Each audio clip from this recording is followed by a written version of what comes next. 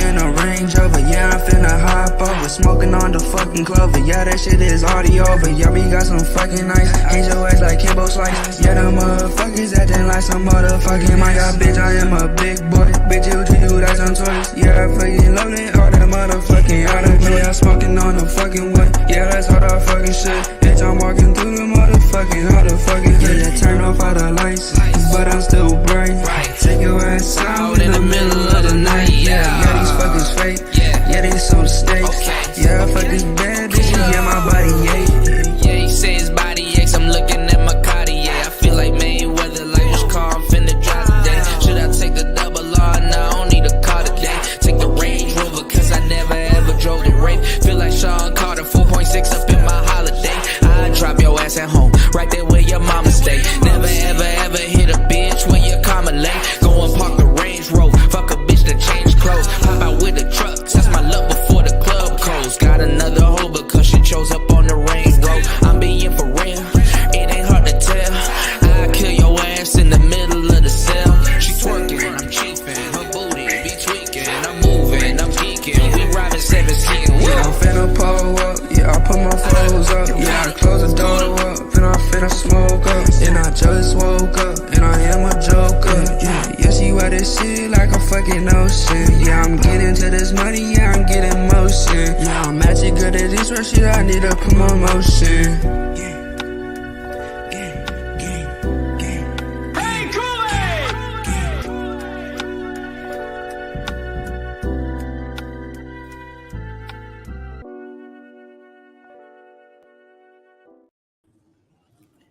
What's going on? Shout out to everybody here. It's Player Talk Radio. I am your gracious host, DJ Kuda, right back at the helm of tonight's show. Good morning, everybody, but good night to some, you know.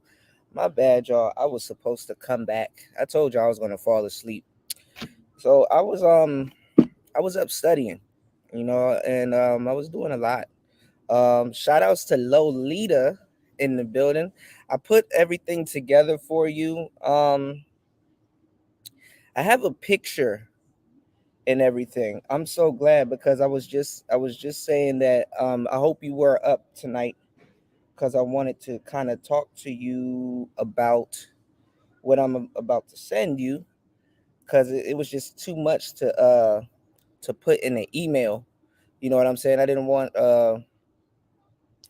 you to kind of like misconstrue what I'm gonna say. So I'm gonna send you the link. And I'm gonna send you the picture of which one to pick, which one to choose. It's a certain link that you gotta that's on the page. It's a certain link that you have to click. I have it circled on the picture, the one for the USA. So it's called Intuit Test Drive. Okay, and the link that I'm gonna send to you, QuickBooks is free, and well, no, it's called QuickBooks Test Drive. And what it is that when you might want to, this is what I want to explain to you. You might want to get a new email. You know what I'm saying? Start with a clean email, because if you have QuickBooks, it's gonna try to integrate or use everything from, you know, a pre-existing QuickBooks account, or like hold on, what is this? Hold on, there's something in my damn computer. Hold on, there's always something going on. Hold on, y'all. This shit can't ever be normal. Hold on. Damn, now this thing about to get stuck. Hold up.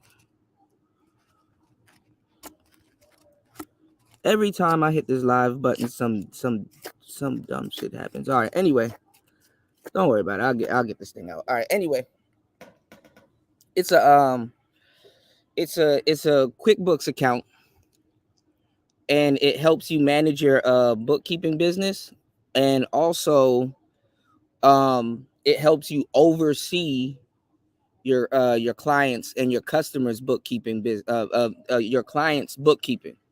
So basically, you can log into your account, and let's say you have a client, you already spoke to your client and everything. They will give you a separate password, and they will have you as like as a account, I guess. They'll have you under their account, like as a user. So let's say you have a client and you haven't given them your pricing yet or whatever, because like and then I got to go over that too, because the guy gave me like really good, like gave really good information on bookkeeping. And he was saying, don't charge less just because you're new, because you know everybody kind of does the same. I mean, not everybody does the same job, but it's the same. Lolita's into accounting, so she knows. But it's the same job. So it's like kind of best to charge by what you're doing and the type of work. So like as a bookkeeper, you can do bookkeeping monthly for companies, as you know.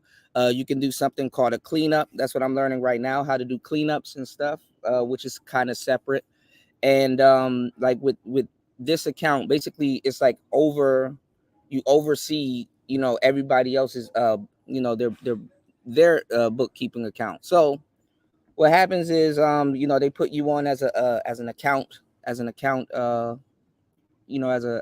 guess as a they put you on as an account. Basically you can pull up their bookkeeping from this account, your account, if they have you as a I guess as they give you, I don't know, it's weird, I forgot the name of it. They give you they basically put you as a user on their account. You get to see their bookkeeping, and then you get to work, obviously. That long story short. So you get to clean up their books, you get to arrange certain things, and then you get to they have tools, and as you know, they have tools in QuickBooks, where you get to check your work to see if it's accurate and everything, so you're not messing up people's books and all that other stuff, and everything is accurate. So I'm about to, let me see, let me get my phone. I'm about to email this link to you right now, and this picture. So just make sure you click the link that I circled on this picture, because that's how you get the free QuickBooks account to run a bookkeeping business for free. Let's see. And it has like ways where you can send invoices and payments and stuff like that. You can link your cards and stuff, so it does payroll and stuff for free. All of this stuff is for free. I can't believe they giving this shit away for free, but fuck it. I can't believe I give away this good game for free too. But hey, I guess free's the word. Let's see. Let me see. I got it right here. I was like, Lolita probably looking out for my email, and my black ass fell asleep putting this shit together. So shout outs to everybody here, man. Last show was pretty dark. I got really dark on the last show. Y'all actually, for some reason, when I'm being an asshole and being dark on these shows, y'all actually take the information well. And when I'm being nice, I don't understand that. When I'm cursing and being belligerent, I don't. Black people are odd. Black people are odd, man. All right, let me see if I got the right email.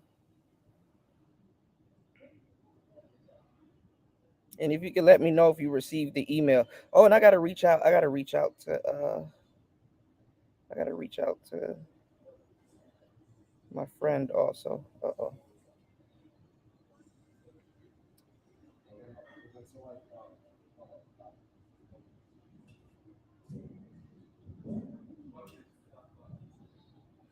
All right, hold on. Hold on, y'all. My bad. I don't know why I'm choosing to do work as soon as I get on here. Hold on.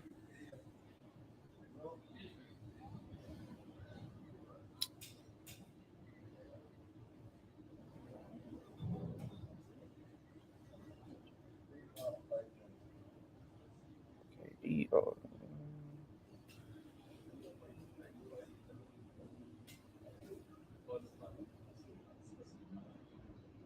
one minute, y'all.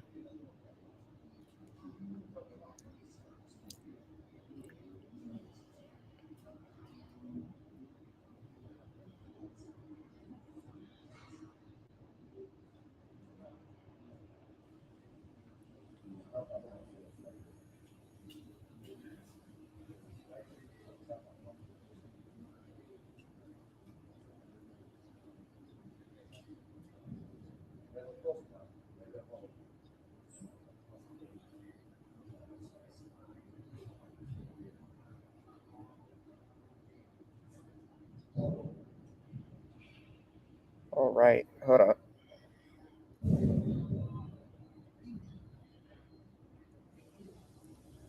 See, I knew this thing was gonna give me a problem with the size of this picture. Okay.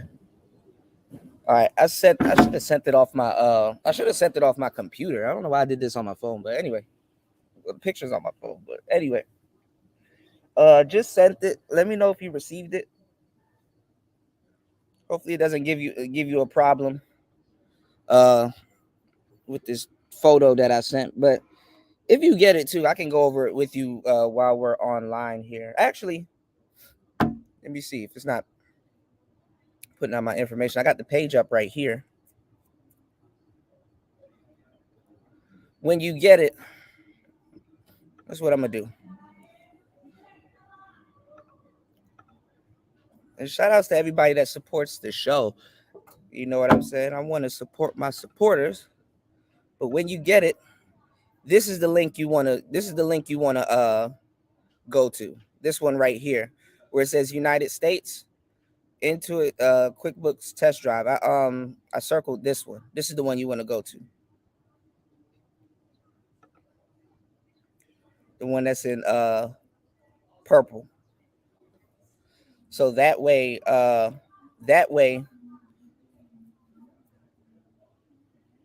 you get the free account. Like I said, do it under a new email, just to keep everything clean, and because that I think and I think you can change everything later on, but that will be the email that I guess you'll be running your bookkeeping business under, if I'm not mistaken. So yeah, and then it has a whole bunch of tools and stuff like that. So it's just basically teaching you how to bookkeep. And then I know they changed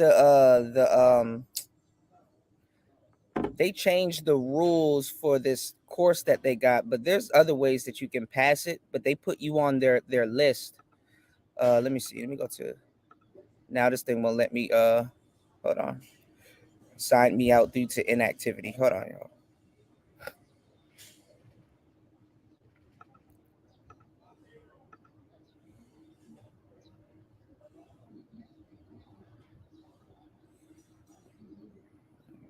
Let me see.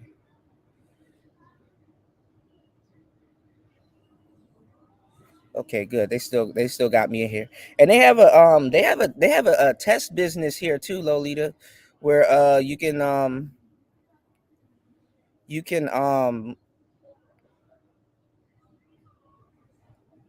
do books on the test business and clean up their books and all kinds of stuff. I'm trying to find out what it's called. It's a thing that they have called let me go to Pro Advisor. That's what it's called. It's called Pro Advisor.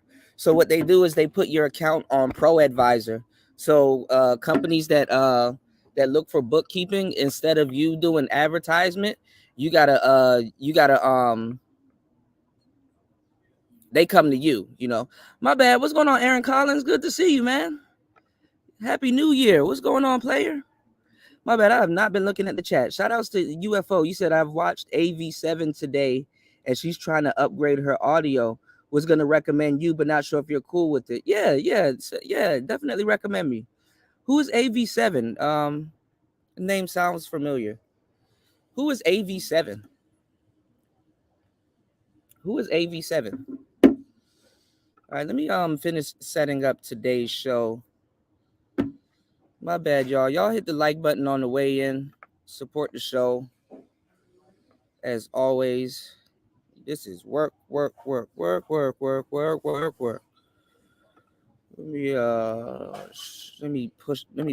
share the show. Man, this sun. I cannot see my goddamn screen, yo. I'm in squint mode over here. Hold on, y'all. Usually I got music playing while I'm doing all of this.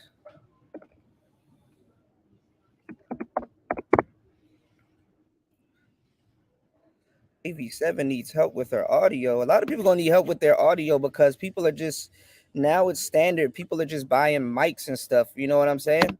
I tried to help the space out before. Okay, yeah. I thought the lead attorney knew what he was doing when it came to audio. Guess he doesn't.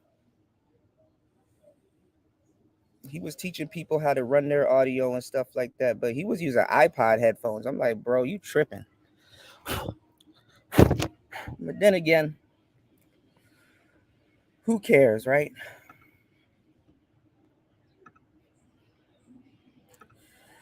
All right, let's do this.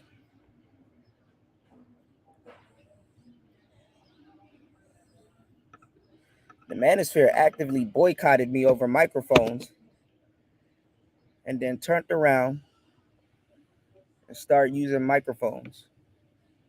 Look at God. Look at God, y'all. Ain't that the I don't even know what to call that. Let me just say, look at Jesus.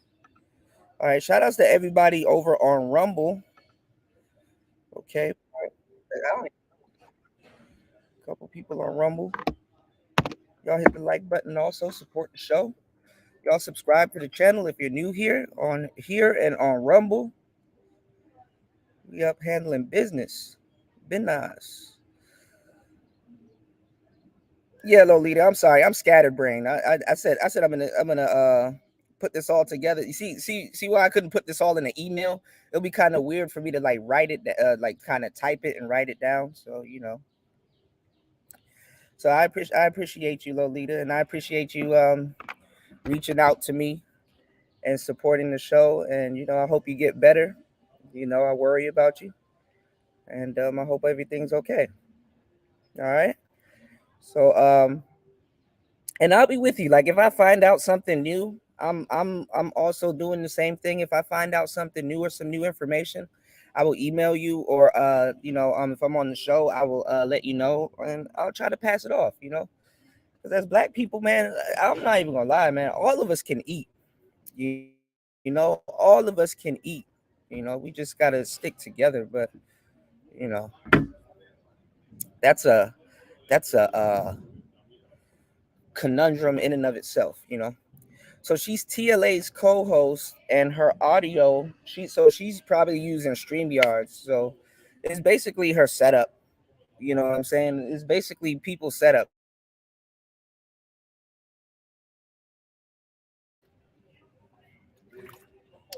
And I appreciate you suggesting me, UFO Kamikaze.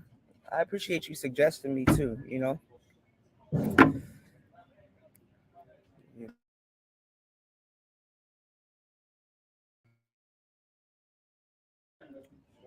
We in the building, man. It's Player Talk Radio. So much stuff is going on in these streets and outside of these streets. It's just so much to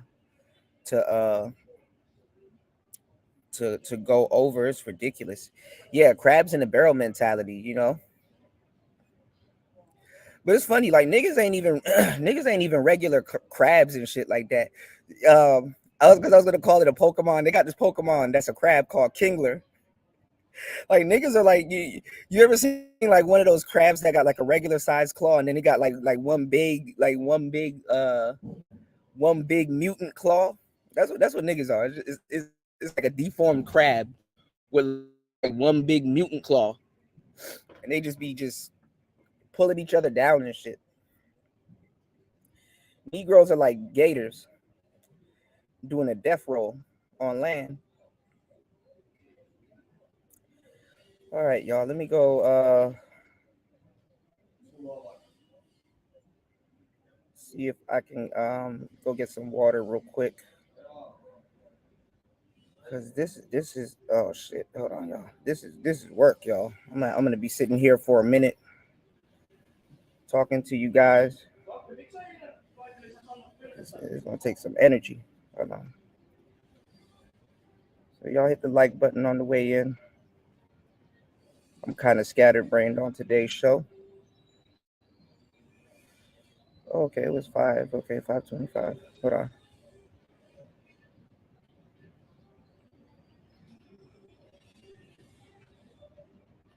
Give me 1 second.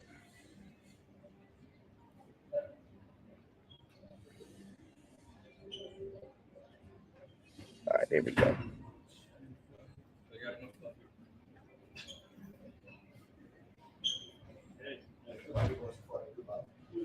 All right. All right. Everybody's doing those vertical live streams, man. Them vertical live streams suck. I might have to do one though. Get back in the algorithm. Them vertical live streams suck. You can't even minimize the video and do homework or do something else on YouTube. Them vertical live streams, I don't know what the hell YouTube is trying to do, but knock it off. So look, I've been seeing the Lapeef Network be doing manosphere, just straight up man. I mean, they've always been doing straight up manosphere topics, but now they're just like going in straight up like manosphere mode, you know, like they're not even acting like they're how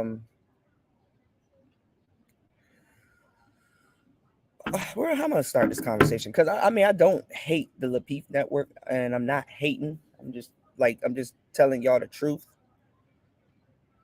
But the manosphere has been getting bitten off of so much, right? Because we done been through so much eras, ERAS. You know, we done been through so much eras.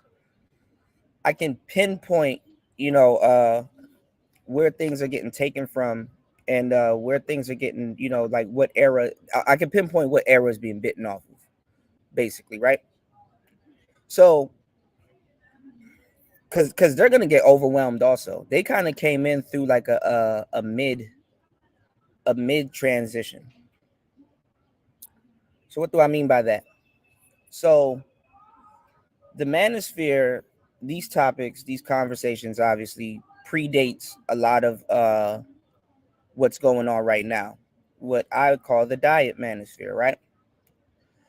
And we went through an era where we're like, who are these people? Which I'm still banging that drum right now. But we went through an era where stuff was just getting messed up. You know what I'm saying? Stuff was just getting messed up. Like talking points was getting messed up. Things were getting stolen. Content creators were getting deplatformed. All kinds of different stuff. You know, nothing's really new. You know, some of the new people in the manosphere that are manosphere technically came in because other people left. You know what I'm saying? So, you know, and I think I've done shows on it before. I think I named the show the swap out effect or whatever. You know, things get swapped out. But that's just not with the manosphere. That's just with everything. You know what I'm saying? People will be like, oh, they busted El Chapo, or they busted this huge drug dealer or whatnot. And it's like, yay, everybody's celebrating. But guess what? They just opened up an avenue for another guy. You know, they just opened up an avenue for another guy, you know, another El Chapo or another whoever. You know what I'm saying? People that know, you know, people that been around, you know, people that, you know, that it ain't their first rodeo. So I'm wondering, because it's like now you got all these new people here. You got your Lapeeps, you got your you know, like I said, the daily wrap up crews. You got all of these new podcasts that are doing the same thing, and all of their information came from an isolated space, which is called the manosphere. So I'm like, okay, well, y'all copy us. You know, all of y'all are a copy of us, you know. Individually, I'm pretty sure, and when I mean individually, I'm not telling them to pay homage to each individual in the manosphere, but I'm saying individually, them as content creators should at least just pay homage to the manosphere. You know what I'm saying? I mean, not anyone in specific, but if you got your topics and everything, and you know, and you're using all of your whole lexicon. Every time I move my damn computer, this fucking sun moves and now blocks out my vision. Anyway, if you got your topics and everything and stuff from a space, you know what I'm saying? I think you should pay homage, but they're gonna run into a different set of problems that you guys are gonna come to see. They're gonna run into a different set of problems. Hold on. The problems that they're gonna run into is that they started a business because YouTube is a business. They started a business based on other people's thoughts, intellectual property, and all, whatever.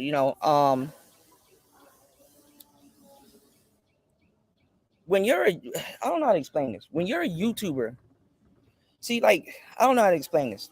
On the last show, we talked about the internet in great detail. Not just YouTube, but we talked about like other platforms like Facebook. We talked about Instagram. We talked about Snapchat and all these other platforms, right?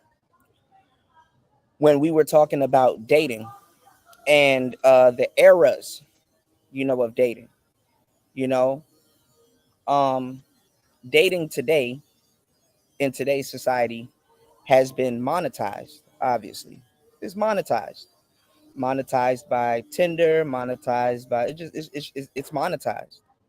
You know, that's the best way to put it. The internet has monetized it.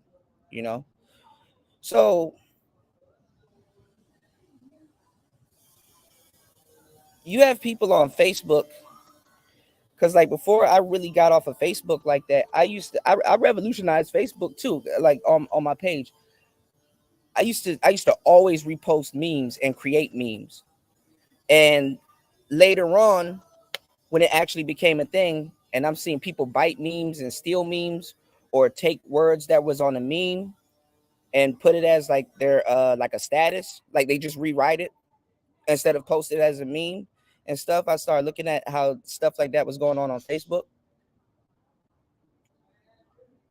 which is plagiarism. But and then also too, if you soaked up the game that I gave you all about memes, memes are a source of news in today's society. Memes are a source of news, and they've actually created music genres and all kinds of stuff. But that's another story. But I used to be reposting a bunch of memes and funny stuff on Facebook. Not really even just using my channel to like talk about personal stuff or put out personal status and stuff like that. I used to just repost memes. Then that turned into that started turning into a trend itself called shit posting. It's a trend called shit posting. That's what that is. So and then there's channels that get popular for reposting memes. You know what I'm saying? And then even that, shit posting memes and stuff poured into like Instagram and things of that sort. And you start getting these channels where what's called faceless channels, where they can just repost stuff like rain videos, memes, compilation videos and things like that, where you have regular people that can run those channels and don't have to necessarily show their face or put their personal intellectual property on those channels. So what am I doing when I'm telling you guys this? I'm telling you guys that there's different purposes for different accounts that engage in social media, like all of us are engaging in right now. But a lot of people say, hey, you know what? This is my name. This is my account. I'm a audience member, or I'm a this, or I'm a that, right? But on, that's easy to do that on YouTube. But on other social medias, like let's say Instagram, Facebook, Twitter. I left out Twitter on the last show. We're gonna talk about Twitter on today's show. but Twitter and all these other websites, um, you're literally giving them content. I'm gonna just let the cat out the bag right now. If you, even if you're putting your thoughts and stuff out there, you're literally giving these websites content. You know. Now, I'm not saying you're a content creator. I'm not saying, you know what I'm saying. You know, I'm not trying to put. Is not to put no pressure on you. Is literally me just telling you what you're doing, whether you're looking at it like that or not. You understand what I'm saying? You may tell me I see a 6. I will tell you I see a 9. You understand? Um,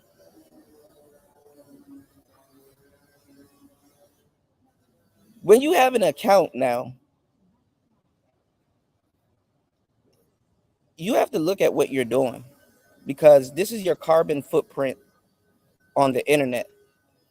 If the world does speed up and all kinds of bullshit start happening, and let's say they go into social credit, that's kind of gonna be your carbon footprint on the internet.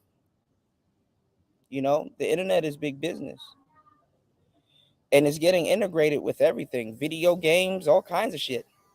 I heard on the new 2K, they're trying to put people to work on the new 2K. Like, you could be a video gamer and you can have a job on 2K and get VC coins and then turn that shit into money because people are already pouring money into to buying VC coins. What's the point of, you understand what I'm saying? Like, it's like crypto. But years ago, I told people that the video games got it correct. I mean, you know what I'm saying? If you think about it, if you look at games that we've been playing coming up, like Final Fantasy and all these other games, you know, from a long time ago, if you have graphic designers that's sitting there, you know, creating these sculptures and structures and stuff like that, they're doing like they're doing cutting edge stuff. You know what I'm saying? Like for example, you have people that are, let's say, and even look at 3D printers right now. Listen to what I'm about to tell you. You got people right now that go to school for like architecture, you know, the architecture, like learning the dimensions and learning how to build buildings and steel beams and stuff like that, and how to build a building that looks cool, but it has like these structures and things in it that can hold the building up. Like the building doesn't have to risk falling over or no big wild shit due to its construction and how it looks and things like that. And then let's say you got a guy that does graphics and designs, you know, structures in a video game. Okay, essentially they're doing the same thing. All right, but the person that does like the architecture or draws up these dimensions and things like that, I would kind of say they're behind the 8 ball. You know, I mean, you showing someone a drawing. I'm pretty sure now they probably got like I'm pretty sure now they probably got like a software or a website or something where they can actually 3D design it also. And I'm pretty sure some type of video gamer person made that shit. But look at how when you do that, you technically create something. I would say the video game designer actually creates it more than the you know, the guy that studies architecture. You know, what's going on, Rainwater? So what I'm saying is people will think less of something and think that, oh, this has no place in like, you know, this has no place in like today's world, but in actuality it really does. You know, people will say, oh, like back then, speaking of video games, back then, oh, you need to get off this video game, or you've been on the computer for too long, and you need to, you know, go do some real work or something like that. Now people are getting paid for doing all the things that people discouraged them or talked them out of doing in the past. Remember, I gave y'all a story about the wives of yesteryear that thought men were abandoning them by you know, being on the computer and, you know, even playing video. This kind of where the first manosphere started. Hold on, y'all. Hold on.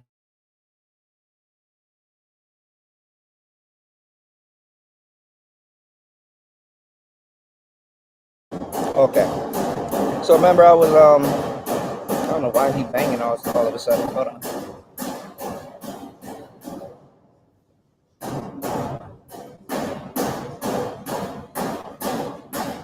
All right. So remember, I was telling you guys like how dudes used to have to go to therapy and stuff like that because like they really thought something was wrong with them. They're like, damn, am I abandoning my wife and kids to, to be on the computer and talking to my boys and playing games and, decompressing and stuff like that? Dudes really thought something was wrong with them. Dudes really went to a therapist in the past and paid big money for what's called internet addiction. You understand what I'm saying? Internet addiction. What the hell is internet addiction? Would you say everybody today, since they're engaging in the internet now and they have the internet in their pocket, isn't everybody now all of a sudden a victim of internet addiction?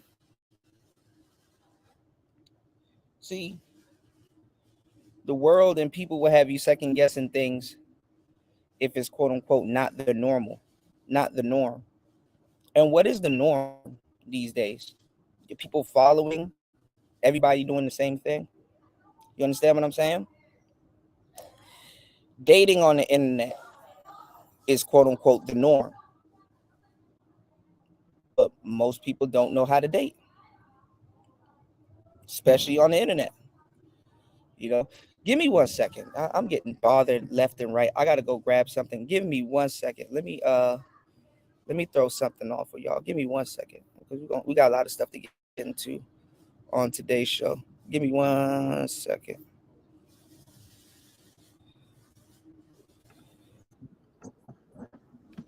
Hold on. I'm gonna just let this play. Give me 1 second, y'all.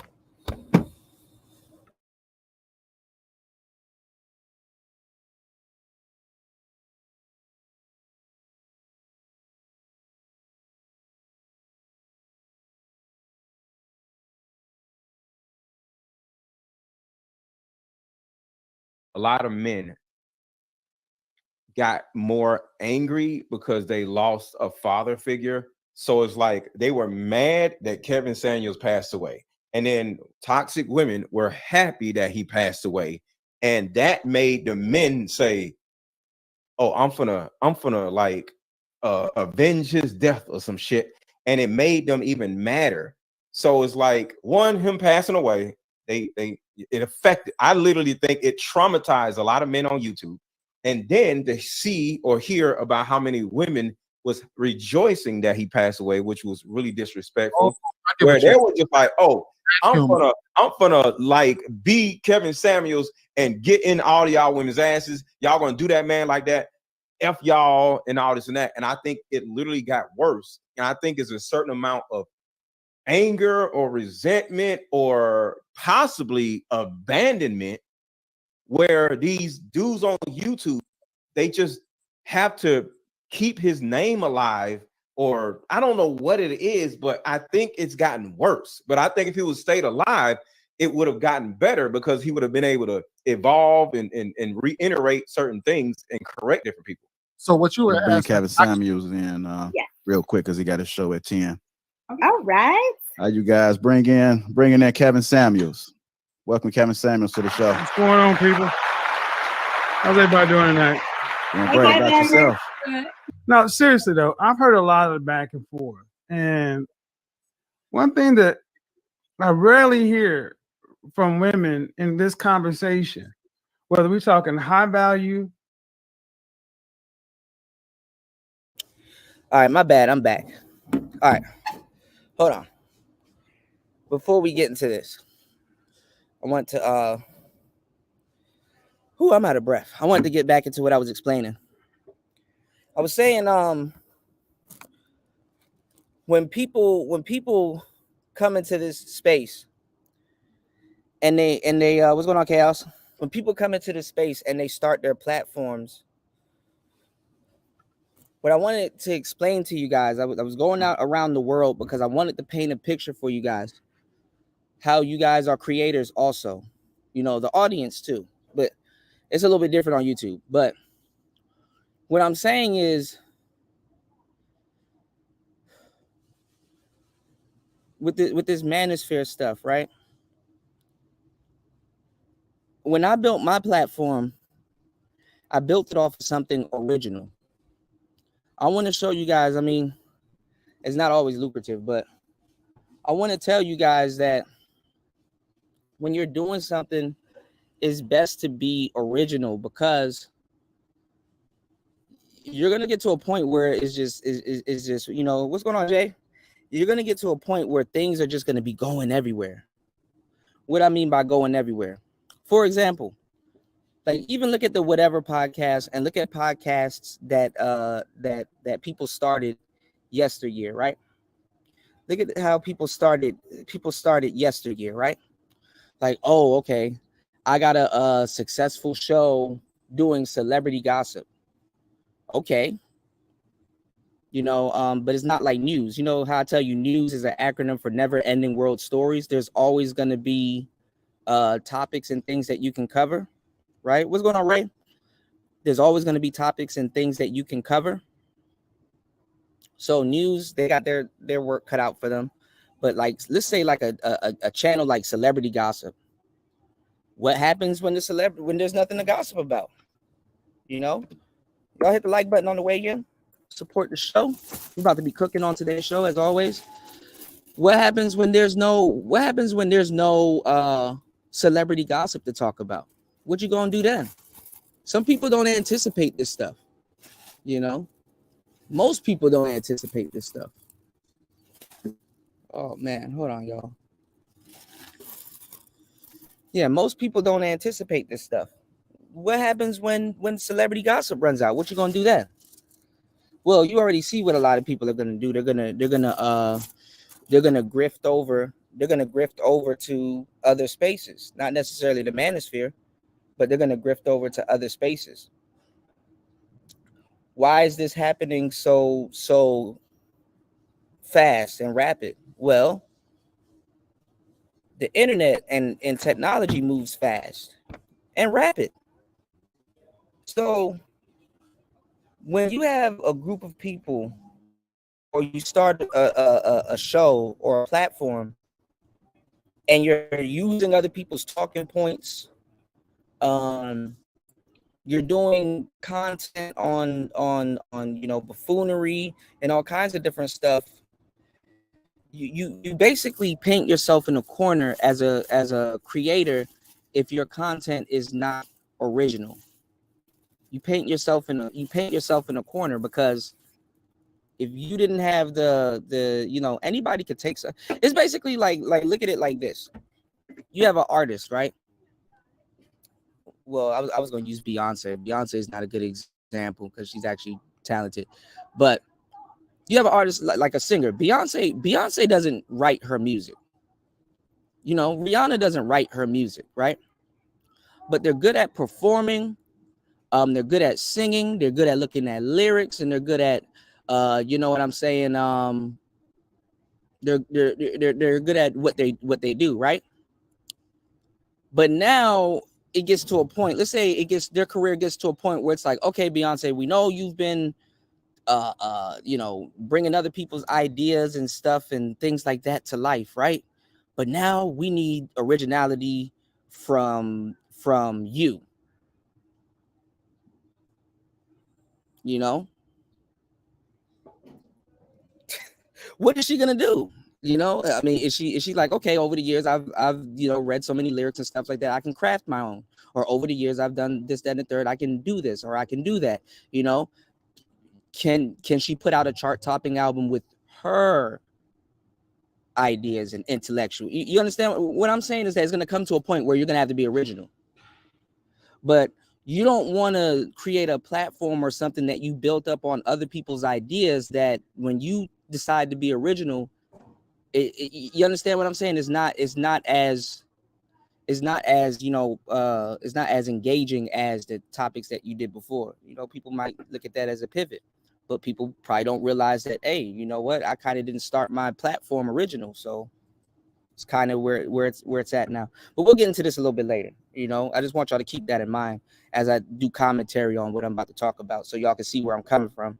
You know, Lolita said, I got my business Gmail account and click the link you sent me. Cool. Okay, yeah, let me know. I'm gonna I forgot because I just recently did it. I'm gonna basically just set up your bookkeeping business. You can always change your bookkeeping business's name and stuff like that. Just set everything up just from scratch. And I'm going through the training on there for Pro Advisor. So I'll probably, if when you get into it, just kind of look around and see what they got there and see what it's telling you and kind of go through the tutorial, and then just like do the training. You know, I'm gonna try the training on there and see what's going on. So I'm gonna just get real comfortable with QuickBooks, you know, between now and next month, and then I'm gonna really start taking on clients and get to work, you know. So anything I find out, I'll let you know. Shout outs to Jay in the building. Jay said, would you take a woman seriously if she flirted with every dude that comes across her path? Am I tripping? Let me ask you a question. When you met her, did she flirt with you? And was it a good interaction? Were you feeling her, or did she get your attention off of how she looked, or did she get your attention off of flirting? You know what I'm saying? Because some people, that's their personality. You understand what I'm saying? Some people, attention just isn't enough for them. Some people, they have to engage other people. You know, as guys, I would say, as a guy, you need to be a flirt, to tell you the truth. You know, especially if even if you do look decent, you know, as a guy, you need to be a flirt to a certain degree. You know, okay, 222. All right. And you're not sidetracking the topic. Throw some more questions out there. I got you. So, getting back to the topic, you know, what's going on, Larry? Shout out to Larry in the building. What's going on, player? Getting back to the topic, you know,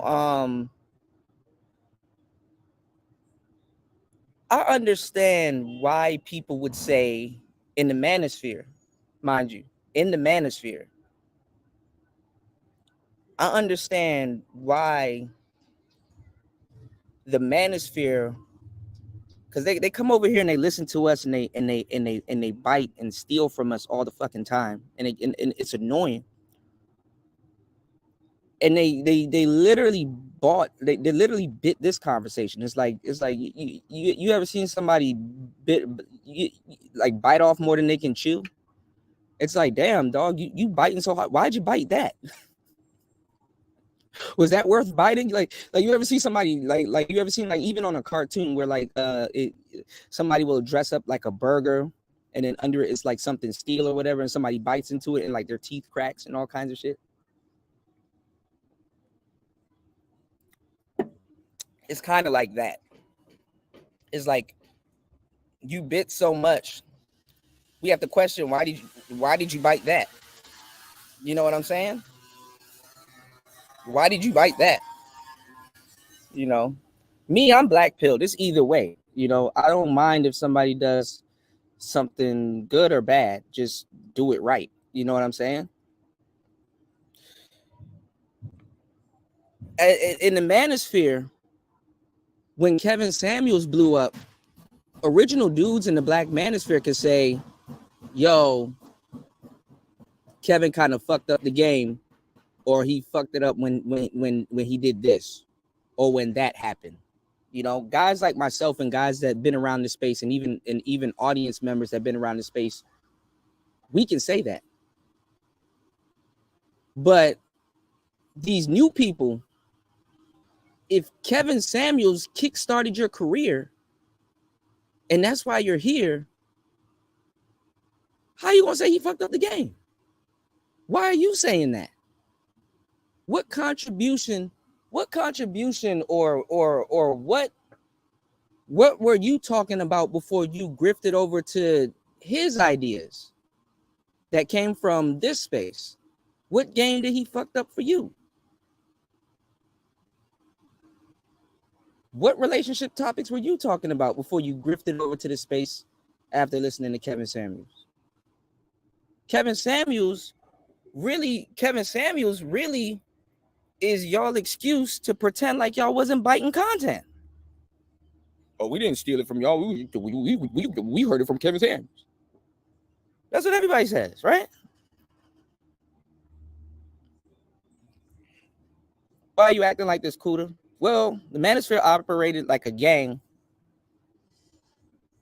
before all of this new shit start happening. So people will be like, okay, you're quote unquote this. Who are you listening to? Who did you come under? Like how did you get here? Like, you know what I'm saying? People will kind of ask you certain questions before they engage in a senseless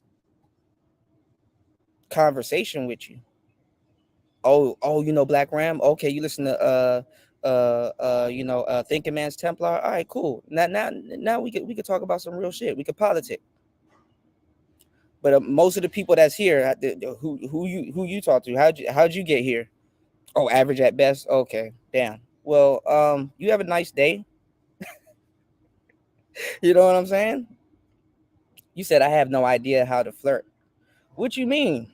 Like you don't know how to flirt? Like if somebody is talking to you, you don't know how to kind of like drum up something fun or drum up something? You got, splash, You said I really need to double down on my black pill ish. It's comforting. Well, it depends on what it is, Jay, because the thing is that if you go looking for the black pill on the internet, you're just gonna find a whole bunch of bullshit people blue pill raging. You know what I'm saying? You're gonna find a whole bunch of people trying to fit a square in a circle slot. So I've never really heard them niggas over there talk about no real black pill shit. So if you want to start your black pill journey, I'm gonna give you some literature and things, or even you can even look it up on YouTube, but it's not gonna be in the black pill sector. But there's some books you can read. The Bible actually is a black pill book, but I think there's things that you should read before the Bible. But the Bhagavad Gita, study Earl Nightingale, Sadhguru, like yogis are actually black pilled. Yogis are black pilled. There's a whole bunch of other literature. There's a lot of different things that I can put you guys onto that's actually really black pilled. The black pill ain't got nothing to do with women. So does the red pill. Has nothing to do with women. So like I said, if you go looking at the black pill and stuff like that, you're gonna find a couple of funny cats and dudes that's like speaking a little bit of truth. But them dudes aren't black pill. The black pill is basically it is so. You're okay if things go right. You're okay if things go wrong. You're okay if things don't change. It is so. Existence is gonna be. It is.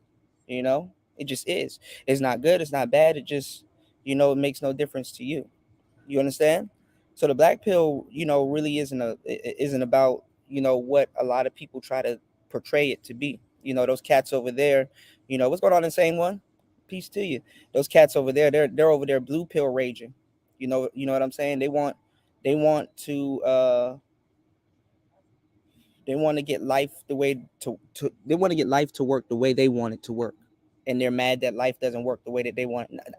Not even life, women. They want women to work the way they want to work. And actually, if you really break down some of the stuff they talk about, those black pill sectors, they worship women. They worship women so much that they will alter their own bodies to try to pull the type of women that they worship. You know what I'm saying? So I don't know when men start getting on to onto that type of stuff. But I'll open it up right now. Y'all hit the like button, support the show. I'll open it up right now. Yeah, it's basically optimistic and pessimistic. You know what I'm saying? There is a black pill I will introduce you to, thinking but it's more pessimistic. You know what I'm saying? But I want you to think more optimistic. But if not, it is so. You know what I'm saying? Yeah, I'll open up the lines for some questions and stuff like that. Y'all hit the like button if y'all getting some gems and some knowledge from today's show. Yeah, man, support the show. You dig? No, well, Jay, the thing is, women are red pill, but they're red pilled in a different way. Women are actually very red pilled. You know what I'm saying? And I mean, and just in society, women get red pilled at a young age. A lot of these cats are. I wouldn't even say they're red pill raging. I mean, these newer cats, they didn't take the red pill. You know, that's kind of what I'm explaining on today's show. They took the Kevin pill. That's not the red pill. What Kevin gave them. See, to find red pill content, you got to go down the rabbit hole and then eventually find the manosphere.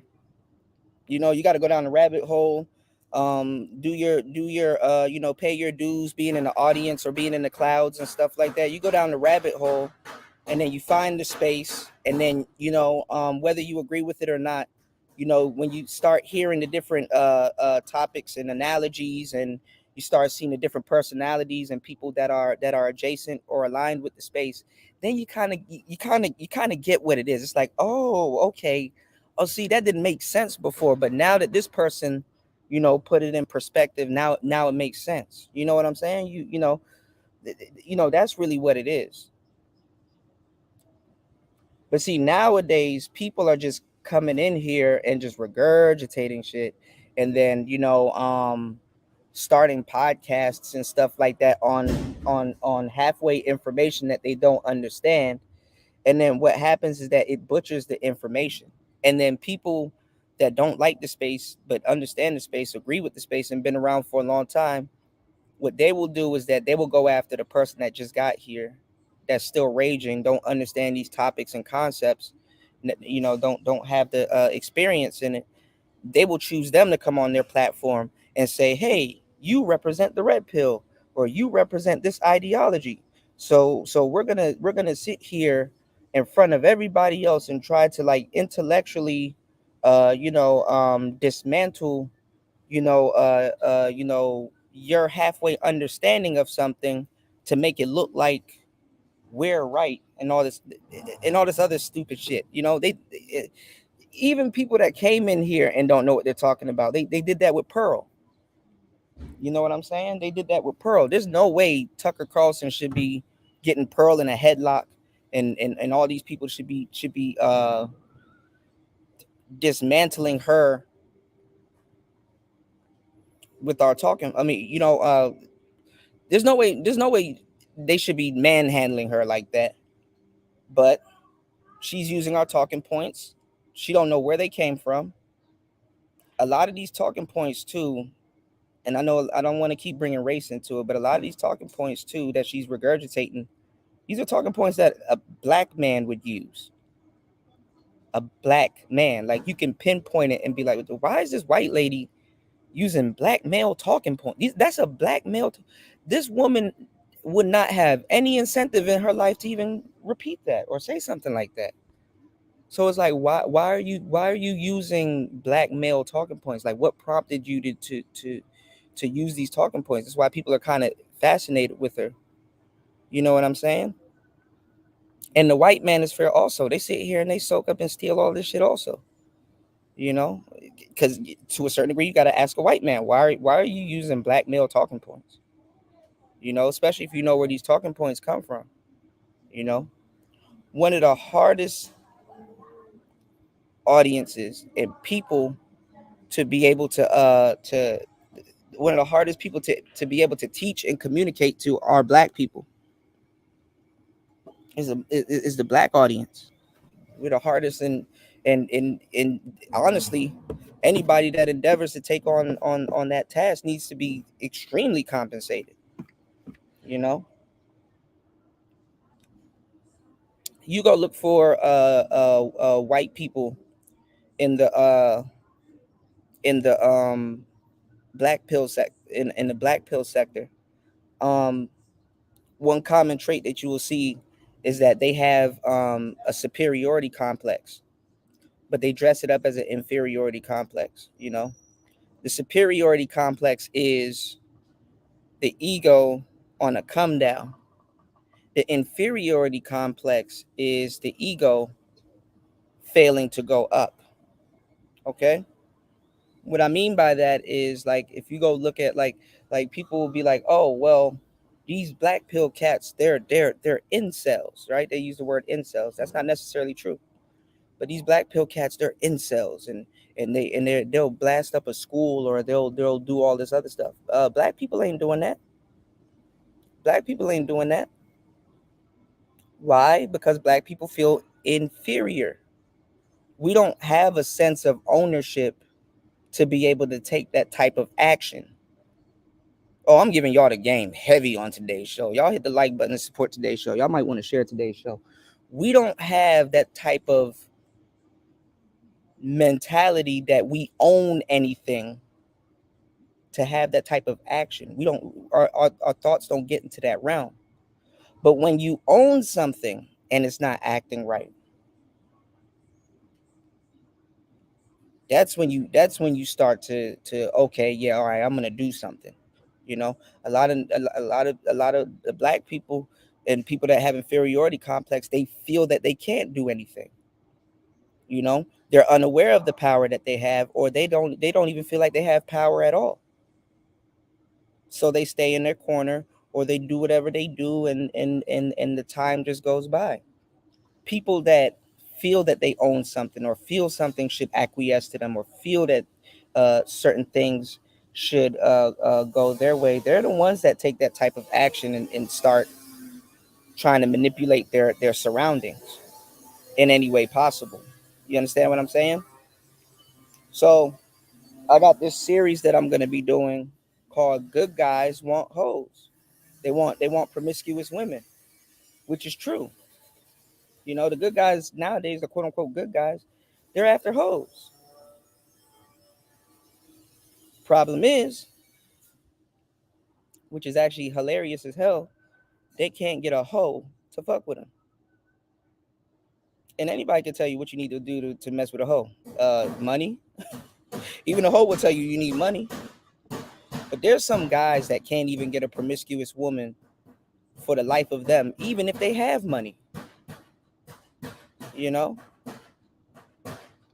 And they get mad because guess what?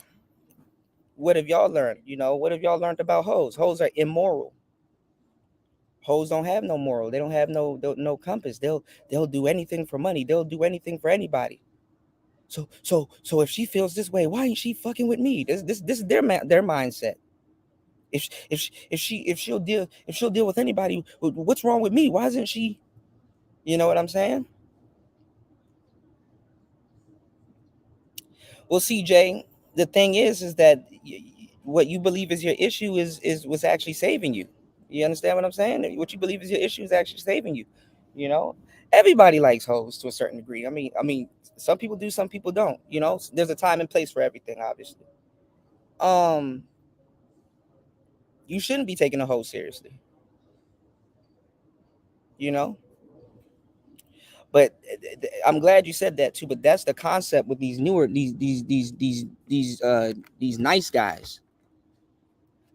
The why is she not fucking with me is make take her seriously. And when a hoe sees that you're taking her seriously, she's not gonna fuck with you unless she feels that she can get some money up out of you. You know what I'm saying? And then they come to the manosphere, and then they're like, oh, I'm getting seduced and reduced. You know how to stop that? And you tell them you need some game. Then they get mad at you when you tell them that they need some game, and then they'll tell you that, well, we don't need no game, we can trick. And I'm like, well, that's why you're getting seduced and reduced. You know,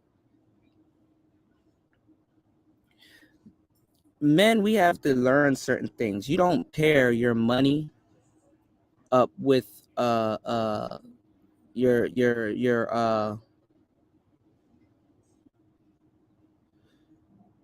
your sex. You don't pair that up with your sex drive.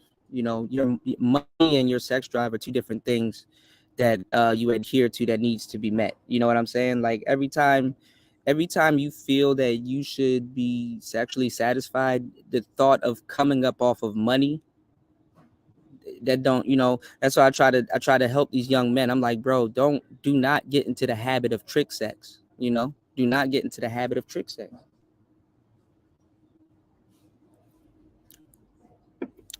But we talked about it on the last show. You know, we talked about it on the last show. That's where the roads are leading to. You have exhibition relationships, you have hookup culture. You know what I'm saying? So people are like, okay, well, if relationships are working at a transactional rate these days, well, what's the problem? We already, you know, we already paying. You might as well. Cause I'm gonna tell you some real shit. If y'all go listen to the last show that I did, and we're gonna go into it a little bit more, you know what I'm saying? There's a difference between getting a SDL, a same day lay, you know, while dating, versus getting a you know what I'm saying, versus getting a escort or paying for a hoe. You know what I'm saying? There's a difference between a one night stand and someone being a trick, for lack of a better word. Because it's funny, when people are tricking nowadays, they want that one night stand feeling. They want to, oh yeah, man, I met up with Shorty. Yeah, Shorty couldn't resist the Riz, and then now she on her way home. I sent her on her way. It's like, bro, stop. She tapped your pockets and went on to the next John. Like, stop it. You know, nobody wants to be referred to as a John, even if they are one. What's going on, Spawn? You know, you said escort maxing is a thing now. Yeah, it's always been a thing. But now it's a thing because, like, that's exhibition relationships, you know, they're the norm now, you know. So this is called a relationship lockout. You know, you guys are getting locked out of the relationship market, but you guys want a relationship, you know. And then it mystifies y'all when two men and women get along. Like, that shit mystifies people. Like, oh my god, it's magic. It's like, no, it's two people getting along. That's kind of really what happens, you know. But women can't get mad at me, no other man, and man can't get mad at women in whatever is going on right now. You know, we can't get mad at each other because well, actually, women can't get mad at men. And I'm going to tell you why for this context. They're presenting themselves as prostitutes. Overall, if you go on Twitter and all these other places. But let me ask y'all a question. Man in general, just men in general on the internet, what are men presenting themselves as? You can't answer that question. You can't put that on. You be like, that man is his own thing. You know, men aren't on here presenting themselves as gigolos. I don't gotta fear going on Twitter and seeing. Well, I kind of do, but I mean, I'm just saying in general. Pause. Super no homo with what I'm about to say. I'm gonna go to this extreme to make a point. Y'all know I'm an extreme nigga, right?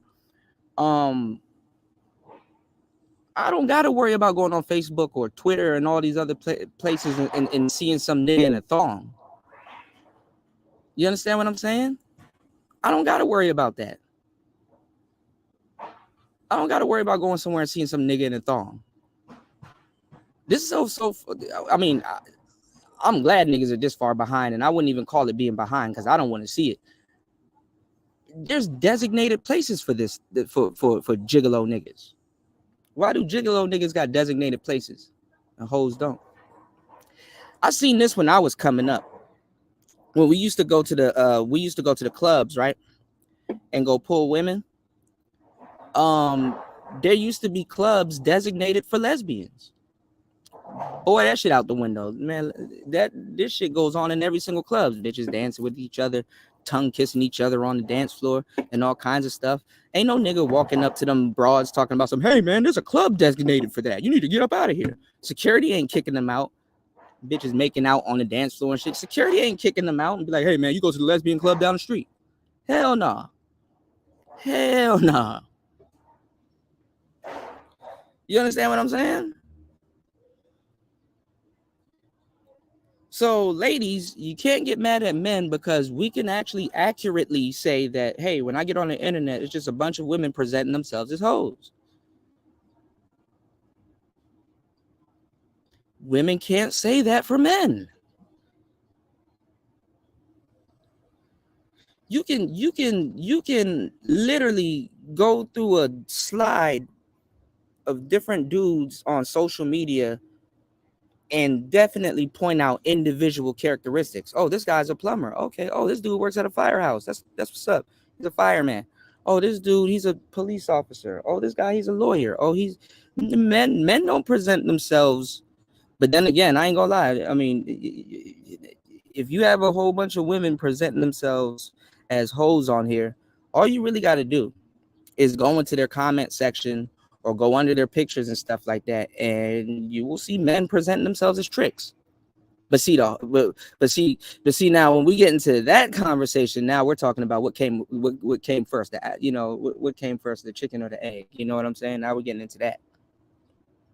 But then again, what would that man present himself as if a hoe didn't present herself? Good to know he's a trick though, but you understand what I'm saying?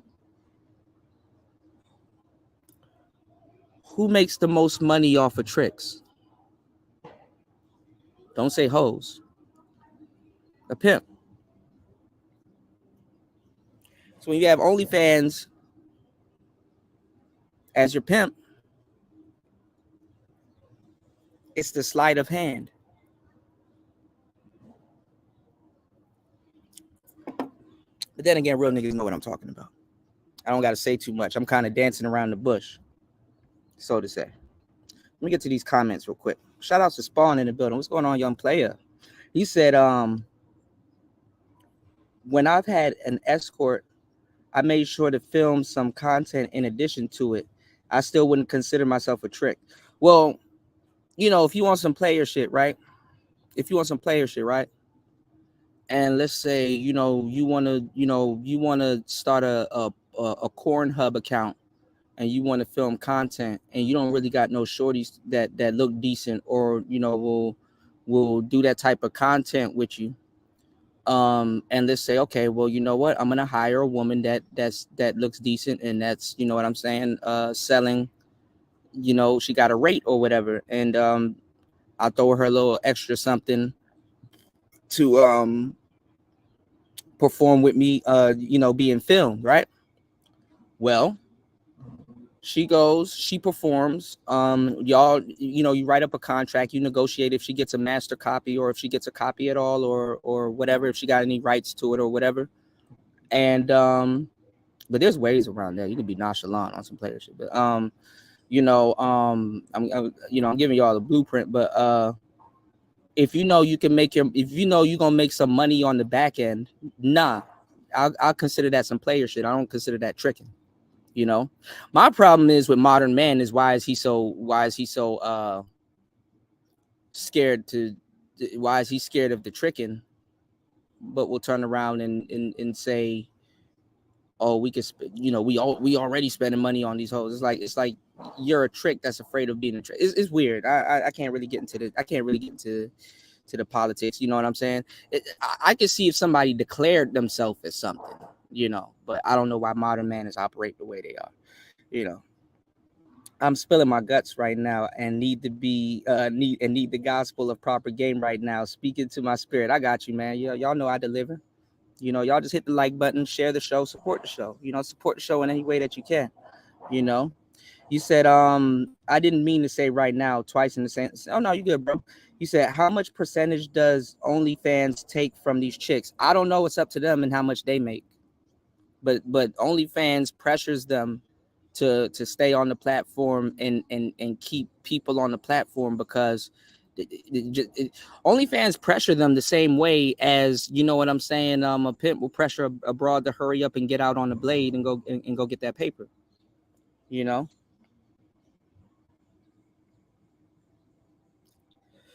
You said nah, still trick behavior.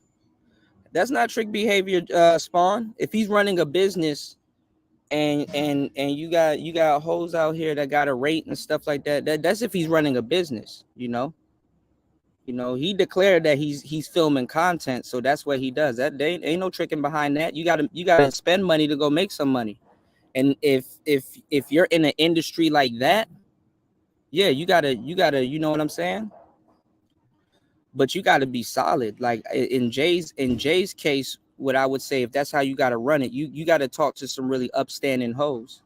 You understand what I'm saying? Don't talk to no little sloppy freelancing broad that just likes fucking niggas and shit like that. You gotta talk to a professional woman that's about her business and stuff like that. You break her off, she break you off, and then you understand what I'm saying. Then you take that content and you put that content out there, because first of all, we ain't even getting into the bag that you probably got to put behind that content once you publish it. That costs money and all kinds of stuff. Like you really like and then a cameraman, it's like, come on now. Like, we ain't even getting into the cost and fees, you know what I'm saying? And Shorty ain't about to get into all of that. So that, but dudes don't know how to talk that up. Dudes don't know how to put that into play. People are just focusing on the sex and all this other shit. Man, the sex is the least of what's going on. The content got to get filmed, the lighting, the title, who is getting put in front of. Man, there's all kinds of shit that go into that. That's the underworld, See, if I wasn't a player, I wouldn't be able to talk to y'all about this at the drop of a hat. I already know about all this stuff. This isn't something that I got a script written down for, So it is what it is. You said, I get it. Don't get me wrong. Just know of actual tricks. Disgraceful. See, this is the difference between. See, let me give you the game, because this is why everybody's paranoid, but they don't have the game to really back up what they're saying. See, a trick, he's paying the broad for sexual gratification and then leaving. He's not getting nothing out of that other than a nut. That's not tricking. If you're getting content out of it that you can turn around and you know what I'm saying, and make money off of, or you can mint it and sell it, you know what I'm saying? You can brand it as online content, and you can even compile it into an NFT now. There's so much stuff you can do nowadays, bro. You said not particularly putting it on Twitter. Actually, yeah, Twitter is a fucking, I don't know what the hell Elon got going on over there. Twitter is a different world, man.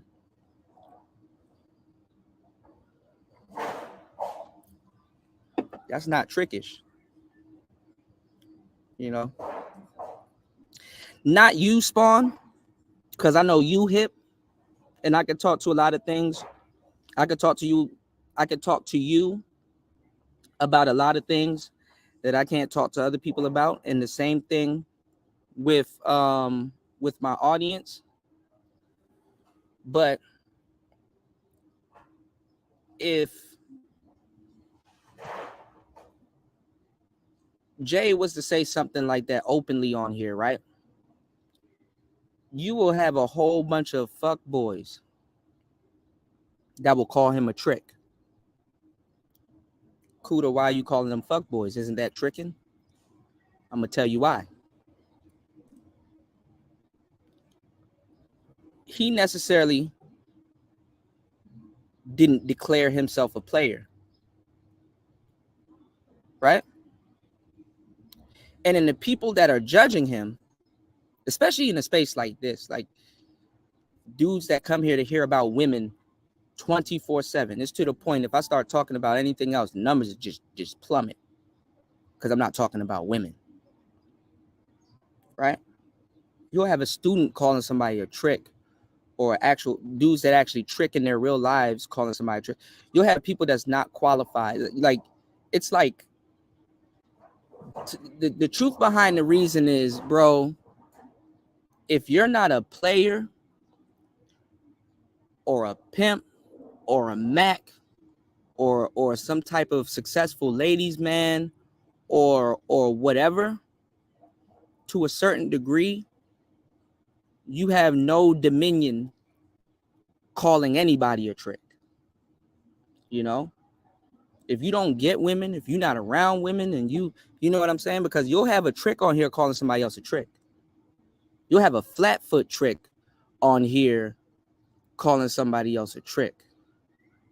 And it's like, nah, bro, you can't call nobody. You're not a player. You don't even understand the game. If you have no understanding of game, you shouldn't be running around here calling anybody a trick. You know what I'm saying? Or using any of those terms. You know? Now, players, when we call somebody a trick, or another player a trick or something like that, because this jargon was really used amongst other players and pimps and people in that world and stuff like that, or it's used to describe something.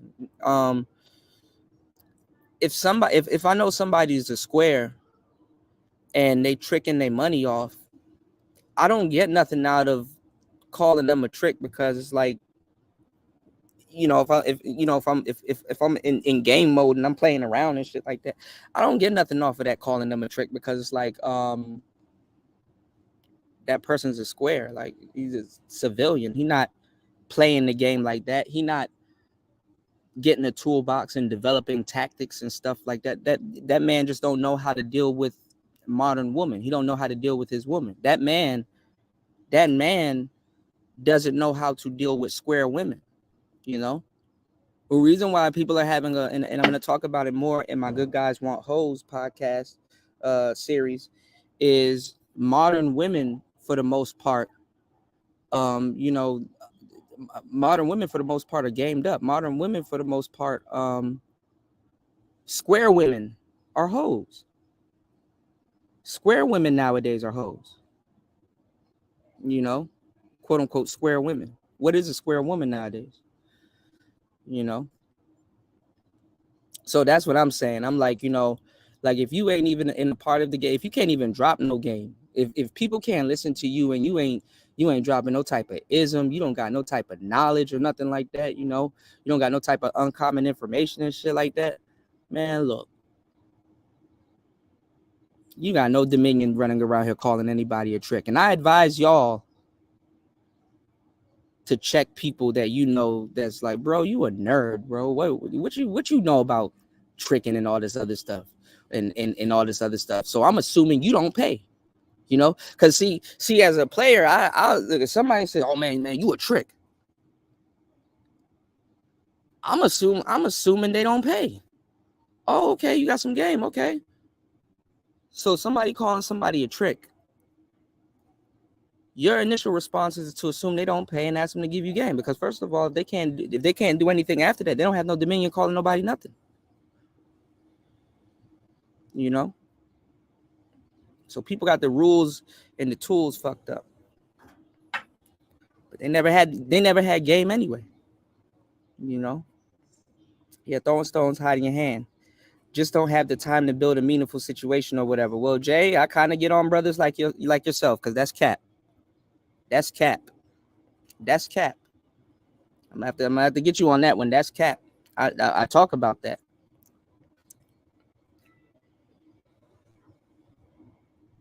I talk about that. Nowadays, things are convenient. You can build a meaningful relationship. You can build a meaningful relationship. It's just if you want to or not. You know, now we have more tools. It's not like a broad got to call you after 9 p.m. It's not like you can't text anybody.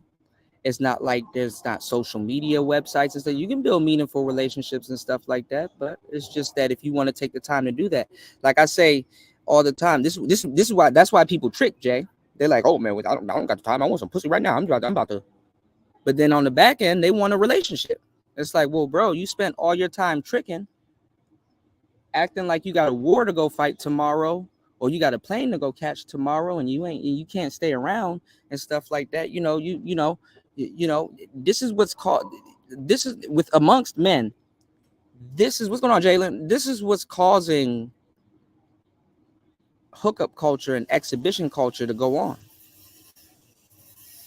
You know, you gotta find somebody that you're gonna be willing to put up with. You know, relationship attitude or whatever or not. You know, you're gonna have to find somebody that you're gonna put up with, because there's no point being a hopeless romantic and running through hoes. You know what I'm saying? There's no point. Because you're spreading yourself thin. Pause. You know. O'Shea is, shout outs to O'Shea, but O'Shea is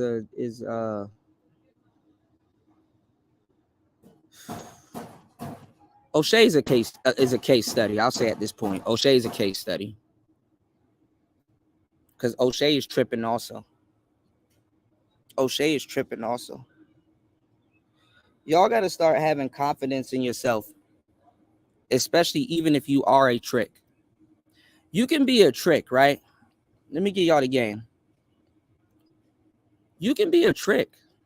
There's nothing wrong with being a trick. If you're not declaring yourself a player, you can be a trick, but don't complain.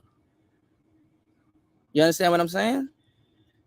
You can be a trick, but don't complain.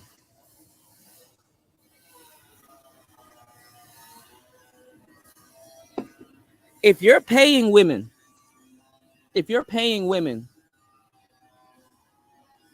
and you're mad at them, there's a problem with you. There's too many women out here versus a man. You can't be up here paying women and then say, oh, they're a certain way, because that's what I know about them. No, you're paying them, so that's how you engage with them. And low-key, you're mad about that because she's not fucking with you the way you want her to fuck with you, aside from you coming up off your paper. So you have a limited belief that you're basing your views on. Because first of all, I don't understand this, y'all. If you're a decent guy and you got some money, you got beautiful things you can say, you dress well, you smell good. First of all, what woman wouldn't want to be with you? Think about it. If you're a basketball player, why are you tricking?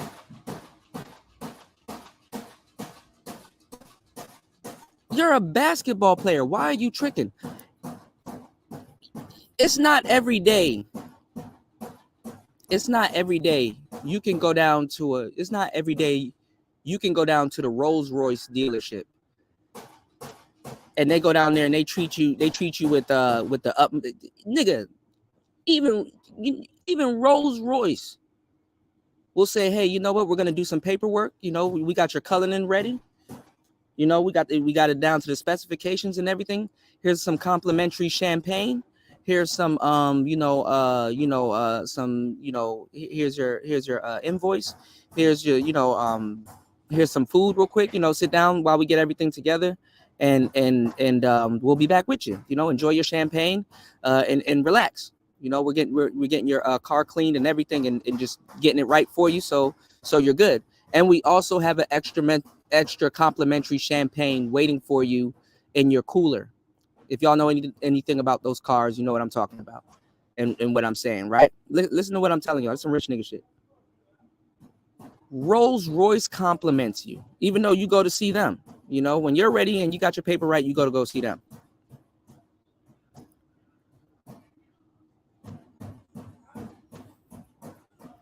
They're happy to have you because you're doing business with them, obviously. And it's not every day that a guy goes down to the Rolls Royce dealership and pulls off with a $200,000, $300,000 car. Why the fuck are you spending money on women? To get them to get interested in you. First of all, as a basketball player, she should be happy to be around you. She should be happy to breathe the same air as you. Be in the same vicinity as you. She gets to touch you physically. And guess what? You go to games, right? And sign autographs, and kids love you. And you take pictures. And you got sports commentators talking about your performance, right? And how this person couldn't check you and couldn't touch you and do this. And it's like, damn, this nigga, he's a genetic specimen. He's quick and, you know, this, that, and the third, right? You're him. But it's like, damn, let me trick off on this chick to get her to like me. Nigga, what? Certain things don't make sense, man. When you rise, and even when you start making money and you start gaining fame and you start gaining your value as a human being and your personality and all that stuff starts to rise, man, women need to come to you acting correctly. Women need to come to you. When I'm explaining to y'all is, you see how Rolls Royce and Bentley, they don't have actual commercials on TV to sell their shit. They like, when you get your paper together, you come see us. We got you.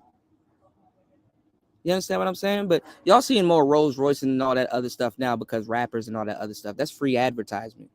I'm just telling you, you want to sell a $400,000 product, the free advertisement, it will make you a fortune. Just think about what I'm telling y'all. So why don't y'all niggas have that type of mentality with women? As a basketball player, first of all, I mean, obviously she should know you're a basketball player, but women need to be coming to you off of, man, my son got your trading cards, or coming up, I heard a lot about you. I used to go to the games with my dad, and like y'all need to be in. Even basketball players, even though they're kids, they're dumb for engaging in some of the relationships that they're engaging in. Obviously, you see this basketball player knocking up Drea, and I ain't gonna lie, the Jasmine brand did Drea dirty. Women be doing women dirty. They pulled up a slide sheet of all the people that she been in just the industry. We not even talking about regular niggas. What's going on, Degenerate?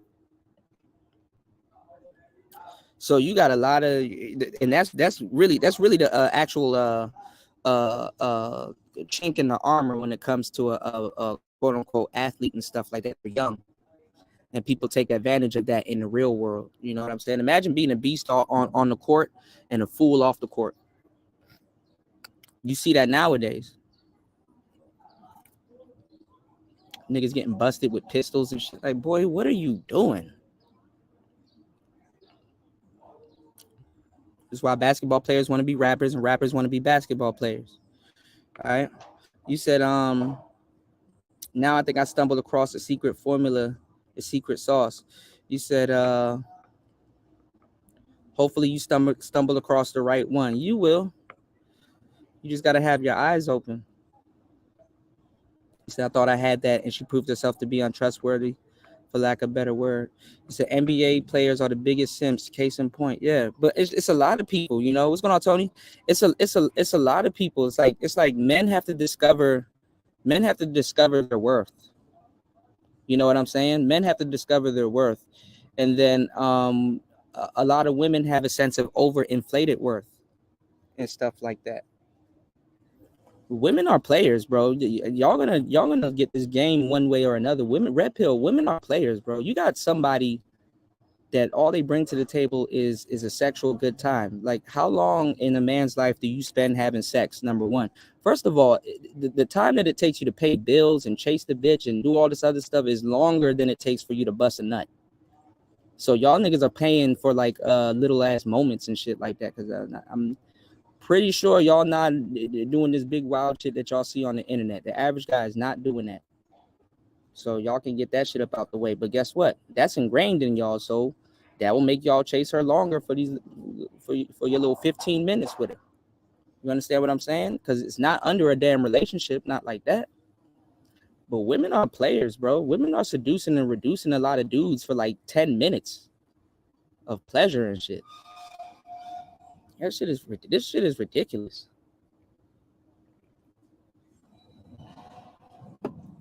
This shit is ridiculous.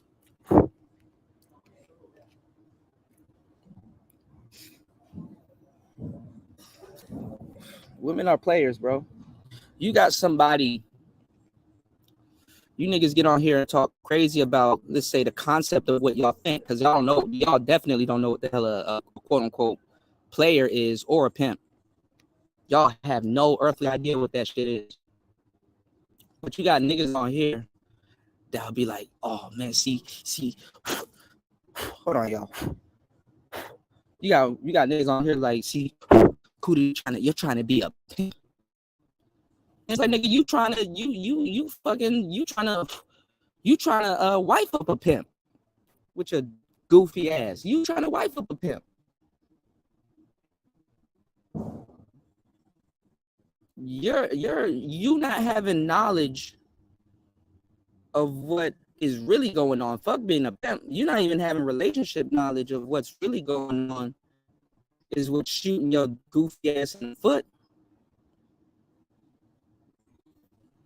Because a woman is a pimp. Your wife, your girlfriend, and listen, I'm talking about after you even get a relationship with her, your wife, your girlfriend, some broad you've been talking to for a long time. Every day she wakes up, she's gonna figure out, okay, let me see how I can pimp out my man today. You know what? I'm feeling a little irritated today, and I need to kind of take this out on somebody. Let me see if I can have an attitude with him today, and then yell at him to take out the trash or do something. Or let me test them today by women are forever gonna test you. That's just the pimp in their body. That's just the pimping in them. Let me see if I can flip my man today. And this is what y'all don't get. Y'all be thinking it's all about money. It ain't got shit to do with money.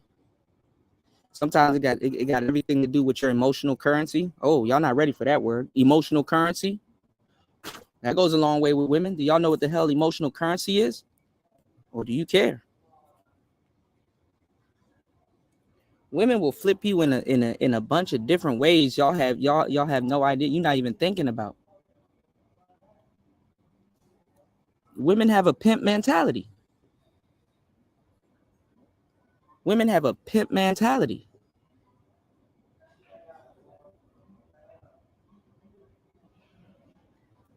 She convinces. Listen. Women get pleasure out of sex also.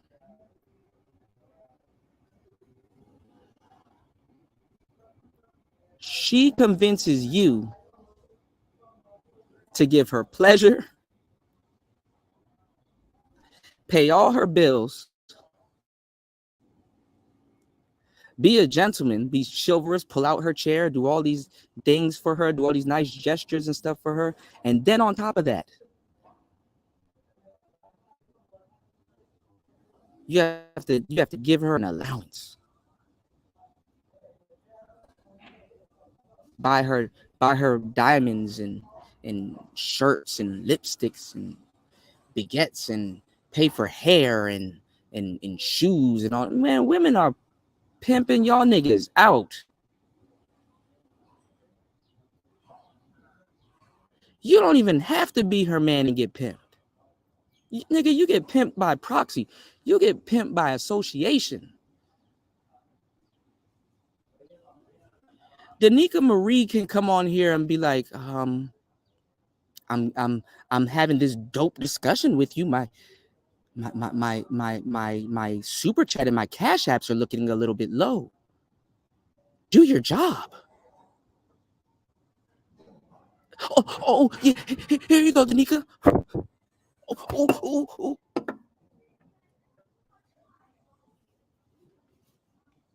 Y'all niggas gonna run and pay her. Y'all gonna run and pay her. Whereas you got somebody like me giving y'all this fucking game. Y'all don't give a fuck about me. Y'all just treat me like a damn stepchild. So I'm like, well, shit. What's to lose at this point? Danica then sat up there. I'm just using her as an example, by the way, and told y'all to break yourselves without no work.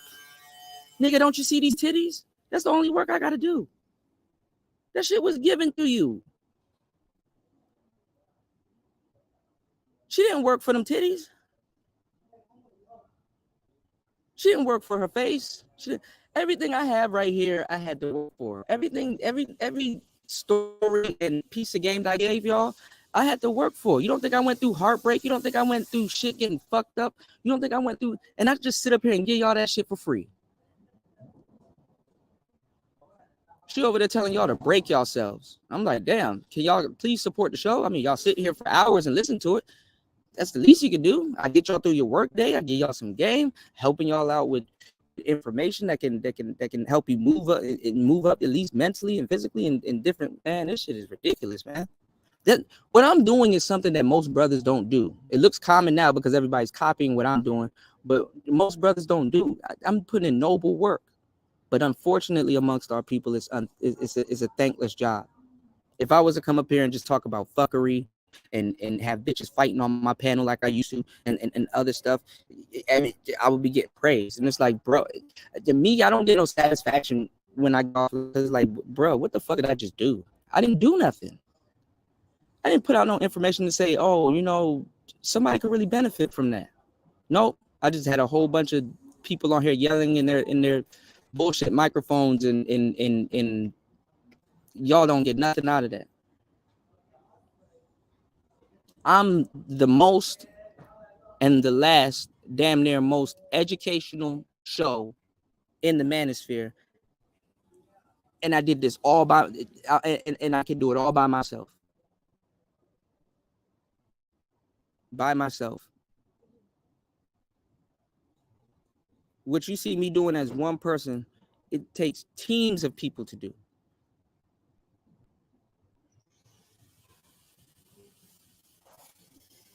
You go to those people and you say, oh, well, okay.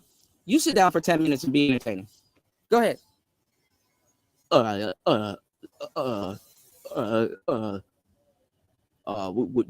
do you want me to say? You don't got nothing to say? You don't got nothing lined up? You don't got nothing interesting to say? You don't got no perspective? Who made, like, it's like, bro, I had to work for this shit. This wasn't overnight.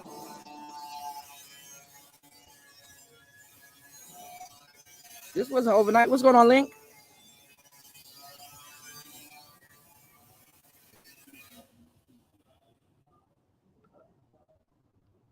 Tony said, paying for pussy is for those who have more money than they have time.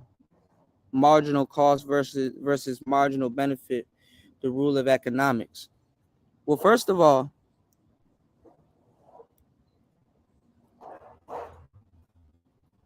in today's society, that used to be the case, Tony. But in today's society, that's cap. That's cap. That's cap. To a certain degree. Men shouldn't even be paying for pussy. But it's gonna happen. And I get it. And I don't knock nobody. I don't knock nobody if they do, you know, because it's like, oh, this person didn't declare themselves as players. It's like, why is Elon Musk paying for pussy? Well, he's a smart dude. He didn't declare himself as a player. But even me, I would look at Elon Musk sideways and be like, why are you paying for pussy? Why, Kuda? He didn't declare himself as a player. Yeah, but he's a smart dude. You mean to tell me you niggas can do geometry and launch rockets and all kinds of shit and you pay him for pussy?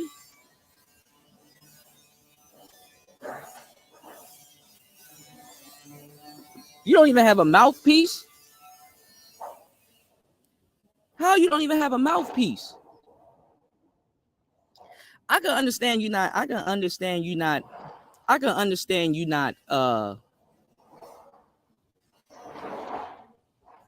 having the looks and all this other stuff, but that don't stop you from having a mouthpiece. Like, it's like, bro, you don't know how to communicate?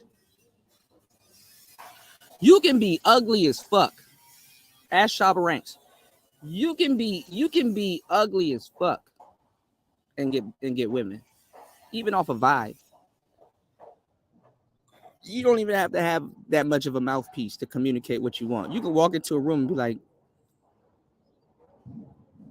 bitch, I'm Elon Musk. I launch rockets. Who fucking with me? Some women going to come over to you, bro. When you walk into a room, guess what? That woman knows you. You don't know her. Why are you paying? Furthermore, I'm going to tell you, most rich niggas that y'all idolize, I'm going to tell you they're gumps anyway. Because if you have more money than time,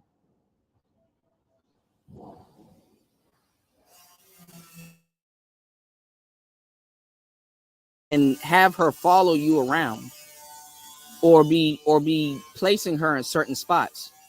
Okay, I'm gonna be in Canada in the next 2 days. I'm down here at the plant working with these people getting the stuff together and stuff. So listen, I'm gonna give you a plane ticket to fly to Ontario or wherever and stuff like that. So you're gonna be there, just get established and have everything ready.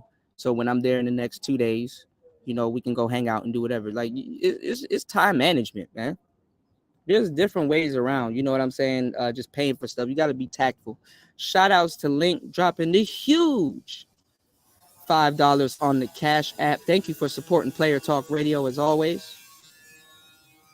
You got to be able to push. You got to be able to, you got to be able to push that shit around like that. Like, everybody's making excuses for tricking and shit like that. I get it. People trick. You know, there's a million reasons to trick. I get it. But it's like, bro, if you're the attraction, it's not that hard as a man to take the attraction or what would be attraction away from women. It's like motherfuckers be calling up radio shows and they be calling up radio shows and all these other people. It's like, yo, like these, as a man, I'd be mad as shit. Hey, Kuda, you want to call up this radio station to get tickets to hang out with Elon Musk? Damn, hell yeah, I want these free tickets. Because if I look at a regular ticket, you probably gotta pay like $5,000 just to be around this nigga, right? But he's tricking off on a broad. You know what I'm saying? It's like, damn, did she have to pay to be around you? She don't. Oh, but you paid her. Wow. Okay. That's where man fucked up. Y'all are trying to pay women to act right. That's even worse than any type of SBE I've ever heard.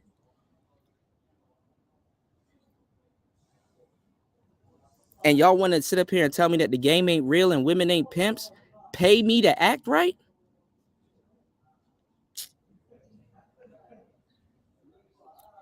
And it's to the point, if you don't even have the mouthpiece or personality to get a woman act right, you're like, you get mad.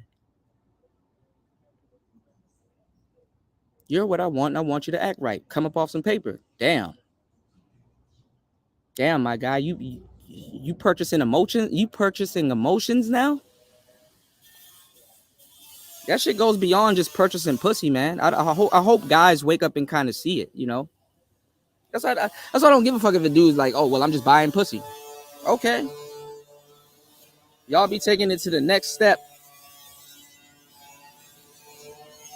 That's why I don't listen to no nigga talking about some you don't need no game.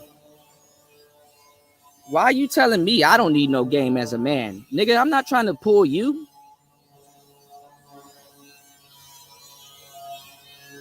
You know what I'm saying? I be listening to niggas. It's like, why would you listen to a nigga tell you that you don't need no game to pull a woman when that woman used game to pull him?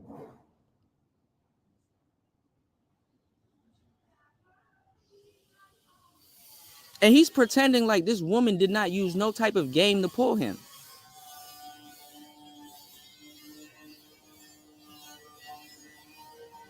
You weird ass niggas will fall for a woman, then at some point get her in the bedroom,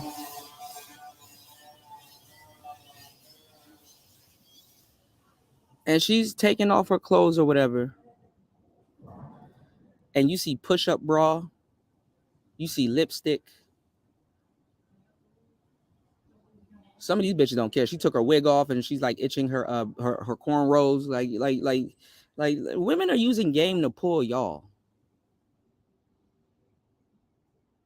They sit up here and have y'all talking about them a million times a day on the internet. Senselessly, just no homo, intellectually jacking off. And they tell y'all to be real, don't lie to them, pay their bills, do all of this stuff. This is what got y'all talking about the 50-50 again, remember? She's non-negotiable. I'm not going 50-50 with you.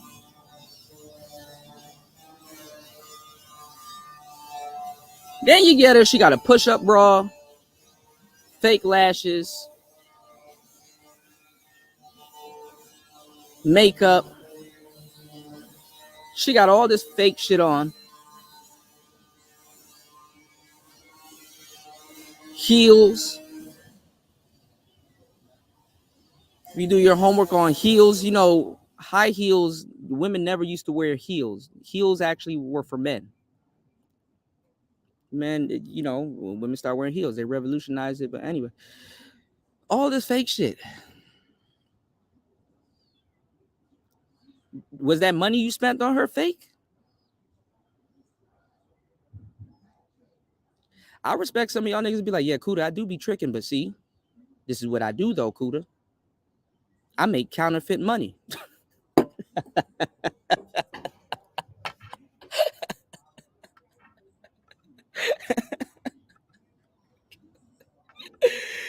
I make counterfeit money, Kuda. How you think I get it off? She don't got no fucking marker on her. She don't, nigga, this bitch ain't holding this Hyundai up to the sun and seeing if there's a watermark. She thinks it's real.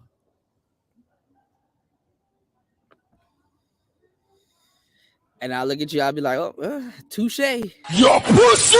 Hey, bring the camera, son. Bring the camera. All the young girls who want to make life with pussy, your pussy will perish with you in hell. May your pussy perish with you.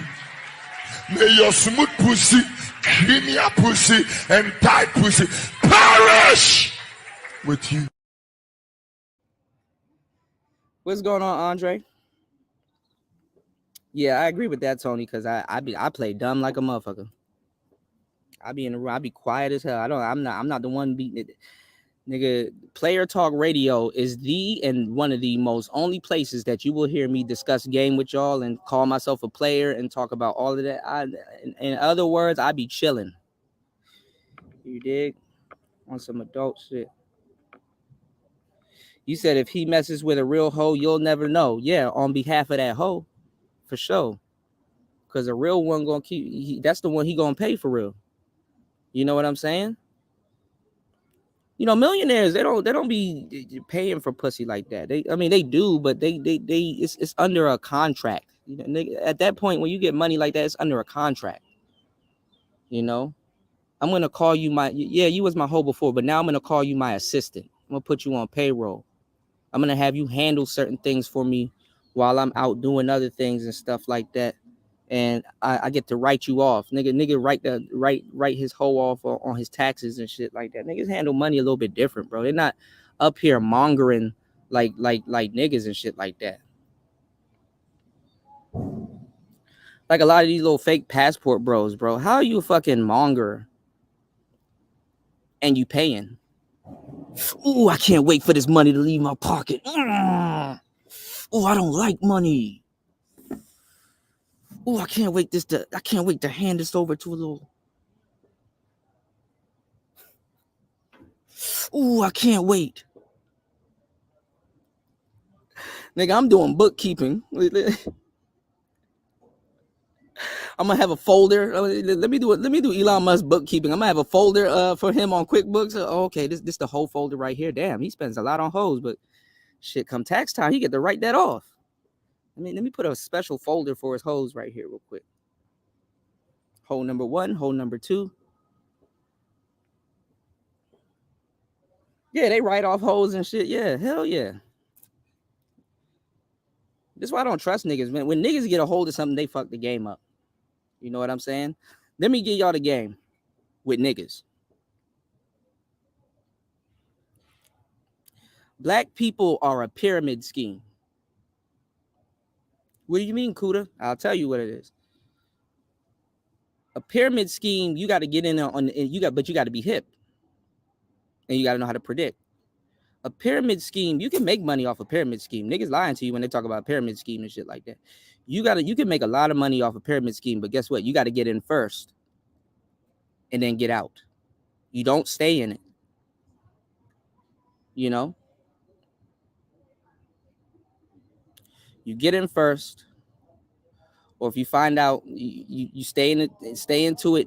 You know, medium, but don't be in that last batch. Don't be in that last batch. You get in and get out. Get in, make sure you can, you probably can get the residuals and stuff before you get out, and then you get out. Because Negroes, that's exactly how black people work. It's a pyramid scheme. It's a fucking pyramid scheme.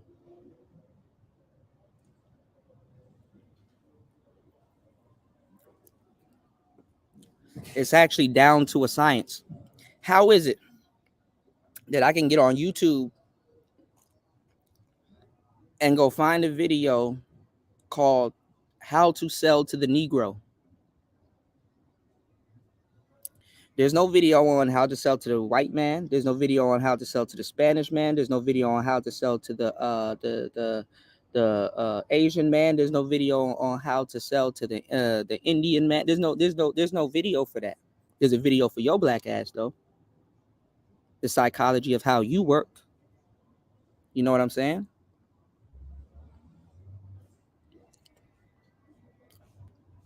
I got to get on here and say this shit over and over religiously, but a white man can get on here and say this shit one time, and niggas gonna be like, oh, damn, that's true, man. That white man, you know what I'm saying? If that white man, you know that man, that's true, man. That's so true, man. Because you know what I'm saying? That white man wouldn't go out of his way to tell us this if it wasn't true. You know, y'all don't believe that his ice is colder. Y'all religiously practice his ice being colder. You know, at the expense of good brothers too. You know, shout outs to Link. You know what Link did? Link commented on a video. Not even on a video. He commented on a movie. He commented on a movie that I filmed, that I promoted a couple times in this space. A movie that I filmed here in Laos. He commented on a movie that I filmed. I'm in traffic, very dangerous, on some stuntman shit. I'm pointing a camera. I'm recording. I'm doing a show. Getting great visuals. Audio's okay. It's not blurry and stuff like that. I'm doing things you never seen a quote unquote passport bro, nigga, or whoever. I'm doing things you've never seen them done before. Showed it to a bunch of niggas. Don't nobody give a fuck. Yeah, that's crazy, Kuda, but where the women at? Bro.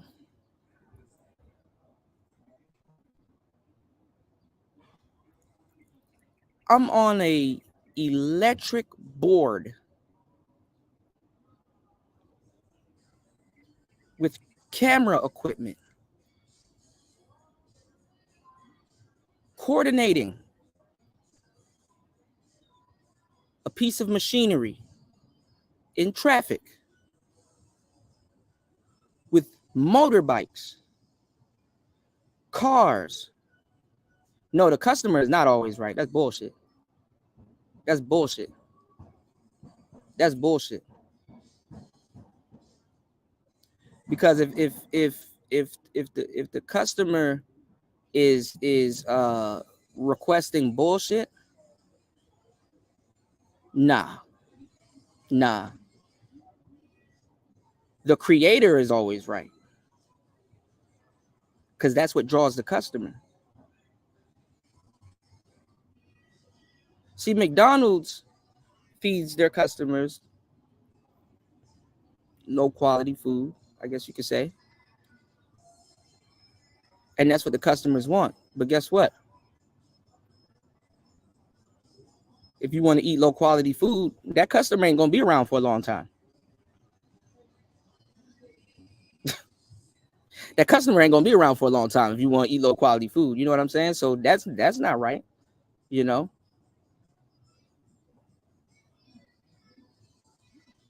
But it's what people believe. You know what I'm saying? What's going on, Coffee? It's what people believe. Cigarette companies, right? You just use this analogy of the customer is always right, right? Cigarette companies. People pay to poison themselves. Then again, I could say that with a lot of different things. People do pay to poison themselves, but that poison got to be enough to keep you alive long enough to pay. I'm moving around in Asia on a board, in traffic, with my camera, and it's beautiful.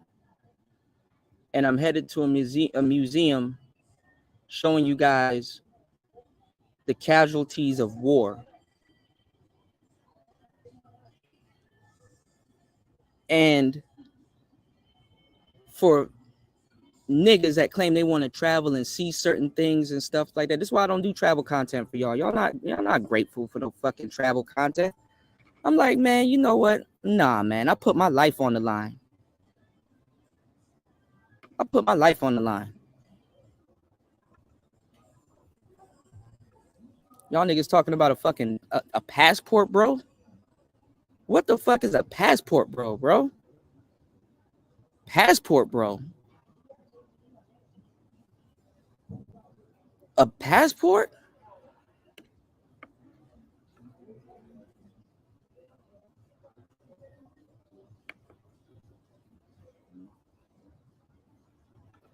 Hold on, y'all. Let me show y'all something. A passport, bro. All y'all want to see is hoes and rusty ass women, right?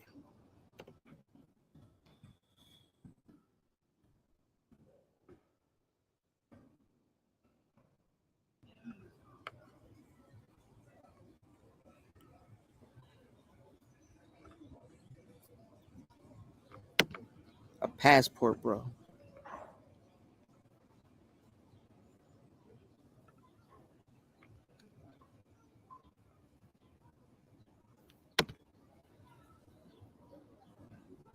Wait till this shit loads.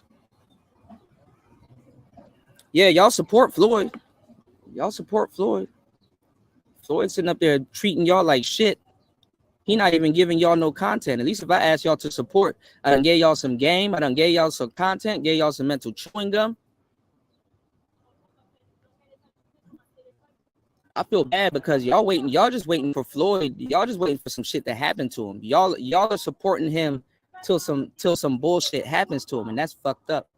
But that's what y'all want to see. Y'all niggas like to see a slow train wreck. Y'all not helping that man out.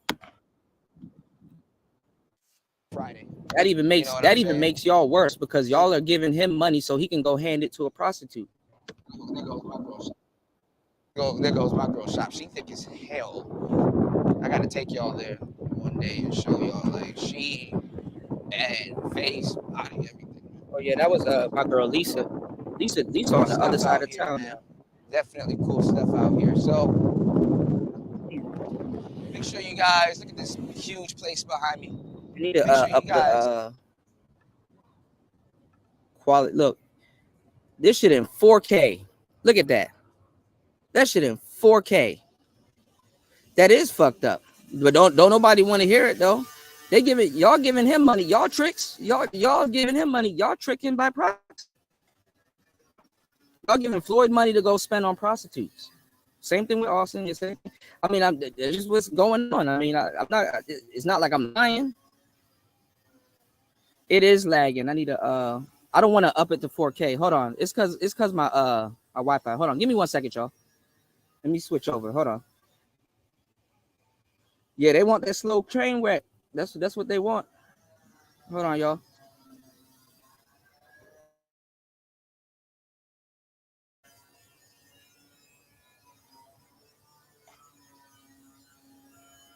All right, let's see if this is better. Hold on, no. Hold on. Let's see if this is better. Hold on. Let me see. Hold on. Let me switch over. Hold on. Give me 1 second.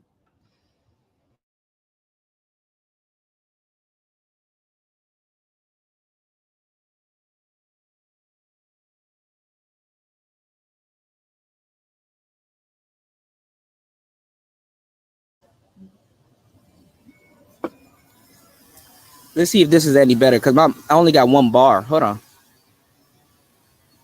And it says it's unstable. Hold up.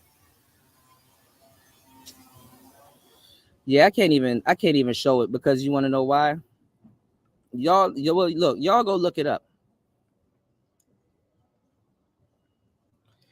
Y'all go look it up. You know what I'm saying? Go look up DJ Kuda Laos bomb or whatever. So y'all can go check out the movie that I did about the the bombs in Laos. You know what I'm saying?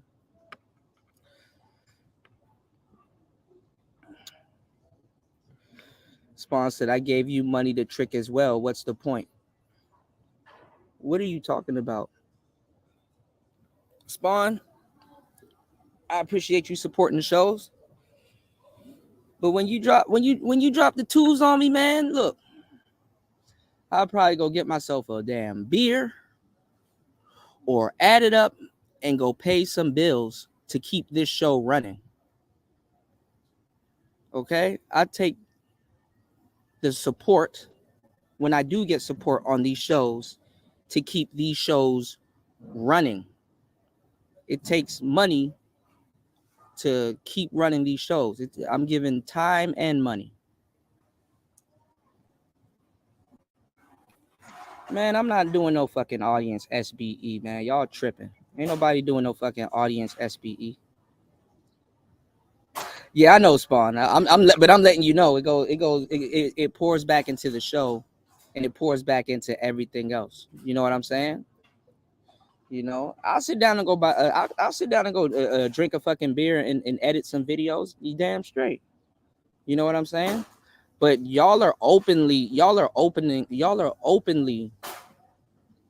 giving him money to go spend on prostitutes, and because that's what y'all want to see. Y'all want to see him spaz out and wreck. And then the fucked up part is y'all gonna get back on here and talk shit about it when he does crash out. That's why I kind of slowed down on talking about him in Austin.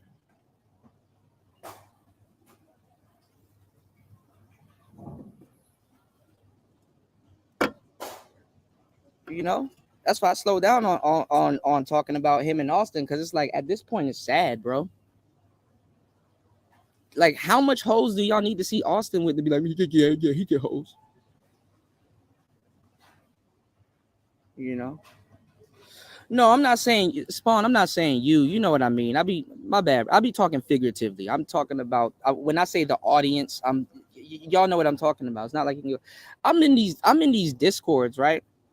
And there's some good brothers in these discords, right? But it's like they're on these guys every move, and they're like oh, Floyd is, he's doing this again, or he's doing that again, and he's doing this again. It's like, me, to a certain degree, being in the manosphere, I don't really care about really talking crazy about. I mean, brothers gonna talk crazy about brothers. I get it, but at the end of the day, at the end of the day, I would rather Floyd be safe than y'all keep egging him on to go down to fucking blades and deal with women. You know what I'm saying? That's like, come on, man.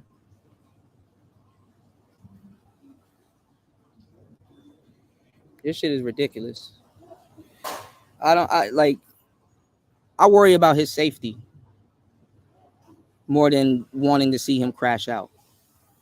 Y'all are just paying to see somebody crash out. But that's what y'all would support. That's what people are supporting. Floyd get his whole trips financed by his audience of people that want to see him go down there and crash out. Nah, that's not what's going on, classic barrister. That's not what's going on.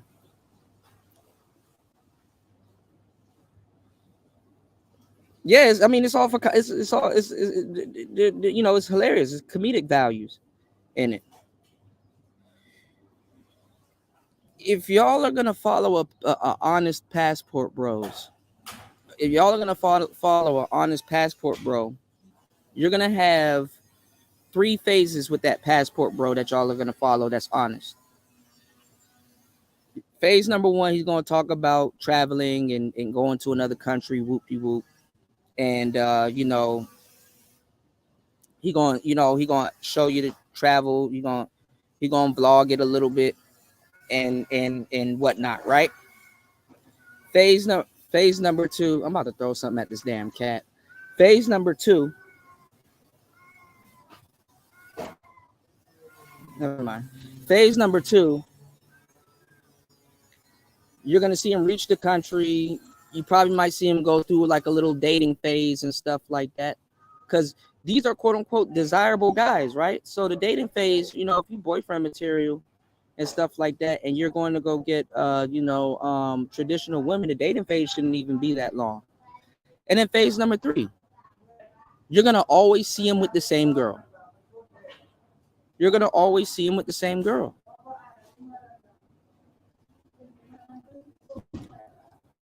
Y'all are not seeing that. You can get on here and say, you could point out, nigga, you could point out about 5, 6, 7, 8 different women these dudes have been with. You could point out all of these girls, but it's like,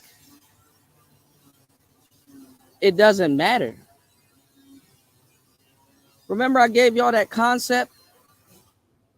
Do you want crumbs, a slice, or do you want cake? Y'all niggas praising these niggas for running around with crumbs. And then it'll mess up Austin mentally when the camera goes off. It'll mess up Floyd mentally when the camera goes off. Because it's like, okay, I'm getting praised for having crumbs.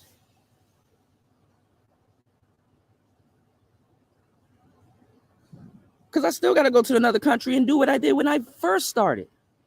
I don't got no cake.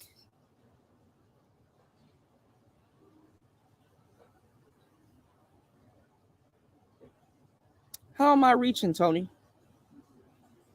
How am I reaching? How am I gaslighting y'all in the first place? And how am I reaching?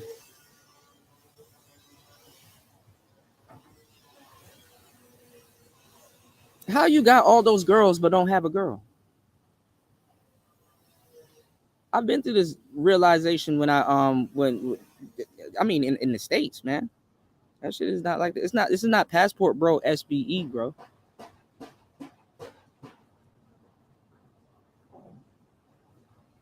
They should have been teaching those dudes game, but they don't want to listen, so they went to go get their passport, and they're trying to teach y'all game, or they got to turn around and still learn the game. He said Kuda with the cats, Thai City with the dogs. Yeah, there's dogs out here too. But the dogs in Laos are different than Thailand. You know, you said they wanted those exactly, Spawn. That's what I'm saying. That's exactly where I'm getting at. So I mean, so who's really gaslighting y'all? Shout outs to In My Own Lane in the building. What's going on, player? Who's really gaslighting y'all? Somebody that's claiming that they want a wife when they want hoes? You know, because I mean, like at this point, you could just say, "Yo, I want to go get some hoes." I'm not gonna show y'all, but there's a picture going around in these discords with Floyd in a condom that's ripped open, and he's like smiling and shit like that. It's like, bro, you proud of that?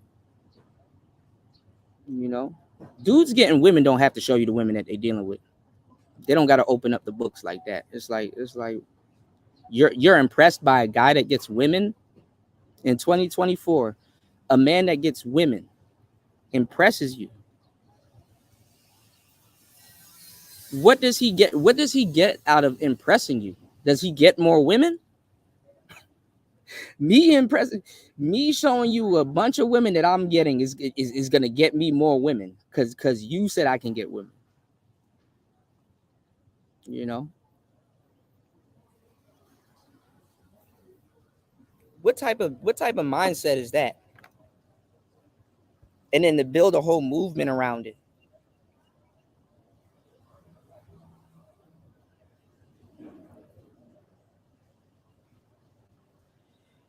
Yeah, but that's the thing, Dre. Them hoes over there is not economical. Because the thing is that dealing with them on those terms, you've probably, because they're probably good hoes. I mean, dealing with them on those terms, you probably turned a decent hoe into a jackass because she's dealing with you on those terms. You know what I'm saying? What would have been a decent hoe? She dealing with you on them terms. Because, you know, you go to Medellin, right? You can really have an actual hoe. Because them hoes out there got skills. They know how to cook. They know where to, you know, they know how to make smoothies. They know where to go get drinks and all kinds of stuff. I'm not saying you should eat a hoe's cooking, but you could have got way more out of her than some sex. Even being a hoe in another country.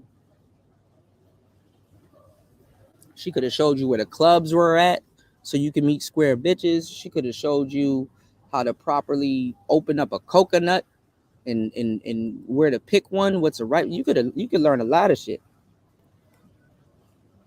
You know? I already told y'all the type of women y'all need to go talk to. I'm not saying they ain't hoes neither, but at least your mind in the right place. I'll respect a nigga that's like, yo, I'm a passport bro, but guess what? I'm talking to the girl from the bank. You know, when I go get my money turned over, there's a little baddie in the bank. She said she said she got a little time to chill with me when she get off. What's wrong with talking to the broad that works at the bank? What's wrong with talking to the young cutie that's like cutting fruit at the market? Damn, nigga, you too good to. First of all, you going to another country, third or second world or whatever. You too good to talk to somebody that cuts watermelons. But you want to complain about how black women don't want to accept you, but you too good to talk to somebody that cut a watermelon. Okay.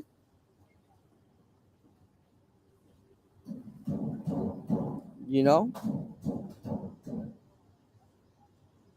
you too good to talk to somebody that fucking I don't even know. Insert job here. You know.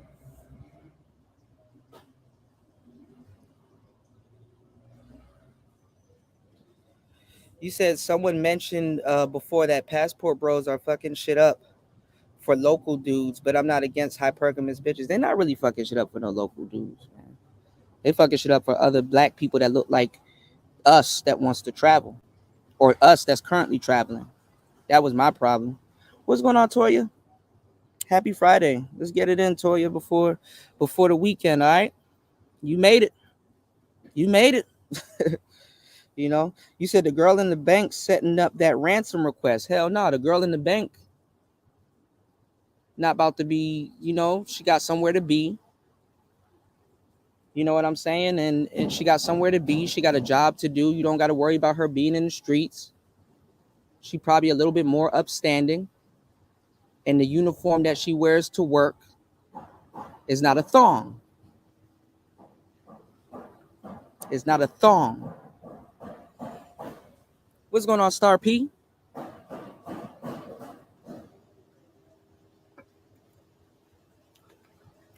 You can't complain about hoes in America and twerking and all this other shit and then go to another country and go to the club to go find hoes there that's twerking and doing all the same shit that you claim not to like about hoes in America. And furthermore, y'all niggas are lying about not liking hoes anyway. So we already debunked that. And I don't want to hear none of these body count topics and 50-50 topics and all this other bullshit y'all trying to revamp right now, claiming that y'all are noble men as if y'all only deal with noble women, when the first thing we can find is your nose in a hoe's ass. You don't have a problem with prostitution unless you're benefiting off of it.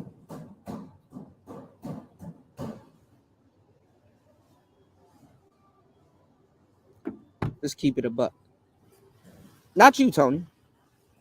Yeah, I got the kidnapping joke. Yeah, she gonna line your ass up. She with the cartel and shit. I wouldn't talk to no bank bitch in Colombia and shit. You know she tapped in. Nigga could just go up to the register. Yeah, I want to launder my money here. Yeah, I just want to launder some money here. You know, I flipped a bunch of bricks last night. I'm tired. I don't feel like cleaning it. I just want to launder it here. You know, you said I seen a video of a white man paying 1,000 Philippine pesos or 280 for a U.S. dowry for a 21-year-old Filipina. Dudes is paying. Yeah, but see, he where he's at, he get a girl from the country. You know what I'm saying? Cause I got a lot of brothers here, right? I got a lot of brothers here, right? And brothers in general that be like, I got a friend, he a virgin, or I got a guy that doesn't have that much sexual experience. He wants to know how he can go about it because the dating game is messed up and this, that, and the third. And it's like, y'all don't even listen to me anyway when I give y'all some good shit. Slightly support, right? But it's like, what am I gonna tell this nigga? You know, I mean, I do know what I could tell him, but I would tell somebody, hey, if you want a virgin and you want a wife, you kind of could go do what that, because that's they've been doing it. They're the original passport bros. You kind of can go. That is an option open to you. Then I gotta come to my senses. I'm like, I'm gonna tell a black man to go travel and go do that. In the back of my head, I'm like, yeah. How serious is he? Is he about wanting what he claims that he wants? But then again, I have to look at it and be like, well,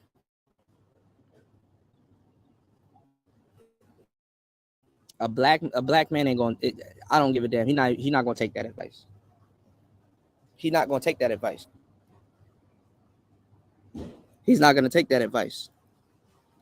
And then furthermore, he kind of left out a lot of shit. He kind of lied to you.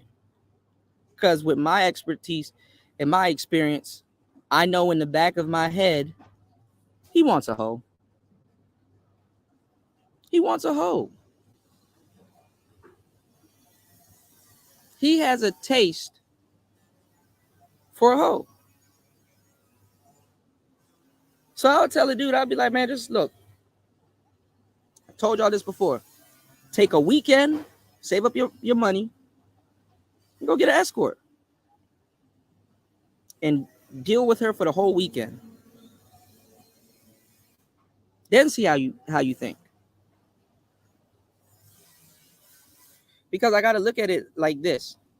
How would a guy that does not have experience knows what he wants from a woman when he has nothing to compare it to? And he doesn't have to tell me this.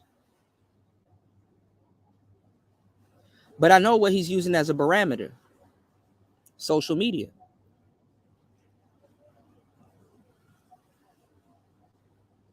Somebody tell me where are all the decent women on social media? Because I swear to God, if you go on Twitter, okay. I swear to God, if you go on YouTube, I swear to God, if you go on wherever,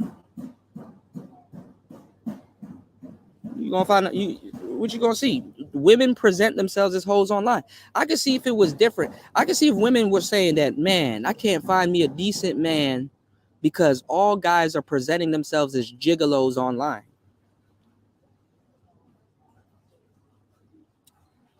Men don't get online and present themselves as gigolos. Women can't even be mad at men for having these conversations. Gigolos are weird to me. And I'm a player. Don't gigolos get pussy? Why don't y'all niggas go harass the gigolos? Why? Because you think he's gay. And he probably is. You know? You said speak on it, Kuda. In addition to you, who in this space is legit to follow brothers who want to establish life with a good woman overseas? I don't know, bro. I don't know what to tell you. I wouldn't follow. I'm not gonna lie. If I was gonna give y'all some passport content to a certain degree, I would say go follow the white boys. Go follow Patty Doyle. Go follow.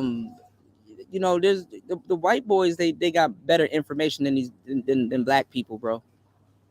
I'm gonna keep it a buck.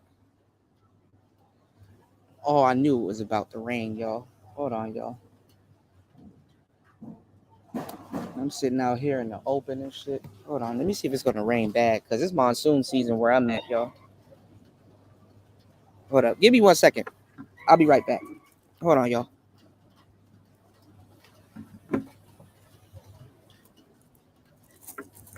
Spawn, don't lie to that man like that. Don't listen to Spawn.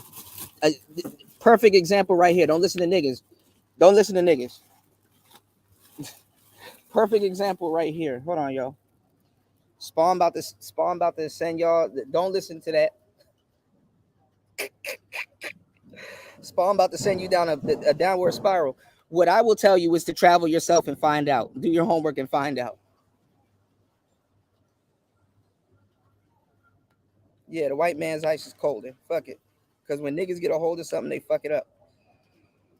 Hold on, y'all. What is the weather? What the fuck?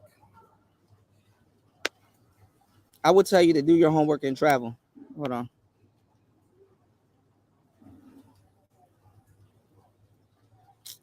This thing is lying, saying it's sunny. It is. I'm going to wait till it start raining heavy because there's just a couple sprinkles going on. But yeah, that's why I said the best thing to tell you in this case as a young black man is to go follow the white man. Shit. They're not about to they'll tell you all the spaces. You know, if women are playing with them, then you damn sure know women are playing with niggas. You know? You better off following your heart than to follow these YouTube niggas about these broads. Yeah. I don't watch travel content because I for what? You know what I'm saying? I create content. I don't even be watching dating content or nothing like that, you know. And I'm not knocking anybody that does, but I don't. You know, I'm a creator, so you know, I'm usually creating, you know.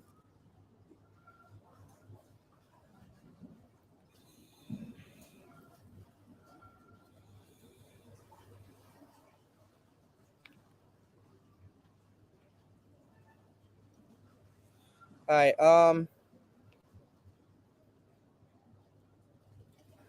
Hold on. We're talking that's expensive for a weekend. No, you can get a flat fee out of her. And then listen, let me tell y'all something, man. If y'all are gonna be a if let me tell you one of the y'all listening to the manosphere about tricking and shit, right? Y'all listening to the manosphere about tricking. First of all, tricks don't pay full price. Tricks have a skill called haggling and bartering. So y'all can't even learn proper tricking from the manosphere, even if you wanted the trick. Like if you a guy that says, you know what, I pay for it, but I need to find better methods of getting what I want. You know, because what's better than one hoe, Mr. Trick? 2 hoes. So if you're a trick and you're like, you know what, I want to take my tricking to the next level, you can't even come to the manosphere for that. Because who you gonna talk to? You got tricks in the manosphere that treat y'all like tricks, which is funny as hell, by the way. He said he don't watch the content, so why listen to him? Because I create content and I'm actually traveling. I have a whole book. I have a book on traveling, so you know. You said homemaker is different than a hoe in my opinion. Who's homemaker? You know. Hold on, give me 1 second. It used to be dudes that's turning out hoes, but it's social media that's turning out hoes these days. Hold on, y'all. Imagine getting imprinted by social media.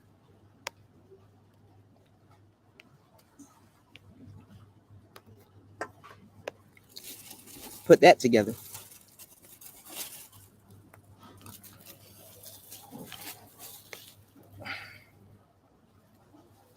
I wonder if this thing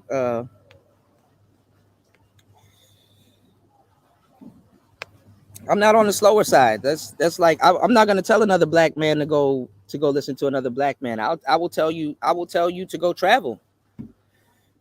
Pick a destination, do your research and shit like that. Stop listening to niggas. Niggas are gonna send you to Sasua. And you're gonna be mad as hell. Y'all already give a lot of black men bad advice anyway. I'm not about to sit up there and send y'all to the blade and not give y'all no instructions on how to conduct yourself on the damn blade. Obviously, y'all paying to see Floyd misconduct himself with hoes and shit like that. If that entertains y'all,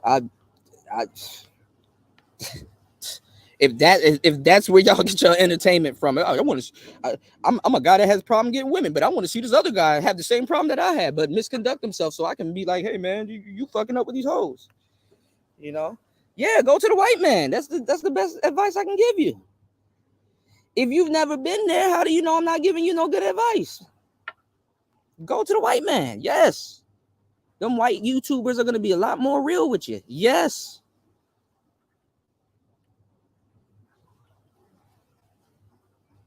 Yes.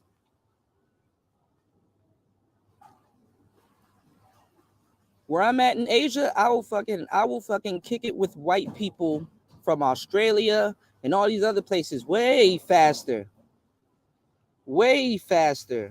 than I will kick it with the brother out here. Because usually the brothers out here don't know what they talking about. I got some brothers out here, by the way, but they locals. But the thing is that I'm a local. So guess what? I'm the brother that I would kick it with if I was to come to a place like this. But if I'm starting out, yes, the best advice that I can give you as a black man, I don't give a fuck. I'm not saying I'm the only brother that have game. You don't put words in my mouth and argue with some shit I never said. The best thing that I'm going to tell you is to go follow the white YouTubers that's been doing it, that got experience, that are privileged. But y'all don't know because y'all don't have to, I can't even gauge if anybody has left the States or not for the most part. What y'all don't know is that all over the world, a lot of Caucasian people get their ass kissed. So what happens is they get into certain places and they get content and things that normal people wouldn't get. They don't have to sit up here and do creep cam videos and have notices and all this other stuff. How is it that people been traveling for this long time, and as soon as you hear the term passport bros within the past couple of years, you're starting to see countries put out all the no, I'm not praising the white man. Listen to what I'm about to say. Listen to what I'm about to say before y'all make a judgment. How is it that within the past 2 years you are seeing Colombia and all of these countries and all of these countries put out travel bans and all this stuff now that the passport bros is a thing? You don't even want that passport bro name on your jacket, bro. You don't want that passport shit on your jacket, bro. You definitely don't. You know, so if you're starting out and you don't know what to do or you don't know where to go and do your homework, do your homework. Go watch the white people's content, because by time a brother brings you the content, it's gonna be a bastardized version. Go get the that's like me. That's like I'll give you the pure coke, bro. Don't waste your time with niggas doing crack and shit. Crack is whack. What did Whitney say? Crack is whack. Don't ever attach me to that. Plus, white boys are taking over passport bros anyway. They cleaning it up. Shit. Fucking look at all these bans and all kinds of shit going on right now since the passport bros became a thing.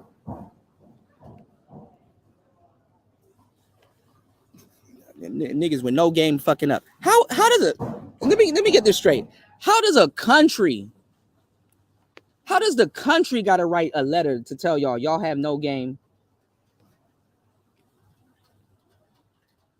Hold on, give me 1 second. Let me get up out this rain. I'm damaging my equipment, and the show barely is getting support to even replace this equipment. Hold on.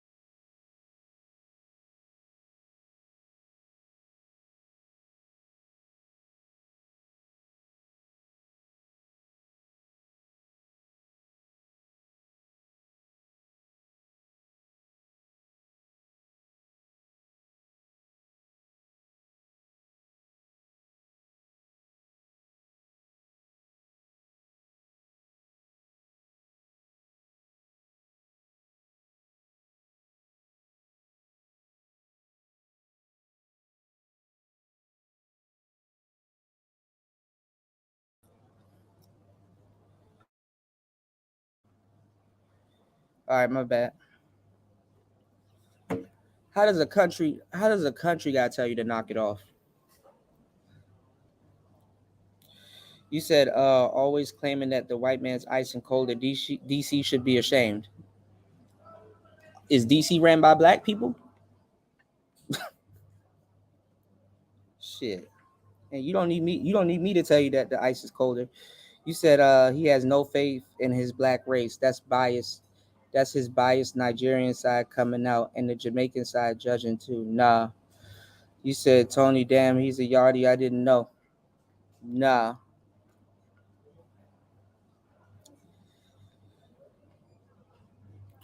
All right, Spawn. I see you promoting other people's stuff in the chat.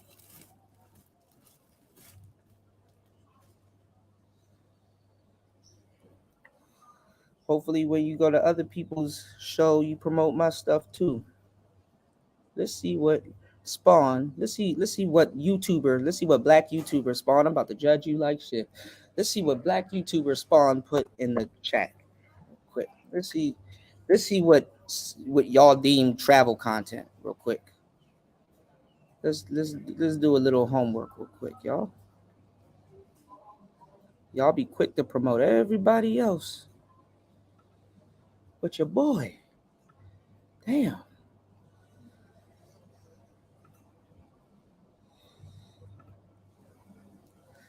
Y'all know where to find links.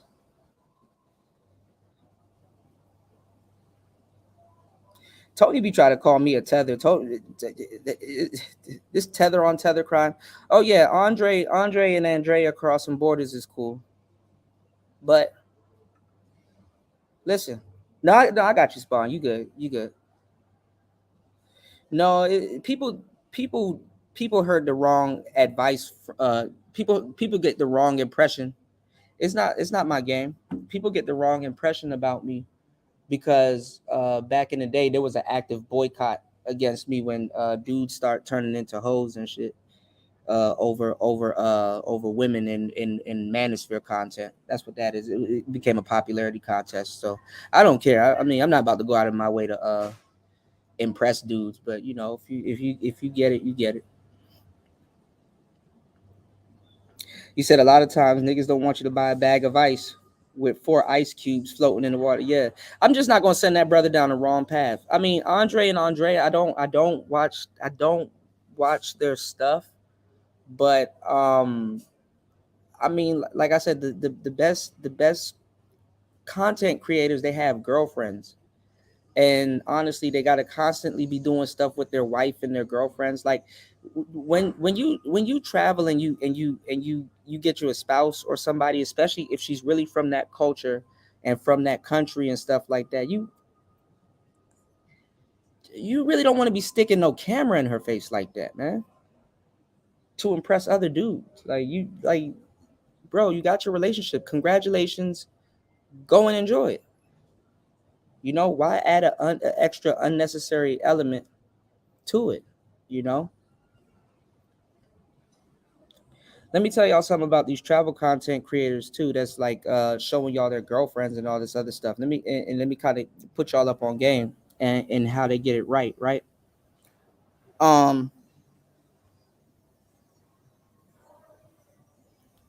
She-Ra 7. Her content is scamming, so to say, using femininity and scamming. She scammed herself a husband. She shows him every so often, but she's not putting James or her husband or her family and stuff like that. She's not putting him on camera. Why? Because to a certain degree, it's one thing to have a baddie and people know that you dealing with a baddie, or you got you a good one, or you got you a baddie or whatever. But when you make your content about that woman or the relationship that you have and that person being a baddie or you're a woman or submissive and all this other BS, right? What your audience is, I know this as a player, trust me, listen to what I'm about to tell y'all. Your audience is going to eventually start becoming disrespectful and turn on you. Now, why would this happen? Because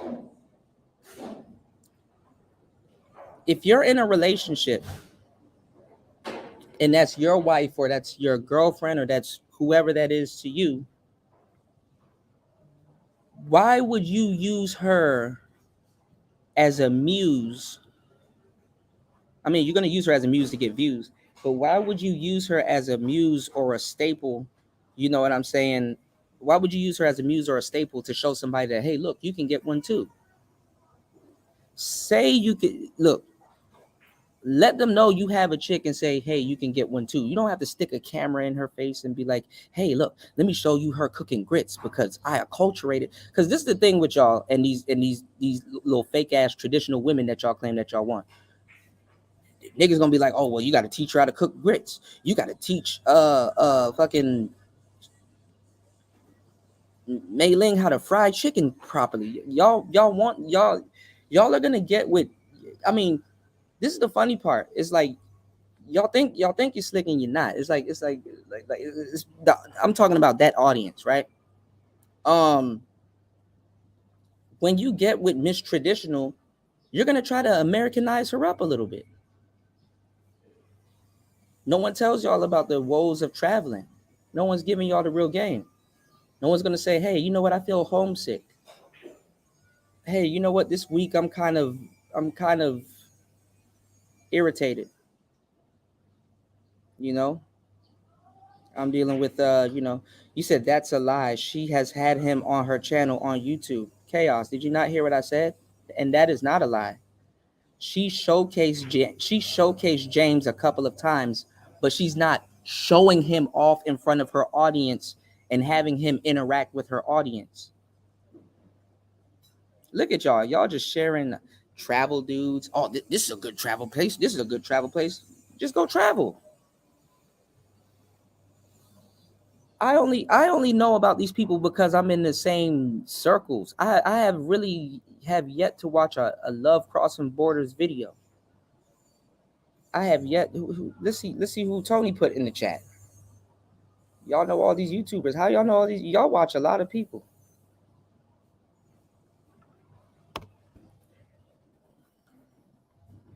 I create. What's going on, Ms. V? I appreciate y'all watching me, but y'all definitely can support the channel though.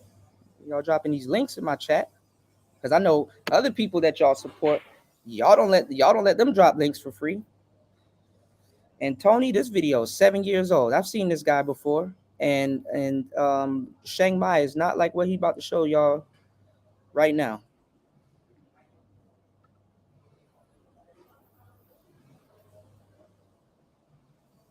No, I was not. No. I already know that. I already know that.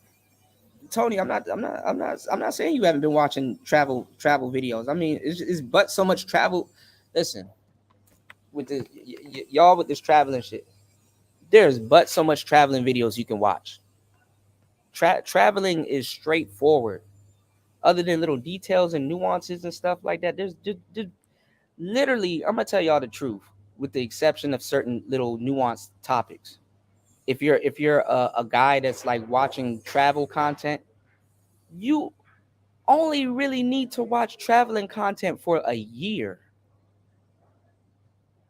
Just about a good year. If you're traveling, I'm gonna tell you that some real shit. You're gonna cut back on watching travel content.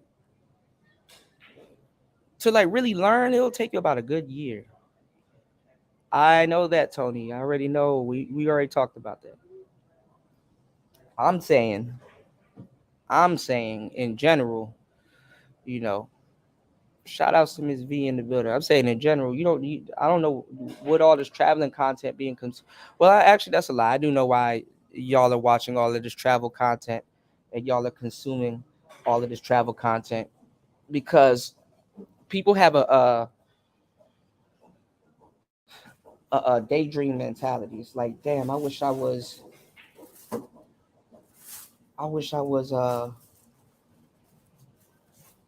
in Mexico than being here. Damn, I wish I was in such and such than being at work. Damn, I wish I could, you know. But I'm telling y'all, all you gotta do is have some balls, set some time aside, and get on the plane.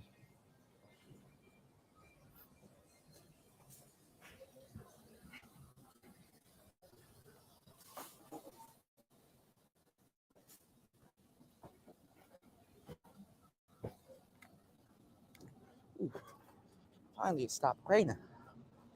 Hold on, y'all. All right, we're gonna finish.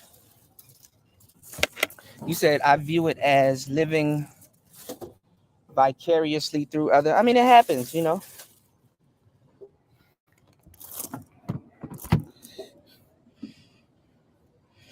But see, that's the thing about you know these spaces and stuff like that. Like I said, y'all will support a brother. Y'all will support the crash out. Y'all will support a brother crashing out. People want to see a train wreck.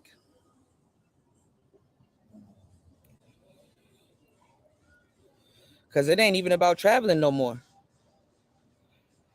with y'all. It ain't even about traveling no more. It's just about saying, let me see what Floyd doing. What Floyd effing with. You know? Shout outs to, damn, I didn't know you can do that. That's so cool. Shout out to Ms. V drop.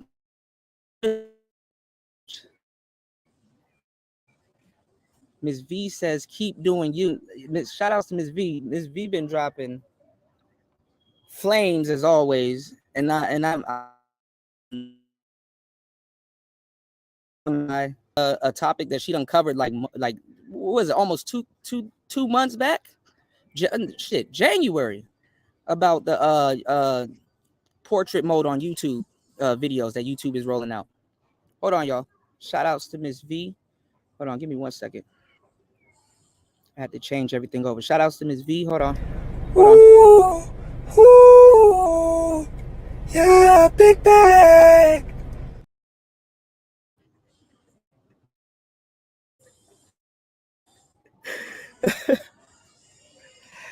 All right. Yeah, I was bored. Hold on. It's because I moved around. Hold on.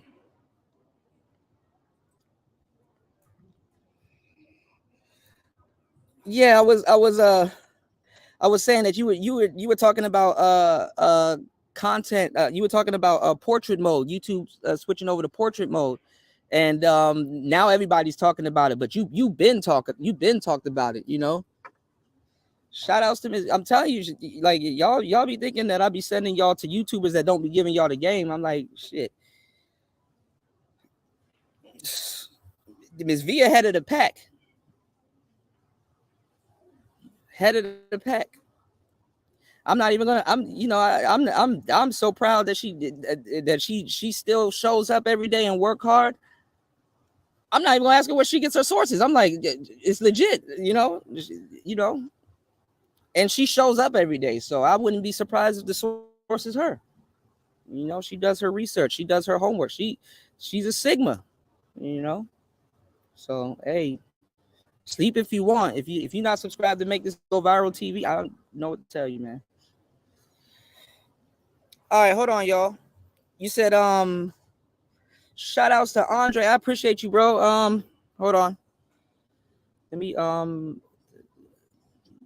Wi-Fi went out and came back in because I moved around. It was like raining a little bit. It's monsoon season out here, so it's gonna be raining. So I'm gonna start doing my shows indoors again, and I got to set up my studio and all that other goofball shit.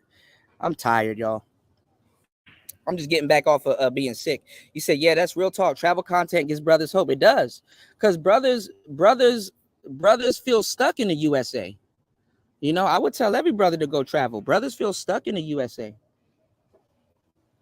Yeah, Dirty Foot Wireless, you know, Dirty Foot Mobile. Let me stop. But brothers feel stuck in the USA, so that it does give. What I'm saying is that you gotta have enough balls to jump on a fucking plane, bro. Me, I'm a doer. I something for long, not go do it and shit like that. You know, you gotta be hands on. You know, these brothers been watching passport content for years and shaming brothers and shaming women and shit like that, and to jump on an airplane. It's like, yeah, I hear you, and that shit sound good. But listen, me and my friends, we're throwing a party in Cambodia in 2 weeks. Are you gonna be there? You know, yeah, I get it. Sisters ain't shit, and they do this, that, and the third. And are you gonna be? Let me tell y'all some real shit, and it's one of the realest shit I've ever said about any passport, anything. I can count on a black woman to be in Cambodia before I can count on that black man to be there.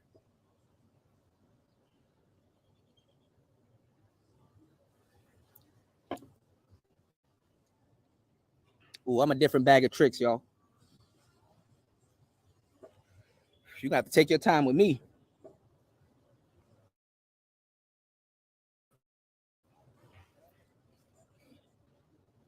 Hold on.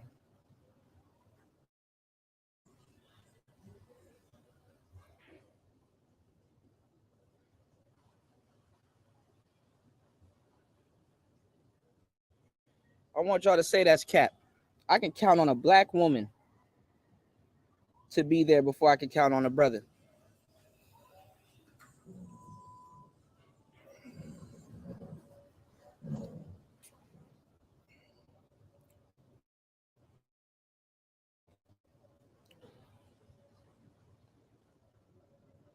It's hard to get a nigga to get up and go outside of the house.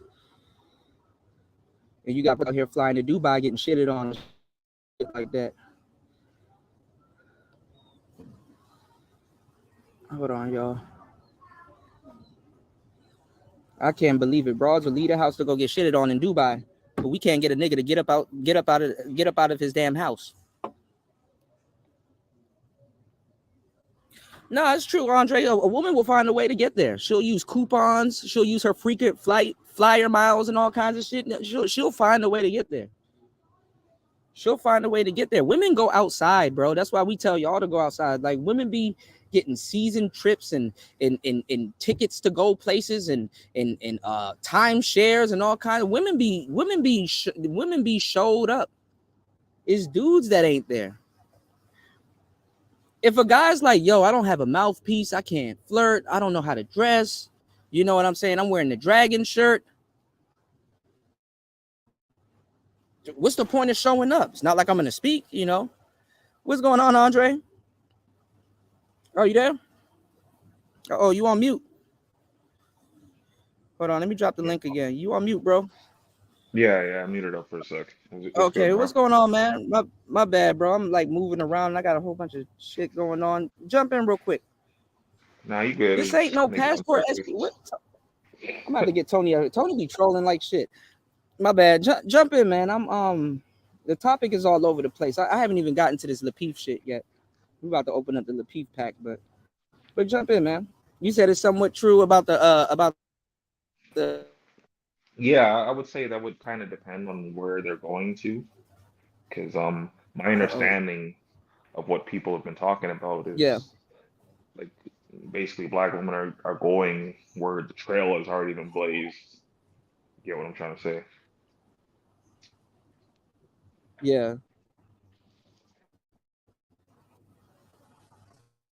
Okay. You said here we go with the passport shame, blame, and explain. Spawn said you kind of do. How is this passport shame, blame, and explain? Well then, okay, if I'm telling y'all the wrong thing, why don't y'all go to those channels that y'all put in my chat? You sent me some big swole niggas sitting in Chiang Mai. And who else? What else did y'all say? And then y'all sent me another guy that's with his wife somewhere in the Dominican Republic. You know, what's going on, Don? Why don't y'all go follow them? Go see what they're telling brothers. So if you want to be a big swole nigga in Chiang Mai, go follow the link Tony gave you. And if you want to go find you a Spanish woman to cook you some arroz con pollo, I don't even know if she's Spanish. She like I haven't even looked at Andre's girl because I don't care. But she'll probably show you how to cook some arroz con pollo. What's the problem?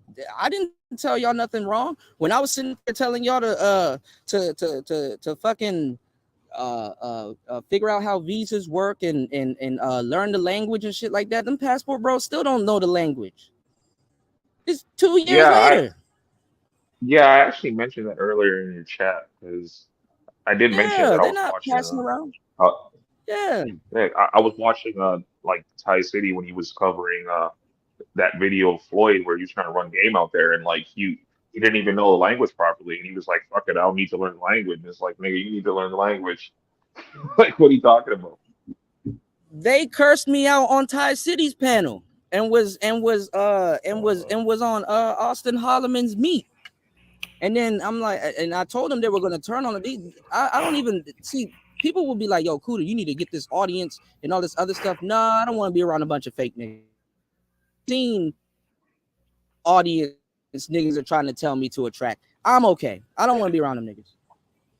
You know what I'm saying? Like, if niggas ain't even loyal if niggas ain't even loyal as an avatar, I definitely don't care about how that nigga living in real life.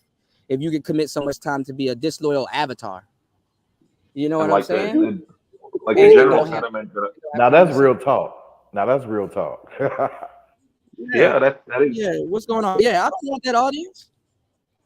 what's good, Ray. Even if they support me, I don't want that audience. I'm Hey good, man. y'all. What's You know, up, I'd brother? rather y'all be all right instead of being overseas and getting clipped by some chick, man. You know, and no, it's not me comparing myself to Passport Bros. Kuda, no. I mean, Tony, no. Them niggas cursed me out over there and then turned on Austin Holloman and start calling him a helmet and all this other stupid shit when they were on his nuts. And them niggas still haven't jumped on the plane. Them niggas still haven't showed y'all a fucking palm tree. I can cam up right now and show you this tree right now bearing coconuts right beside me. You And said like them I and don't want to hear Austin that shit, Holloman. man. I'm lost with that one. I'm like, oh shit. well like Kuda, I would say we were talking about earlier specs. No, it was Like a bunch of how it was a bunch of fake dick riders in the manosphere, because those were the same niggas back in the day when I was running third shift and me, Marco, Jessica, and Zero was running shit here. We were telling brothers to travel and was giving them the actual game, and Marco was bringing girls on and everything in that, and they were calling women dirty foot. They were calling, these niggas wanted to stay in America and make it work with Keisha. I don't know what got into yeah. their ass and start acting like they got to go get passports and shit like that. But that shit is fake. You know what I'm saying? That shit is fake. And I got a problem with a lot of people running around here banging that passport bro gong, because those are the same people back in the day calling people dirty foot. Well like Kuda, yeah, that's what I noticed when I Let me was give you. Yeah, jump in, but let me give you your shout out, Andre. I appreciate you, man. Shout outs to Dre dropping the huge $10 on the PayPal. Ooh, ooh, yeah, big bag. no big backs around me. I'm good on that. Jump in, man. I mean, I'm just following. I'm just following the space of brothers are like, yo, what are we talking about now? You know, Like the Passport Bro's been out for a minute. Yeah, that's what I was saying like earlier when you like also that too. Like when you're talking about like, you know, you need to check with the white boys and see what they're doing over there. And I was like, I said in your chat, I was like, them white boys, they've been calling that shit geomaxing from the MGTOW days. So it ain't new to them. Yeah, geomaxing. Yep. And only recently now they're jumping on the Passport Bros wave, even though they were already doing it. Yep. And also too, okay. Yeah, my apologies. Like I'll say this quick. Also too, when you were talking about earlier, when you were saying that like niggas look like watching a train wreck, sorry, and that's true because like when I was watching this stream, it's just that's what they were looking at. It was like dude trying to run game and he was failing miserably, and you know there was one section of that video where he was walking this through shit is some crazy. area. I mean, but no, but I'm saying the shit is crazy. Like you'll look into the chat and see what the audience, and they're supporting them, but you'll look into the chat and see what the audience is telling them. It's like, yo, touch her ass, yo, touch her boobs, and it's like, what? Well, I wasn't even saying all that. I was talking about like he was walking through the area. I'm saying if you go to these streams where you see that they're supporting dudes that they want to crash out, you'll be just seeing people in their audience saying the dumbest shit. Yeah, that is true. Because the dude was walking through the area and some dude must have told him like you shouldn't be around here, it's not safe, and like You Yeah, know, I and heard that. they were This like happened last night, enjoying that right? shit, and I'm just like, that's crazy. Like you Yeah, want this I day heard. getting caught up with some shit. Yeah, I heard they this happened last night, right? No, it was like a Or week like or two ago, no, something like that. something literally happened on the stream. Actually, let me see if I can go find it because I'm in a Discord. Something literally happened to Austin. I think last night or his last live stream. Some dude tried to call him out or check him while he was walking around and filming women and stuff like that. So the thing is this, right? You know, damn, my phone died. Let me see how much battery I got here. Damn, I don't got that much, but you know what? We already had a full show for the most part. But anyway, I'm gonna keep going. The thing is this. Just You put it on know, the charger, bro. Put it on the charger. no, I am. I just don't want to use my laptop, but I'm gonna use my laptop because I ain't beside an outlet, but it's cool. But it's some third world shit, but it's cool. And shout out to you for your icon. Yes, shout out to you. Oh, I appreciate that. If you know, you know. But no, Well, both of y'all icons. Salute to both of y'all. yeah. No, but see, Spawn, that's what I'm trying to say. Like Spawn said, that's because Austin was lying to himself about what he wanted. All of them niggas in that audience and a lot of people that follow him, they're lying to themselves about what they want. You know what I'm saying? Niggas lie to themselves about what they want. Niggas got on here and I want me a homely woman. Like, listen, women can see right through that, man. Oh, I want me a It's not wife. only that, it's like these. It's not only that, it's Mm. like these niggas talking about they want wives and shit like that, but a lot of it is like dudes that haven't been around bitches that much. So when they get out there now and they're able to actually find wives, now they're like, I can get all these bitches for the low. That's pretty much what I'm Yeah, seeing here. All right, so you're yeah. saying like they, so you're saying these dudes don't know how to act, and in some sense they're kind of like the females, how some females will say, "Oh, I want a good man," all that shit, whatever, blah blah, but they always stay Well, attracting the bad dudes. So it's in the same as with the dudes I see, well, where they'll say, yeah, I want a good wife and all that shit, but they actually want the yeah. Yeah, like Ray, like yeah. the way that I was. Mhm. My apologies. Good. No, are you there? You probably have a delay, Andre. You good? Jump in.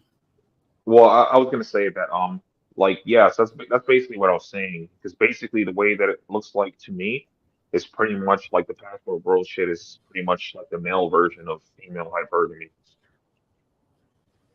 Well, it's not really hypergamy because they're not getting what they want on their terms. That's a part of hypergamy also. You know what I'm saying? That if you there's no point in getting what you want, you got to get it on your terms. See, the problem with men is that women can sell men two things and men can pay for one of the two things, but a lot of times we're under the illusion that we're getting both. Okay, when you sell steak, you got to sell the sizzle. You understand what I'm saying? Like if you go and pay some money and go buy a damn steak, and you in a bag with the grease. Can y'all hear me, or am I going out again? Yeah, you're bargaining a little Okay. bit, but All right, hold on. Let me. This is annoying. Now, once you fix one problem, it's another. Hold on. Give me one. like I Okay, would basically y'all That's should be all able to we hear me like now. yeah, I can hear Yeah. you. I Like can when you hear buy, you. yeah. like when you buy steak, you know you got to sell the sizzle.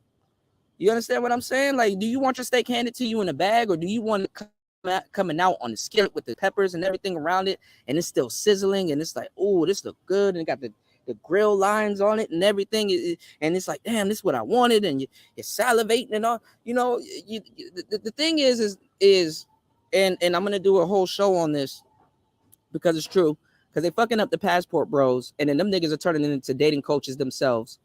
Because they've inherited the dating coach audience. We're gonna get into that later.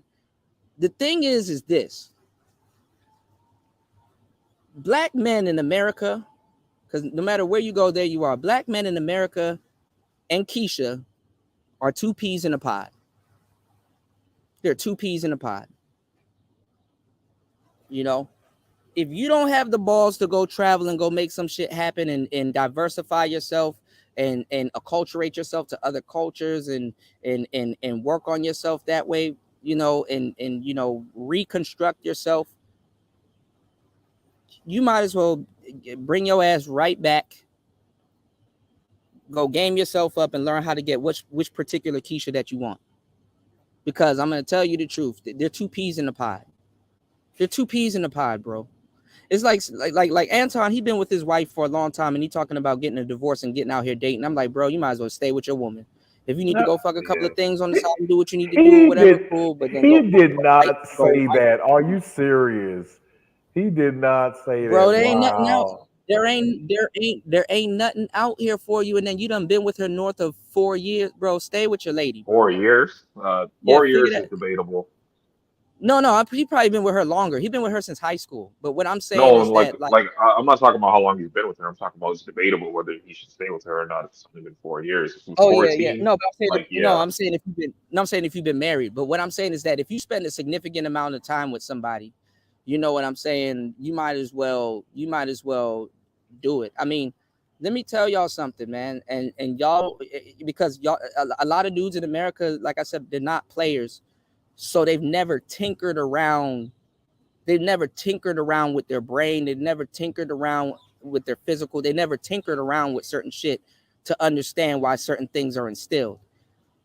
Even if you're a 22-year-old man that's been in America for a long time and you want to go travel, you got things instilled in you that comes from America, that comes from your women, that comes from the environment that you came in, and everything that you're going to be bringing with you, and things that you might be expecting from other women from other cultures that are also a product of their environment. So twerking and all of that stuff that you're used to, and some of the things that you see, and the things that you see on the internet and things like that, when you do get with somebody, you're going to try to Americanize them up. You don't know that yet because you're just still trying to get somebody, or at least get on a plane. You don't know that yet. There's a lot of things that you're accustomed to that you don't realize. But guess what? The women that you despise, that you don't like, or probably never gave you play, or you had trouble with, that's what you're looking for in a lot of other women also.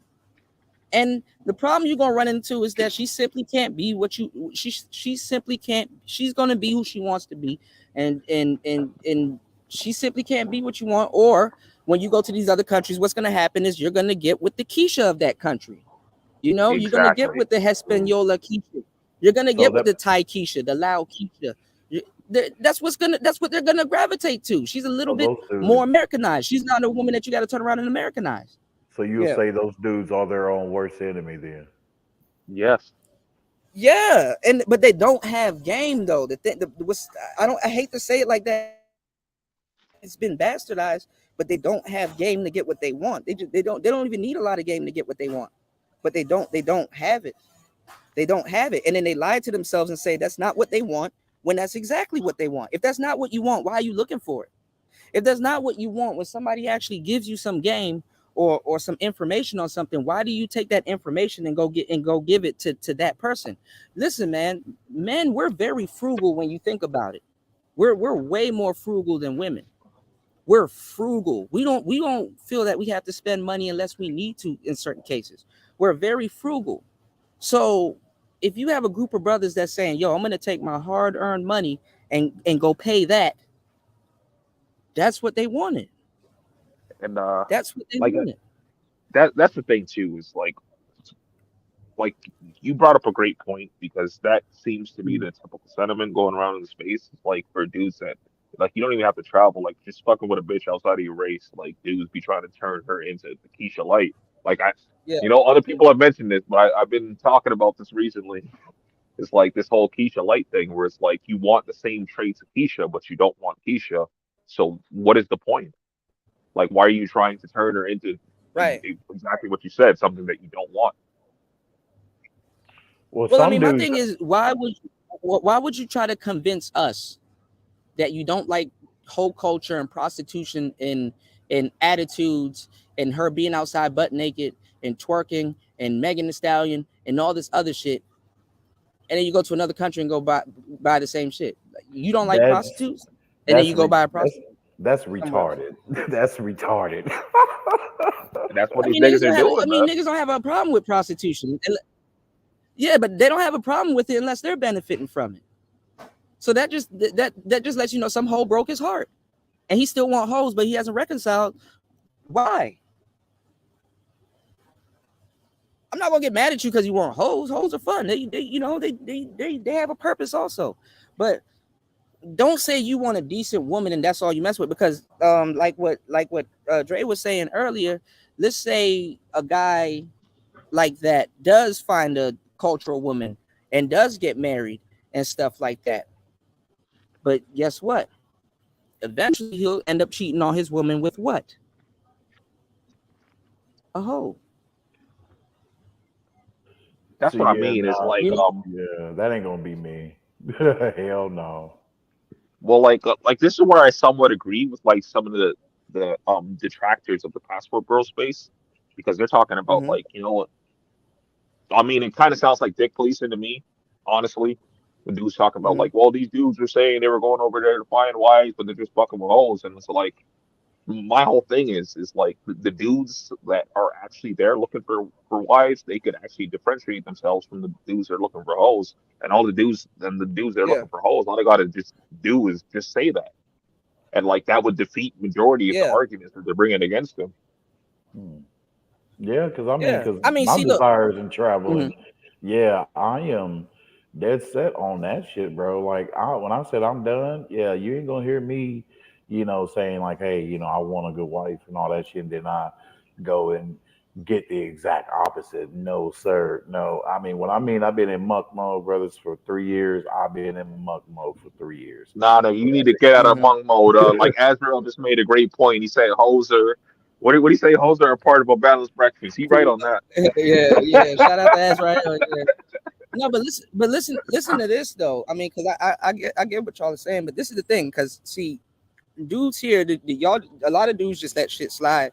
You know, like I keep telling you, I have a background. I know what I'm talking about. You know what I'm saying? I've done this a long time before I even put down content. Like I've been in this space since 2004. Like from the origins, right? So I know how brothers that are doing certain things, I know how they communicate. I know what they mean. I know what they, how they talk, how they move, and whoop de whoop. There's nothing wrong, right? If you're a quote unquote passport bro and you say, yo, I'm about to go, I'm looking for a wife, but I'm out here dating. I just been running into hoes, but I'm still looking for a wife. That's noble. Now while somebody listen to this and they about to turn around and lie and say that's what they're doing now. That's noble, to say like, yeah, I'm out here, I'm dating, I'm kind of getting my feet wet, mingling and learning the scene and stuff like that. I'm still looking for a wife, but I've been running into hoes, Well, I But the would thing I would is that disagree with you on that.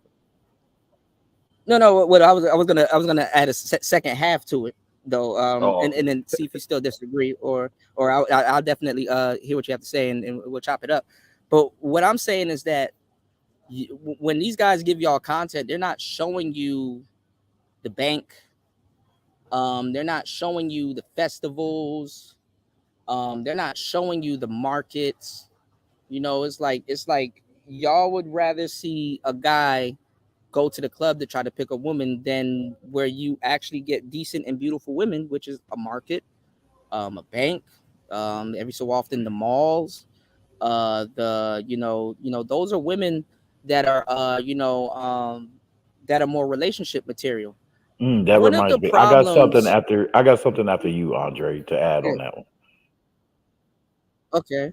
One of the problems you niggas are going into are getting going into that doesn't make no sense is a lot of dudes want a relationship, but they don't want to do, or they don't have no type of tactfulness to land a relationship, meaning that, okay, I want a relationship with a woman or a traditional woman, but I don't know, I don't want to take no girl out on a date, or I don't want to spend no money trying to impress this girl, or this, that, and the third. It's like y'all, a lot of dudes claim they want a relationship, but they don't know how to date, never dated before, honestly, or don't know how to conduct themselves on a date, or don't know what they would do. And they don't want to niggas just want hoes. They just want exhibition sex. Just Yeah, like and they that, want a relationship to come out of exhibition. That's and that's kind of like it kind of long ties story. into what I was talking about earlier, man. Is that like a lot of these dudes, they don't have experience with bitches, so they're traveling overseas, which like I ain't, you know what I'm saying? Like I'm not trying to dick please nobody. Do whatever the fuck you want to do. I can care less. But I'm just saying, it's like dudes saying they want wives, but they're not used to being around bitches, so they, like for you to say that like yeah, they're looking for a wife, but they keep encountering hoes, that means that you don't know what you're looking for, which Yeah. you would need some experience to No, but be I'm able saying to discern. no, but I'm saying if you're a young black man in America and let's say you decide to travel at 22, you've already acculturated yourself to the whole culture. Being around young black women, going all the way up into your 20s and stuff like that. You've already kind of forfeited yourself the whole culture. I forgot the name of the fish, but there's this fish that was originally a clean water fish, and it ended up getting put into dirty waters, and it ended up adapting to the dirty waters. And now that if you put it back into clean water, it'll die. I forgot the name of the Uh, fish, but that's uh, the analogy. That's the analogy with the Western black men. You know what I'm saying? If you're not Yeah. one of those brothers that's like culture, you're a cultured brother, or certain things, or you speak a certain way, or you purport yourself, or you carry yourself a little bit different and stuff like that, and then you go to another country and they got culture and other different things, and you're not genuinely interested, or if you're gonna have a hard time, well, even in their culture. that's why I brought up that example earlier when I was talking about that dude that he was out in the Hmm. Philippines, and it was 10,000 US, sorry, 10,000 Philippine pesos, which is the equivalent Hmm. of about like 280 US, right? And like he paid Yeah, that dowry price for a wife, right? So, and on top of yeah. that, the most fucked up thing about that clip that I seen, the chick was thanking him, talk Mhm. about look at this gracious white man or whatever. I'm just like, that's crazy. Yeah, Well, yeah. yeah. No, What I because was gonna say was they on your feel point, Kuda. he gonna take them out of poverty. Hmm. Yeah, because Hmm. she was definitely a dirty foot, and they were living in some raggedy ass village and shit, and a bunch of kids, bunch of fucking family all over the place. So yeah, No, what I was gonna say on your point that you made moments earlier, Kuda, was that there are guys, uh, you know, who do travel who are showing the whole aspect of it travel, like Dennis Jean-Pierre, uh, One Hmm. MT, Hmm. and and there's others, BMT, Black Man Travels, and yeah, and they show Hmm. all that, and then they also get up on those dudes who are what you call the passport pookies. Hmm. I get it. I mean, I like One Master Teacher, even though he jumps into it also. BMT really just starts switching his stuff up. I mean, I don't, and like I said, I don't really watch them. I see their videos coming up and down my timeline, but it's like, Yeah, those are the and I got dudes. my Those own issues. Yeah, those are dudes that I've been rocking with and stuff like that, man. And I just enjoy the whole when they. I forgot the name of that camera. You probably know about it that they have strapped to them, where they walk around with it. It's like Yeah, GoPro. it seemed yeah, like it's on GoPro. their. It seemed like it's on their chest or something like that on their Yeah, it's Yeah, called a shoulder. chest. that's a It's GoPro. called a chesty. Yeah, I got those. It's called a chesty. I got one. It's GoPro. Man, and just seeing the But whole scenery and everybody and the people, man, it's great. well, One Master Teacher and BMT, they're kind of the older G's to these younger dudes coming in. But and I like One Master Teacher. He came through a couple times back in the day, but he kind of gets into that bullshit also. Thailand, blah blah blah. It's like, bro, none of that shit matters, but it's content. Can y'all hear me? What is going on with this signal? Okay. No, he's straight. And then You One straight Master now. BMT, I had to curse him out. I had to curse him out a couple. Am I good? Y'all here? Okay, my Yeah, bad. he's No, I straight. said I like One Master. I said I like One Master Teacher, but he gets into that bullshit also with the women, like which women got the better sex, Thailand, Brazil, blah blah blah, right? And then because really this content is really for a handful of brothers. It's really not. It shouldn't be this much people around, but whatever. The BMT, I got into it with him because he was sending y'all the blades and he was lying to y'all about game and all this other stuff. A lot of these guys, their trope is You're and stuff you're like borging that. a little Now bit. I'm pretty sure. Christ, hold on, what is going on with this? Hold on, give me 1 second, y'all. Give me 1 second.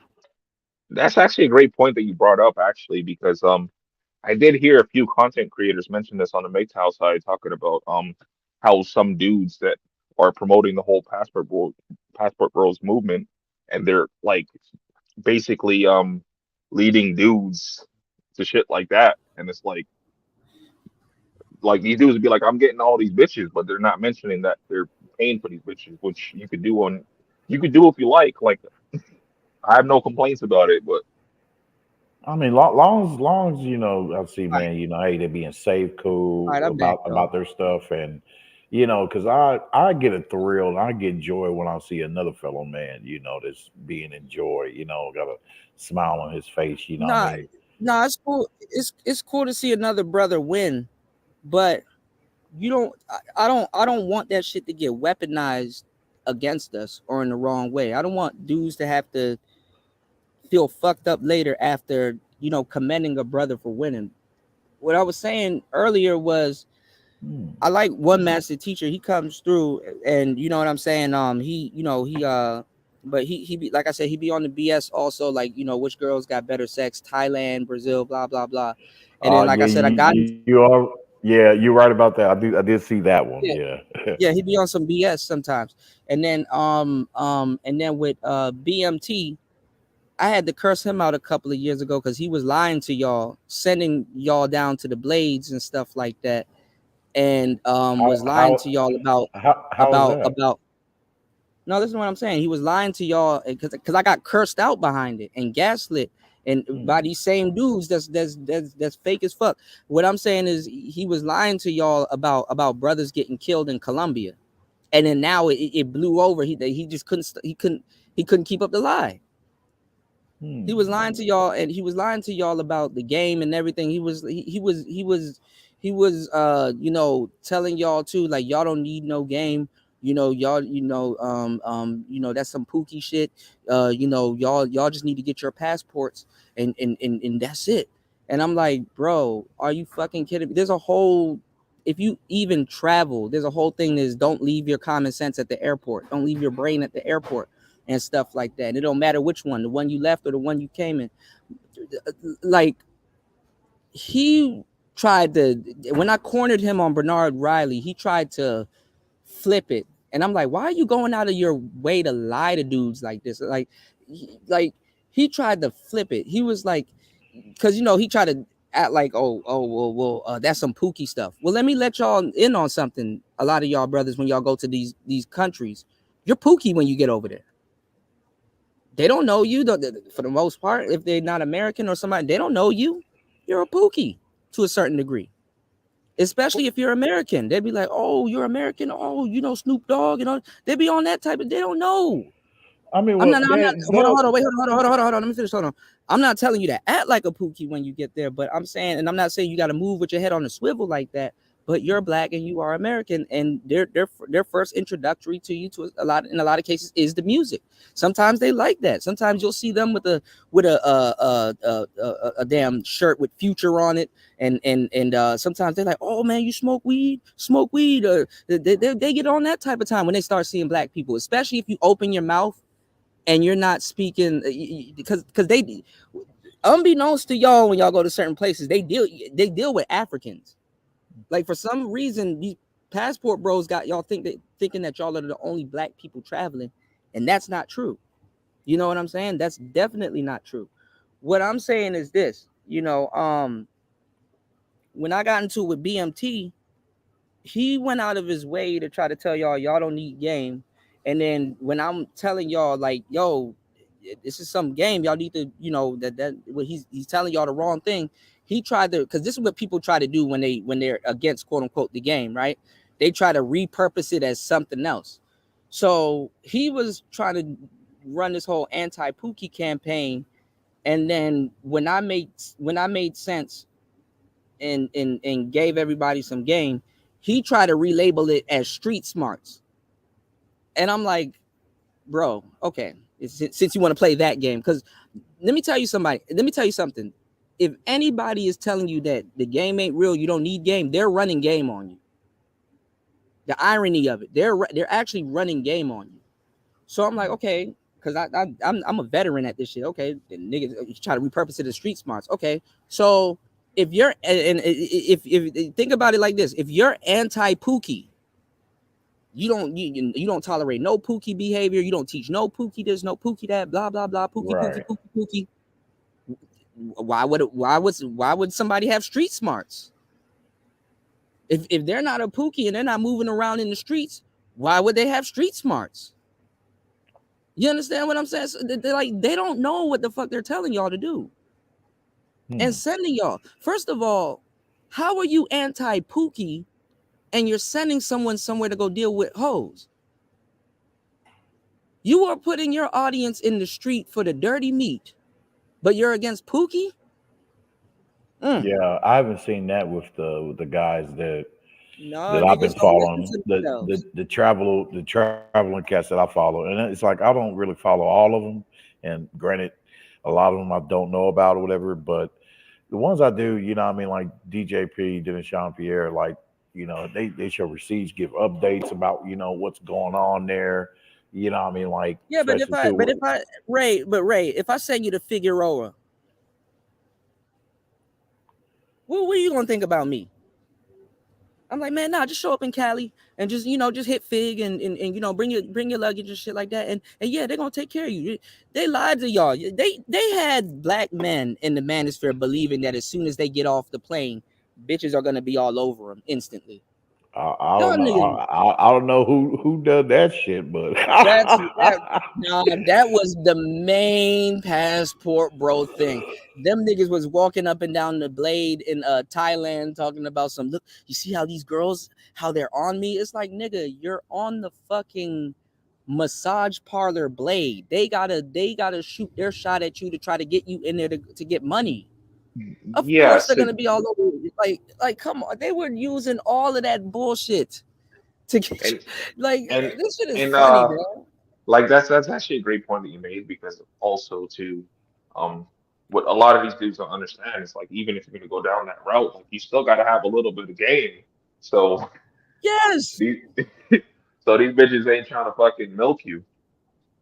I'm just saying. How am I an anti Pookie, but I got you in, but I'm gonna set you down on a blade? How am I an anti Pookie, but I got you in the street for the dirty meat? And if you ain't a Pookie, and if you ain't a Pookie, and you going out looking for a hole, what does that make you? Because you can say, oh, I don't like these game niggas because they're gonna call you whatever. And okay, so you can X out a game nigga, quote unquote, a game nigga. That's a funny ass term. You can X out a game nigga judging you. But if you declare yourself a square, what are you doing on a blade? What are Because you I'm doing on a not even blade? And you're not I'm a not even Pookie? gonna I'm not even gonna front. Like I used to be against the game niggas, like when I first came to the space, but Yeah, it's okay. It's okay. I mean, just people come around. People come around. It's all good. well, I'm not saying I never had game. Like Yeah. I do, No, but I'm I'm just saying, saying. people for whatever reason. What I'm saying is that people come around. Like after a while, it's like, okay, yeah, damn, I kind of get that.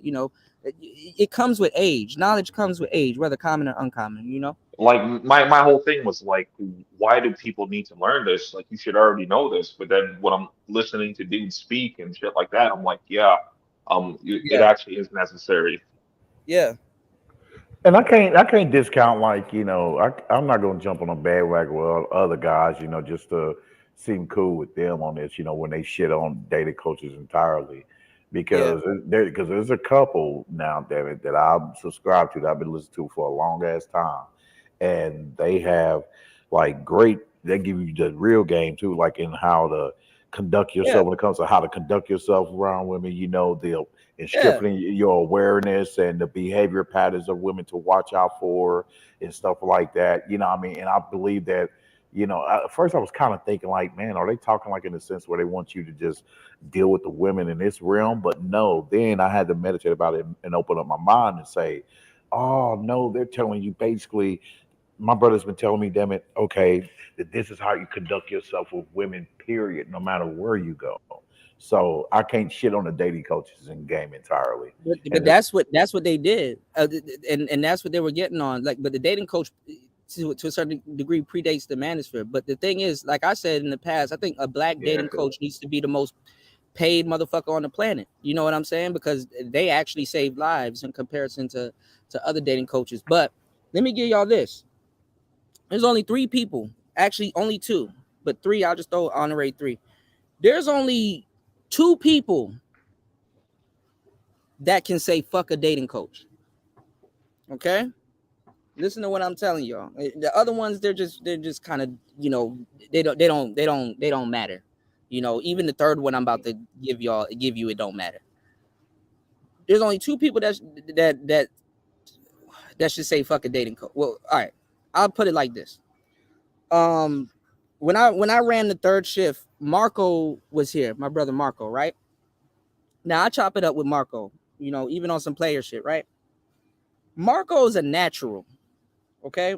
Marco was like, I'm the same way because I came in a natural.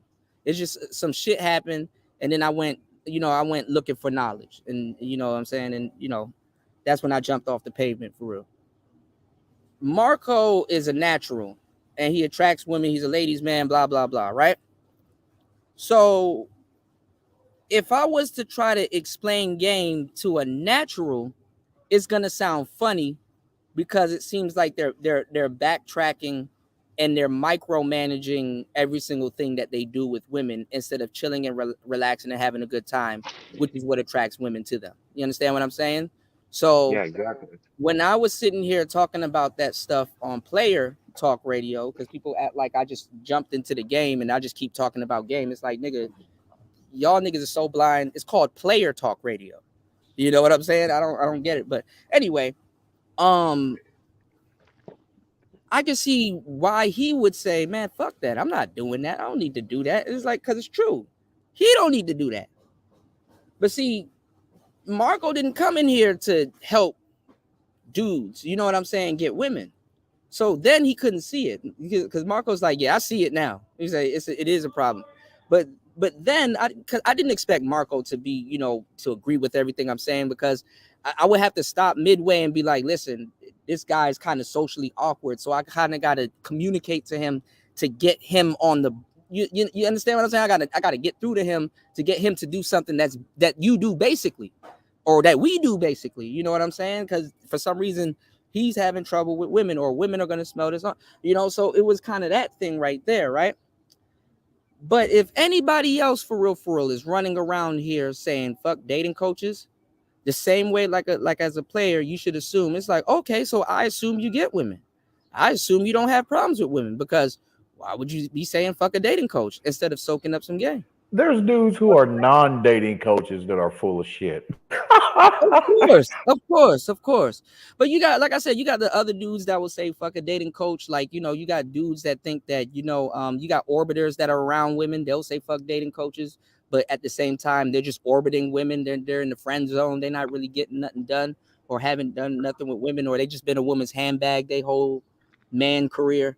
And then you got players. You know, as players, we're gonna say fuck all kinds of things because, you know, even a staunch player will say, yo, fuck DJ Kuda. That nigga don't got no game, this, that, and the third, bitches and all that. Somebody will say that to me, and it's like, okay. Well, you know, Kuda, that clip I might not be his type of player, huh? Go ahead. I was gonna say that clip that you were playing, I think it was last week. It could be where you were playing. It was possibly last week or the week before, where you were playing that video from LER, where he's talking about like how the direction that the space has gone into.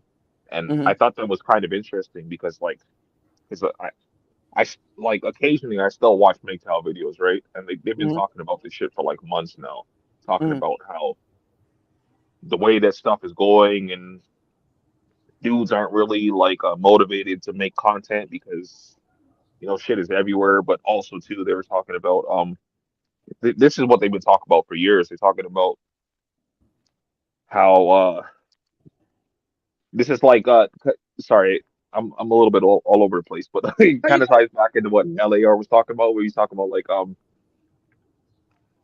part of why like he's not liking the direction of the way the space is going because like it's almost like, well, it's not almost like, for the most part, for dudes that have no experience, it's like they're just listening to horror stories rather than getting actual experience. And even the right, MGTOW dude's been saying this shit for years, talking about like if you're ever gonna become a MGTOW or a monk or any of that shit, you need some experience. You can't yeah, just go monk with no experience. It don't make no sense.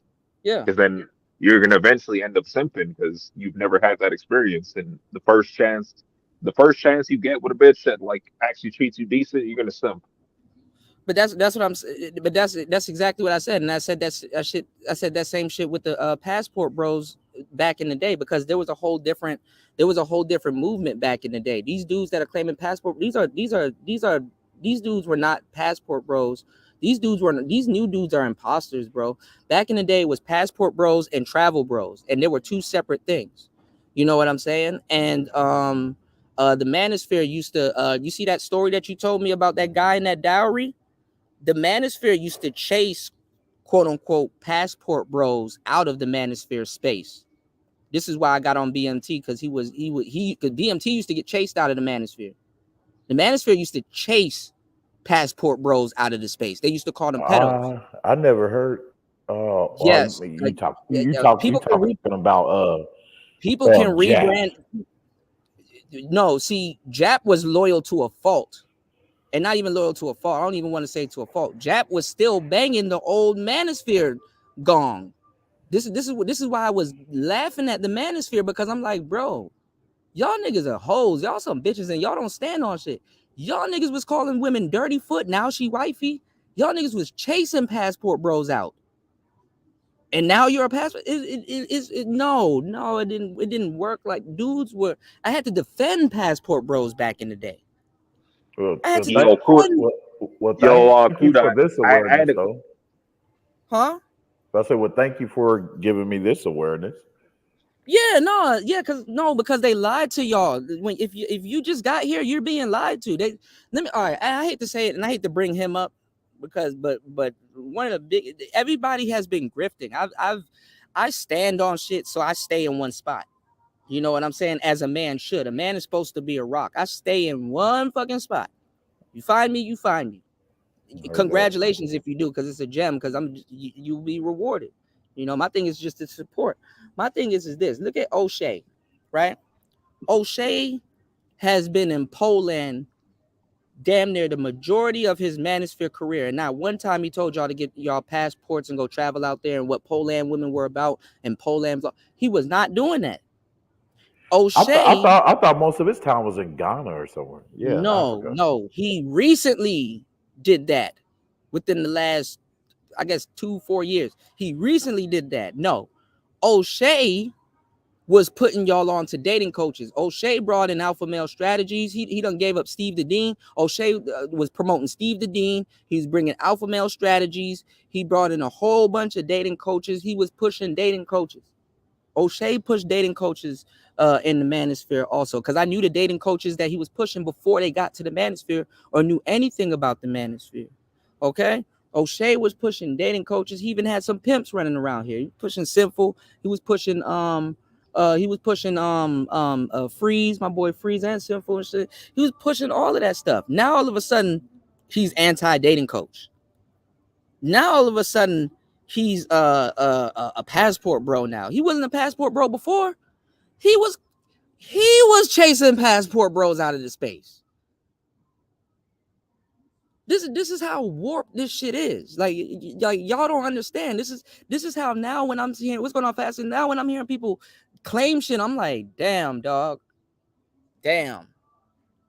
And I'm like, what would make a nigga go against his morals? Women. Well, yeah. Oh my God, with that too. Well, it's like there's certain cats. You know, what I mean, I've noticed some of that. Effery and some shadiness. And I'll say I'll coin it as like false flagging brotherhood. I cannot understand It that to the is. core. It is. It You is. know what It I mean? really. Like It really. you can't scream to me talking about black man this, black man he deserved this, black man, been through going through this, blah blah, that you all for black man and black man's woes and all that shit, you know what I mean, and want the Well, best for black man, and then once a black man comes through to try to seek or try to share some brotherly endearment, and try to have some enthusiasm within you, you shit on them. well, this is the thing, and this is why my the job the task and the job that I choose to take on is hard, because it's like you got to talk to a whole bunch of brothers, but brothers here have been inundated with a bunch of bullshit, and they don't know what they want to do. Like I said, I've been here since 2004, or been around. I'm know these spaces. I know everything. I know these roads. I know every conversation in and out. I know exactly what's gonna happen. How it. I know, right. My thing is this. Um, it went through a bunch of eras, and this is actually what's happening right now. It went through a bunch of eras where um brothers, for whatever reason, in the real world, in the blue pilled world, are locking up, men in general, but brothers in particular. I would expect a black man to lock up way before a white man to lock up. But the thing is that even if we talk about race shit, is that like men, but white men in general, has such a utopia and things built for them that when some real bullshit happens, them niggas are gonna lock up immediately. Black men in general, you don't have that luxury. You understand what I'm saying? You're gonna, everywhere you look around, there's something that's compromising your manhood or something that's gonna make you lock up. All right. Not even outside of your community. If I was to bring in race and I was to say, you know what I'm saying? Well, the world is fucked up, but at least once you get around your people, you straight. That's not true for a black man. You just locked up right there and then. You understand what I'm saying? And then it's even worse for a black man when he does get around other races of people, because he probably operates under fear or just quietness, or some brothers, they get the luxury to express themselves, whatever is going on, right? I mean, So Kuda, yeah. Yeah. I just want to get there's out. I just go ahead, wait, bro. hold on 1 sec, bro. 1 sec, Ray. Well, I was walking y'all There's down to this game. Go ahead. there's a comment that I find interesting. Dude was talking about let her talk started on this channel, Yeah, it did. That's where it came from. And then there's an and abbreviation of it that we created on most of the lexicon that y'all are here getting thrown around started on third shift. Zero, Jessica, a lot of people from the chat, and myself, even Marco, it's a lot of our verbiage. Like, because there's a hyphenation for letter talk. We had another one called letter tarp. Instead of the L, it's a R. I could Yeah. rock with Tarb rather than talk because that's one of my main issues that I have with the space currently. Is like letting these hoes speak freely and fucking Yeah, say no, some that's wild the shit. irony. That's where the joke came from. It came from the third shift. It was between it was Jessica. It was Jessica. It was a couple of ladies that have been over here, and y'all have to understand, that throughout COVID, we was here at midnight, just overnight, just cooking up. Like while the world was asleep, we was on the third shift cutting up crazy. Those episodes are still up. I have a whole playlist. Go look at. There's a playlist I put together on my channel. Take a look at that. You definitely, that shit is I more relevant now than ever. I gotta find out what you said about with you and BMT on Bernard Rowley channel, because I don't know if you know, I've been subscribed to Bernard Rowley, but there's a good chance where Bernard Bernard gaslights y'all. He hides shit and take y'all wrenches. He hides shit, and Bernard flip flops also. Bernard was against the game and against traveling too at first, and then now he's all in with it. So Bernard just goes where the dollar goes. Mhm. And I like Bernard. I don't know why he do that, but he just go. He's trying to go into celebrity gossip. But then I should have seen that too, because he kind of copied Kevin Sam. It's a long story, man. I've And some been cats doing. kill me too, man, with putting shit in the damn members only and or that shit. You know what I mean? And it's like But it doesn't even seem like it's membership worthy. I mean, it's up to Yeah. y'all. I mean, you know. And But I'll say this: one dating coach coined this, though, man. And I'll say that, and I boldly told this to the brothers I'm subscribed to, the Manosphere. I'm like, y'all talk shit about dating coaches, but there's one dating coach, damn it, that said this, and after him, then other guys start replicating it in their own way. But he said this to me. He said, damn it, to me and his audience. He said, make sure you make a woman earn it. Like, stop giving them shit for free all the damn time. And I was like, damn, when you think about that's real talk. And because you can learn a lot from a woman. A woman ain't giving you shit for free unless she likes you. But see, but that's what I'm saying. Like what I was getting at earlier, I was walking y'all down with the the black man being locked out speech, is that I understand my audience, maybe more than others, or the brother that I want to reach, the brothers that I want to reach out to, and a lot of people bite off of Ron Wills. That he's one of the most bitten dudes in this space, to tell you the truth. But you have these crusades, and a lot of the black dudes got that shit from the white manosphere. And I'm gonna get into that a little bit later. But you got these little fake crusades going on, because I got boycotted in this space. This is why y'all are now just getting hip to me. But I got boycotted really bad in this space. You understand what I'm saying? Like, people talk really bad. So like a lot of people, when I get emails, I get people like, damn, when I first heard about you, people were like going in on you and all this other stuff. And then when I came over, I'm like, damn, like, you actually really, dropping gems like for like less to nothing. And I'm like, yeah, I've been doing this for a long time. I know what I'm talking about. It's like brothers will do everything but what they need to do, which is the craziest thing. But hold on, let me give y'all the game, right? What happened? How this got walked? Let me walk this down for y'all. All right. So a dating coach, if you're doing well, just in general, if you're okay, you shouldn't be offended by a dating coach, unless you probably hear him say some bogus shit, which a lot of dating coaches, to a certain degree, they don't have the time to set context. You know what I'm saying? And a lot of times it is a grift for a lot of them, because a lot of I can tell you exactly where the dating coach is fucked up. You know what I'm saying? Because there was a war that predated these regular dudes that y'all don't even know going after the dating coaches. What predated the dating coach was the pickup artist. I happened to be a pickup artist at the time too, back in the day, so I kind of fluctuated through all that other stuff. I was on some player shit, and I was like, oh, okay, let me try pickup. I was like, this is actually pretty cool. I actually was against pickup at first for a little bit, until I realized exactly what was going on, until I started realizing what they were saying, because they were biting off of players and Max back in the day, and just restructuring certain things. So I kind of knew what they were doing, but there was a difference. People didn't like dating coaches because they sold products to gullible men, which is what's going on right now in the manosphere, and what's going on with the grifting. They sold products to gullible men. All right. Now, if you buy a book saying, hey, nigga, if you read this book tonight, you'll have 40 bitches in your bed. Nigga, that's on you, for real. Like, after a while, you can't blame another man for the discernment you never used.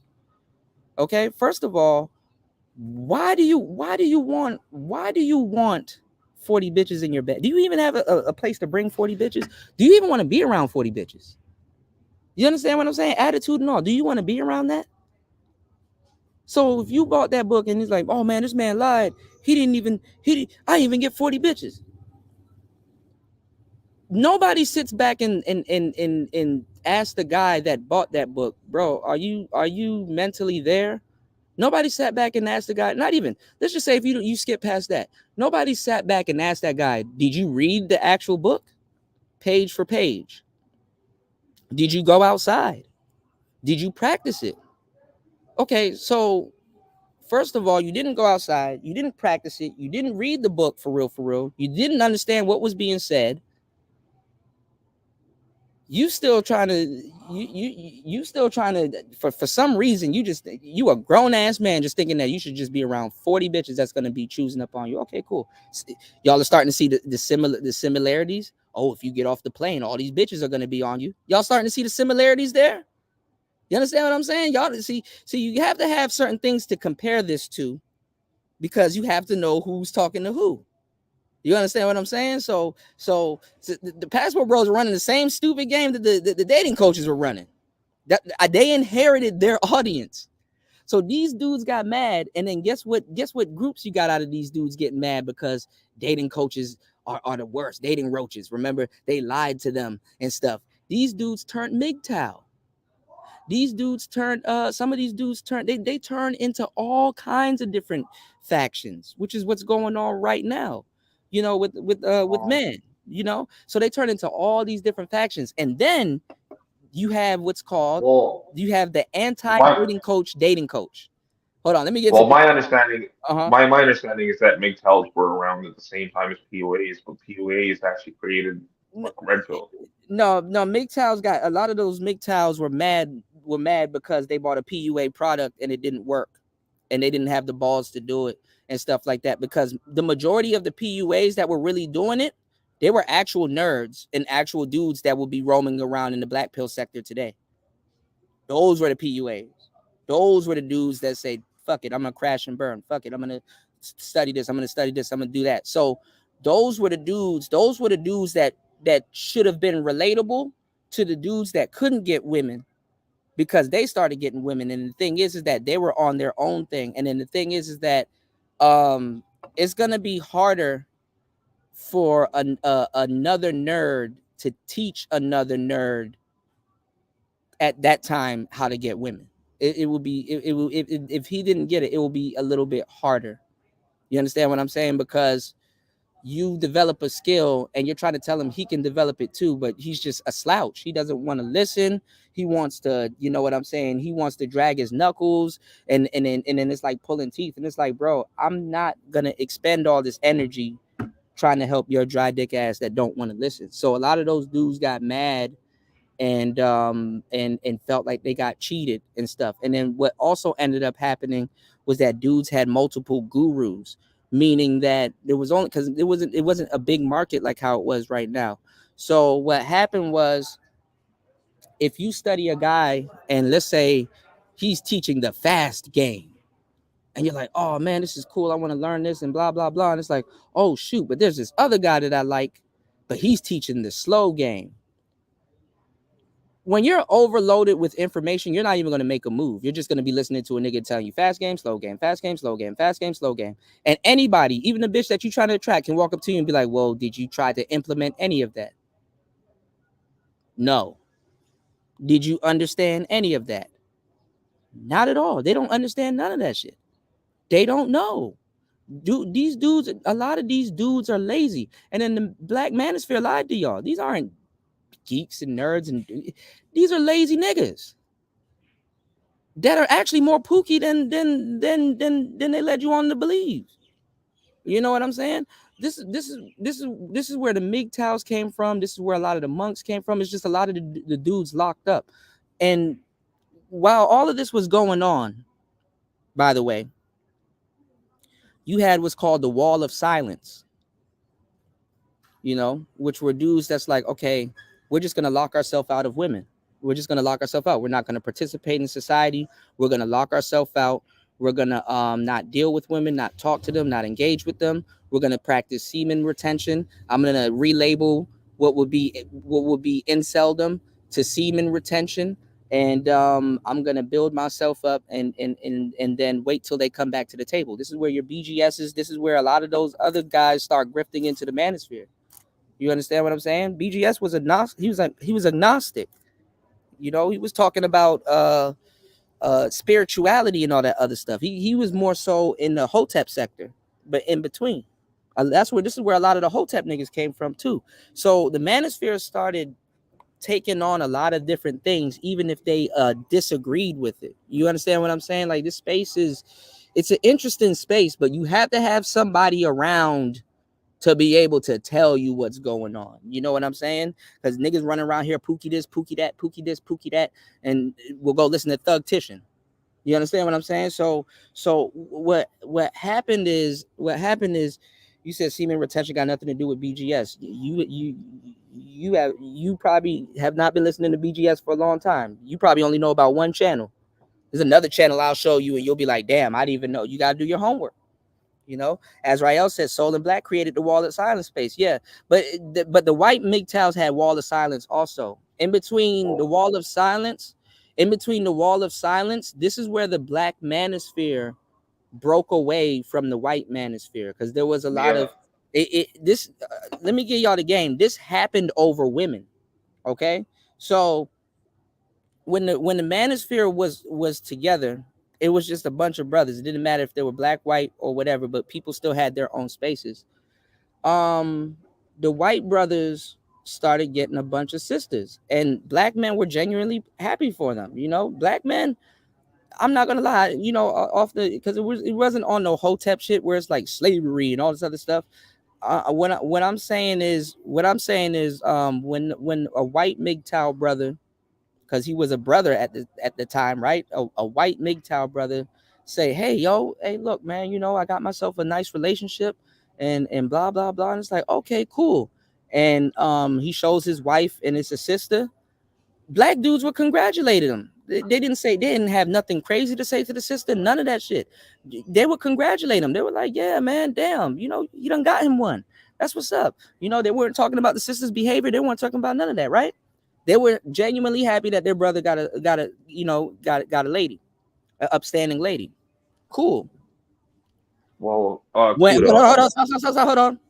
When the nigga got himself a lady, oh boy. And he's like, yo, everything going good. Yo, she what I wanted. We got conversations and whoop-de-whoop. You know, we doing it. Oh, damn. Can you show us your lady? Shows the lady, white lady.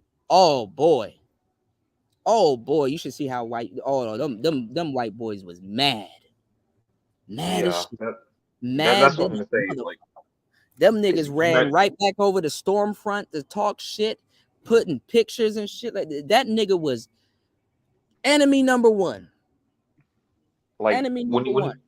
When you mentioned earlier that like as BGS has multiple channels, like when I first like actually started consuming his content, it was actually on the MGTOW side, like his MGTOW channel. Yeah, he ended up starting to do MGTOW content after a while because brothers were having a problem with the sisters. But BGS is originally a channel dedicated to saving Keisha. It is, you know. This is kind of why I'm like, okay, he pushing passport, bro. I mean, all right, you know, he's the guy that says that you're waiting for them to come back to the table, and he kind of co-signed the winter is here and all that other stuff. A lot of Kevin Samuels talking points came from BGS. Who you think Kevin was listening to? You know, you see, y'all have to have somebody that will walk y'all back so y'all can go forward. You know what I'm saying? You have to have somebody that'll walk you back so you can go forward sometimes. Sometimes you got to go a little bit back so you can spring forward, you know? An arrow doesn't just shoot unless it's in a crossbow. But even if it's in a crossbow, guess what? An arrow got to get pulled back before it gets shot forward, right? You know? A rubber band got to get pulled back before it can spring something forward, right? So what I'm telling y'all is that, you know, all of the grifting and the bullshit that happened in the space, there's people in the space that actually remember, and they will tell you, what do I gain from lying? You know, I wouldn't sit up here and lie to y'all. I'm trying not to mislead y'all. You know, I'm trying not to mislead y'all. Yeah, niggas are new around here. I'm trying not to mislead y'all. So what happened is that like a lot of these things, they birthed different ideologies because it's not really these groups. You know, these groups, they kind of act like gangs and shit like that. But when you look at a group, you should see an ideology. You know, SYSBM.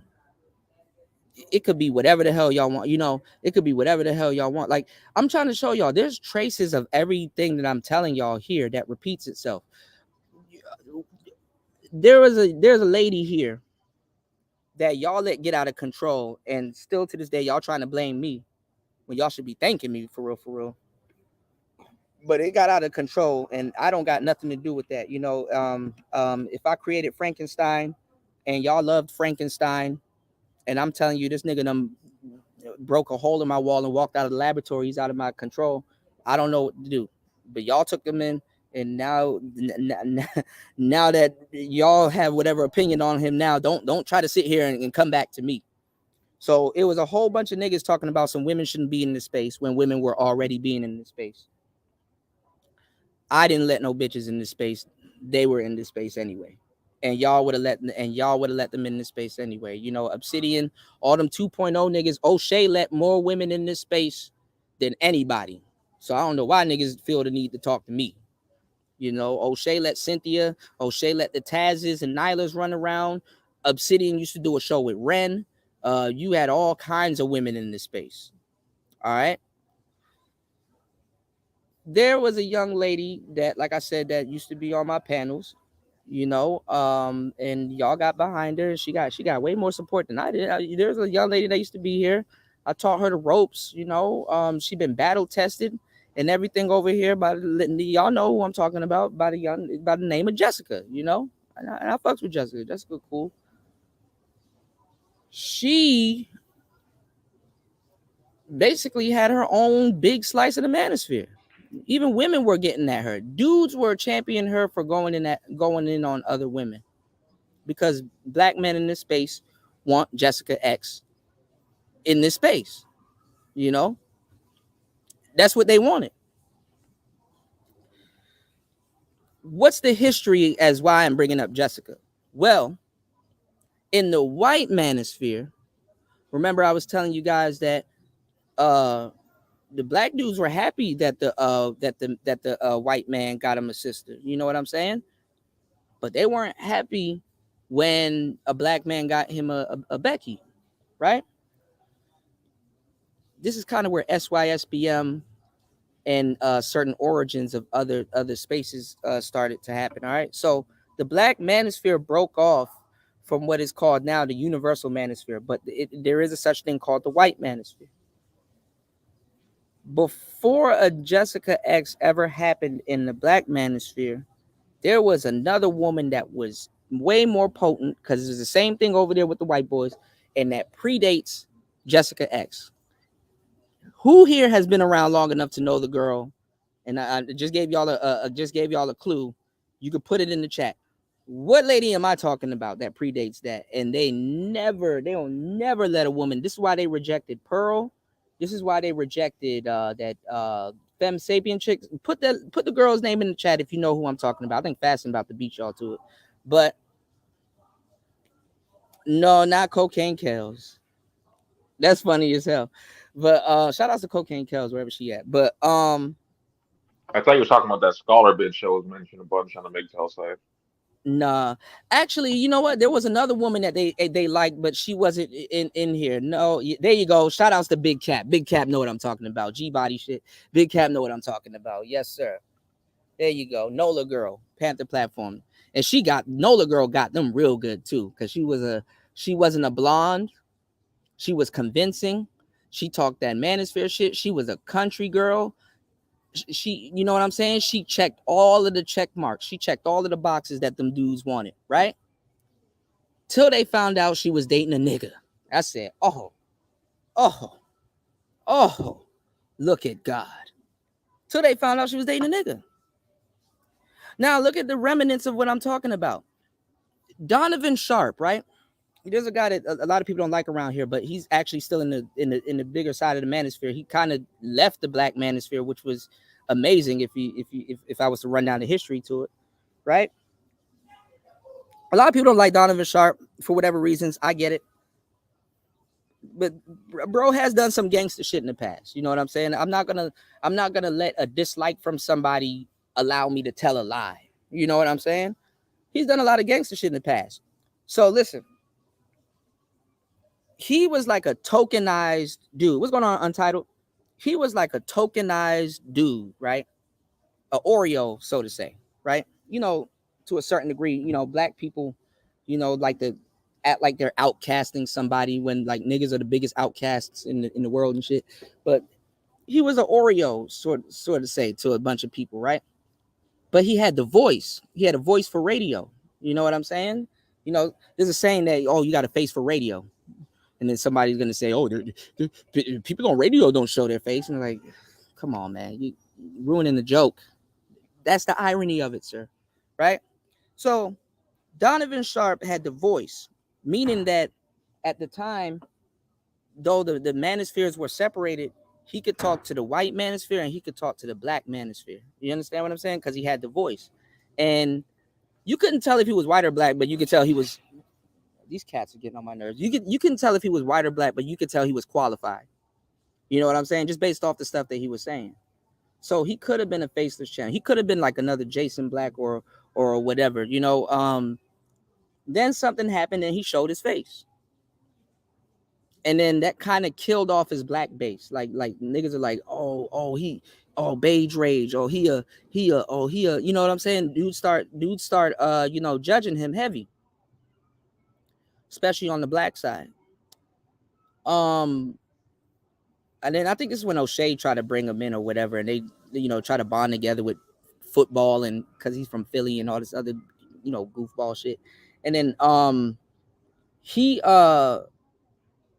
was going to conferences and stuff like that. Like the game that he was dropping, you know, because like, let's say if you're a black dude in the suburb, and let's say you kind of slightly gamed up, well, you probably got the key to a certain degree on how to pull a bunch of, you know, white women and you know, other races of women that, you know, that come to the, you know, States, and they kind of relocate to the suburbs, or people, you know how to talk to middle class, decent women, so to say, right?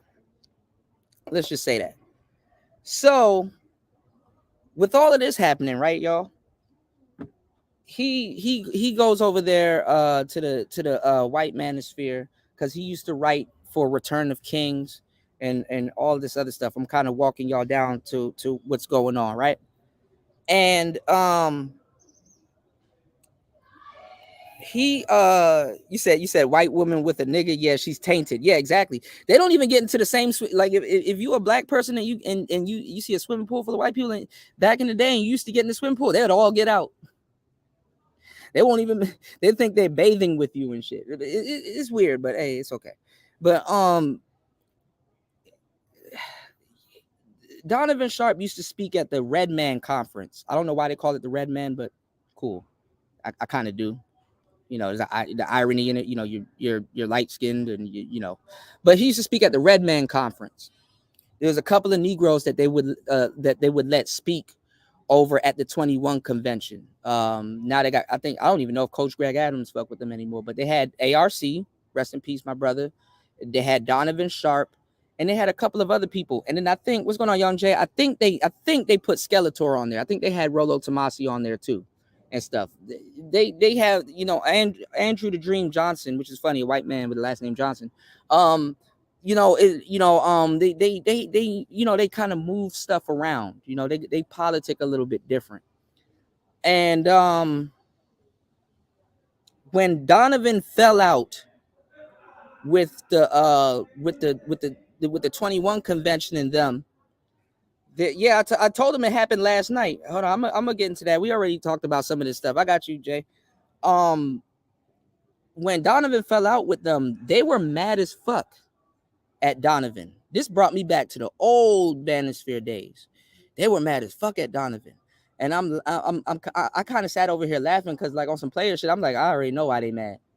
Everybody was running around here with their heads cut off. What you do? And then niggas started folding on Donovan and shit like that and all kinds of stuff. I'm like, damn, that's wild, you know. So they were running around here with their heads cut off, and I'm like, well, people was like, well, why do you think they're going in on Donovan so much? I said, because he got that white woman. You know, they like, yo, if you cut us off, or if we cut you off, you need to cut that white woman off that's helping you with your business. Because them niggas over there can't get their white woman to help them with their business. And then they talking crazy about Donovan's white woman. Oh, she's fat, she's a cow, she's a pig, she got a kid, and she's a single mother. But See, because y'all take y'all eye off the sparrow. Y'all don't realize that all of them niggas that's going at Donovan, they could have just left him alone. But why wasn't they leaving him alone? Because he had that white woman there. And despite whatever they called that white woman, because y'all are not hip, whatever, despite whatever they called that white woman, they wanted to fuck her still. Yeah, she may be a cow, she may be undesirable, and all this other bullshit that they're calling her and shit. And because what they're really doing is signaling her to leave Donovan. They wanted her to quote unquote practice race loyalty. You know, and as much as you want to leave race out of this, right? But they envied his woman. They did. And to this day, they still do. To this day, they still do. She a single mother and she's a whatever. Okay. They can't even, the dudes, they couldn't even produce a better looking woman to say, hey, we're not trying to mess with you. They're like, no. They're like, they wanted Donovan because that woman. You know what I'm saying? They were going hard on him because that woman, because I bet you if he didn't have that woman with him, it wouldn't have went as hard. But I said Donovan did some gangster shit that I think niggas need to do, but it ain't gonna happen because you don't get the cooperation like that. I ain't gonna lie. Some real gangster shit is to tell your girl, yo, quit your job and come work for me. I got some shit going on that requires your assistance and I will pay you or whatever. Quit your job and come work for me. And she did it. Y'all niggas up here talking about some, man, I need to get on a plane to get some bitch to sweep my floors and shit. Man, if you don't, nigga, y'all niggas don't even know what true cooperation is. And I really think about it. I'm like, damn, dog, how spoiled was I, dog? I done turned into a player. I done had women did all kinds of favors and things for me. And sometimes I gotta sit back and dial back and like, damn, you know, I'm kind of talking to sometimes a group of guys that never had somebody that really cared for them or really did something for them, whether it was a family or some broad that they were dating. I'm like, damn. So try to explain that to a guy that wants somebody to give him peace and cook a meal as if her ass don't eat too. Try to explain the concept of a guy, to a guy to say, yo, does your woman trust you enough? She trusts you enough to run up in her body night after night, but does she trust you enough to quit her job, to put in her 2 weeks like tomorrow type shit and come work for you? I said, damn. And I know when them white boys saw that shit, no matter how much of a goofball or a fuck boy you probably think Donovan Sharp is, bro, to be able to command that type of cooperation, I can't. That's some. You know, I don't consider Donovan Sharp a player, no matter how much womanese courses he put out. But that's some. I gotta tip my hat to him. That's some player shit right there. Hey, and salute to you for saluting to Donovan Sharp, bro. Yeah. And I'm sorry, I had to step away for like 30 minutes to drive down to the gas station, but I'm back. You good? Had to get me Nigga, some you smokes. driving 30 minutes to a gas station? Where the fuck you at? Shit, you could run out of gas trying to get gas. Man, cats, man, them construction workers, man, early in the morning and shit, man, Long Beach line, Speedway gas station.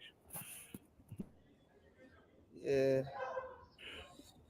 But yeah, so yeah, and you brought him up, so I wasn't going to, but since you brought him up, yeah, Donovan Sharp was the first one that coined that to me, and I'm like, man, cat down in the chat said, I think Fashion said it, it's not old, it's new to me, but no, I'm talking about this was 5-6 years ago. I first heard Donovan said this.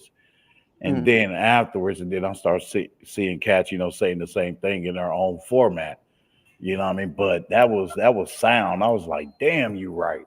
Because American society led us to believe that, that we have to give women shit for free, our energy and money, all that, Yeah, I mean, you become, but that's what I'm saying. Like, and you learn this from a woman because like niggas fear rejection. What do you fear? You fear a woman saying no. Okay. Dudes don't turn into a man and dudes don't learn. The day you get your man card and the day you learn something is when you learn to say no. The day a man learns to say no is when he realizes that's the day when you realize how much people are really siphoning from you.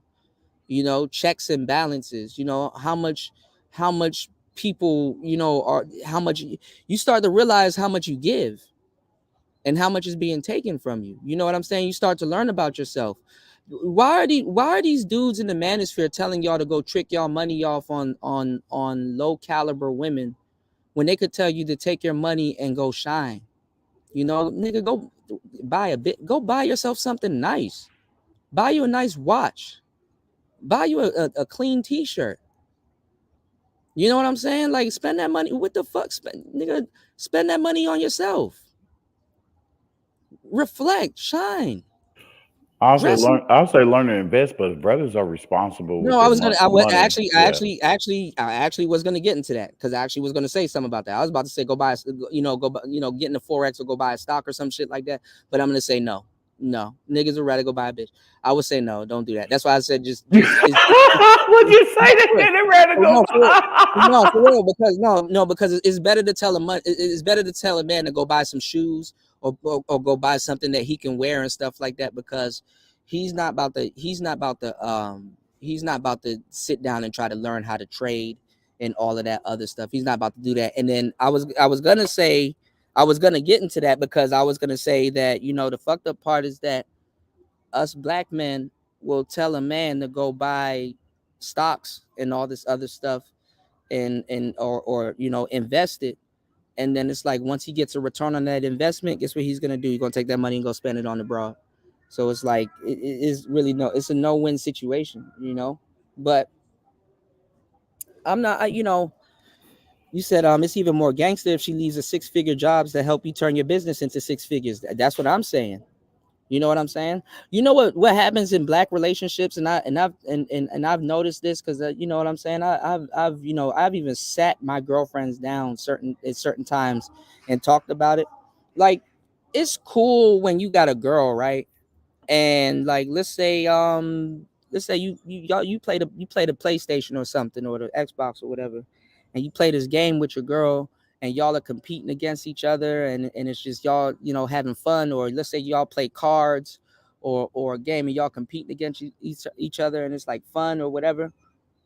You know, in black relationships, getting into hiring your own girl to, you know, and getting that type of cooperation, for some weird reason, and this usually comes with women, because you usually gonna have to check your women on certain things, or women that claim to be interested in you. You usually have to check black women on, like, saying, you usually got to verbally sometimes tell them, yo, or ask them, whose team are you on? Like, why are you competing against me? You understand what I'm saying? It's like, you don't compete against, we're on the same fucking team. You know? Oh, I'm gonna just have an attitude with you today because I feel like you didn't do this and do that. And like, are you with me or are you against me? You know, sometimes you gotta refresh their mind and be like, damn, like, whose team am I really on?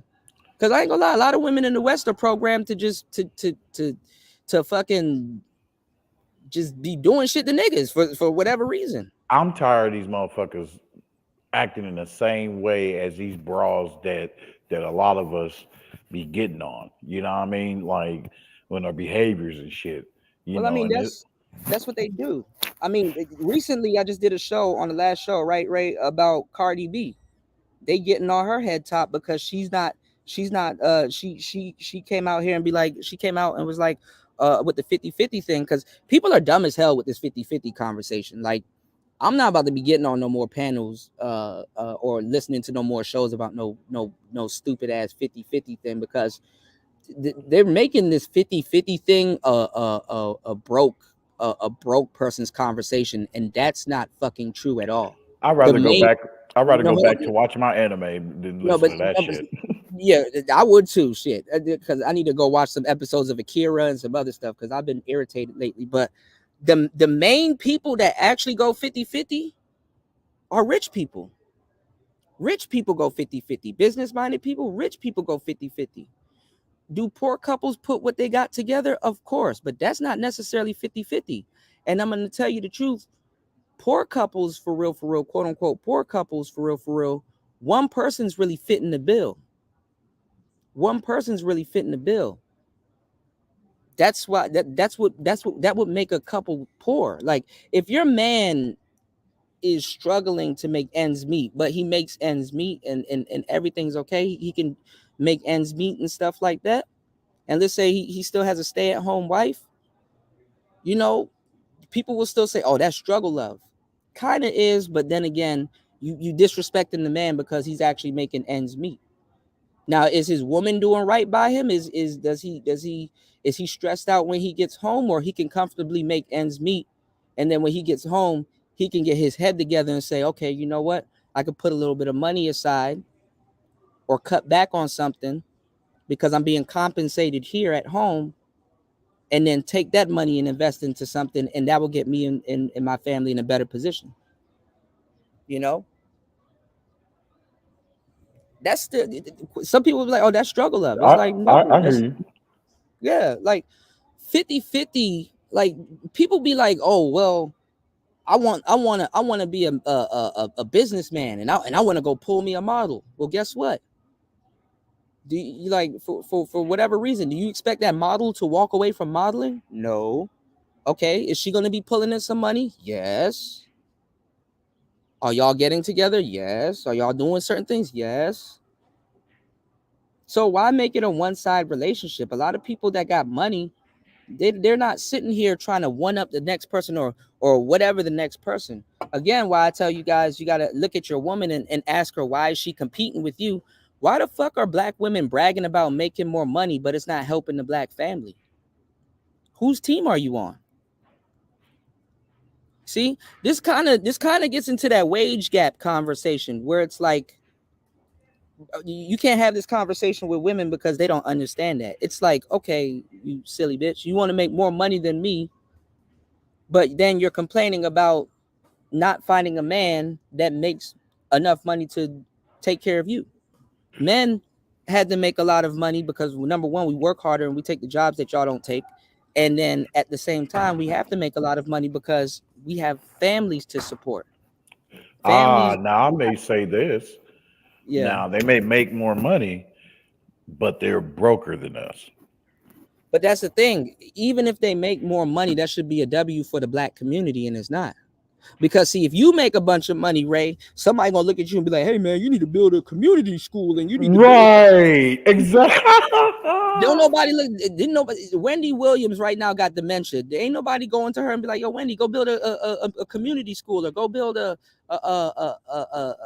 hospital for black women that got dementia. Black women don't even take their money and take care of other black women. So they lock themselves out that way also. Hey man, but nobody wants to hear me and they think I'm saying something wrong. So don't hear me and think I'm saying something wrong. No, I resonate with you on that. Yeah, Definitely. man. I mean, the thing is, they don't know what side they want to be on. Ice Cube brought up a concept to, and even though I wouldn't even be talking to them, like, first of all, why are you talking to hoes? You talking about Foxo? Yeah, they shouldn't even be in the war room. But then again, he got good content out of it, because think about it. When he's like, okay, so yeah, this will help the black family. And then it's like, okay, Ice Cube, but what about us? Nigga, what you mean, what about us? Yeah, what about sisters in particular? You know, these fake feminists, man. Black women, let me tell y'all something. Black women cannot be feminists. It's impossible for a black woman to be a feminist. If you're a black woman, it was started by white women to begin with. It has nothing to do with black women. The thing is that if you really look into it, if you're a black woman claiming to be a feminist, you're an idiot by definition. You're an idiot by definition. They say that because, yeah, I mean, it's all intertwined together of them a lot of them desiring to be just like white women. Well, it's the butter biscuit, and it's managed. This is why black women can't successfully not grift, but can't successfully divest. Feminism actually manages black women around white men. We didn't even get into that yet. That was white women's barrier to manage and kind of defile the sisters so that they shouldn't be desirable to their man. But I'm not even gonna get into all of that. Bro, you'd be surprised what I know. I be quiet until I'm asked something sometimes, but I play dumb, man. I know exactly what's going on. You know, what's going on, Debo? What's going on, player? You said why you think we don't have sympathy for the sisters because they're well.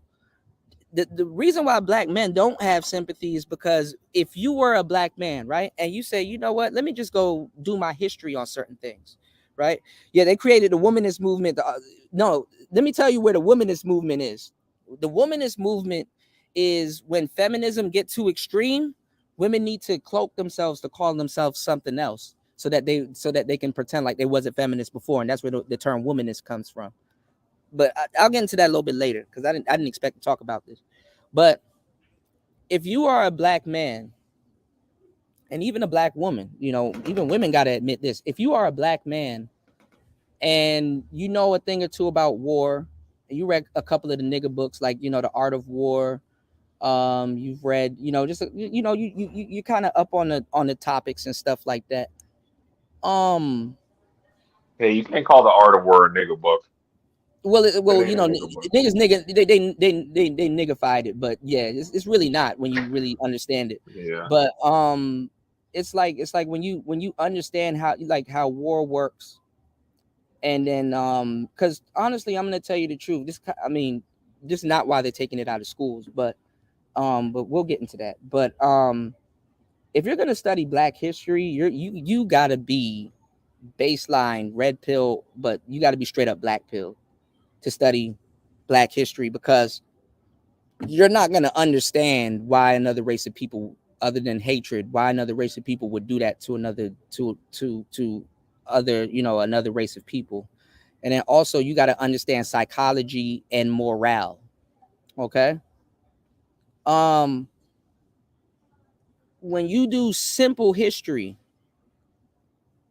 and you're following, even in the school books, and you're following the timeline of what you're reading, like you're following what you're reading, even if you go on Google and fact check, you're just following history, right, about Black people.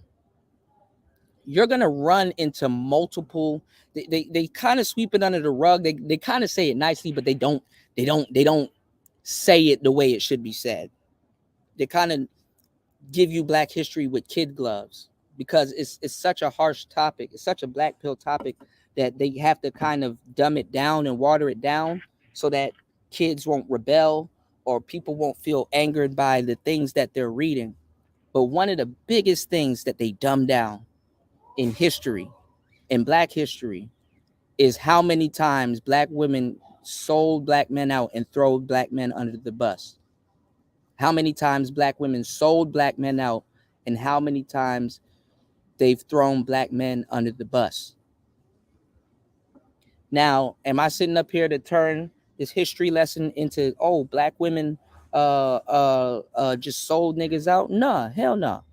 You understand what I'm saying?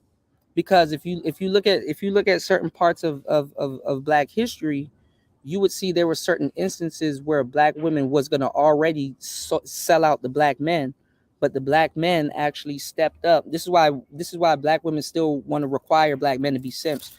The Black men actually stepped up and say, you know what? No, it's okay. I need you to protect our sisters and stuff like that. Take me. You know what I'm saying? Take me. The Black man, instead of her throwing him under the bus, he did the gentleman thing. This is why niggas are disposable nowadays. He did the gentleman thing and said, no, take me. Don't, leave her out of this. Take me. She was going to throw him under the bus anyway. She was going to gladly throw him under the bus anyway. But they said, no, don't do it. And then what happens is they will take the dude and then come back and get the sister. Because even the white man knew she was going to throw him under the bus. You know what I'm saying? America has a fucked up complex. Like, if you want to look at two peas in the pod, as a Black man, the most racist shit that ever got said to you by two people, either a white man or a Black woman. I mean, this is why I agree with y'all remember Attack on Titan. This is why, and it's controversial, but this is why don't talk past season 3. Dude, this is why I agree Nigga, with don't spoil Aaron. it. This is why I agree with Aaron. Call the Colossal Titans. Call them, damn it. But yeah, they sold brothers out for a long time. You know, even brothers that would gladly throw themselves under the bus. This is why the simps don't get no sympathy. Hell, Yo, Kuda, I wanted to ask. you remember Andre? I think BGS brought that up too, like before. Revealed that to That's us good. about how black man was brought here first, and then it was the black woman, and they was brought here really Yeah. to procreate and all that with the white Yeah, man. for the farms. Yeah, for the farms. But they also wanted them to stay procreating with the black man, just so the purpose of creating more more slaves. It's basically you can create a crop. Like if you what's the point of me buying a chicken and then having them out there, and I'm like, I'm gonna turn them into dinner lately and stuff like that, where it's like, well, you could already buy him pre-cooked. So it's like, oh, okay, well, shit. Well, damn. All right, let me get the male chicken, and then let me get the female chicken, and then I'm gonna start selling eggs. That's how they treated. They treated us like with the sex farms and all kinds of stuff. Everybody keep talking about history, but nobody wants to bring up the sex farms. How we were bred like pit bulls. Nobody want to bring that up. Nobody wants to bring up. Even the sisters don't want to bring up how they used to do these rituals where they would tie a strong black man to a horse. They would tie his leg and his arm to one horse, and they'll tie his other leg and his arm to another horse, and then tell the horses to run in two separate directions. And the black women and black kids had to sit up there and watch the head of the household, or somebody that symbolizes strength and all these things to them get torn apart right in front of them while screaming and begging for his life. They never talked about that. They never talked about how they would get a black man and rape them in front of the family, and they would especially make the young boys watch it. And what would happen is, looking at all of this stuff, the black women will become or develop something in their head that will cause them to become psychologically frozen. See, women they practice this bullshit version of hierarchy. It's not even like, if you go look at some of these wars and stuff like that, where dudes had to pillage these villages and take something. Women don't respect hierarchy. No, they do and they don't. That there's a lot of truth to what you're saying. I was gonna run into that. They do, but they don't, because the thing is that like that's why I was getting into like the pillaging, the pillaging of the village and stuff like that. Because women even have rape fantasies, which is it's a psychological kerfuffle, man. That I really don't want to get into. But I don't like it, but bitches like it. They do, yeah. I don't like it, but they like it. So. Yeah, I mean, and you shouldn't, because it's wrong, but it is what it is. But this is the thing about that though. Because they would do that in front of the families, and then they would especially do that with the sons present. You understand what I'm saying? So the women will take their boys and put them behind them because they didn't want the sons to see it, but the sons knew what was going on. You understand what I'm saying? And like I was gonna get into something else. Damn, I done forgot.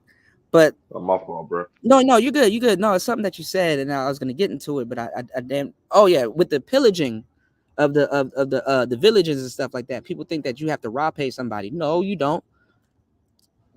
Hang around that person, let that king or whoever that's exerting dominance hang around long enough, women will subject themselves to them. They'll sell themselves to them. That higher bidder mentality, they will sell themselves to them. Before jumping off a ledge or taking their own lives, they will submit themselves onto the winner. You understand what I'm saying? They will submit themselves onto a winner. So you had some dudes in war that says, no, spare the women, because guess what? When they deal with me, I want to make sure it's a decision. It's cooperation, not something that I have to take. The shit gets deep, man. I mean, there's some things he already knew they were going to acquiesce. You know, he already knew they were gonna acquiesce. Why do you think Cleopatra went right after Mark Antony as soon as Caesar left?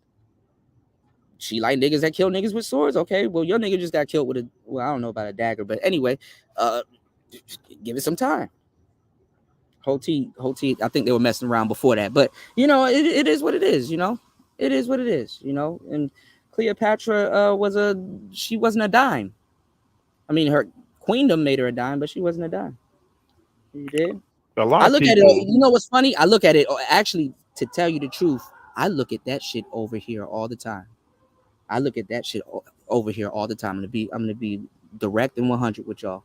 I am in Asia.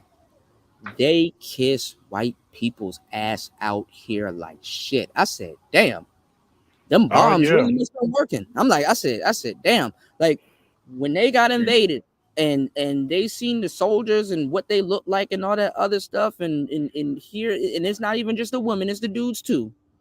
You know, they kiss their ass like. But that ain't new. I first discovered that when I seen either it was part two or part one, of the movie It Man. The It Man, you know, where it was like I think in the 40s or something like that, when the British was still there. You know, I kind of noticed that too. They was, you know, kissing their ass just to, you know, I mean, they keep get their everything ass cool.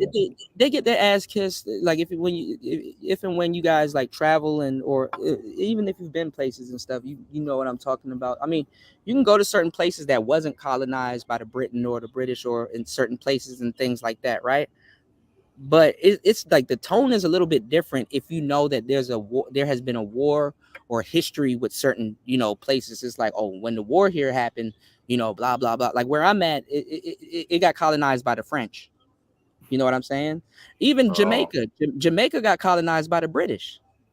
They get they're trying to release Vibes Cartel right now, and they got the highest court they got to talk to is in the UK, is in Britain. Yeah, yeah, I read about that. And also, Yeah. they were also colonized by the Spanish as well. Yeah, all I of was that learning stuff. this from the Spanish person. If you go look at that 1804 movie, I wondered why I wondered in America. I'm like, damn, why white people acting like this towards Mexicans? What do Mexicans do? And you do your history, and it's like, oh, you know what I'm saying? Like you have full-fledged races. Listen to what I'm about to tell you. You have full-fledged races that came out of other people's failures. So now you have a culture of people that don't like other people because they feel that these people are obviously they're not real. They came from something that you failed at, and you don't want them around you because you think they're gonna stab you in the back. You know, and that's another thing too in America. One of the most freakiest things I've ever known too, but it's funny because it's like an off and on switch. With this whole race thing, like people are paranoid about certain black people or just other races of people in general. And the funny part is that why would you be paranoid about something like if something is unknown, right? If you don't know something, you're a little bit a couple of emotions can happen. You can be curious, you can be, you know, you can be scared, you can be like, no, I'm not gonna do it, blah blah blah. But if you're paranoid, sometimes it's usually paranoia stems from a known, in certain cases it stems from a known threat. If you think about it, first of all, the threat, you know, it's like you're paranoid, you think something's gonna do something to you or harm you or whatever, right? To a certain degree, you give people a lot of certain races, especially in America, they give people a lot of credit. You know, a lot of white people are paranoid about black people, but they're paranoid because they assume you know your history. You understand what I'm saying? And then honestly, if you do know your history, it's kind of funny because it's like they think you know your history the way they know your history. You know, I see private schools, I see all these different schools and stuff like that, and you know, everybody learns about Martin Luther King and all this other shit, but whatever. The white people in America know our history like front and back. And I can't tell you or pinpoint to you when they've ever sat down in a class and learned all of this shit.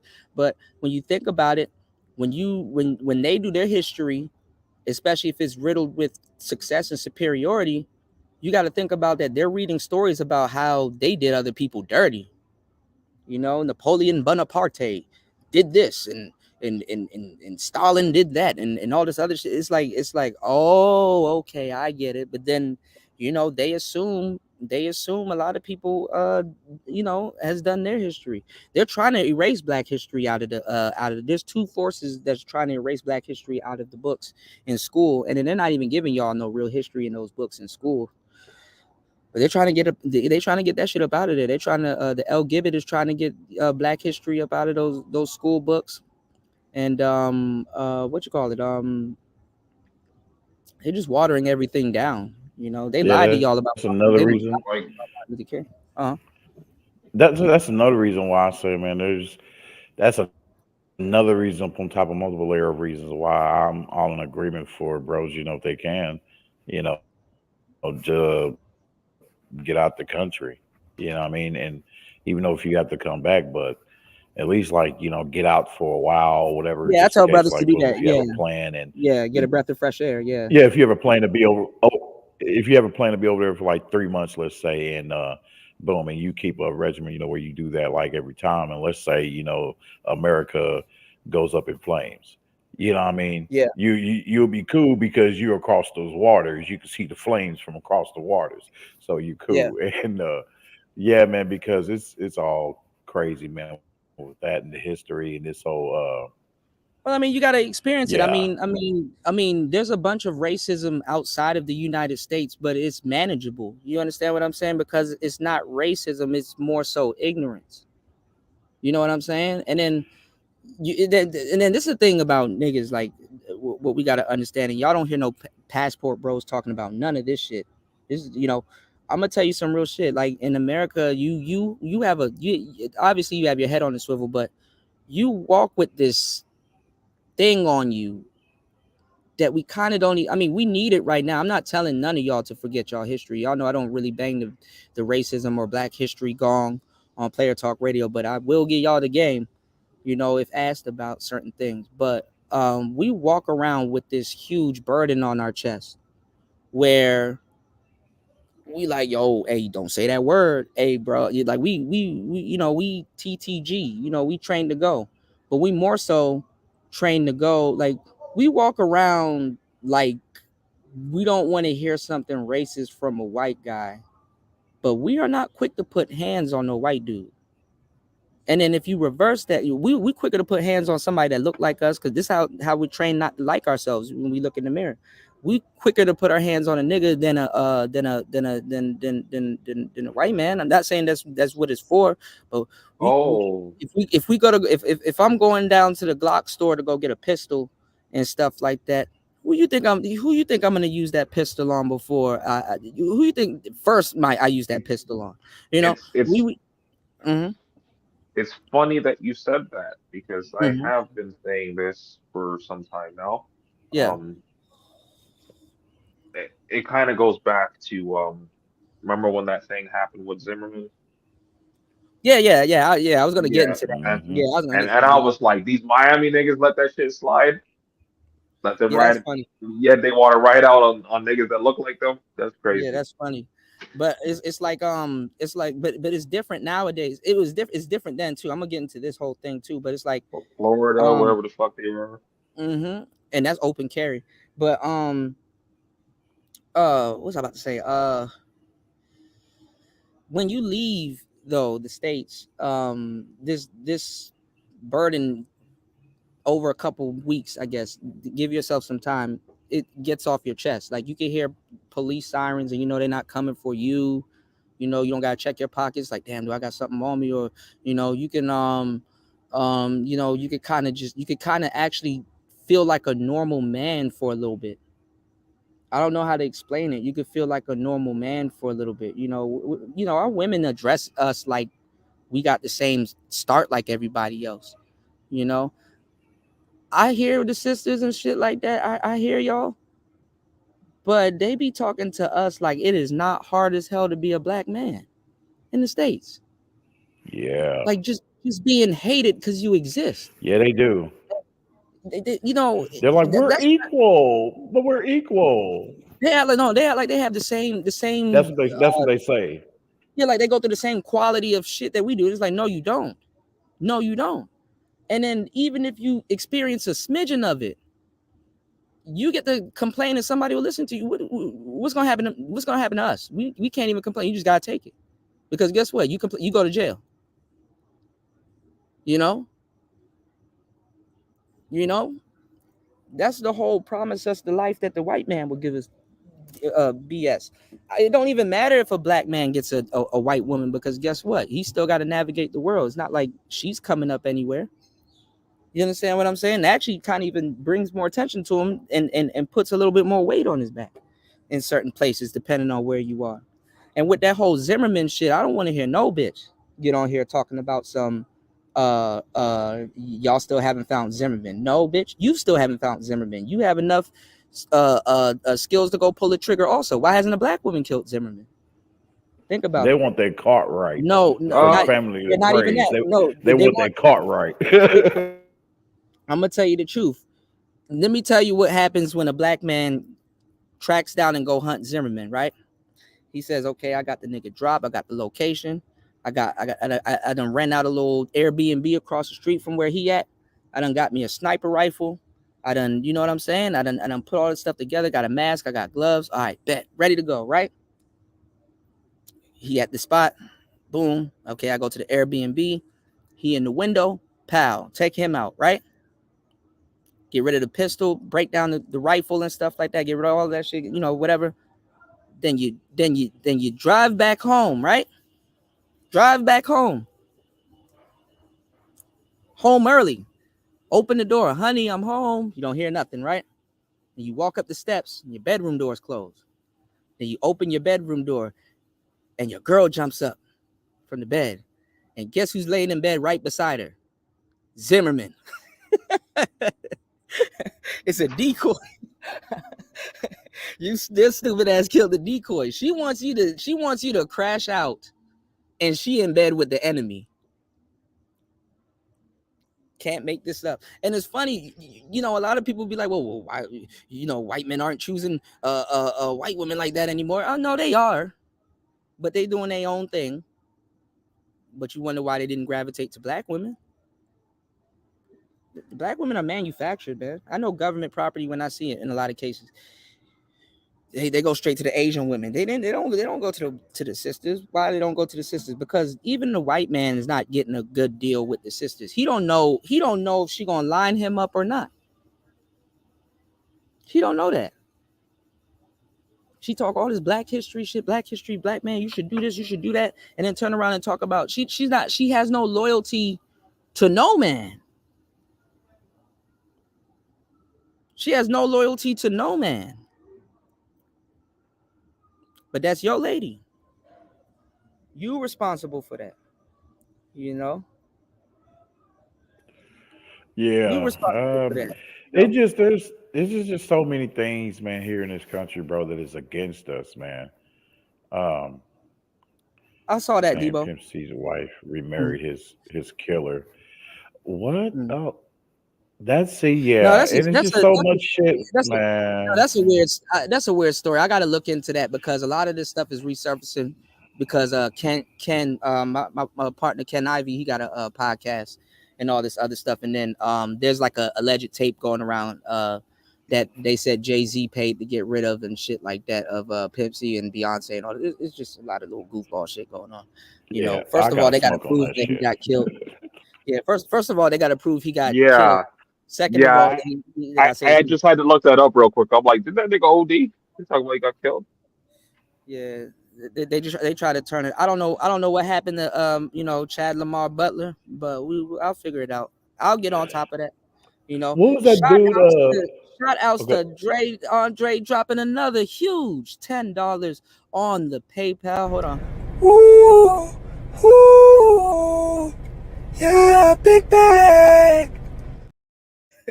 Shout outs. Thank you again for supporting. Bro, you gotta leave the big bags alone. Yeah, big bag. Yeah, damn, man. But yeah, that all I was saying was that, man, yeah, there's multiple layers of reasons why, like, just dating in the States here is it's no good for us, man. And it's even with the so-called good chicks, it's like, okay, how good are they? Because 9 times out of 10 of them, they're hanging with the no good women. You know what I Well, mean? my thing is the definition of good women has changed, and what I would tell guys that quote unquote are looking for good women that are dateable, quote unquote, within today's society, and it shouldn't be that hard. You just gotta find a weird chick, and I say weird. Y'all got to start getting interested in more weird women. You just gotta find a weird chick that's in her own world, and Yeah. she's not influenced by the majority of the shit that she sees. Boy, You because know, I was about to say, man, because boy, don't you know, man, these chicks are eating dudes mudslides. You know what I mhm. mean? And That's I don't think that's what he meant by weird. yeah, Well, I know. well, I hell, mean, that well, be when he careful because said that, that's what I was yeah, thinking. yeah, be careful. If you do get into weird chick territory, you might run into that. But my thing is that I mean, exclude the weirdness, I guess. But find somebody that's in their own world and not easily influenced. You know what I'm saying? Like she doesn't do something because some other chick that on a TV show that she watched does something. You just got to find women that's in their own world and I'm stuff gonna like show that. you. I'm gonna show you this link though, man, because Mhm. you may want to cover it. It's from that pineapple show. I end up checking it out the other I know day. Melly Monaco. I kind of long time ago. I mean, it's funny because I can tell the truth, but nobody's gonna believe me. Long time ago, Go ahead, bro. Go ahead. long time ago, I actually introduced Melly Monaco to the space before she even started doing those type of shows. When I introduced Melly Monaco to the space, she was doing skits with my bro. I forgot. I think his name is Jamal the Creator. She was doing skits with Jamal, and she was a rapper. When I introduced Melly Monaco to the space, she was rapping. She has a song called War. Y'all can go look it up. Oh man. But now, yeah, she had Cuda, bro, Mm-hmm. man, and I'm gonna put it in there too, so Andre can check it out. But yeah, man, she had this chick on there, right? She kind of like looked decent, cool, whatever, you know what I mean. But she was wearing like a heart monitor too, and she was talking to dudes talking about, oh, if you ain't above 5'11", don't even bother coming in, and also if you ain't trying to eat ass, then don't bother. And I'm like, Ray, oh you Lord. lost me at she had a heart monitor. Yeah, but I'm gonna get it. I'm gonna get it and show you so y'all can look at it later. I introduced. I mean, I know this is. I know. Player Talk Radio gets a little dark and black recently, but like I recently asked y'all, would y'all date a deaf chick? Oh, You got some deaf chick talking that hood girl shit, but like a decent one. Would you date a girl that's deaf? a deaf chick. I thought you meant like deaf. You said Yeah, deaf. yeah, deaf. Like she can't hear. Well, I wouldn't date her. I would hit, but I wouldn't date her. Really? Why not? I If she was mean, cute, she was everything you want. She checked out, and she's fit. She cooks. She All does this, it's you just not everything. gotta learn sign language. That's it. it's not practical, and I'm not trying to learn no fucking sign language. I'm good on that. So I would hit, but I ain't wiping that. Shout outs to Yeah, exactly. hey, What Silo said, I don't got that type of patience. but Yeah, I'm see, good but on that. see, but see, that's the thing. Shout outs to Raven. See, that's the thing, and I don't mean that. I'm already going in gasoline draws. Fasting, stop laughing. Shout outs to Raven because I know why fasting is laughing. Like I know. yo, like let me tell you a quick story Hold right on. now. Like Wait. Before you go, wait, hold on. I know I'm going in gasoline draws, but I use that because I see I know when I will ask regular questions, but I'll be having deadly intentions behind the questions that I ask. I know I'm gonna get the answer or the real answer. Okay, this is the thing. No, she'll yell at you, Raven. She will yell at you, which is funny. I'll drop the link again. Give me 1 second, Spawn. This is the thing. Let me get this thought out real quick. If dudes won't even have the patience to because most dudes don't have the patience. If dudes won't have the patience to learn sign language or to see where she's coming from, y'all ain't traveling and going to these other countries and learning their language.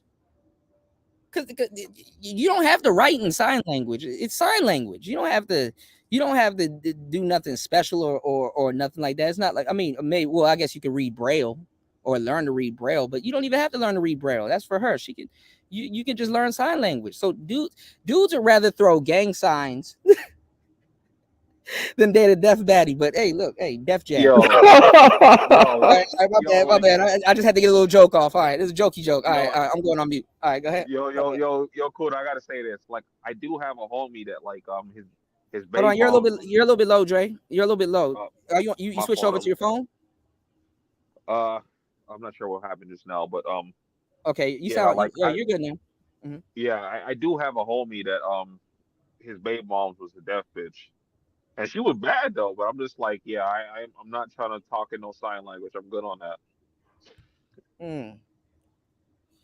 I mean, I'm just saying. I mean, you know, it's just weird. Like, it's like, you know, because I got a friend out here. He has a whole restaurant and everything, and his wife is deaf, but she's cool. She's like, you know, nice and she be just randomly bringing me candy and shit. I'm like, God damn, you know. But I told a story a minute ago where I picked up some baddies in DC from Gallaudet because they dance. They know how to dance. They dance better than people that can hear. You know. You said, Cootie, you definitely sitting on this thing. Look, pray for me, y'all. My thought process ain't right, man. You forgot to drop the link for your boy. Oh yeah, let me do that because I'm about to I gotta charge my computer so we can keep the show going. Y'all hit the like button, support the show. I gotta say some savage shit, right? Because like I did know some like savage niggas that actually ran a train on the deaf bitch. And did they know she was deaf or they found out later? Oh, they knew. Oh, okay. Oh, fasting. Wait, fasting. Can you send me? This was when they were younger and shit. So yeah. But yeah, they did that. Hold on, I'm not going to hell alone. Since hold on, I'm gonna pull something up. Fasting, I'm gonna pull something up. I'm about to put y'all in a compromising position. Fasting, can you send me the link to those sisters? You know which one I'm talking about. Those two girls that work out. You know which one I'm talking about. I'm not about to let the cat out the bag just yet. I'm about to test y'all. But and y'all in the chat too. Y'all are in on this too. I'm just gonna ask a question. It's just a question, you know. But fasting, I forget their name. They come across my timeline. Fasting know what I'm about to do. Fasting, stop laughing. Come on, man. I'm trying to be serious, man. I'm just saying, people are telling you to get on a plane and do this, that, and the third. I'm just saying, there's other options. It's like, damn, you know what? I might date a little deaf baddie. You know, what's wrong with the deaf baddie? She need a man too. She wants to have kids. Your kid's not gonna be deaf. You said how much? As much as women be gaming Negroes for their sympathy, a deaf chick will tear your. A deaf chick probably will tear your pockets up. They got game too. Another thing too. I'm gonna tell you the truth. It don't matter. You can date a blind woman because. Oh man, I got stories, bro. I'm not even gonna tell y'all that story. Nah, bro, like a blind chick is a little bit different. Like, have you ever heard a deaf bitch talk before? No, I'm telling you, a blind. You don't want to hear that. No, like, I've heard a deaf chick talk. Like, yeah, no, they honk and they squeak and make abnormal noises. See, usually I would laugh if I'm caught off guard. I would laugh, but if you're prepared for it, it's not as bad. It actually ain't that bad. You know, if you kind of know what she's gonna do, it's not as bad. But I'm gonna tell you the truth, man. Okay,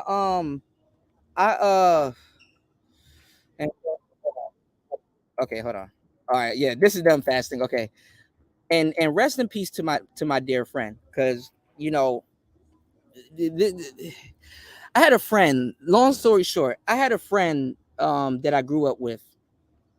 And she light skinned and she thick and she one of them ones, right? She a baddie. She got girlfriend. She, you know, I got an acronym over here on Player Talk Radio called Got Girlfriend, GOTGF, right?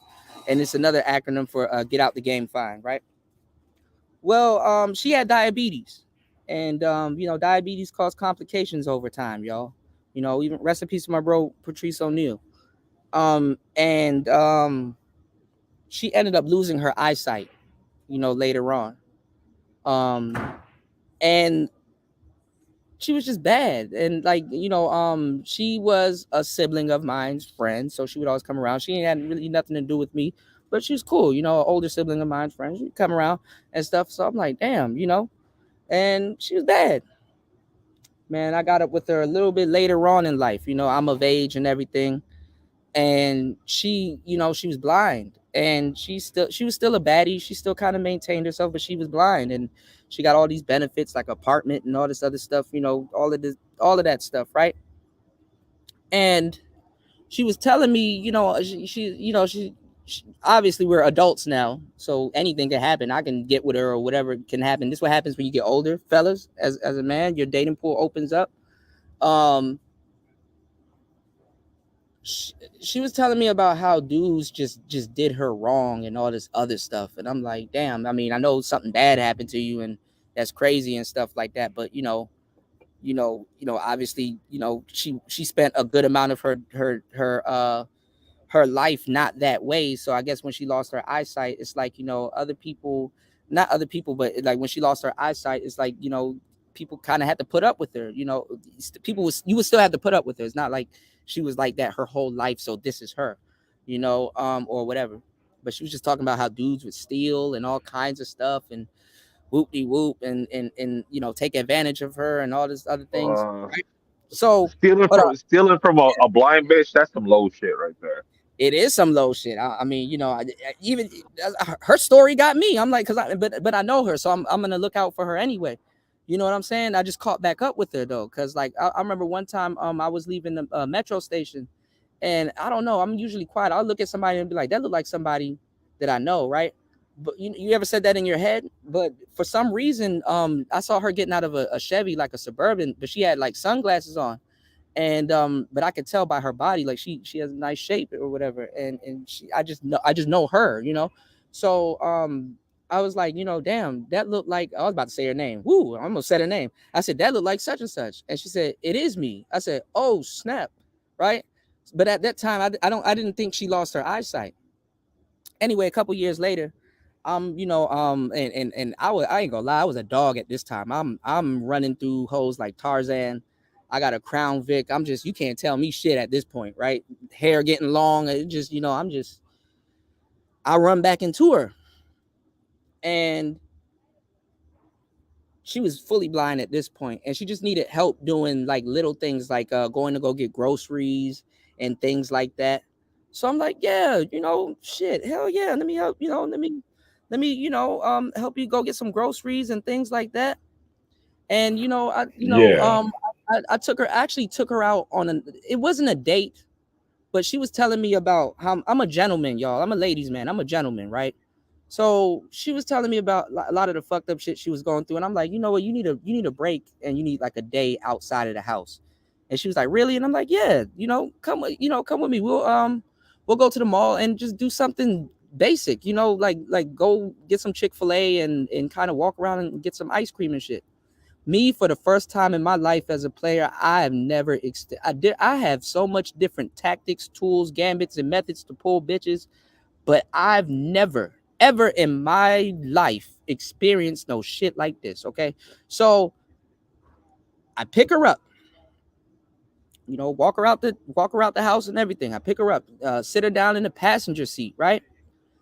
Playing music and everything, we vibing, because she can sing. She's very talented. I just hate that this had to happen, to her. You know what I'm saying? So, and it's like, damn, as a kid, I ain't gonna lie, I kind of had a little crush on her. But I'm a young player. I'm having enough women and stuff like that. I'm really not in that mindset. And then even if I did want to get at her, because she kind of was like kind of hinting that she kind of, would give me a chance. I don't know, it's like, damn, I do want her, but not like this. You ever got to that point where it's like, if I was thirsty and I, didn't have no shit, I'm saying, well, why not? But it's like, damn, I did want her, and as a kid, I did have a crush of her, and she still maintained herself. She cool, she got the personality, she can sing and all kind, but it was like, I ain't gonna lie, I had to talk with God. I'm like, damn, dog. I'm like, Wait, God, man, what did you say was wrong with her? I missed that. she was blind. Oh, okay. Yeah, it's like I could have got her, but it wouldn't have been what I wanted. It was like, it was not like this, not like this at least, I mean, and God bless them too, man. You know, yeah, those God women bless her. never Yeah, yeah. suffer. You know, yeah. She passed away, and I kind of I messed up. I mean, I know it was messed up. I didn't understand it, but I was like, she was suffering, so I'm like, because Well, she had diabetes and some other stuff. But let me I'm tell gonna. you. Oh wait, hold on. Let me tell y'all what happened. And women, this. I've already at this point I'm running through bitches, so I'm not red pill ranger, none of that bullshit. But this I've seen women at their highest and their lowest, but this right here took the cake for me. So I take her to a suburb spot. I take her to downtown Silver Springs. If you from the DMV area, I took her to Silver Springs, right? And I park. Mind you, I'm in a Crown Vic, so it's a big black car. I get out. I walk around to the passenger's door. I open her door. I'm being a gentleman. I get out, open her door, make sure she's okay, make sure she know where to curve at and everything. After I parked my car and all this other stuff, make sure she knew where to curve at and everything. And even as I'm helping this woman out the car, there's black women walking by, and we're walking through the mall and everything, and there's just nothing but everyone is looking at us, especially women, and they're seeing me help her and assist her, and me and her is just we're talking. And because I ain't gonna lie, when someone's blind, they use their other senses, but I'm a conversationalist. Obviously, I'm sitting here talking to y'all for 5 hours. I like we having a decent conversation, laughing and enjoying each other's company and stuff like that. She can't see, I can. Let me tell you something. Almost every broad that looked at us made a pass at me, and even complimented as we're walking by, like, "Oh, that's so nice. Oh my God, that's so cute. Oh my God." I got more attention with this chick on this little outing more than I did when I had baddies on me. You understand? Or walking around with a baddie. I got more attention than ever. Well, And it's like I would say it's because of the care that you're showing. no, they were shooting their shot at me, and because I'm a gentleman and I got patience That's and what all I this other mean. stuff. Yeah, I knew exactly what it was, but what prompted me again was when she was telling me how dudes are fucked up and they cheat on her and this, that, and the third. I'm like, bro, you lucky I'm not your man, and you lucky I've been on some player shit in my life, so I know how to turn some shit down or not entertain something or just de-escalate some shit. I'm like, how could a guy stay with you? Well, Now like think Kuda, about it. If a guy that doesn't really got no shit going on, if he want to be an evil ass nigga or whatever he wanted to do, and he takes her out because she's still beautiful, but she's blind, obviously. But like Kuda, I yeah. gotta ask you this: did you hit though? No, not like I told y'all. I didn't want it like that. I had endless chances to do it, but it was not like that. I looked at God. I said, not like this, bro. Yeah, you wasn't trying to be. Yeah, Yeah, you would. I just had to respect the situation. I'm like, well, I grew up with her. She's she one of my childhood crushes. Like, I'm like, I Like, always knew back in the day. I'm like, when I get older, I'm gonna knock that motherfucker down. like for me, this is like why I know I'm going to hell. Like, I want to Mhm. hit, but she got to have like some daredevil level reflexes and shit. I thought about it. I thought about it because as a guy, you have a list in your head, and sometimes you just got to get a check something off the list just cause. But I'm not like that. I I'm had way just more fucking respect for around. her. I'm just fucking around. No, I got you. No, look, I'm a dark dude. Like all of this shit done crossed my mind a couple of times. But what I'm saying is that I thought back at it, and I'm like, there's no way. If you, I I was thinking a long time ago of coming out with a pre-record called "Dark Ways to Get Women," and I was gonna include if you do want to get a shorty, date a deaf a blind woman, and just let women observe you walking around You know what I'm saying? And you're gonna get some broads. But I didn't that shocked me because there was a lot of women that was hitting on me all the way from the mall, from when I got her out the car, from in Chick-fil-A, from we went into a couple of stores. They was hitting on me in the stores too. I've never gotten that much attention. And I said, damn. So Well, if anything, you know what I used to do to get those type of responses. Because I don't have kids. I will borrow my niece. You know what I'm saying? When she was younger, oh so my they're like, god, oh, he knows how to. He's compassionate. He knows how to treat a kid, and women would make passes at me. Then I would borrow my niece, well, or what was it? What's something else I would do? There's a lot of things that I would do to get a similar response, but I never got a strong response like that. I yeah, never like got Kuda, a I gotta say strong this response. real quick. I Mhm. could tell that Well, fasting y'all take is over a the show. Spawn, jump in. I'm listening. I gotta plug my laptop in, but I'm Yeah, listening. what's I'm gonna go going on mute. on? Y'all take over the show. what's Hey, good. Jump Good, in. good morning, do bro. what you gotta do, bro. Yeah, bro. So y'all saying kind of like, would you date Wait, like wait, a wait. Hold blind on. Wait, hold chick? up. Wait, hold up. Wait, hold up. Spawn. Andre was saying something, and then jump in. My bad. Oh no. All right, jump in, Andre, and then Spawn. You next. My Well, bad. I'm gonna go on mute. I was just gonna say that yeah, fasting, like he's a fellow man of culture, because that's what I thought with the blind chick. I was like, maybe I wouldn't hit, but yeah, she would be a good wingman. Now, both of y'all check out all three of y'all, especially when Kuda comes back. I put the link in the chat to that show I was talking about. Take a look at that chick and let me know what you think. Because she's the one to talk about, oh, I want you to eat ass and I will eat your ass. You got to put a timestamp on that. That's like a 2 hour stream, bro. Yeah, it's worthy. It's worthy, dude, because the dudes that pop in there, oh my God. I'm All right, talking about. I got a little bit of time before I leave. I mean, shout outs to Debo. Wait, not before I leave. Before I get up and plug this thing, and I got a little bit of time, like probably 10 minutes. Debo said, "Real question: would you try to get with a woman with medical conditions, not to be so hateful and resentful? Would I get with a woman with a medical condition? I mean, let me tell y'all something. If y'all are dating women, there's a lot of commonalities that you're gonna find with women, especially certain types of women and stuff like that. Like I can get with women and guess. I'm like, let me guess. Like a woman will be with me and she's like, I'm cold. I'm like, are you anemic? Oh my god, how you know? It's like, oh, all y'all bitches anemic. Oh, here's my coat.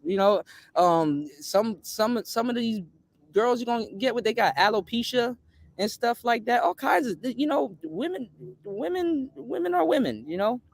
I Some don't women believe. have peanut allergies. You can't take them everywhere. She gotta ask do you guys use peanut I be out here like when I I mean, tell you yo, when I tell you I've lived multiple lifestyles and I'm the guy that I say I gotta remind myself who the fuck I am sometimes. I'm like, oh shit, I'm rapper Cuda today. Or what's going on, Tech Bro? I gotta remind myself like I've lived multiple like I looked at God the other day. I said, bro, if it all comes crashing down right now, thank you. Cause I've been places, I've done things, I'm still alive. I know most that most men won't. It is what it is, man. It is what it is. So a lot of women, some of them are diabetic, some of them they got alopecia. Every single woman comes with a quirk. So I I don't ask. believe in that alopecia, Kuda. I don't believe in it. Nah, I think alopecia. Nah. I had a light skinned girl. She was a yellow bone. She wouldn't be technically red, because at this time in my life, I'm just anything light skinned moving, I'm running through it, right? And light skinned dudes are like, oh, we don't get that much attention from the light. I'm like, bullshit. Well, maybe not. Maybe not the people that told me that, but this girl was pale, but she was cute and she modeled, and her biggest insecurity is that she had alopecia, in like certain spots, but she wouldn't look like a cow or nothing like that because she was already white, sort of. You know what I'm I saying? don't know. I And mean, like, and respect and God bless those women, who I was like, where? who are battling cancer. I mean, that's the only exception I have with that. I mean, I understand that's been it throughout all our history. This alopecia, whatever. I just heard about this less than 5 years ago. Where was alopecia 15, 20 years ago? No, it's chicks being evil and shit, and their evil caused them to lose their damn hair. here. Well, also too, some of these girls that you're gonna meet, they don't have a good diet. You know what I'm saying? I mean, women aren't necessarily nutritional as they were like back in the day. Like back in the day, it used to be a woman telling men how to eat. You eat that junk? It's like, yeah. You're like, she's like, no, you need to eat that. Women used to prescribe men food because food is medicine. To when you really do your homework on it. But nowadays, like within the last 20 years, it's men that's telling women how to eat. I'm like, but they're supposed to be nurturers and know about nutrition. And when some shit happens, they need to know what to feed a baby and shit, man. But Man, hell no. These chicks women eating and pizza. These chicks eating they pizza and hot drinking and Cheetos. smoking while they're pregnant. They're drinking and smoking while they're pregnant. They down in 40s like it's nobody's business. I get it. But like I said, it's changed. It's their diet. Because that's what I was telling her. Because she had alopecia, she had a peanut allergy and some other stuff. This particular girl that I'm talking about, and I'm like, yo, you gotta change your diet for real, for real. Yeah, that's what I would tell That's this one chick. She got liposuction and shit. You feel me? She got it Mhm. like 3 times, bro. I was Mhm. like, why oh you hot like why damn. every time you come to work like you eating like burgers, motherfucking fries and shit, Yeah, and she that's the got thing. Yeah, the she tried to take a BBL and shortcut. shit, Yeah, she tried to take a and like shortcut. And yeah, and she don't maintain it, so she's just having to keep going back and shit. You feel me? I'm yeah. like, bro, you tweaking. We talked Like, about that on the last show. how do you That's get Yeah. it's a mentality liposuction thing. 3 times? That's crazy. It's a mentality thing. Like I said, I rather a girl that will thug it out and get into the gym because mentally I know she a go getter. She in her mind's in the right place. You know, her mind's in the right place because if you got a girl that's sitting up there, see, celebrities is a little bit different. You know what I'm saying? If this makes more sense dating and in the square world more than it does if you're dating a celebrity. You know what I'm saying? If you're a celebrity, I kind of get the pressure because you got to fit a certain aesthetic and that your body's your brand and all that other BS. But if you're talking about some regular broad around the way and dating and stuff like that, it's like the same way I talk to you guys, like, why don't y'all have the chance, why don't y'all have the time to get what y'all want, like a real long lasting relationship? Like, you still want a real long lasting relationship. Even if a woman came here and just agreed with everything and did something and everything that you want, one day your ass is going to wake up and be like, I don't trust this bitch. Because why is she so agreeing? You know what I'm saying? With everything that y'all know about women. So y'all still going to have to set time aside to create those long lasting relationships that you claim to want from women. So I look at women the same way with the gym. I'm like, okay, you want a nice body, but you got to learn to love yourself. Women don't really learn to love themselves because there's always some bullshit and detachment piece, like Mr. Potato Head, that they can put on themselves. You know what I'm saying? You don't like your eyebrows? Good, shave them off and draw them. You don't like your hair? Good, shave it off and put a wig on. You don't like your lips? Cover it with lipstick. You don't like? They're detachable. So I respect a woman that says, you know what, I'm gonna get in the gym. I'm gonna get more comfortable with my body. I'm gonna thug it out and yeah, that's the mindset that you want. You don't want no woman that's like cutting corners and shit. But like I said, if she's a celebrity, she got the money for it, and she has, she got something dropping soon and all kinds of stuff. But even then, that's not an excuse because when like Will Smith and Michael B. Jordan and all these other people, when they're about to do a movie, guess what the studio send them to the gym. To the gym. Bitches be like, I like Michael B. Jordan because he's playing Killmonger, because he's playing a Pookie, right? But he has a body. He got on them welts all over his body, but guess what? He has a body because guess what? Hollywood sent him to the gym. Hollywood sent them to the gym. You know what I'm saying? Niggas can't be like fucking Bandman Kevo and get their ass implanted on their stomach.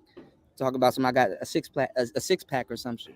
Yeah, Take your ass. of course he hit the gym. Yeah, Hollywood made him hit the gym because that motherfucker seen that there was money in it. Yeah, so you're right. Yeah. I think he maintains it though, like with eating and shit. So I don't Whether know. he I maintained it could or be not, that's wrong. some weird nigga shit in the jump. That is some weird nigga shit though. I mean, look, this is what I'm saying. Think about it like this. If you get some work done on your body and you want to cut corners, that's a penalty. You understand what I'm saying? It's like that's not going to be good in the long run, right? But let's say if you go to the gym and you work out and you get your gains and you like, damn, I really want to eat this big slice of pizza. That's okay, because you earned it. Yeah, I went to the gym. Yeah, I'm breaking my diet. I'm about to eat this pizza and shit like that, and I'm gonna feel it next time I go to the gym. But that's what I can do. That's me. I can work it back off in the gym and be all right. I can afford to eat this slice of pizza. Nigga, when you go get a fucking BBL or whatever surgery you go get, and let's say you not maintaining it and you go eat that slice of pizza, it may fuck up something that you might can't, or you're gonna have to reconstruct. You know, this is man trying to be God. You know, Yeah. them dudes in the black pill sector. If this was more of a trend and easily accessible to men, them dudes would be altering their body all kinds of crazy way for women. Well, now that you Well, brought that up, they already are. They already Yeah, are. The dudes that I are showed y'all the extending story. their legs, Yeah, and nah, shit. Yeah. yeah, I showed y'all nah. that story.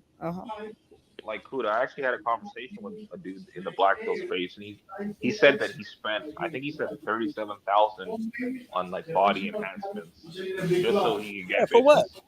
For And what? he said that he went from dealing with threes and fours to fives and sixes. I'm like, are you kidding me? But what the fuck? Bad Yeah. investment. That's bullshit, because these niggas are dumb as hell. You still got to talk to the woman. You still got to deal with her. You know what I'm saying? He thinks that, I don't know what man thinks that if I change this about myself, now I'm dealing with the ones on my terms. It's like, no, you're not. You know, no, Well, you're not. like Kuda, I told him, I'm like, if you just spent 37 racks to like Your get background, surgery and whatnot, like brother. that ain't Hmm? my shit. But I was just like, if you spent 37 racks just so you could get bitches, like why? Like if you would have just paid out like outright from the jump, if you're at that level where you have to do that kind of shit, if you would have just paid outright from the jump, you would have saved a lot of money. But he told me, he's like, I would never do that because I want genuine desire, even though he just got surgery. Man, I'm that like, this man shit lying don't make to no himself. sense.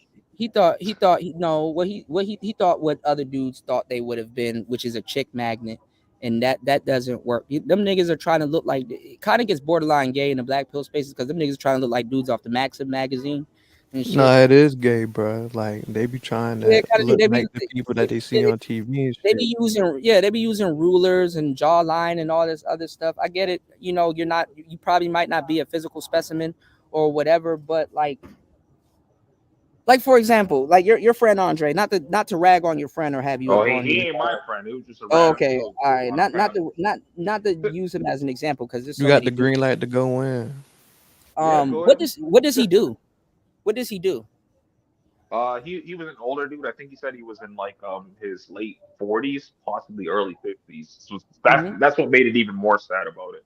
That's funny as hell. But what does he do though? I have no idea. Just a random dude I had a conversation with on a panel.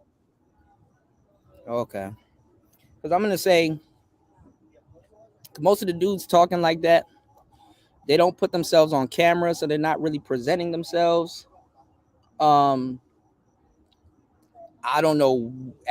He in his 50s. I don't know. He probably just didn't like his body for a long time, or he probably had to get rid of some, like his gut or something. But I don't know. Them dudes, I don't know what they be thinking. You know, when they're, or who they're trying to attract when they go into there, because every man, to a certain degree, if you're not quote unquote getting the type of woman that you want, or the type of woman that you quote unquote think that you would deal with, you're chasing a unicorn that doesn't exist. Like the woman that, like it gets into a sick psychosis, because the woman that you quote unquote claim to want or are trying to attract, they're a figment of your imagination. Like literally, like they're you're not even thinking real anymore. You understand what I'm saying? You're trying to attract a unicorn. A unicorn. And I don't know where it gets into this thinking where it's like, as soon as I get this surgery and heal, she's gonna appear like some rare Pokemon or some shit. You know what I'm saying? She's gonna appear like some rare Pokemon, and and I get to sweep her off her feet, and like get the hell out of here, man. That shit is like, Hell no. Best way to go about it I is don't not know. to is not to desire to be loved anyway. Yeah, I don't know what's wrong with them dudes, but they claim not to, they worship women over there, man. Because they'll be like, oh well, she said she wants this, and I'm like, and you believe her? Yeah, they believe everything the woman has to say, bro. You know what I'm saying? Like they don't really have Yeah, like confidence about themselves, bro. You know what I'm saying? Cause like I had did a review on one of their videos and shit, and like bro just called himself like a sub 5. You know what I'm saying? yeah. Like I'm even like, if that is true and you are kind of ugly, cause you everybody got to be real about themselves, bro. Like I feel like you can look in the mirror and be like, all right, you know what? I feel like a 10, but I'm a good 6. You know what I'm saying? Like I feel like we all can yeah, like you do could that, you right? could you could feel You know like what I'm that, but I'm saying? gonna tell you the truth. But in the early before, because we stopped fucking with them, we just let them over there because they had more of a defeatist mindset. This is why it's funny that people that don't know what they're talking about, they call dudes in the red pill spaces incels. But those dudes, I wouldn't even say those dudes are technically incels, but they are. But those black pill dudes actually don't like red. In real talk, those black pill dudes don't like red pill dudes. Oh yeah, they say it Yeah, openly, they but they Real don't do. fuck ones. with the red pill Well, shit. like Yeah, the like real the ones. so-called black pill dudes, they call themselves incels, and like I've had conversations with them just across different spaces, and I'm just like, you guys aren't actually incels, right? I'm like, an Right. actual incel is an ugly ass motherfucker that can't get a bitch if he tried, Well, and they're because true selves. like, They chose to be that way. yeah, They chose to be they're that they're way. they're voluntary celibate. They're Yeah. not Yeah. involuntary. So Especially in because I'm just today's like, society. Yeah. because I'm like, worst case, like you could fuck a fat bitch if you really that down bad, like you're gonna have to fuck a fat bitch to get yourself out of that drone. I'm sorry. Well, I'm Either, not even going. I'm not even gonna lie. That used to be an option back in the days. That used to be an option. I got a lot of. I actually got a joke about that. But that used to be an option. But no, these big girls nowadays they think they're Beyonce. So well, Yeah, you better off especially to like, go on for like the 7 or something. well, like typically now like they need a incels starter and like, chick. It's a starter chick thing all over again. They need a starter chick, and that's really it. Like they just need to get them a starter girl. But Well, nowadays, the hold on. funny Define that. Define that for me. yeah, That's for me. I'll get Define into that I'll for get me. into that. I'll get into it because it's a whole theory behind it. Usually, back in the day when people used to use a scale of 1 to 10, starter chick would probably be about like a 5. You know what I'm saying? But honestly, nowadays it's free range. You can get a baddie, you can get a dime starter chick nowadays, dog. I'm telling y'all the truth. One of my I've actually ended up getting a starter chick that was bad back in the day, and I didn't realize it until we broke up. But you can nowadays you can get you a starter chick from all over. The range doesn't even matter now. Back then it used to be like a 5, or just any girl that's fond of you. If she's very fond of you, and all of us got somebody that's like entertaining us or fond of us. Go after them. You know, that's not a bad piece of advice, because you know what? 88% of dudes actually marry their starter chick. Most dudes marry their starter chick. Dudes want somebody that damn near don't care about them. Hey, You that know, 5 can bump up, boy, like in number, well, man, by her attitude and her elegance if well, she has any. I mean, look at it like this: two fives will get you a dime. You know what I'm saying? If you got two fives around you, that'll get you a dime. So I nah, mean, Ray, Hey, like fives ain't bumping up, bro. I'm sorry. yeah, Like at best they might make it to a 6 or a 7. come on, man. Like if she's submissive, humble, willing to follow your Nah, bro, program. that shit don't matter. I mean, it does no, matter, but it's like if you're a 5, you're a 5. but We see, we, that's we the got we thing. got to stop the cap. No, but see, that's the thing, and because I talked about that in one of the videos that I just did recently. It's like I get what you're saying, right? Because I mean, I stopped using the scale of 1 to 10, but I understand it really good. I look at it like this, because this is the thing that we got with brothers now. Brothers will shit or talk crazy. You know what I'm saying? Brothers will shit and talk crazy about fives and stuff like that, but they can't even pull a 5. You know what I'm saying? It's like, can you impress a 5 though? So sometimes you got to have them training wheels on, players.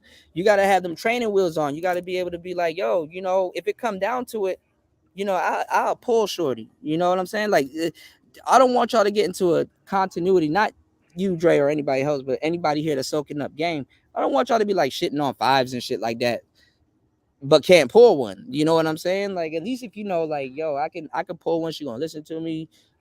Everything gonna be cool. You know, nothing wrong with that. But nowadays it's different, man. You got fives that you can't Acting tell like them they're they a five. dimes. They'll go right on the whatever podcast and look that nigga in the eye and say I'm a 10, right? I'm gonna tell y'all right Go. now, because I've been giving y'all the game for a long time. The internet basically, and pretty bitches let this happen. The internet stole from pretty bitches. You know what I'm saying? And models and shit like that. Because I was in the crux. I was dating those women when that shit happened. I had to sit up there and tell some bitch that I know that traveled to Paris and all these other places and got like spent thousands on her portfolio that she brings with her, and she's a model, and you know she's not making that much money. She's a starving artist. That's what a model is. She's a good looking starving artist that get free clothes and all kinds of stuff and dates and stuff, and just because how she looks and they need her and all this other shit. And I'm like, bro, you about to make some weird bitch with a camera and an app outdo you? And eventually, all them bitches got overturned. Nigga, everybody on Instagram, everybody can be a model now. Everybody got model in their profile. There's no significance anymore with the word model. And when I saw this, because I took a year off of my life at one point when I think I was in like mid-20s or right before I hit my mid-20s. I said I'm gonna date nothing but models, because something happened. I broke up with this girl. Now I remember I broke up with this girl and I got tired. I'm like, damn, these regular bitches are hoes too. So I'm like, okay, let me at least no, for real. I said, let me at least go after something that looks good so I won't be this mad. So I said, I'm gonna start dating, a lot of, I've been around those type of women anyway. So I'm like, okay, I'm around this anyway. So let me go transition over to that. So I started dating models, and that's when all this other shit started happening. So like, Kuda, what is a model for you? No, a real one. General, now they're all hoes. They're hoes too now, huh? Because like my interpretation. I know why they have to be hoes. OnlyFans chicks. Well, no. I was gonna say my interpretation of what a model is now is a bitch with an Instagram that puts model in her bio. That's what I was getting at. They took it over. That's exactly where I was getting at. They took it over. Because to be a model, you actually had to know your poses. You had to know your poses. The cameraman didn't have to tell you. You have to know your poses. You have to have a portfolio, which is an EPK, electronic press kit. You have to, you have to have a brand. Because you're a freelancer. So you're saying they're fake models. Yeah, just exactly. Anybody could be a model. Like now, you got tattoo models, hand models, and anybody can be a model now. Yo, Ray, but see, this is why you can't dime shame nobody. You can't walk up to a nigga nowadays and be like, man, you ain't getting no dimes, you ain't getting no tens. Now you got to replace that with baddies, whatever that is. They got foot models now. Yeah, but this is what I'm saying. It took the significance out of it. It basically, when I keep telling y'all the internet made everything all inclusive, they had to make feminist women happy. Like when I see a beautiful girl and she says she's a feminist, that bitch is an idiot. And beautiful and brains don't go together, so I get it. Like she's an idiot, because what the fuck? Like compared to the woman that will actually really take up feminism, you're privileged. Even the feminist bitch don't give a damn about you. But guess what? The feminist woman use the pretty delusional dumb bitches to look good, to look like that's what it is. That like it's not an ugly movement, and it's an ugly movement because I don't play that shit. But average women fucked up and they wrong, but pretty women are dumb. Average women lie to y'all and say, I don't get the man I want, I don't do this, I gotta wear makeup, I gotta do. Average women get the most men. Yeah. Average women get the most men. If you're a 7.5 and up and you own beauty to a certain degree, I'm gonna tell you the truth. Beauty is power. Power intimidates people. There's people that's not gonna approach. There's people. If you're a beautiful woman, obviously your environment reacts to you. You'll know what's going on. Pretty women, they don't get approached all the time, even because they're pretty. Dudes will be like, damn, she bad as shit. Niggas probably been talking to this bitch all. Let me go holler at this little weird joint over here with this dress on. Like average women always have gotten the full spectrum of dudes. The full spectrum of dudes. You even see it now in with celebrities and stuff like that. Drake done dated so much baddies and can pull so much baddies. He'll walk around with an average chick. Now she don't look average to y'all no more because he put some money on her. We all would look crazy with some money on us, but that's what it is. Average is in now. Average is in. Y'all give me a second. Give me 1 second. Yeah, like that's the only thing that like these like black pill dudes actually got right, because I've actually seen some videos where they've actually made profiles on dating apps of like, I would never do this because there's some weirdo shit to me, but these dudes did it, and appreciate them for the field research. But keep in mind, BGS is a black pill too. There's different kinds of black pill. And these dudes that are claiming to be black pill, they're really not. They're just blue pill. They're failed blue pill simps is what they are. Just like that's why I mentioned earlier that dude that was talking about he spent like almost 40 racks on surgeries and shit, and like the best he's pulling is 5s and 6s. It's like, come on, bro. Oh hell no. Yeah, like exactly. Like that's so like the point that I was trying to make is that basically these dudes have made profiles of like 50, 60-year-old women and shit, and you got dudes across different levels all trying to holler at the same bitch. So to the point that Kuda was making, it's like these average bitches are actually getting more attention than like the more attractive ones. Oh yeah, I mean, because I'll say this because a lot of the attractive ones, they've been outed, they've been decoded down all the way to that horse has been beaten. The horse of that has been beaten to death. So Kuda left. He said he'd be back. But yeah, man. It's been revealed like that chick in that. I think she looked beautiful. You you think you'll take her down, all that shit, but dude, just her mindset and attitude is just and it's because they know they look good. Their head's been pumped up, so. It's kind of like what CJ been saying for a while now. He's talking about like 8, 9s, and 10s are for sale, but you might be able to holler at one of them on an off day for them. Mm-hmm. So it ain't impossible. Yeah, it's just about timing at that point, Yeah, exactly. But yeah, because I'm not getting my body right, for these chicks at all. No hell for no chick. For myself, because you'll feel good within, and if you get attraction by it, hey, all the more that's good. But I look at it as like, hey, I'm doing it for me. Then in my mindset, I keep in my mind that hey, I'm focused on the greatness is above the horizon. I'm not seeking to be loved or none of that shit. And really, that's the best way to be. Yeah, I mean, we got to be like equally yoked. You know what I'm saying? Like me, I go to the gym and shit. So, I mean, I would want somebody that is somewhere around that ballpark. You know what I'm saying? Not saying you got to be like the fittest person in the world or the slimmest, but you got to be around the ballpark, man. Like me personally, I can't just do a fat girl, bro. It's just like a disrespect to me. Period. Type shit. My limit is 200.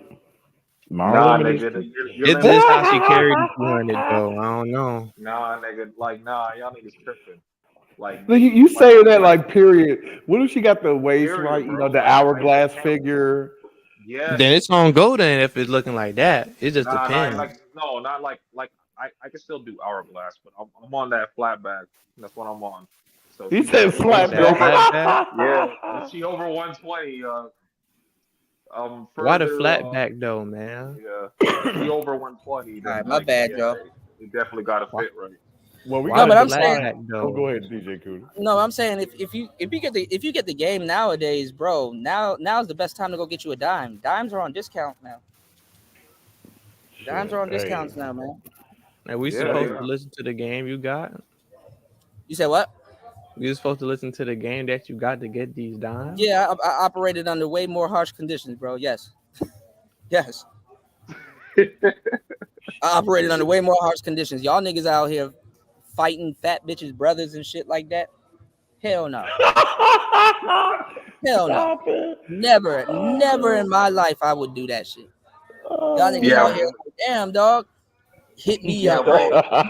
You want me to go on a Yeah. stain with you and shit like that. I'm supposed to take out this nigga or help jump this nigga because you got into a fight with this fat bitch's brother. Oh hell no. Yeah, And then right, right. for real, I ain't gonna lie. If I had a fat sister, oh, I don't know what I'd do because I don't have one. But if I had a fat sister, I wouldn't fight over her neither.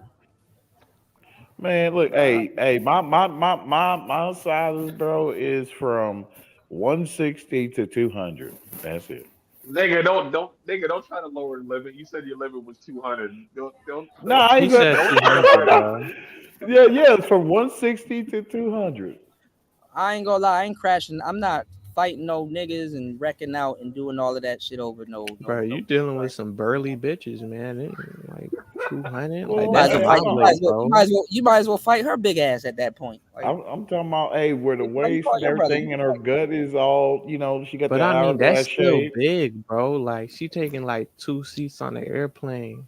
Hey, I could toss her upside down. You hear me? I could twirl her all around you, sideways. No, but you know all what? that That's what some dudes do because I told y'all like I got a player partner, right?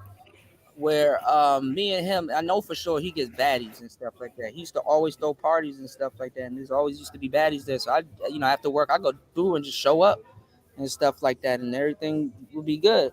But and we don't knock down some baddies and when he chooses to get into a relationship for some odd reason, he always shows up with like a chick that's more bigger or out of shape or like completely different. And I'm like, bro, what the?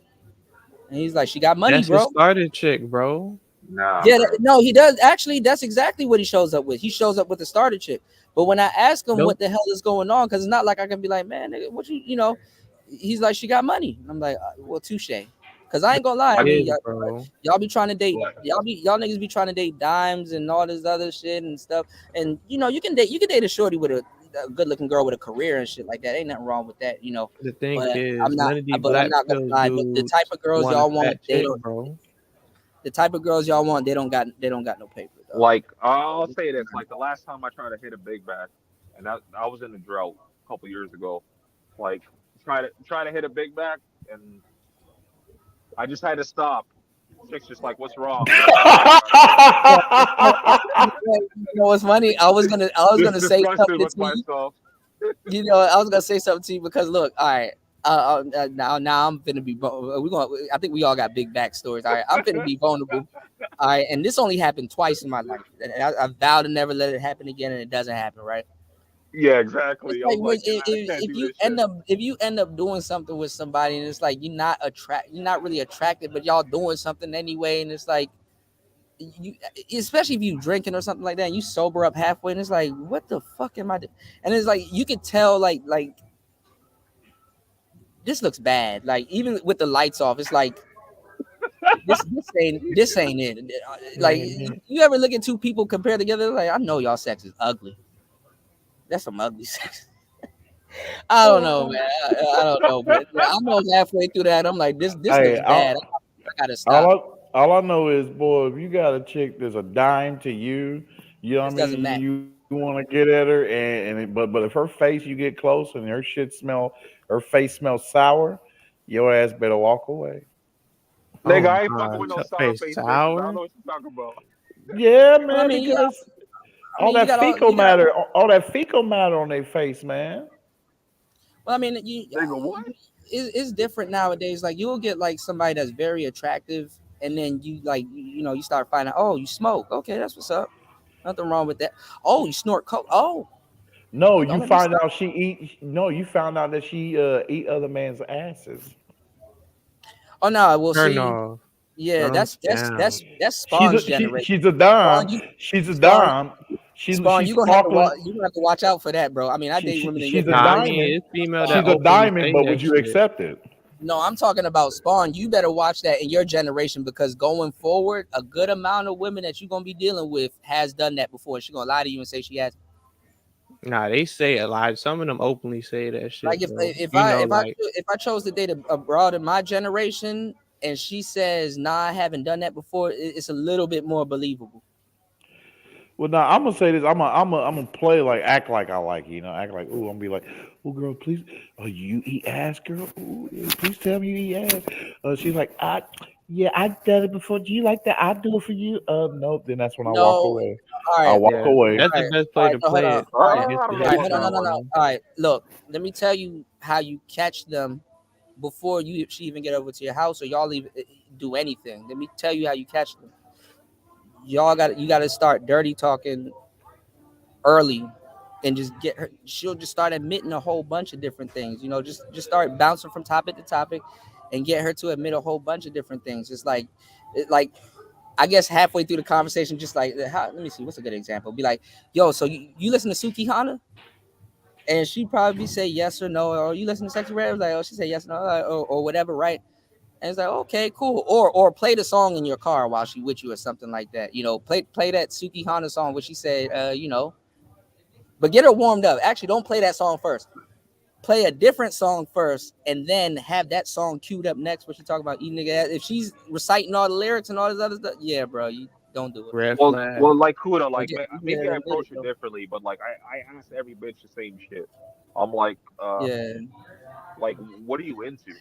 Like, you Well, gotta it's be not into even. some. It's not even that. I be surprised. I'm like, how do niggas talk women into doing this? I Like don't we talk niggas. bitches into shit. I just ask them like, what do you want? You Like, gotta go. You and gotta go on Maury. You gotta get raked over the coals and called a misogynist and all this other shit to get a woman. I mean, you gotta get raked over the coals and all this other shit to get a no, woman to you ain't make gotta you do a all that. grilled cheese. No, you gotta go through all this Oh, okay, for bullshit. that, yeah. You gotta go through all this bullshit just to get a woman to make you a grilled cheese sandwich that she's not gonna make, but happily she'll eat your ass. Well, That like, I that don't know grilled about cheese all that. that grilled cheese sandwich was supposed to be coming out of. She'll eat your. Oh, I was just saying, like, in response to what Ray was saying, it's just like, Why? But why do you got to get called all kinds of bullshit and incel and all kinds of stuff just because you would like her to sweep the floor and make you a nice grilled cheese while you get your head together? But eating Hey, ass no problem. yeah, Eating I ass was no just gonna. problem. Sorry, sorry about that. No, I wonder. Have y'all seen or are y'all gonna watch that Freaknik documentary that came out? I wonder if ass eating is in there. wait a minute, hold on. I So wouldn't it be surprised. actually came out because I thought they was trying to I boycott think it so hard. it dropped yesterday. People are doing content on it. Cause I seen Angry Man, yeah, talking about that, whatever, but he removed his shit for some weird reason. Toya said we getting this. Yeah, like, what do you mean by that? While getting head together, like, huh? That's an Oh interesting no. Man, phrase listen, man. No, statement. I would say. I got two hot topics for y'all, and they're it's kind of We're gonna get back so. to this thing because y'all gave me a link and my computer died. But we're gonna get back to this. Would you date a deaf girl thing? But Okay. now that we're going down this dark Well, rabbit hole, I don't know why y'all choose this morning to go down this I dark rabbit hole. But all right, I'm in it. I It's nighttime here. I think I wanted to get your thoughts on this, Kuda. You guys' thoughts on these two viral hot topics. Yeah, but go ahead, Andre. I was gonna say, like, Toya needs to explain that further, talking about while getting head together. The only time I got that was when my bitch No, I had said I another was bitch. saying while he's getting his head together, like while he's getting his thoughts together, or his next moves on what he gonna do, while he thinking. Like we can't even get a damn grill sandwich or nothing without being labeled all kinds of shit. But if a nigga, that's what I tell you. I Right. try to tell you, white society, and not even just white society, but society wants men dumbed down. This is why they giving y'all the diet manosphere and all this other shit. They want men dumbed down. Either they want you to, they only want you two ways if you're black in today's society. You either can be a coon or gay. What do y'all think? Yeah. Okay. Real quick, what Y'all do hit the y'all like think? button, support the show, y'all. Now these chicks right now, this is the new hot thing they're on now. Now, what do you guys think about this? What is developed? This baby making kit. Oh, I heard about it. What is it? Like, give me a hit. I think Bernard Basically, had a video on it. yep. And Wait, what is it? What is it? He said Bernard did a video about it, about the whole baby making kit thing. And basically, it's okay. Say like a dude said, okay, you get done screwing a chick with a condom, right? You know what I mean? Your semen's in the condom, so therefore you foolishly throw it in the damn trash. So Yeah. therefore they developed a kit to help them to extract that semen out of that damn condom, And so they they just can insert that into Well, themselves. yeah, they just they reintroducing shit that we already know. First of all, niggas ain't no players. You flush condoms. Second of yeah, all, exactly. I think what's it called, a turkey baster? Like real Yeah, bras that's know what I that. was It's gonna a say. turkey baster. That's basically what's in the kit is a fucking turkey baster. Yeah. Uh, That's like when that whole thing with like like the whole hot sauce thing.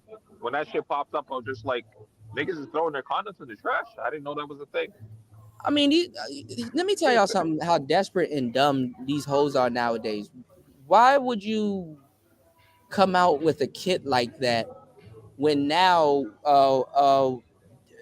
dudes got to do DNA tests before the baby comes? This is oxymoronic. You should have Nah, did I that guess they before just they want the started kid testing. anyway, honestly, because they kind of like on low shortage of Well, like like sperm in and that shit. case, I wouldn't really say it's oxymoronic.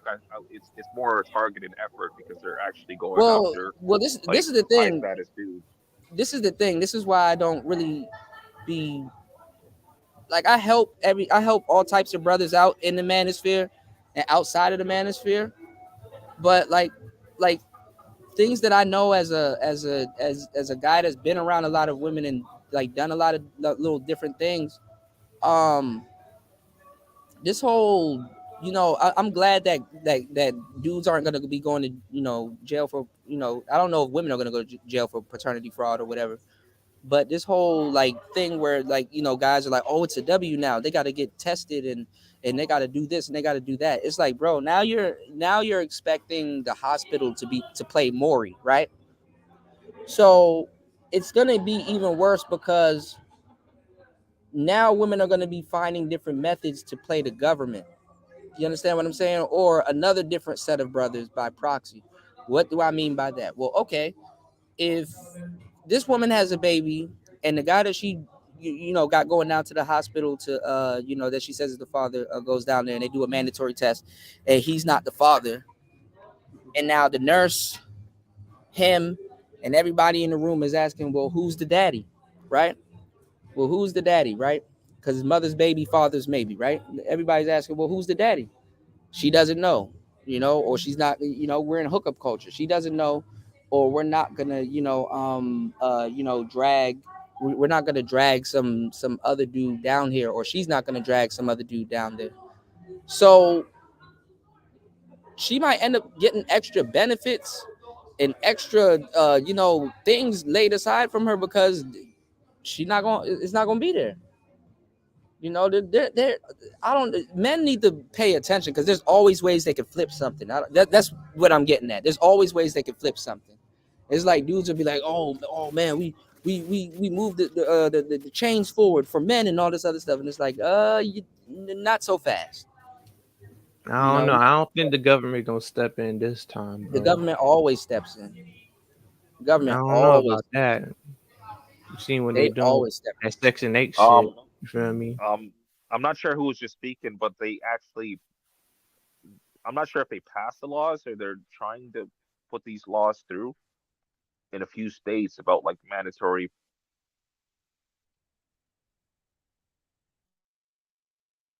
It's always some type of way that they're gonna pull money out of a man's pocket. It's just you just got to figure out how and where and how long is it gonna last. You know what I'm saying? Because they let a lot of women get away with paternity fraud for the longest time. Because the thing is that okay, she did paternity fraud. What you gonna do? Lock her up? Then who gonna take care of the kid? See, that's what I'm saying. The government, there's always a way for them to flip it. You understand what I'm saying? There's always a way for them to flip it. So I mean, but it's just the thing is that women have a myriad of problems that they can bring to the government, and this is why the government, even though the government's playing the game also, But this is why the government is so hesitant to be just giving them whatever they want. You know what I'm saying? Because then it's going to present another problem. You know, oh well, our periods and our pads and all that other stuff need to be free and all this other shit. And it's like, well, that's a product that's produced by a company. You know what I'm saying? And they need to get their money. So I don't know, man. I'm not even gonna get into these type of politics, but y'all know what the hell I'm talking about. There's always gonna be a loophole and a way around it. You know what I'm saying? There's always gonna be a loophole and a way around it. Okay. You know what? Here's the second one, Dakota. Lamar Odom and Bruce Jenner about to do a podcast talking about sports.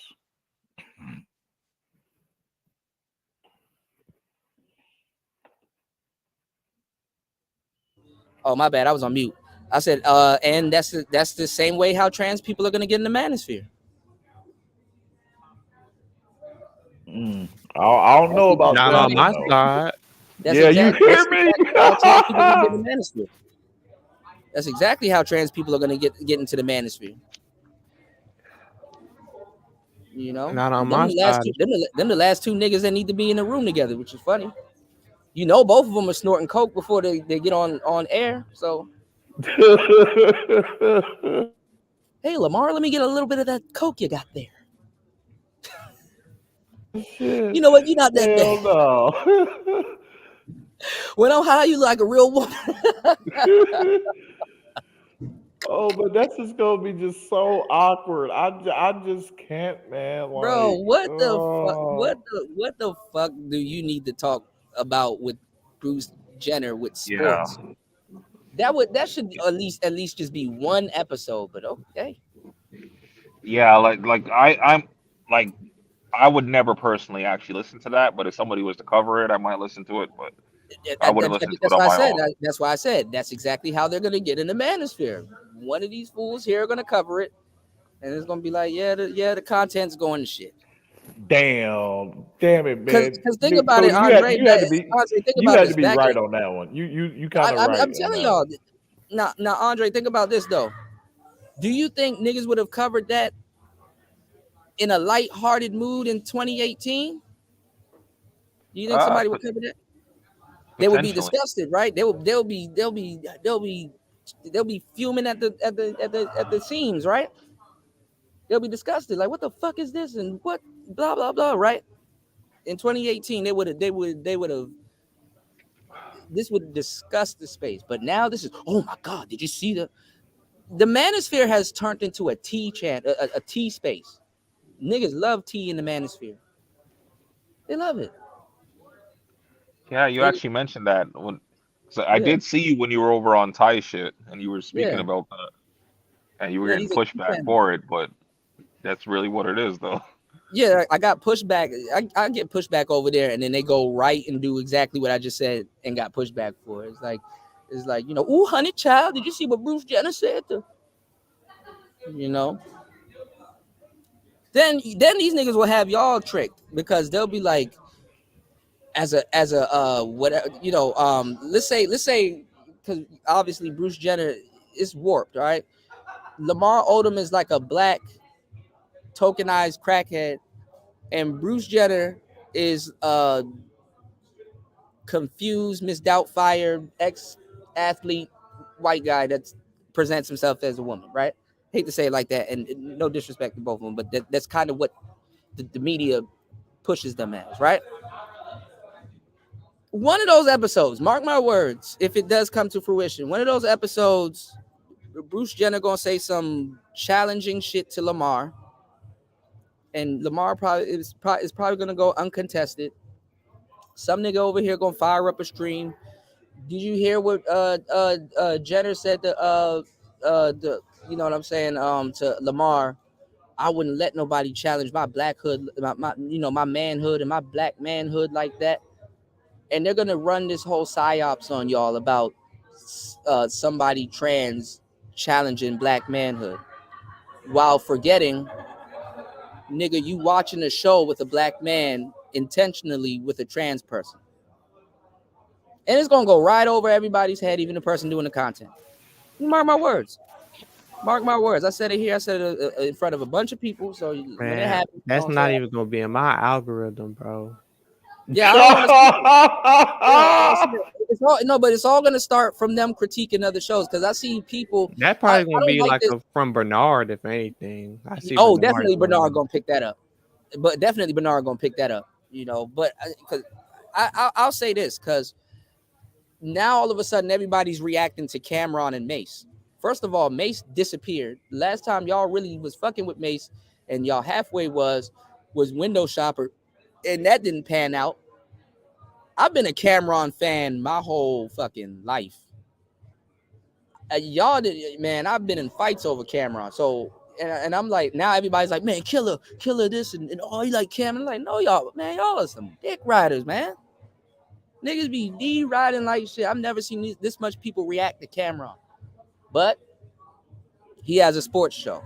So I'm like, well, okay.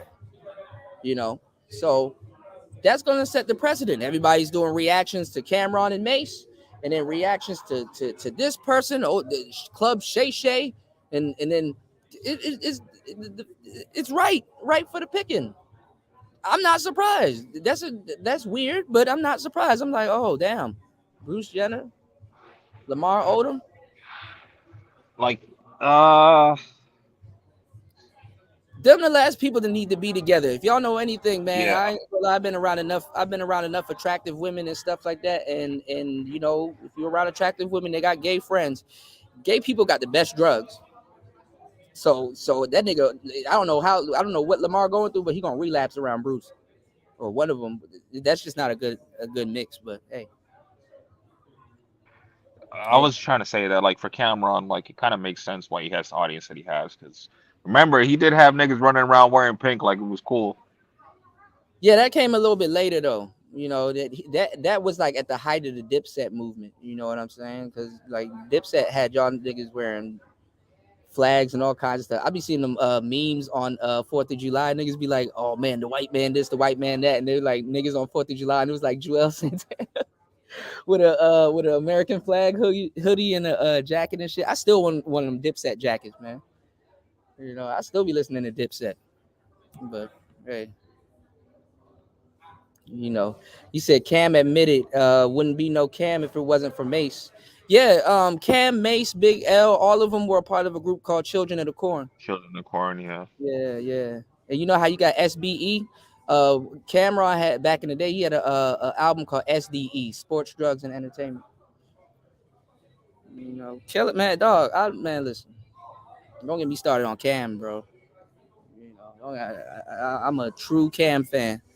You know, because most people just didn't get him. His metaphors and entendres was like weird, but it was like if you got it, it was just funny. You know, he said, "Man, everybody doing we reaction can't be gassing up Cam right now. Like, if you said you were fucking with Cam, like I keep computers Putin. Come on now." That's what I got into fights in school for. Niggas like computers Putin me. Like, what are you talking about? Like, because he didn't know. Cameron used to save his best work on his album. So you had to buy a Cameron album to be like, oh, okay. But I ain't gonna lie. I mean, you know, it was hard to defend computers Putin me, but that shit is fire, bro. I keep computers Putin. You'll say, holy moly. Oh man, dog, you about to dog. Y'all want to hear the best Cam verse? I played it for y'all millions of times. Go listen to Losing Weight Part 2. And I hate when people be like, man, I like Cameron, but I like Joel Santana. Cameron for Joel's, huh? The one with Prodigy? No. You know, Losing Weight Part 2. That's what I mean. The one with Prodigy. Okay, I don't really know. You said with Joel's, my bad. Yeah, with Joel's, yeah, it's on that album was his best album, one of his best albums. The name of the album is called "Come Home with Me." He's holding his son on the front of the album. You said when Purple Haze came out, yeah, Purple Haze is one of my favorite albums. Killer Season, definitely, you know. But nah, Cam snapped on Losing Weight Part 2, man. Well, Losing Weight with Prodigy was the harder version, I'd say. Have you heard Losing Weight Part 2 with Joel's? Joel's had a fire verse on that joint too. What did Cam say? He was like, he was like 18 months, please, that ain't facing time, need it anyway, need it for vacation time, but I'm gonna do the right thing though, take shots anyway. 6 months back on the damn block anyway. Hold on, no, I gotta pull up the lyrics, because it's like when he puts the words together, it's like damn, because he's like telling a story how he got locked up, and then he's like that ain't facing time, he's like that's vacation time. He's like he need that to get his mind right. And then it's just a whole, like, how he puts the words together is just play Losing Weight Part 2. Just give it a good listen. You're gonna be like, damn. And Joel snapped on that joint too, but I think Cam wrote Joel's verse on that joint. Joel's fumbled the bag, man. Joel's could have took over the game, and this nigga lost that shit to lean addiction, hanging out with Lil Wayne and them. You know, Cam the only nigga that shots out Ohio. Yeah, Cam used to stay in Ohio. Yep, I used to get it in Ohio. That's my shit. Yeah, Cam used to sell a lot of things in Ohio. You know.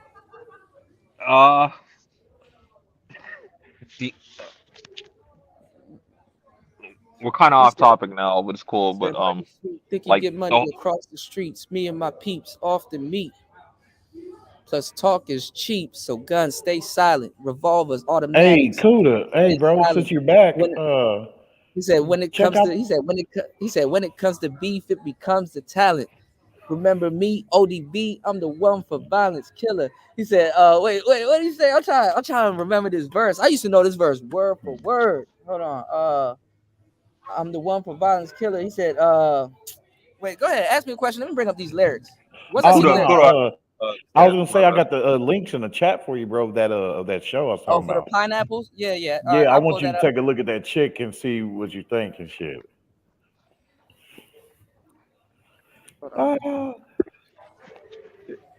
It's 2 hours though, but especially too like after you get off air and usually shit. I react to longer videos, but we'll kind of skim through it. Hold on, Dude, cause it's worthy, especially when you get to the dudes, Kuda.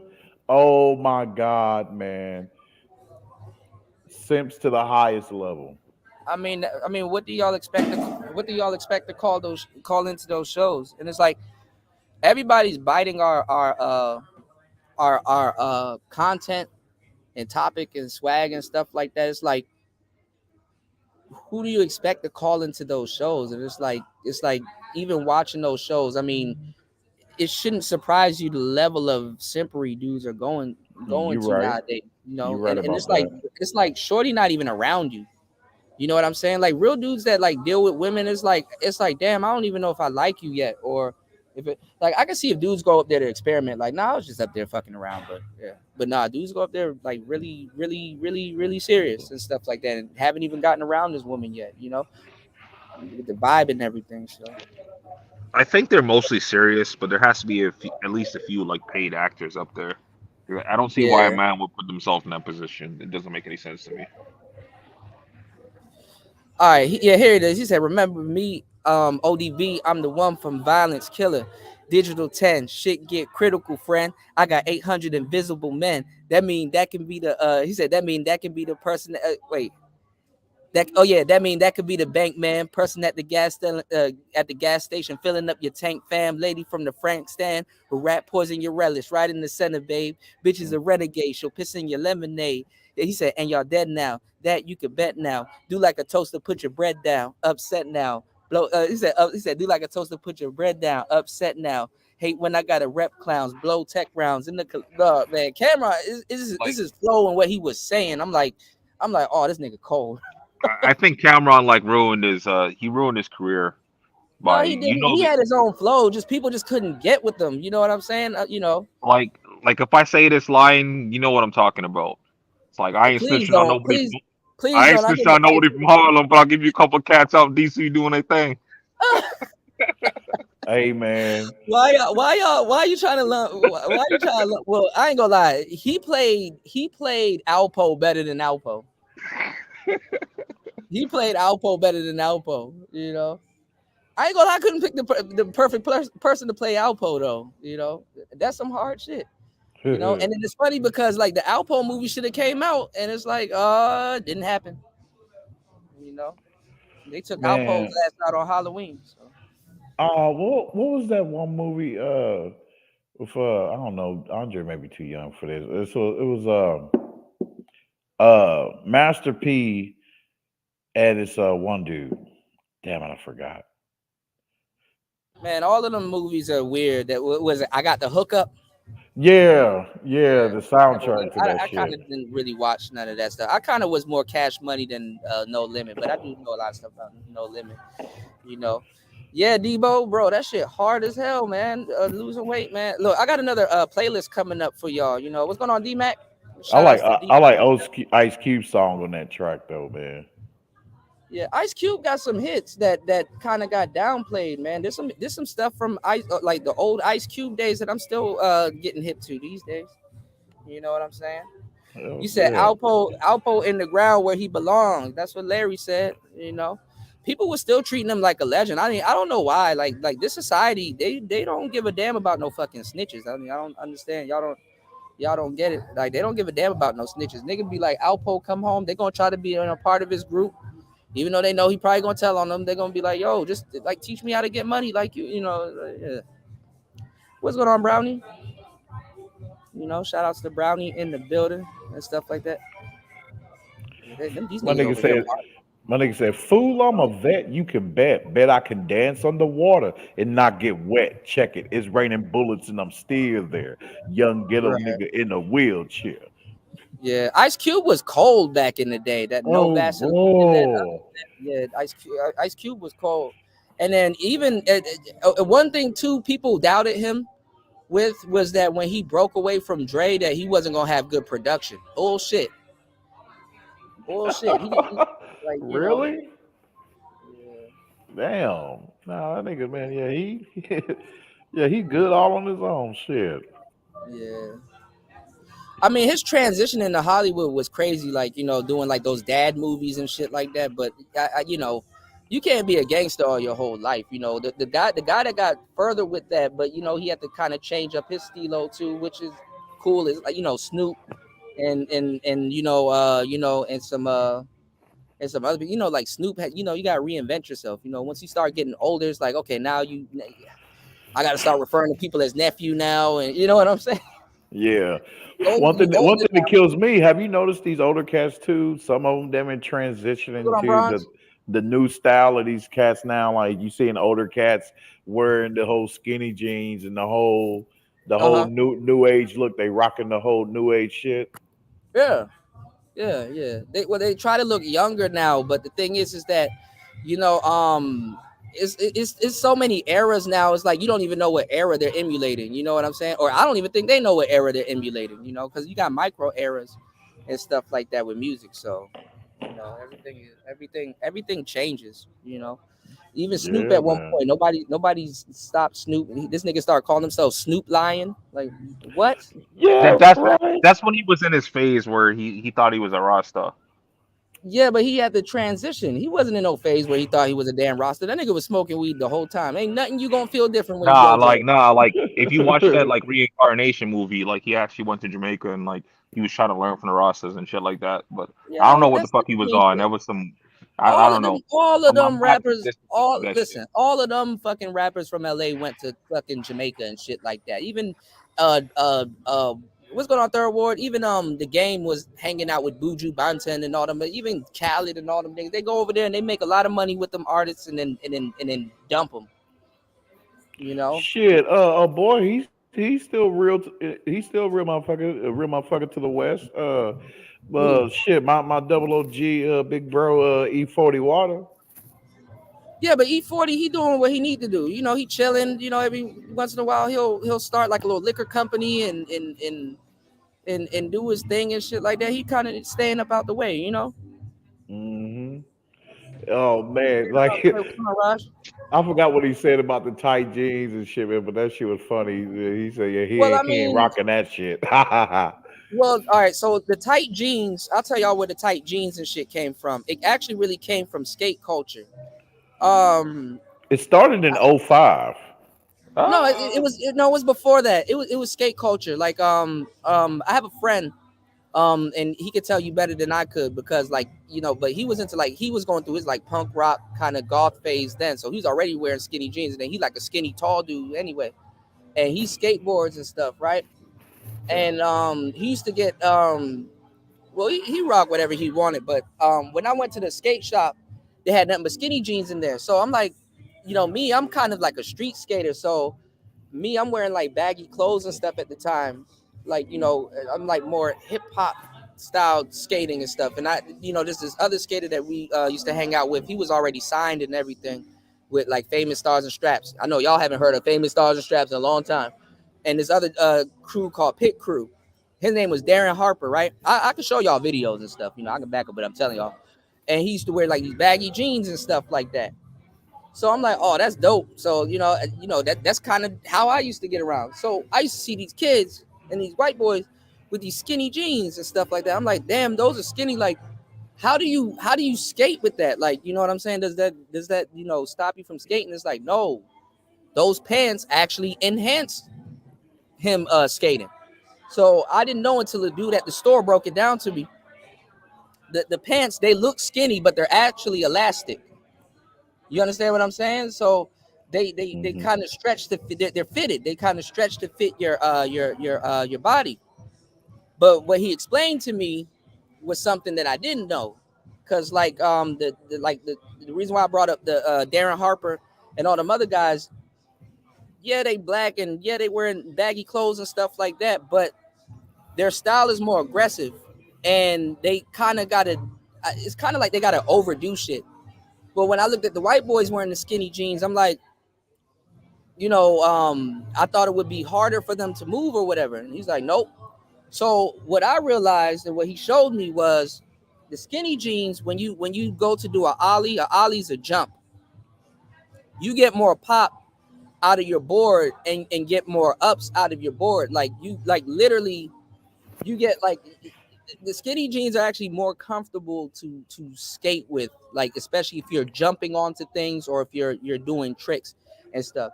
So you get more pop out of your board, which is like more height. You can jump over taller things. You can, you know what I'm saying? It's not like, oh, hold on. Now that I remember, like around in some rough ass jeans and shit.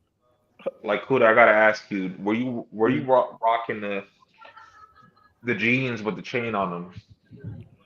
Yeah, I did have I wasn't fully Jim Jones, but I did have some jeans and like shorts and stuff that I would skate in. I kind of wanted to wear pants more because if I took a fall, I didn't want to bleed or just go straight. Yeah, that's what I meant, like the pants that had the chain on them.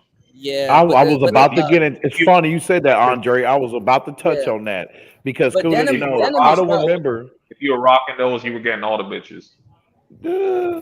Hey, I'll know, but yeah, but no, I don't think no. I've rarely seen tight jeans like that with the skaters with the Tony Hawk dudes. No, with the Tony Hawk dudes, they wear the wide jeans like you know what I mean? They're wide. Yeah, that's what the dudes used to do, like Kareem Campbell and all them other black dudes, and there's a whole bunch of other black dudes that I can mention. But this was the thing though. The reason why I brought up the skinny jeans, because around that time, guess what happened? Lupe Fiasco came out with Kick Push. And that really irritated me. I got pissed off about that because that now all of a sudden all black people starting to skate now. Now all of a sudden, you mad at Lupe? Yes, I was mad at him and Pharrell. He said now all black people want to skate now. Real because we used to get in the fights for it. Unbeknownst to y'all, black skaters can fight. Other niggas had to learn that shit the hard way. Unbeknownst to y'all, black skaters can fight. If I can catch my fall going down a stairwell and getting up on ledges and fucking falling off curbs and shit, front side and back side, and be catching people, the nigga getting hit in the face is not. Fall on your face a couple of times and see if somebody gives a damn. Like black people used to get bullied. Let me tell you how fickle black people are now, because it's funny. It's kind of funny that I can say this now.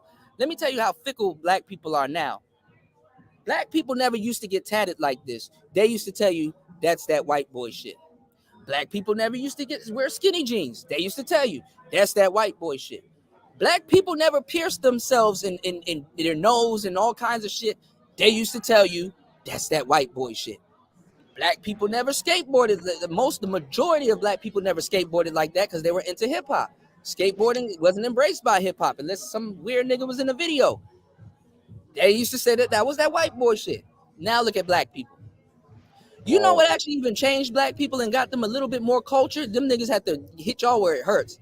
They had to start putting rock music and all kinds of shit on sports games like 2K and and Madden. and then they introduced Rock Band. Rock Band really took a lot of niggas out the game. Now all of a sudden, cause tonight will be the night that I will fall for you. Hey, now your ass is panicking at the disco, black people are the most fickle people on the planet until you learn how to sell them some shit. Now y'all hip. I can't argue with you. I can't argue with you on that one. Shit. No, like I gotta say they were doing it from before that. Because I'm saying if you were black and you were into that shit, you listen to Paramore and all that other shit, that's not what I was gonna say. Because you were talking about they had to put it in like sports games, basically. Yeah. Like black people to care about. That was to open up a bunch. Those sports games back in the day, those games opened up a bunch of niggas' musical palette. Well, no, I was gonna say that even before that, like because you had Busta and you also had Jay-Z that did their like rap rock collabs. Yeah, but see, Jay-Z ruined Limp Bizkit with that Fort Minor shit. Well, I'm not talking about that. I was just talking about like when he did the collab with like Linkin Park. Mm-hmm. Yeah, I mean, they've been collabing. I mean, that shit, that right there is a whole genre. That's where you get, I'm a DJ. Like that's where you get Limp Bizkit. That's where you get POD. That's where you get, there's a lot of good groups that can Papa Roach and shit like that. That's where you got them boys rapping over a rock. What helped lead black dudes into rock was what really helped dudes to get into rock was back around 2000, between 2005 and 2008. When Lil Wayne did when he came out with that the Prom Queen. Yeah, I actually like that album, but like that's the thing they but notice Lil Wayne started skating then also. But this is what I'm saying, like that era they had to put those songs in like wrestling games and stuff like that. That's how black people really caught on to it. Niggas wasn't going out of their way to go listen to We Are the Youth of a Nation. Niggas wasn't listening to that.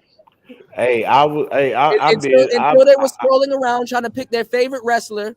They're like, yo, this song kind of goes. I've been in love with rock, man, especially the rock from the 80s, man, all the way up. I was too scared and too ashamed to be expressive with it until like what was it, like 2000 and 2008. No, but see, the reason why I said that too, because like even the radio stations in the DMV area, they're like, man, that's that rock shit, man. You need to go to this radio station, listen to that. Don't request that over here. We don't play pop. It's strictly rap. You know what I'm saying? And hip hop. And the only thing they probably would play, because some of them wouldn't play it either, was R&B. Fuck that. With the music today, dude. Nah, I'll go back. My music arsenal them blew up, bro. Like the music, for example, from Berserk, I got that downloaded. But see, black artists needed pop to save them. For example, Nicki Minaj, she needed pop to save her. You know what I'm saying? Spaceships and all that other like fucking Little Kim couldn't get saved by pop. Little Kim couldn't get saved by pop. But this is the thing, like, getting back to the skinny jeans, when Lupe Fiasco and Pharrell, because Pharrell launched a clothing line with it, the ice creams and stuff, y'all, You know, and the skaters like, you know, Paul Rodriguez and stuff, they start getting like different type of Nikes, like the SBs and stuff like that. You know, some of the dudes that were sneakerheads then, because see, I would have been a sneakerhead because you know, but I got locked out of the whole sneakerhead thing because I was a skater. So like when I bought shoes, I bought them for a specific reason, and I knew I was gonna fuck them up. So with the grip tape, but when that shit happened, guess what happened right after that? That you're a jerk. That's when jerking start happening in the Bay Area. And that's when them dudes used to wear them skinny jeans, especially that dude. I always remember that one dude that had the little checkered pants, but they were skinny jeans and he was jerking in them. That's what made a lot of people gravitate over to the skinny jeans, because people were dancing and it actually made dance moves look better. Tell you the truth, skinny jeans make dance moves look better. Yo, cool. I gotta say again, like, how you mad at Lupe? Nigga, like. No, I was mad at him because he wasn't skating. He didn't skate. Like if you fell on he him, made me want to skate. he made a lot of niggas want to skate, which I got mad too because there was a lot of posers. Yeah, him and Pharrell. They couldn't skate. They couldn't skate. The reason why skaters got mad because we get fucked up for what we like. You know what I'm saying? We get fucked up for what we like. So it's like, and like I told you guys, like, you know, you're gonna take a fall as a skater or anybody that does any type of extreme sport. You're gonna take a fall or get hurt in a way where you're gonna have to ask yourself, do I want to continue to do this? You know what I'm saying? Do I want to continue to do this? Every skater takes that fall, and you know, after it, you know, but you got people that was picking it up and repping it, and it's like, bro, you didn't even take that fall yet. Like you didn't. You can see it in somebody's eyes. Like they don't even fuck with skaters for real like that. It was just something for somebody to make money off of. You know what I'm saying? It was something. It was a grift. It was a musical grift, because in the height of fighting to be able to skate after school in certain places, or if you brought your board to school and you had to take comments, you know, people making statements and oh no, that's that black people shit. And then now all of a sudden this person got a skateboard and it's like, go ahead, do a trick. You know, niggas was using skateboards as an accessory. They didn't know what the hell they were doing. They didn't know what they were doing, what the tricks were. Everybody's like, oh, kickflip. It's like there's more tricks than a kickflip, sir. And you know, it's like that shit was just I didn't like it at all. You know what I'm saying? Make me want to go play one of those old Tony Hawk games now. Yeah, I was about to say that Tony Hawk.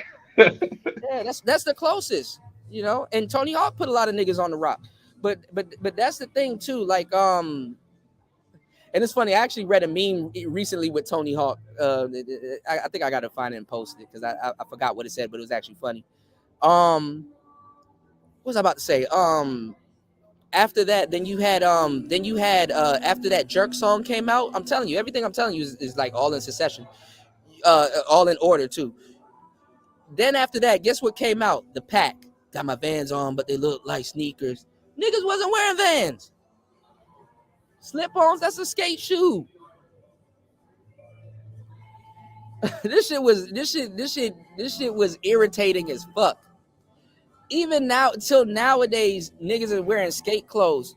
Do you know what those clothes, like, I'm gonna tell y'all how we looked at the world different as a skateboarder. Like, people will be walking around like certain places, right? And you will see a set of stairs. And people are like, yeah, you walk up and down a set of stairs. Oh, a skateboarder don't look at that the same way. A skateboarder looks at those set of stairs. It's like, oh, it's a stairwell. And then they look at how much stairs it is. Is it a 3 stairs? Is it a 4 stair? Oh, is there a rail? You know, can I start at a certain point and like actually like clear the stairwell and stuff like that? Like we were into shit like that. So while people saw a certain set of steps, you know what I'm saying? We were looking at it completely different. Like Well, Akuda, about the Vans, like Wiz Khalifa, like he actually popularized them. No, he didn't. Wiz Khalifa actually came a little bit later. Wiz Khalifa in that whole era came right after, and that made what's called backpack rap. You know what I'm saying? He brought it back, basically, is what I'm trying to say. Yeah. People were already wearing Vans before that, had Vans before that. Yeah, I mean, there's a lot of rappers that came out of that era. You dress up as like a jiggy nigga, because that's when dudes really started wearing, like, I was gonna get, like, you see, I was talking to y'all about the stairs. I was gonna get into y'all. I was gonna show y'all how we look at things different. Like, as a skater, your number one thing to do is to get sponsored, meaning, because we used to watch videos before we go out and go skate. So you got like Zero, New Blood. You got like Chris, what's his name? Chris Cole. Trey flipping the Wallenberg gap. You got all of these videos and stuff that we used to watch that would get us like pumped up to go skate and learn some new tricks and certain things like that. Because we wanted to get sponsored by these companies, like Zero, Ethica, America, spelled with an E. Habitat, Girl, all of these skate companies. So, you wanted to get your skills up so you can film yourself and get sponsored by them. And getting sponsored by them, you'll get like boards, you'll get clothes. They send you boxes of clothes, boards, fly you out places and competitions and all kinds of stuff. And that's what we was focused on. Man, listen. When the Vans and that skateboard and all that other shit came out, and people that were talking shit about skaters and dudes that listen to rock was wearing rock shirts, it's like, bro, you have on a Misfit shirt. You have on a Motley Crue shirt. You don't listen to Motley. You don't even know they're a rock band. Bro, they were, bro. Well, like, actually, now that you brought that up, that is a common issue that I've been hearing recently. Niggas are hop-ons. I'm telling you, dog, we've been doing Well, this I'm not talking about niggas. I'm talking about like bitches be wearing like them too. Them hoes are they're wearing like rock band shirts and shit, but they don't know a single song. Okay, the proper term is false flagging. Boss up on you over that. It's like, bro, you don't even listen. What? Like, dudes, niggas was wearing Nirvana shirts and like, bro. Yeah, that's most common is the Nirvana shirts is what I see. Yeah. You could walk up to a nigga and be like, yo, who's the drummer? What are you talking about, man? Okay. I mean, I get it. You know when what I'm saying? I was rocking those rock shirts and shit, dude, hey, all through them years, hey, I know the damn band. Like, I had Disturbed shirts, Stain, all that shit. Yeah. And what I believe too will help black folks get into to rock was the fact that because black folks started being exposed to it and seeing that there was black vocalists, in rock bands. What really did it though, Ray, was the video games. I'm being 100% with you. It's the video games, because like they'll hear something like, oh, this kind of cranks, It's the video games, man. Ghostman just reinforced the point that I was talking about. It's like, yeah, talking about hoes wearing a Marvel shirt, but they say their favorite superhero is Superman. Yeah, like, bruh. Yeah. I mean, it's happening right now. All of a sudden, it's cool to like anime all of a sudden. You know how much bitches now all of a sudden, you watch anime? You want to know why women like anime all of a sudden? Because Meg Thee Stallion said she watched anime. Well, like what they're calling it now, pretty much. Huh? No, I said bullshit. No, she didn't. Yeah. She said she like anime. Like, I think you actually played a clip on it before. Yeah. Where it's like pretty much like anime SB is what's going on. Which like I can't really blame the dudes for because like I'm not gonna front because I do that shit sometimes too with bitches. It's like when bitches tell me they like anime, I'm like, what do you watch? And then they'll tell me like they'll be like, oh, I watched Naruto or whatever. I'm just like, yeah. Goku. Yeah, like the basic shit. I'm just, well, like, what do you watch recently? I'm just like, you're talking about the mainstream shit. It's not them. Their boyfriends watch that shit. There's a whole bunch of hybrid niggas out here. I keep telling these anime dudes, I'm like, if you're a guy and you like watch anime and you geek out about anime, because back in the day, them anime dudes used to lose their bitches to drug dealers. What a time to be alive right now. You can now just be an anime dude that smokes weed and you're gonna get a whole bunch of bitches. You don't even have to drug deal. Man, you hear me? Like, let's get like you know what sounds like a good time? Let's get high as hell, eat some food, order some Uber Eats and binge watch some random show. One Piece. And you'll get a baddie and they'll do that with you. Well, like that's kind of why I'm somewhat immersed in this stuff now because like when I was into it, it wasn't popular and I was getting clowned for it and shit. So I had Yeah. to go So the imagine, typical route. imagine, imagine less than 5 years later, that same person is like, whoa, this is amazing. It's like, oh man. Exactly. Yeah. That's Yeah. that's my whole shit with it. That's like seeing these niggas come up now. I'm just like, that's crazy. Yeah.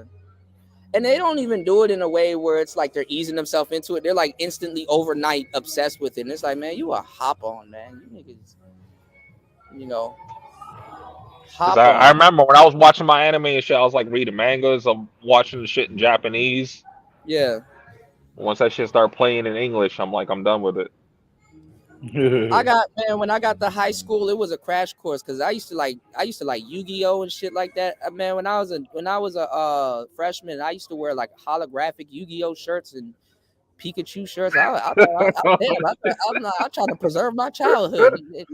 And I'm seeing Man. niggas with, I'm Nigga seeing say niggas with, holographic Yu-Gi-Oh shirt, bruh. yeah, hell yeah, hell yeah. It's They had like that extension whole on this caring shit. about what these motherfuckers' opinions of, man. That shit stopped for me like When 2005, 2006. I I was got like, to high fuck school, this. man, I got bullied into designer. I'm like, damn, I gotta buy the Jordan shirt over the Yu-Gi-Oh shirt. Damn, Jordan asking for a lot of money.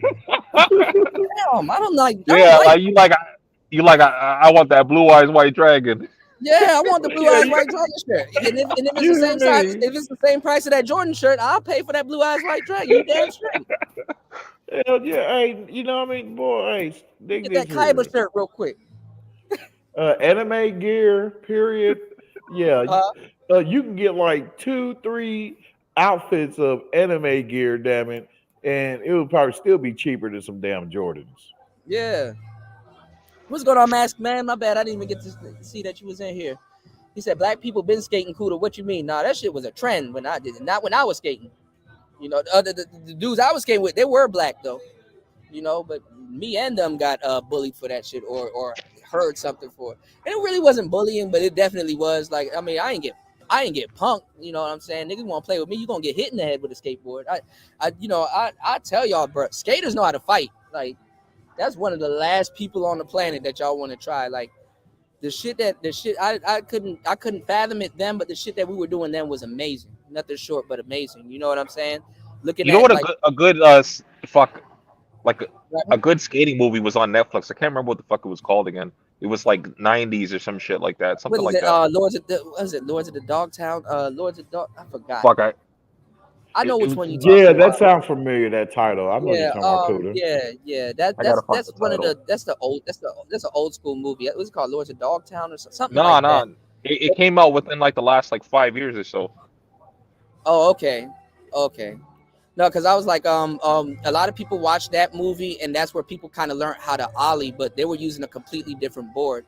One of the guys that really revolutionized skating, and he's the godfather of skating, Rodney Mullen. That's where the majority of these tricks came from. And Lords of Dogtown was hard. Yeah, he invented a lot of these tricks, and it actually really started off of those type of skateboards. But you know, he did. I forgot what type. He was like really good at physics. So Oh, huh? I got the title now. It's called Mid-90s and it has Jonah Hill in it. Okay, I might have to check that out. You Yeah, know, check it out. It's a pretty good movie. yeah. Now, but Rodney Mullen, man, he's from Florida, and Florida has no hills, so all of that shit is like flat land skating and stuff like that. And he came up with a lot of tricks and stuff like that. But he was supposed to step away from skating because he promised his dad he wouldn't do it anymore. But this guy is good at physics. He knows where his foot has to be. He knows how much pressure to apply to the board and how much rotations is going to happen. He knows when to catch the board. He knows when to do certain things. Like, he's just a monster. So, you know, y'all look up Rodney Mullen. I could pull his ass up. I'm telling you, Like I I ain't sit trying here to and gas this shit up, but basically it's like I ain't trying to gas it up, but basically it's like white people fuckery. But like he had the one black friend that was like trying to like put him on the right path, but he was on his bullshit. Yeah, but that's what I'm saying. But it's a skater movie though. That's what it is. Yeah, if you were black at the time and you skateboarded, you were automatically a token from black people. You know what I'm saying? White people would think you're cool, but you would be a token. You know. And then there was a bunch of white kids that got jealous of us too, because we had all the money that we get. Skateboards are expensive. How y'all go try to buy a skateboard and see how much that shit costs? Because like a lot of people don't know how skateboards work. Skateboards, you have to break them in. Like you gotta be able to break them in. Like everything molds to your style. If you buy a new pair of skate shoes, you have to break in those skate shoes because the skate shoes got to adapt to the board. The board is responsive. Like the board has to adapt to where you're putting your feet and everything. Like everybody's board is custom, you know. And then your trucks.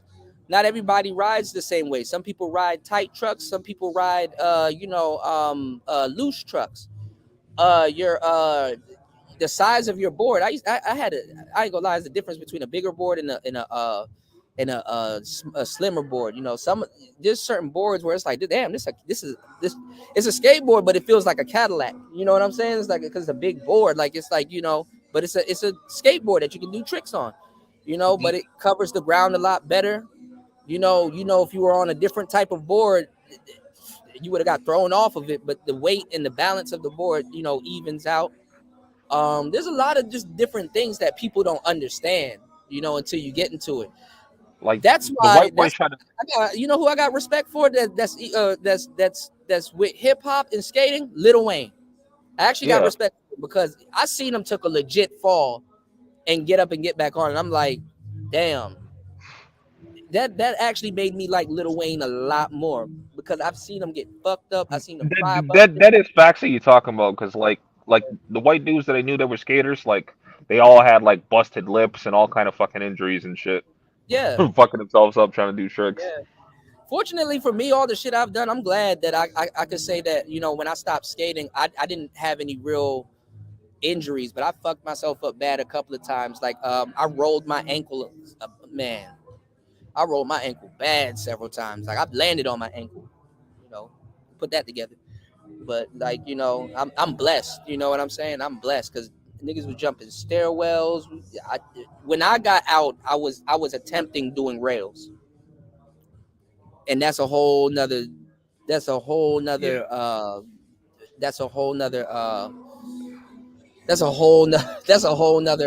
risk.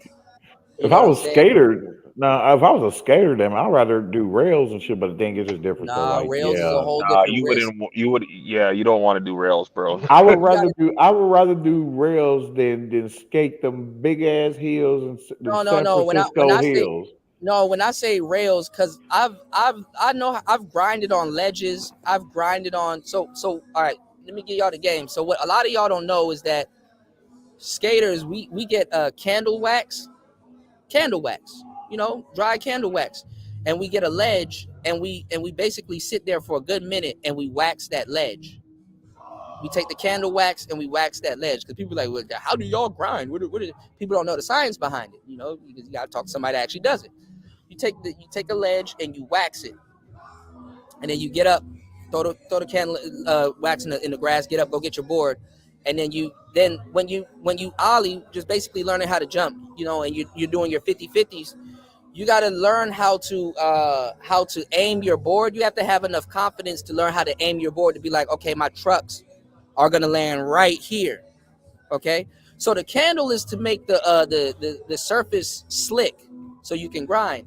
But if you overwax the surface, you can slip out as soon as you get on it because you don't know how slippery it is until you actually get on it. You know what I'm saying? And if you underwax it, then you probably need a little bit more power, or you know, depending on, you know what I'm saying, your weight distribution. You know, all of this stuff goes into it. People are like, oh, this person just riding around on a skateboard, you stupid. No. Skateboarders are some of the most smartest people you'll ever talk to. You know what I'm saying? But look, let me get you the game with this candle wax thing, right? Now, aside from that, you need to know what you feel more comfortable doing, because skating can get weird from this point on. Are you going to do something front side or are you going to do something back side? Kuda, what do you mean? I mean what I say.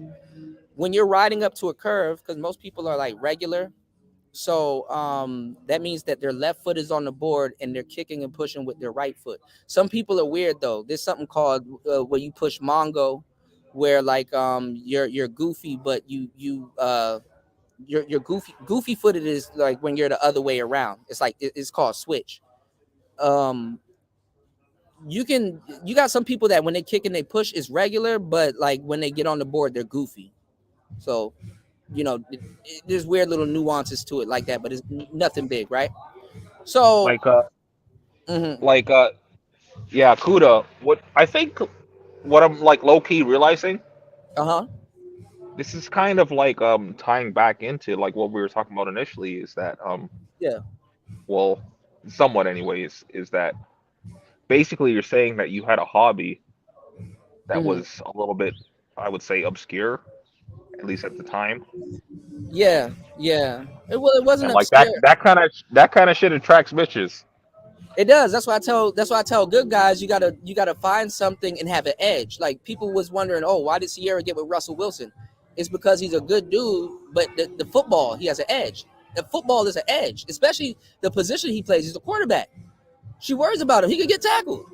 That's the edge. You know? If Russell Wilson didn't play football, he couldn't get no damn Sierra. It's an edge. You gotta have an edge. What's going on, New? Yeah, because of that. Hold on, Because of that but damn see, money. but not just the but that's a good question though, Andre. But not just the hobby, because anybody can skate. Some people use boards for transportation. Some people just like to skate.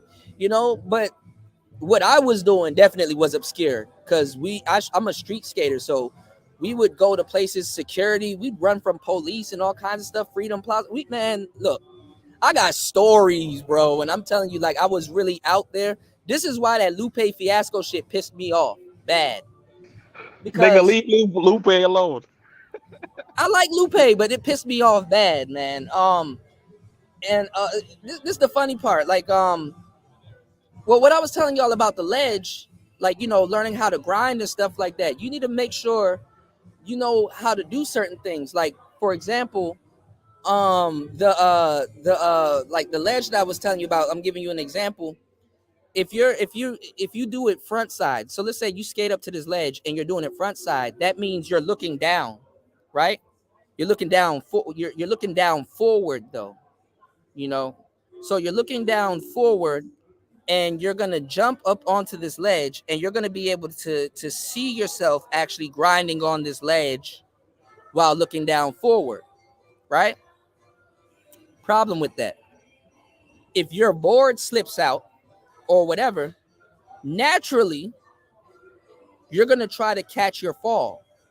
Some people don't because they haven't developed a skill, because it's a skill to learn how to take a fall. Just like wrestling, it's a skill to learn it's called a bump. It's a skill to learn how to take a bump. You'll see somebody suplex somebody and it's like, nah, that didn't, it didn't hurt him. He knows how to take a fall. Or the way somebody's going to do it, they learn how to take a fall. I'm laughing right now because a story just came to mind that I just heard recently, and I got to share it with y'all. My bad.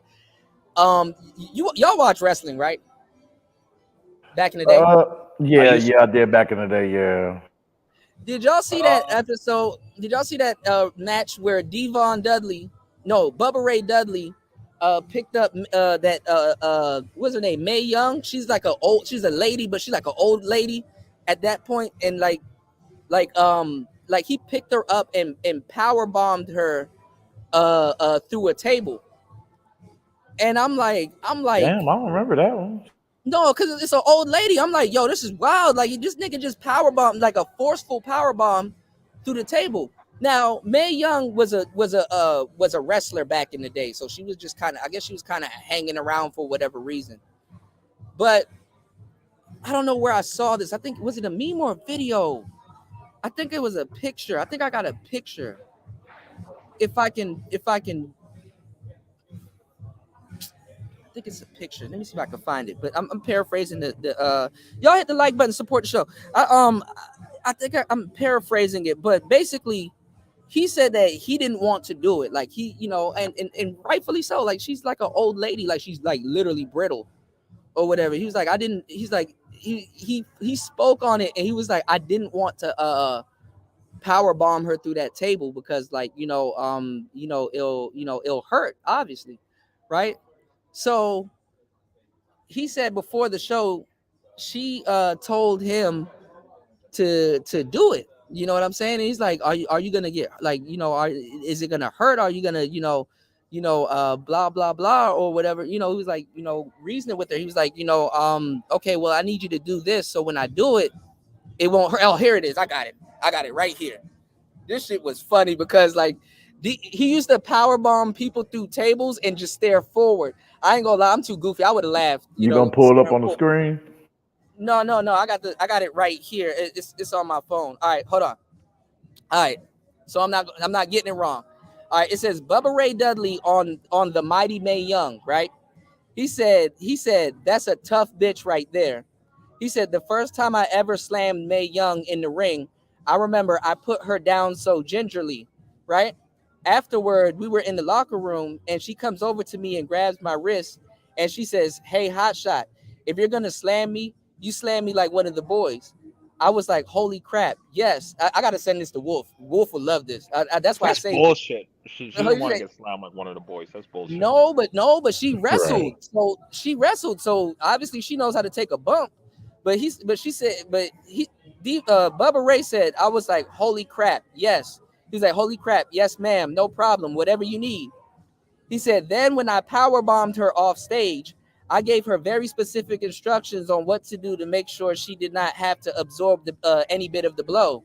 She threw it all out the window. She threw herself right off stage and took the whole thing herself. I had no choice. And then it said ... And then he said, and then she farted on me. Yeah, that's a crazy bitch right there. That's a crazy bitch. That's a crazy bitch. She's in the pain. Like, that's a crazy bitch. I can tell. Yo, bro, that last part is like, then she farted. Hey, I know they got it. I know they should have that on YouTube. You think? What do you mean? When he slammed her? Yeah, they have it on YouTube. Yeah, that's like after the Attitude Era, or maybe at the tail end of the Attitude Era, with the Dudley boys. I wonder if they have it on video of her telling him to slam her like the boys and shit. Yeah. I wonder if that's on there. No, but see, what I was getting into was like, you got to catch your fall. Like if you're doing something front side, this because even to this day, and as a skater, it scared the shit out of me because I've seen dudes break their arm this way. Like it could be a ledge that's not that high off the ground, right? But you're speeding to get some momentum, and you're grinding on something, right? You're trying to aim your trucks on something. So let's say you miss. When your board slips out front side, you're falling backwards. You know what I'm saying? You're falling backwards. So naturally, what people do is they put their hand behind them to catch their fall backwards. But if you don't do that correctly, you literally the weight of your body will come down on your forearm, and there it is. Done. Like done. I'll show my age on this one, but the best wrestlers to me are Stone Cold and Undertaker. Yeah, they are. Undertaker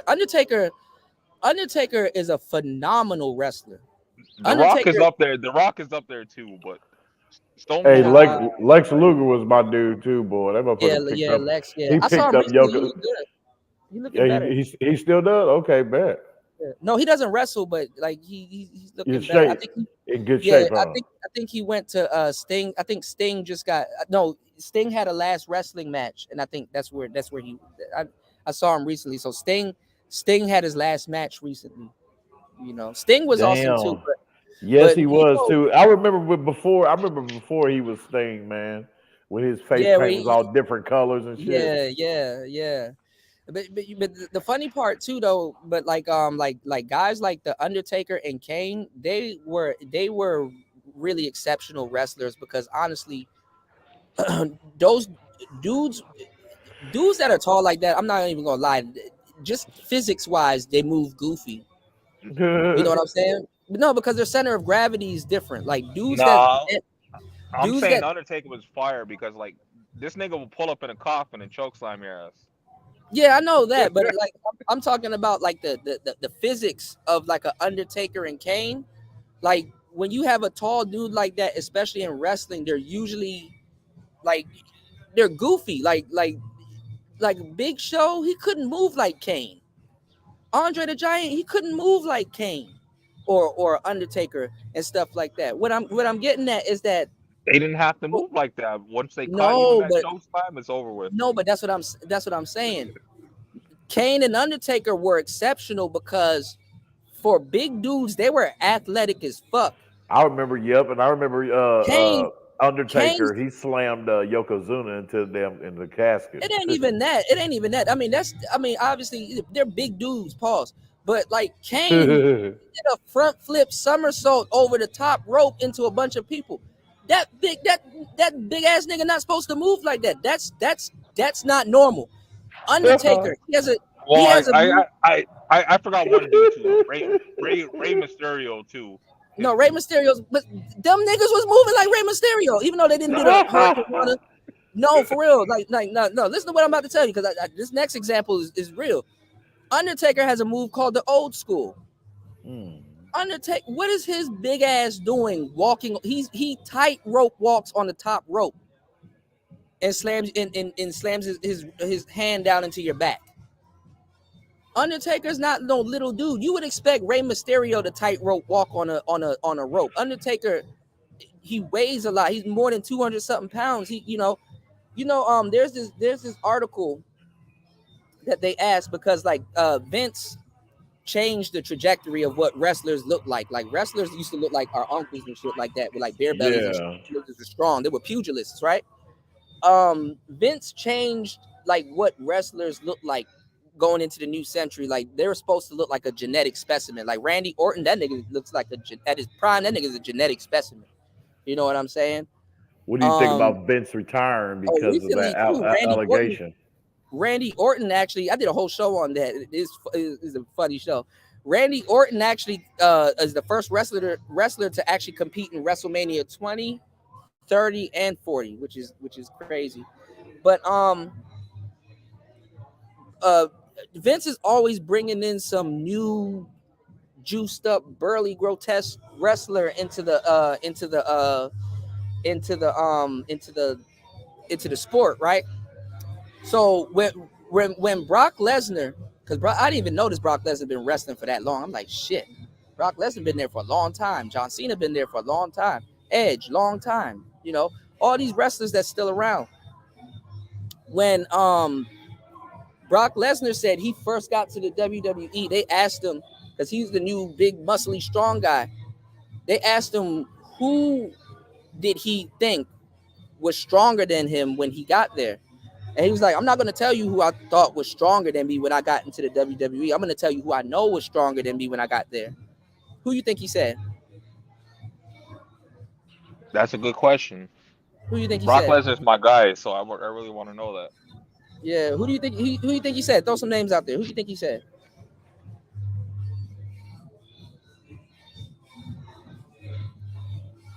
Are you thinking about who was there when he was there? Like yeah, who do y'all think he said? Because Bobby Lashley wasn't there. A whole bunch of people wasn't there. He said Kane. He said Kane was way stronger than him. And I believed it because I remember what the hell Kane was doing around then. Kane was way strong. Kane and Undertaker, I'm not even gonna lie, and I hate to say this because this is fucked up in a way. Kane and Undertaker were the better versions of the Steiner brothers. You know what I'm saying? They were the better versions of the Steiner brothers, even though they weren't brothers at all. But you know what I'm saying?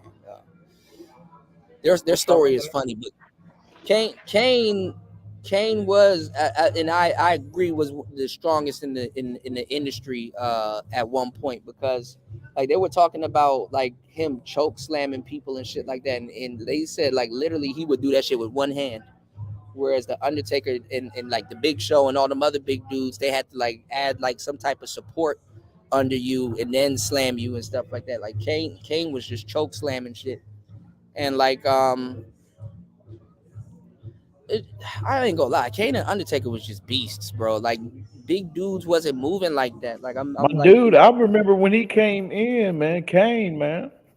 yeah, well they He was yeah, rocking the mask for a minute.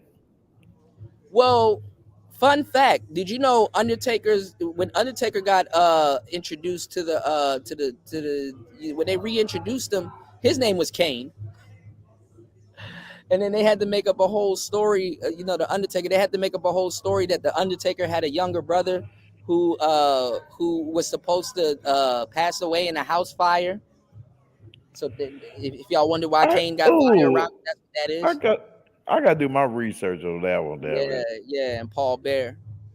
Yeah. Hell yeah, Ultimate I Warrior. missed Don't him, man, forget but him. Kane was savage as fuck too. I forgot about Kane. Yeah. Yeah, that's where Kane's origin story came from and stuff, So it's like he came to the WWE to get revenge on his brother, and like the fucking ring lighting on fire and shit like that. That's supposed to symbolize like the house burning down. So now all of a sudden he controls fire. I mean, as a kid it was nostalgic because they knew how to sell. The WWE knows how to sell a character. They know how to Yeah. sell a character, with their writers and stuff like that. So they did Goldust dirty though, even though Goldust is a good wrestler. Oh, Gold does his ass. Him and Nick Foley with the Yeah. sock. But I mean, like the writing was just following trends and stuff like that because like you had Viscera, rest in peace. You had Gangrel. I wonder why Gangrel walked away from the sport. Gangrel was awesome. I fucks with Gangrel, but that's where Edge and Christian came out of. Like all of them niggas were supposed to be vampires and shit. The Legion of Chaos or some shit like that. Like they had the Undertaker running that shit at one point. And then in the 80s they had like the little pro-black movements and stuff like that. When The Rock came in, he was the Nation of Domination. Niggas were supposed to be like the Black Panthers and shit. They had Farouk and The Rock and some other people running around. Like it's all trendy. All wrestling was like trendy back then. The climate was different. But them dudes put their bodies through a lot. Man, no shit. Oh man, that reminded me, yeah, because I listen to. I don't know if you check out Joe Rogan, but I be watching him heavy, and no, not the Undertaker, but Hulk Hogan. He was on there, dude. All the surgeries you talking about he had, man, which really caused him to lose like what a decent amount of his height. You know what I mean, from where he was at, because he was kind of tall, especially when he was back in those days. Damn it, like when he appeared on one of the Rocky movies. Yeah. So man, all the back surgeries and shit he had, dude, and oh man. Yeah, he used to wear them. He used to wear a workout belt too. Sometimes, I like Hogan though. I'm not gonna lie. Whoever did like my favorite Hogan is actually Hollywood Hogan. You know what I'm saying? Because like when I was a kid, NWO was like man, I don't know who on fire, dude. Huh? NWO was on fire, boy. Like especially when Kevin Nash and all them hopped on, and then that's what I was saying. I was gonna bring up Kevin Nash because I was like, even Kevin Nash didn't move like Kane and them, and Sid Vicious and all them other cats. They didn't move. Them big dudes. But damn, like, them dudes was big. You said Sid Vicious. Yeah, them huge dudes, man. Pause. But this is what I'm saying. Like, with Hogan. See, this is the thing about like the WWE, which was actually pretty cool, and just like wrestling in general. You got babyface and you got heel, and they play on y'all perception with the babyface and heel thing. Like when The Rock is babyface, if you look at his lights and his intro and some of the stuff is blue. But when he's heel and they kind of want to give you the narrative, like, okay, he's the bad guy now, even though we know he was a baby face and y'all like him and he's the people's champ, but he's playing the bad guy now, and then they'll turn the lights red. You know what I'm saying? So they kind of throw certain things in, but like, appreciation for the sport and just like, crowd perception and stuff like that. I didn't think in at that time it would have been a little bit harder to write a character for Hogan that will that would live up or overshadow like all the success that he had, because Hogan was very successful. You mentioned the Ultimate Warrior earlier. He was supposed to replace Hogan, but and I think he did, but I think he would have messed it up. He didn't have that star quality. He had the look, he had the, he was one of the boys, but he didn't have that star quality. You know what I'm saying? But a lot of people liked him, but he didn't have that same star quality to take over, with Hogan. Hogan running around, and then Hogan, even though he didn't necessarily wear the American colors, he, people like back then, like all of the shit that was going on, like, and people watching wrestling, man, you needed somebody like Hogan that was like that was pushing like the patriotism and stuff like that, and just the whole made masculine, masculine images, man, that them dudes, man, exuded, man. Like, yeah, man, but ain't it funny now? Man. But hold on, this is funny though, because remember we used to play with action figures. Girls used to play with Barbies. Why now when they go get plastic surgeries, them bitches want to look like He-Man? Them bitches be looking like He-Man. They look more like an action figure than a Barbie doll. It's like, bitch, why would you go under the blade? Why would you go under the blade? You don't get the Barbie package. They don't get the Barbie package. But they say they're a Barbie though. Don't tell them that, because they say, damn it, no, I'm a Barbie, damn it, shit. Nah, them bras are like action I'm a Barbie. All right, maybe I'm wrong for saying that, but no, you ain't, because I'm taking that. I'm taking that. Thank you. You coined that for me. Thank you. You know what's funny, and it was funny the other day too. What's going on, Loli? The other day I had I was watching this documentary that I saw a minute ago, and it kind of refreshed me again. I remember when China first came. You remember when China first came to the WWE in the Attitude Era, and she was running around with DX, and like, they said China, like she could power slam. She looked complete. I saw China. She looked completely different, right? And I didn't notice because I guess I was a kid. I thought she rest in peace. May she rest in peace, because she passed away. Yeah, rest in peace. Yeah, I thought she just dialed back working out. I didn't know China got surgery. She had breast implants and all kinds of stuff, and I'm like, oh, makes sense now. That's why I saw that she did porn. That's why I saw that she did porn. And it's funny now because, like, in hindsight, even then, right? Like when you, it's funny now because all you got to do is just swap shit out, right? Look at how you like somebody like a athlete like China, right? And dudes kind of bullied her like, oh, that's a man, blah blah blah, And then it's like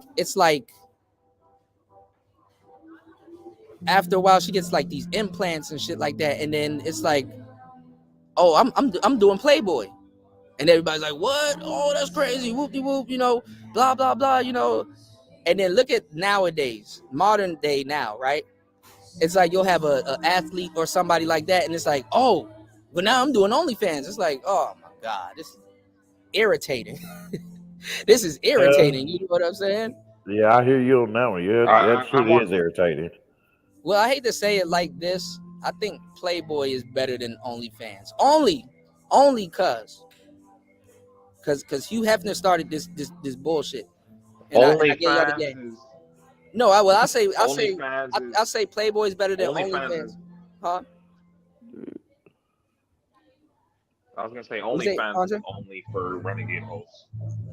OnlyFans is only for renegade hosts. Well, the professional ones try to come through and clean it up, but the thing is, and a lot of professional women are going to OnlyFans now, but like the thing is that like Playboy was better. I hate to say it because you get a collectible magazine cover if that's what you collect, right?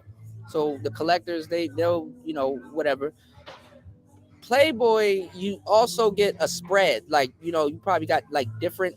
It's professional pictures. It's not no broad at home with her phone and shit. It's professional pictures taken at a studio, and then you get a article. Like people care, you know, what your favorite color is and all that other goofball shit.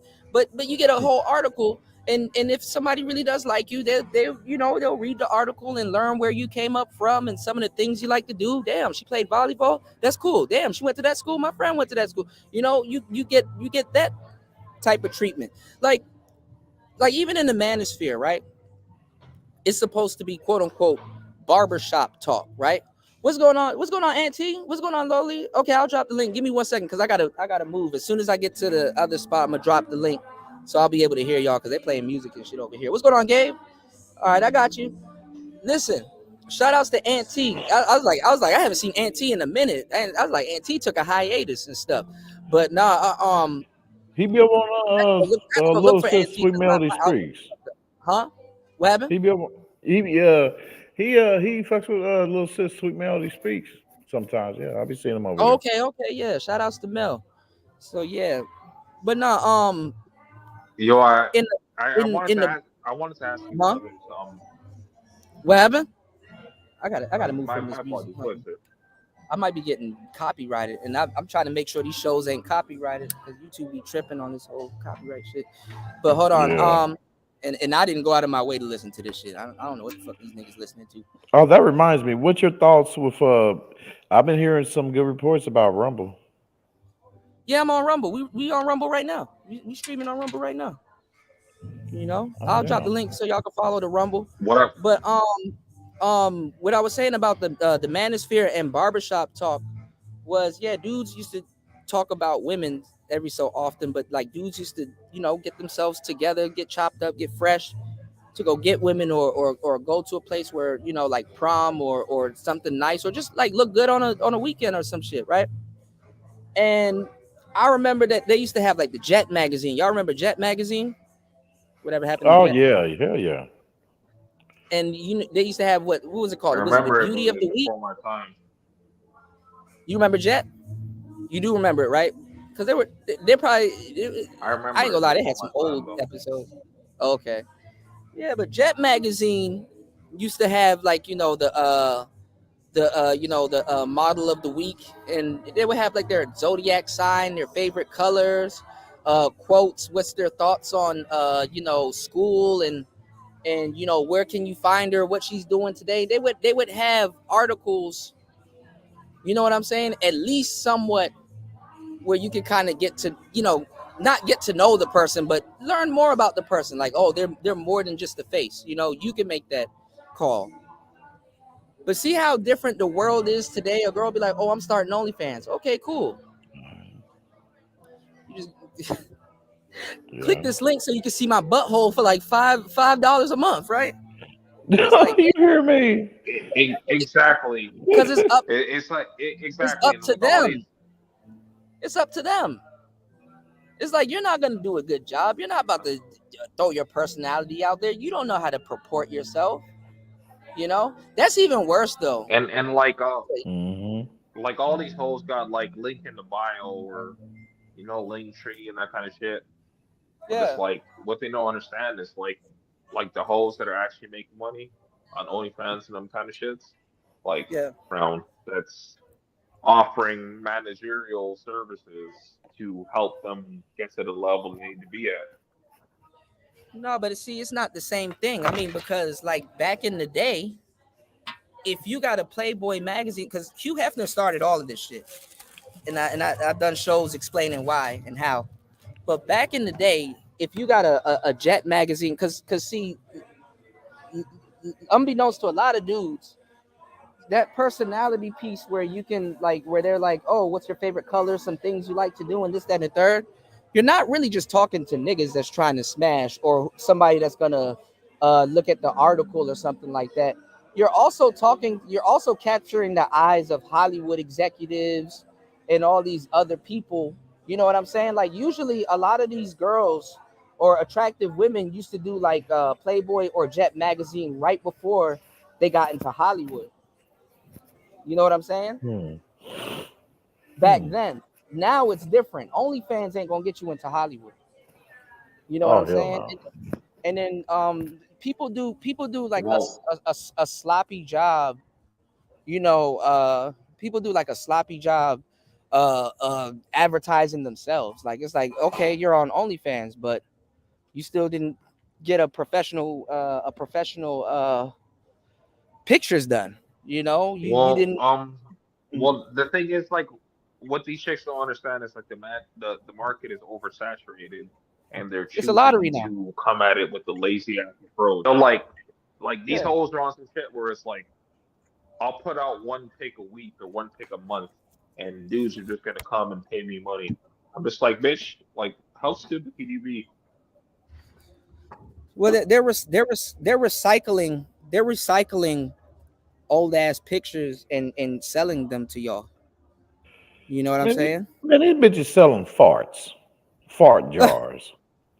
In a bag, yeah. Yeah, but those are women that actually have large audiences already, right? So it's not just random women doing that. So like, No, there's not a really. I mean, distinction that needs to be made. you can start selling weird items like that if you have like a weird following, or like if it's like an inside joke. That's what I mean. That's what I Yeah, mean. These are people with yeah, it's audiences. You niche. can't come out of the blue and try to do that. You ain't gonna make no fucking money. Yeah, it's niche. You know what I'm saying? Because even a guy that will fuck around and buy it will ask, well, why am I buying it? We don't have to do much to sell shit. It's like, Well, I don't know. like Kuda. I'm pretty sure you already know about this, but have you heard about gamer girl? That's a hot commodity. Well, it has been for a while. Well, have you heard what? All this shit. Who? Gamer girl bathwater. Yeah, but see, these bras just came out of nowhere. That's what I'm saying. You would have gotten into fights back in the day to even women were calling gamer dudes weak and whack and shit like that. Like women wasn't playing video games back then until they get a boyfriend, and if they got a good nigga, he probably introduced them to The Sims or some shit. Women wasn't playing games like that. Now all of a sudden they're gamer girls, but they're gamer girls just to get money from the dudes there. They don't even be beating no games and stuff like that. You do got some good games, some nerdy they be girls. showing their titties and shit while they do. But even nerdy gamer girls back in the day, they were getting bullied too. Bitches that actually really played video games back in the day were getting bullied also. Well, like most of these hoes, like that say they're gamer girls, who ask them what game they play, they'll be like, "Oh, I like Mario," and shit like that. I'm just like, Yeah, okay, they watch it. They don't. And like the ones that are actually gamers are the ones that are playing like but like, you know, like they're playing like Call of Duty and shit, and like typically they're not These are the not top great on two the games eyes, girls to say play. the least. She either plays The Sims or Grand Theft Auto. And they usually play Grand Theft Auto because whoever they dated played that game. Yeah. Mm-hmm. No, these chicks play Fortnite. Damn it, stop it. Oh no. No, like I've actually played with chicks that are like when I was really into Call of Duty, I actually played with chicks that were like fucking top 5 in the world and shit. Yeah. And typically, yeah. they don't look the best. Hell no. Nowadays, but that they're saturating that gamer girl shit too, because first you got to be a gamer girl, somewhat know what you're talking about, and then you got to be a gamer girl, somewhat know what you're talking about, and you got to be able to cosplay. Yeah. Well, the point that I was trying to make, like the ones that are actually really like that are actually gamer girls, will at least comparable to men. They typically don't want themselves out there like that. They don't want you to see them. Some that look good, but for the most part, they don't want to make themselves known like that. Them girls stay at home and play dress up and get online, do that cosplay shit and get money. And then when they go out to the 7-Eleven or the corner store, they got on sweats and all kinds of shit, and you'll never know. Hey, some of them chicks, boy, not them bras and phonies, but boy, them chicks that are really hip to, like, you know, in the geek culture, man, and you know, in the Comic-Con and shit, and they be cosplaying, man. Some of those chicks be looking good. Damn it, I seen one bitch, damn it, in the whole raiding gear, damn it. Oh man. Yeah, she looked nice.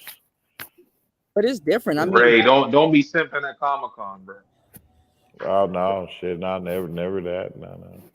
it's different though. I mean, they like I said, back in the day, dudes used to get mad because those girls used to cheat on them, and they're like, well, who's she cheating on me with?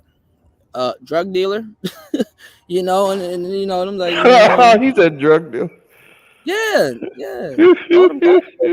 All those video game anime bitches be smoking weed. Don't let them lie to you. Don't let them fool you. That's what they smoke weed. Yeah, they why like this whole thing is like interesting to me because I've seen both sides of it. So they'll cheat on you even though you're a smoker too. Well, nowadays, that's not the point. And it happened a minute ago in my era. Nowadays, video gamer dudes be smoking. It's different. I don't know how to explain this, because those dudes wouldn't get what I was saying back in the day too. Me, I'm a street cat. I be outside also, but I geek out and sit down and stay out the way and play video games also. So it's kind of like this. It's a little bit different when it comes to them with women, because I don't give a fuck. I mean, nigga, I'm not gay. I'm not looking for no damn boyfriend, but this is how it is when it comes to women, right? There's a difference if you are a kind of cool street cat that smokes and then happens to play video games. To them, it's going to sound like they're behind the eight. It's going to feel like they're behind the 8 ball, because it's like, oh, so I got to go from a geeky gamer guy to now like, rolling up blunts and smoking and be like, yo, what is this? And all this. I'm like, no, you don't. Well, I used to smoke a lot of weed. I barely smoke anymore, but like, I basically just keep a little bit around because like bitches like to smoke weed, so I keep a little bit around for them. Oh, for them? Oh, hell no, I'm stingy. Hell no, she got. Nah, nigga, like I said I barely smoke anymore, but I rarely smoke anymore, so I keep a little bit around because bitches like to smoke weed. So yeah, like it's like a prop to me basically. But see, that's the thing nowadays. Like a lot of people don't, and back then a lot of people don't understand it. I mean, I remember when women didn't like smoke or couldn't stand the smell of it. You know what I'm saying? And smoke that on the balcony. Don't do it. But what I'm saying is that like to them, they feel like, okay, well, damn, I gotta stop playing video games and pick up a habit and stuff like that. I'm like, I'm not telling them they gotta pick up a habit. I'm not telling them they gotta smoke or whatever, but I'm just saying like the girls that you want, she smokes. You know what I'm saying? And if you want to at least hold her attention or something, like, hey, you better light something, And then after a while, I told them too. I'm like, after a while, man, them bitches are potheads. You don't have to roll no weed while you playing the game. She'll roll it, but just have something to roll. Well, hey, bring some paper shit. Nah, these hoes will smoke you out, bro. Like you just invited Wiz Khalifa to your house. You didn't invite me or Khalifa. You invited Wiz Khalifa to your house, bro. Shit. Like to smoke weed and shit. But that's the thing. You gotta one up them too as well. So like you actually have to like know a little bit, right? So it's just like because the only thing you need to know at that point. Well, hold on. The only thing you need to know at that point is if you got some gas. You know what I'm saying? It's like, look, I got that fire. Like exactly, that's what I was about to say. Yeah. Look, it's like y'all be doing too much. Y'all be trying to talk to these hoes. Like, look, just take a picture of the tree that you got. You know what I'm saying? And be like, yo, you try to run through this with me? I got another pack too. Well, like Kuda, like you might smoke, but have you smoked this? I'm like, right. Like I gotta go into my Cat Williams here. It's like, this shit right here, nigga. Right. Yeah, right. You ain't smoked this. Right. You know what's funny? And somebody reminded me of that. I forgot Cat Williams smoked a lot of weed. There was like who would win in a smoke off Cat Williams? I used to forget that. I didn't know Cat. I forgot. Shit, he was smoking when he was on Willie D shit. See, I didn't know that. I thought it was like a cigarette, but like I totally Dog, no. But look, dog. What one of my most Cat Williams was when you talk about when you smoking with Snoop Dogg. Like, come no, on. yeah, I know.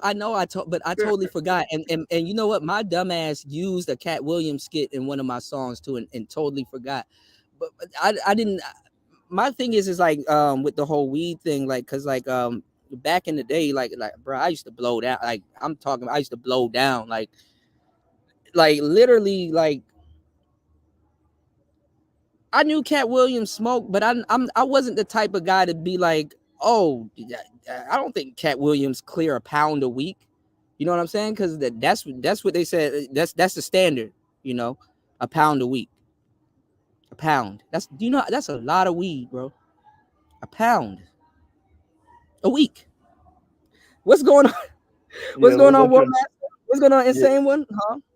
Yeah, let your people come in, man. They're chatting on the channel. Somebody dropped, so I'm gonna let them chime in, get some time in. It's 10 a.m. Yeah, Everybody Lolita was just up here, but she dropped out. Yeah, Lolita just dropped. What's going on, Auntie? Jump in, man. My bad, bro. We're up here cutting up this morning. Shout outs to War Master. We talk a lot of bullshit, nigga. Jump in. I was playing Final Fantasy, War Master. I just beat 8.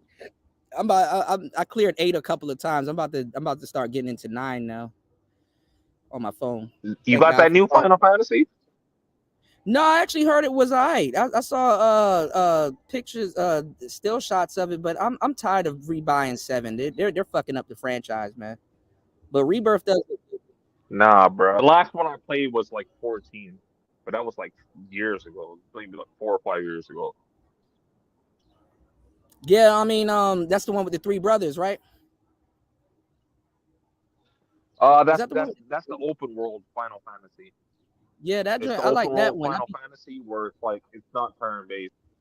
If you've never played it, you gotta play it. Yeah, that's the one with the brothers. That's the one where they had the black car. Is that the one with they had the car, the regalia? Yeah, it had the regalia. I don't remember brothers though. But yeah, okay, it probably was different. I think Insane One said it was online. So yeah, there was an online one. Yeah, it wasn't online, but you could play online. That's what it was. Okay. You said I stay telling my lady, hey, only take 1 puff because you a lightweight. Right. You said, but she weigh on the yeah. I think the edibles are better nowadays. I think the edibles. Man, that smoke that shit. A pound of weed. Nah, bro. Them chicks will just eat them shits because they hungry, bro. Yeah. Nah, the pen is what's right for those chicks, bro.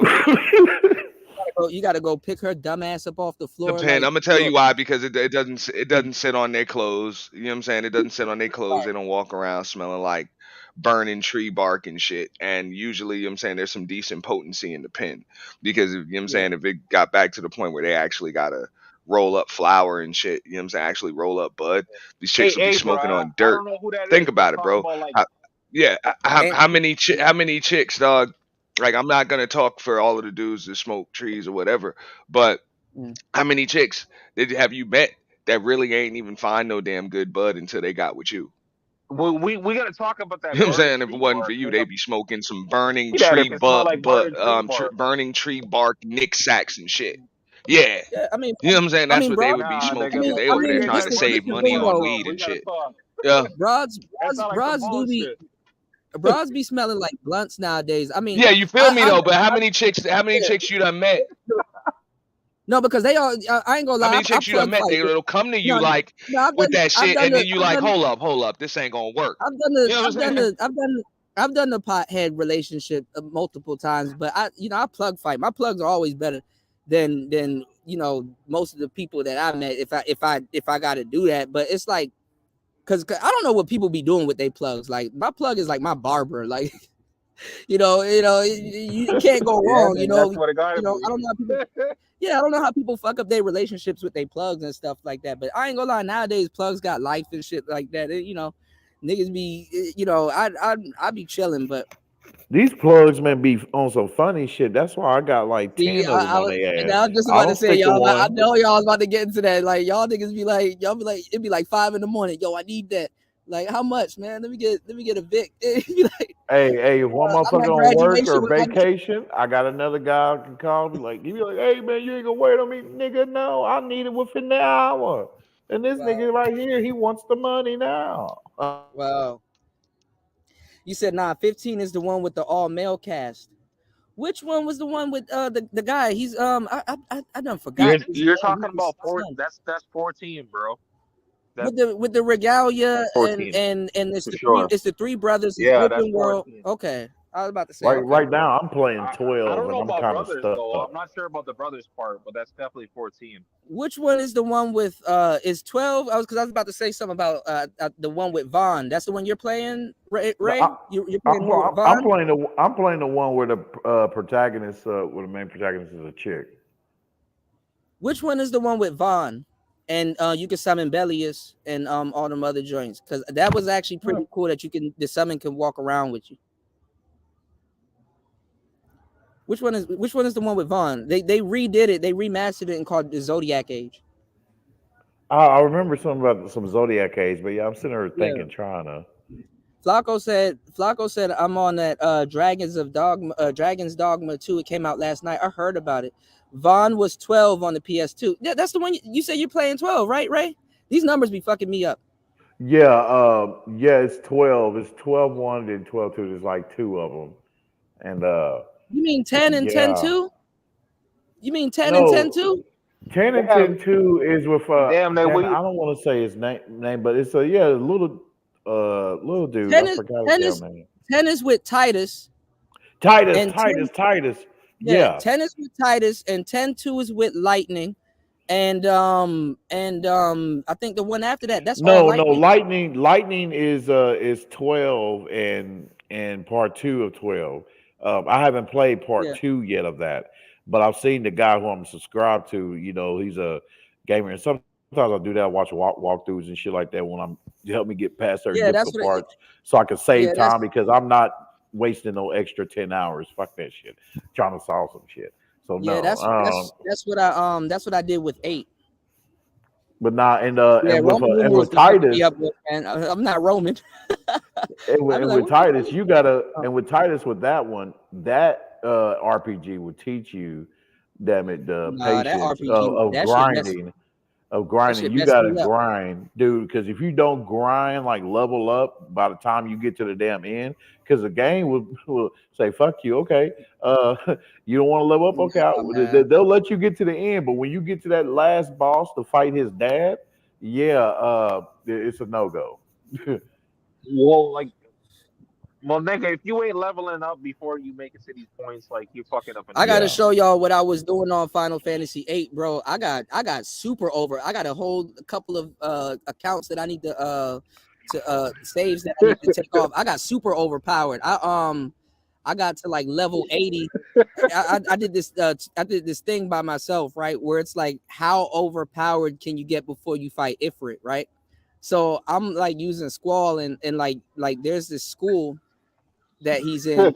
It has like this training center, and you get to fight all of these little stupid monsters. But in the training center, they got this overpowered T-Rex called T-Rexer, right? So I'm repeatedly fighting this dude and whipping his ass, and using my summons and all that other stuff. Because like in the beginning, you like get in 8, which is cool. You get like 2 summons. You get Quetzalcoatl and you get Shiva, the ice girl. So and like your first mission is to like go into this cave and go get Ifrit, you know, the dude with the fire. So by the time you go into the cave and get to him, and he sees that you have Shiva and stuff like that, and then you wipe him out, and then he joins your party. So I ended up getting overpowered fighting them damn dinosaurs, and then I leave outside of the school, and then I start fighting little everybody in the little forest thing, and the same dinosaur, but it's a little bit more powerful, is in the forest. So I ended up fighting a dinosaur there. So like before I fought Ifrit, I was at 80. I was at 80. I leveled up to 80, like easily, and like. Well, that's my thing when I play these RP powered, because like I'm doing like all the side missions and shit like that before I got to the main story. So by the time that I'm actually doing the main missions, like everything is dying in like 1-2 hits. Yeah.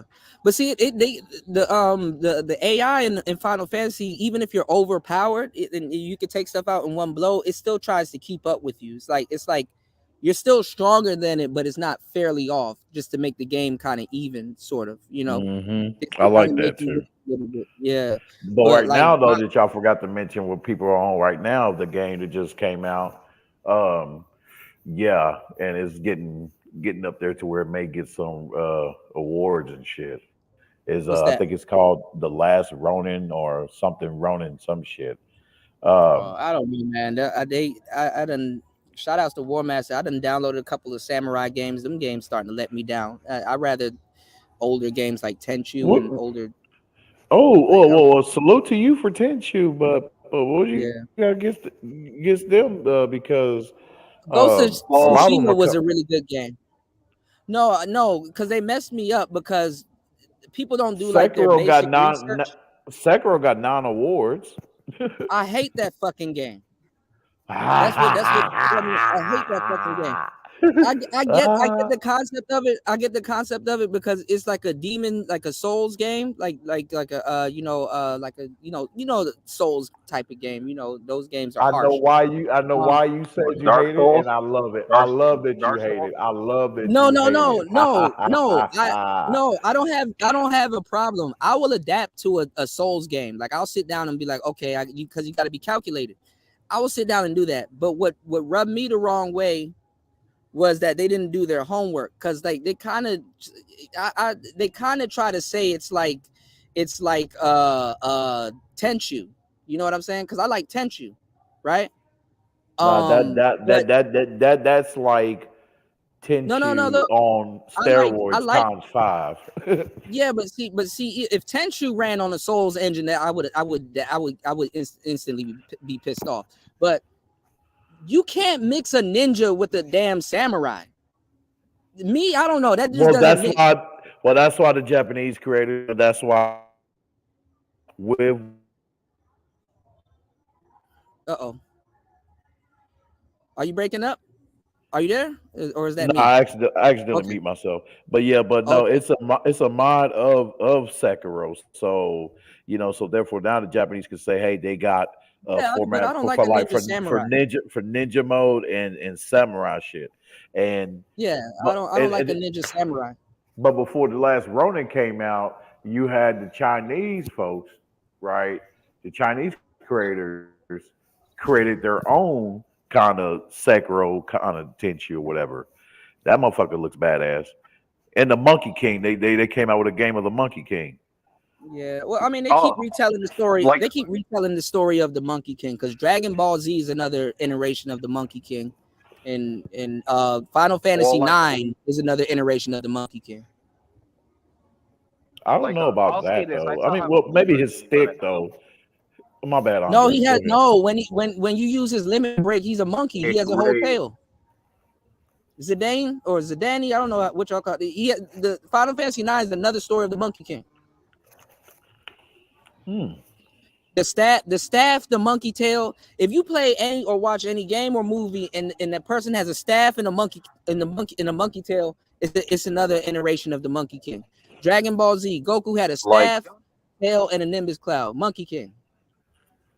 It's all Monkey King.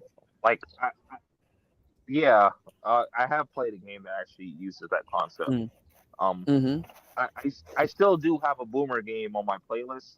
It's more of a casual thing. Mm-hmm. I typically play it offline rather than online. Mm-hmm. I'm sure you guys know of this game, Age of Empires. I still play that. Oh, Age of Empires is cool.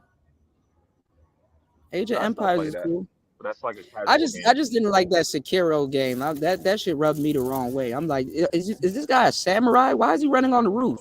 Nah, nigga. I thought you was meaning. Nah, let me tell you how I rubbed you the wrong way. It rubbed you the wrong way, damn it, because your ass died 500 times before you got to the third boss. Like a I lot didn't of people deny did. that. I didn't know. I'm not denying that. I'm just saying I didn't like it. I wanted my money back. PlayStation was like, no. Dude, I mean, dude, it was a Nigga, love-hate nigga, relationship I had with that game, man. I appreciated that damn game, boy, because I'm man, not gonna like deny it. Hold on. But Ray, did you die about 1 billion times before you get to that nigga sitting? You know which dude pissed me off? I think it was the third dude that was too. sitting on that porch. Yeah. It was some dude that looked like a real samurai that was sitting on that porch. When he gets up, bro, you better run, bro. I didn't want to fuck with him. I'm like, just leave him alone. Now there's Let him just sit on one that dude. There's just one dude, man. You would have liked, man. Man, he would have pissed you off. He pissed me off so The bad to dude on where the porch pissed me off. I tried to parry his shit. They wouldn't let me parry. I'm like, oh, this is ridiculous. I mean, it's timing this is and where I War stamina. Master. Okay, like if the motherfucker, okay, ting ting ting. If on the third damn ting, then okay, your shit going down. All right, boom. That's when you gotta hurry up and go on the offensive and shit. See, you'll learn that, and then boom, boom, boom, and then that will bring his shit down. Just so damn in hell when he try to hit you again, right? When you parry his shit again, in other words, and then that red dot where it says where you got to quickly hurry up and stab his ass to yeah. In other words, they're doing too much. They're doing too much. Let me tell y'all something. If that fucking game came out when you was a kid, you for sure had to buy that big ass book that came. And since you brought up Tenchu, and since you want to compare Tenchu now, this is where Sekiro has 3 leagues above it, right? Okay. No, and man, Tenchu, they just need to redo Tenchu. They showed the real essence of ninjutsu because this motherfucker Sekiro, I have an ability where I can possess my enemies and use them to attack other enemies. Yes, I think I know what ability you're talking about. I mean, it's one of those games that get better, but no, that game doing too much, man. I don't like that game. He said I got to force myself to get out of quicksand playing Destiny 2 because I put too much time within the same Warframe. My people been getting back into Division 2. I haven't gone back yet. Yeah, I need to get back into these games, man. Your Division. Yeah, I need to, man. And it just seems like, man, it's been a year, man, for games, dude. Some badass games coming out. I don't really care. I don't know about you. I mean, me and War Master actually played the last best game that came out, which was fucking god damn it. What's the name of that? Now I'm lapsing on the game. God damn, what's the name of the game from Bethesda? Jesus Christ. I can't believe I forgot the name of this game. I'm old. Like for War Master, I know War Master he's an Xbox lover. Starfield, my bad. I was about to say Star Ocean. Yeah, there we go. Starfield. Yeah, I was about to say Star Ocean. I don't know why in my head I was about to say Star Ocean.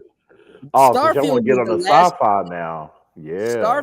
Starfield was the last best game to come out, bar none. I don't know about that now. See, now that's sci-fi and all that shit. Oh And I put nigga, this N7 for life. I put Mass Effect over a lot of the sci-fi games. Yeah, I mean, War Master got me to download Mass Effect. I got stuck in the Citadel. We're not gonna talk about that, but that is it's a really good game, and I like the remake of it. It's a beautiful game. But see, thing is, I liked it though. See, and I started liking games like that, and I don't know which ones started that shit or whatever, where your choices really affect you at the end. Ending. Yeah, and you can import. And you can import that shit. Have you noticed that too? That not only with that, but with The Witcher 2 as well. Like whatever your choices was from part 1 will affect you at the end, like at the trilogy and shit. So that's what War Master and Raven was telling me. Like when you play Mass Effect, because you can transfer your character over and stuff, but how you navigate it is up to you, which is interesting, and especially at that time when that game came out, that brought the most entry to. But this is the thing, though. This is the thing. This is the thing. This is an actually ongoing conversation with movies and video games right now, where they're saying that video games right now are trash. You know, they said the older games are better. Who? It depends on what you play. Yeah, Yeah, you're I right. agree with that. I agree with that. But it's like they're like putting these games together bad. They literally will release unfinished games and try to finish it. They're like Kanye Westing these games. They'll give out an unfinished game and then try to fix it with the update patch. Well, like this is where I somewhat agree with War Master because, like I said, like those are like that one game was one of my boomer games that I played, but the only other game that is like Xbox specific is PUBG. I play PUBG. Yeah, and I heard PUBG is cool. Yeah. Hey, put War Master's link in there, man. I'll subscribe to him. Shit, I'll support a brother that's game. I gotta get War Master to make content. War Master be over here. Oh damn. Yeah, he comes on the panel though. War Master, dope dude, man. And he be predicting a lot of stuff too. He got the best sound effects in the space too. Like people be sleeping. Let War Master hop on some PUBG or Age of Empires. I'll fuck that nigga up. But speaking of older games, though, man, if you give him a War Master spy, he'll figure that shit out. If you give him a bit of time, he'll give you a good run. If anything. Speaking of older games, though, man, like where it's simple, not complex, but complex to a little small degree, but one that I really have high appreciation of that I played like over 10 times was Shadow of Colossus. Oh, I love that game. Hell yeah. I love Shadow of Colossus. Dude, that little motherfucker climbing up on them colossal ass creatures, man, and they all was different. That bravery right there, man. I was like, man, I want to do 50 push-ups. But the thing is, though, like I didn't know he was doing all that, you know, to bring back to life whether his girlfriend or sister. Yeah. You know what I mean? And then the twist at the end was that he was actually putting in all that work. He was lied to by dark forces. You know what I mean? So therefore, This is go ahead. This is the thing about those games, though, and I'm gonna bring it back to the conversation that we had before. Back in the day, like with those games, like and just with anime and stuff like that, what's instilled in a lot of us men till this day is this hero complex. You know what I'm saying? You'll play a whole game and it's like, damn, this nigga climbing up on top of shit and dodging shit and doing all kinds of shit. And then guess what? It's to save some broad. Super Mario. This nigga's a plumber. He should be somewhere fixing toilets and shit. He's running through caverns and dodging. And dodging. To save some broad. You actually brought up like somebody Double Dragon. I'll go back to plumbing, bro. I'm sorry if I gotta fight a dragon. You know what? Plumbing ain't so bad. My bad. Go ahead. Well, like yeah. And then not even. I don't even think he kidnapped. I don't even think he kidnapped her. I think she willingly went with him. No, she willingly went with him. She willingly went with him. She's for the streets. She's for the streets. She is for the streets. She willingly went with that nigga because you will beat Bowser at one time in lost levels, and then you'll be like, all right, I'm about to rescue this bitch. And then Toad is there, like, what the fuck? What are you know doing how here? I know she's for the streets? Every Mario game you play, you're for some reason you're trying to save her from Bowser. But how does she keep winding up in Bowser's arms? Because she's smashing Bowser. See, Super Mario gave 9 to 5 niggas and blue collar niggas hope. You know what I'm saying? Mario fucking up because he should have let Peach out of his sight. And every time he lets her out of his sight, she's somewhere with Bowser. Well, I'm liking Auntie's icons though, man. Yeah, Auntie's awesome. Yo, Kuda, if you gotta keep a hoe under that kind of pressure, like she ain't the hoe for you. That's what I'm saying. That I think in the game they're telling you something. It's like, bro, just go fix toilets, bro, and fuck with whoever fucks with you because if you got to keep running into caverns and taking steroids and shit to be fighting dragons and shit, it's not gonna work. This nigga I bet you. Hold on. I bet you. If somebody took Mario, she wouldn't go looking for his ass.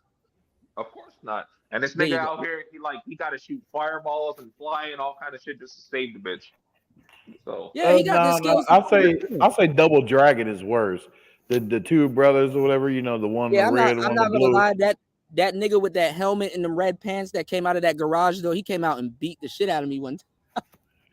When I got him as a kid, I was like, yeah, got his ass. Because and they then, end up they working together, working with each other all throughout the game, but in the end they end up fighting each other over the bitch.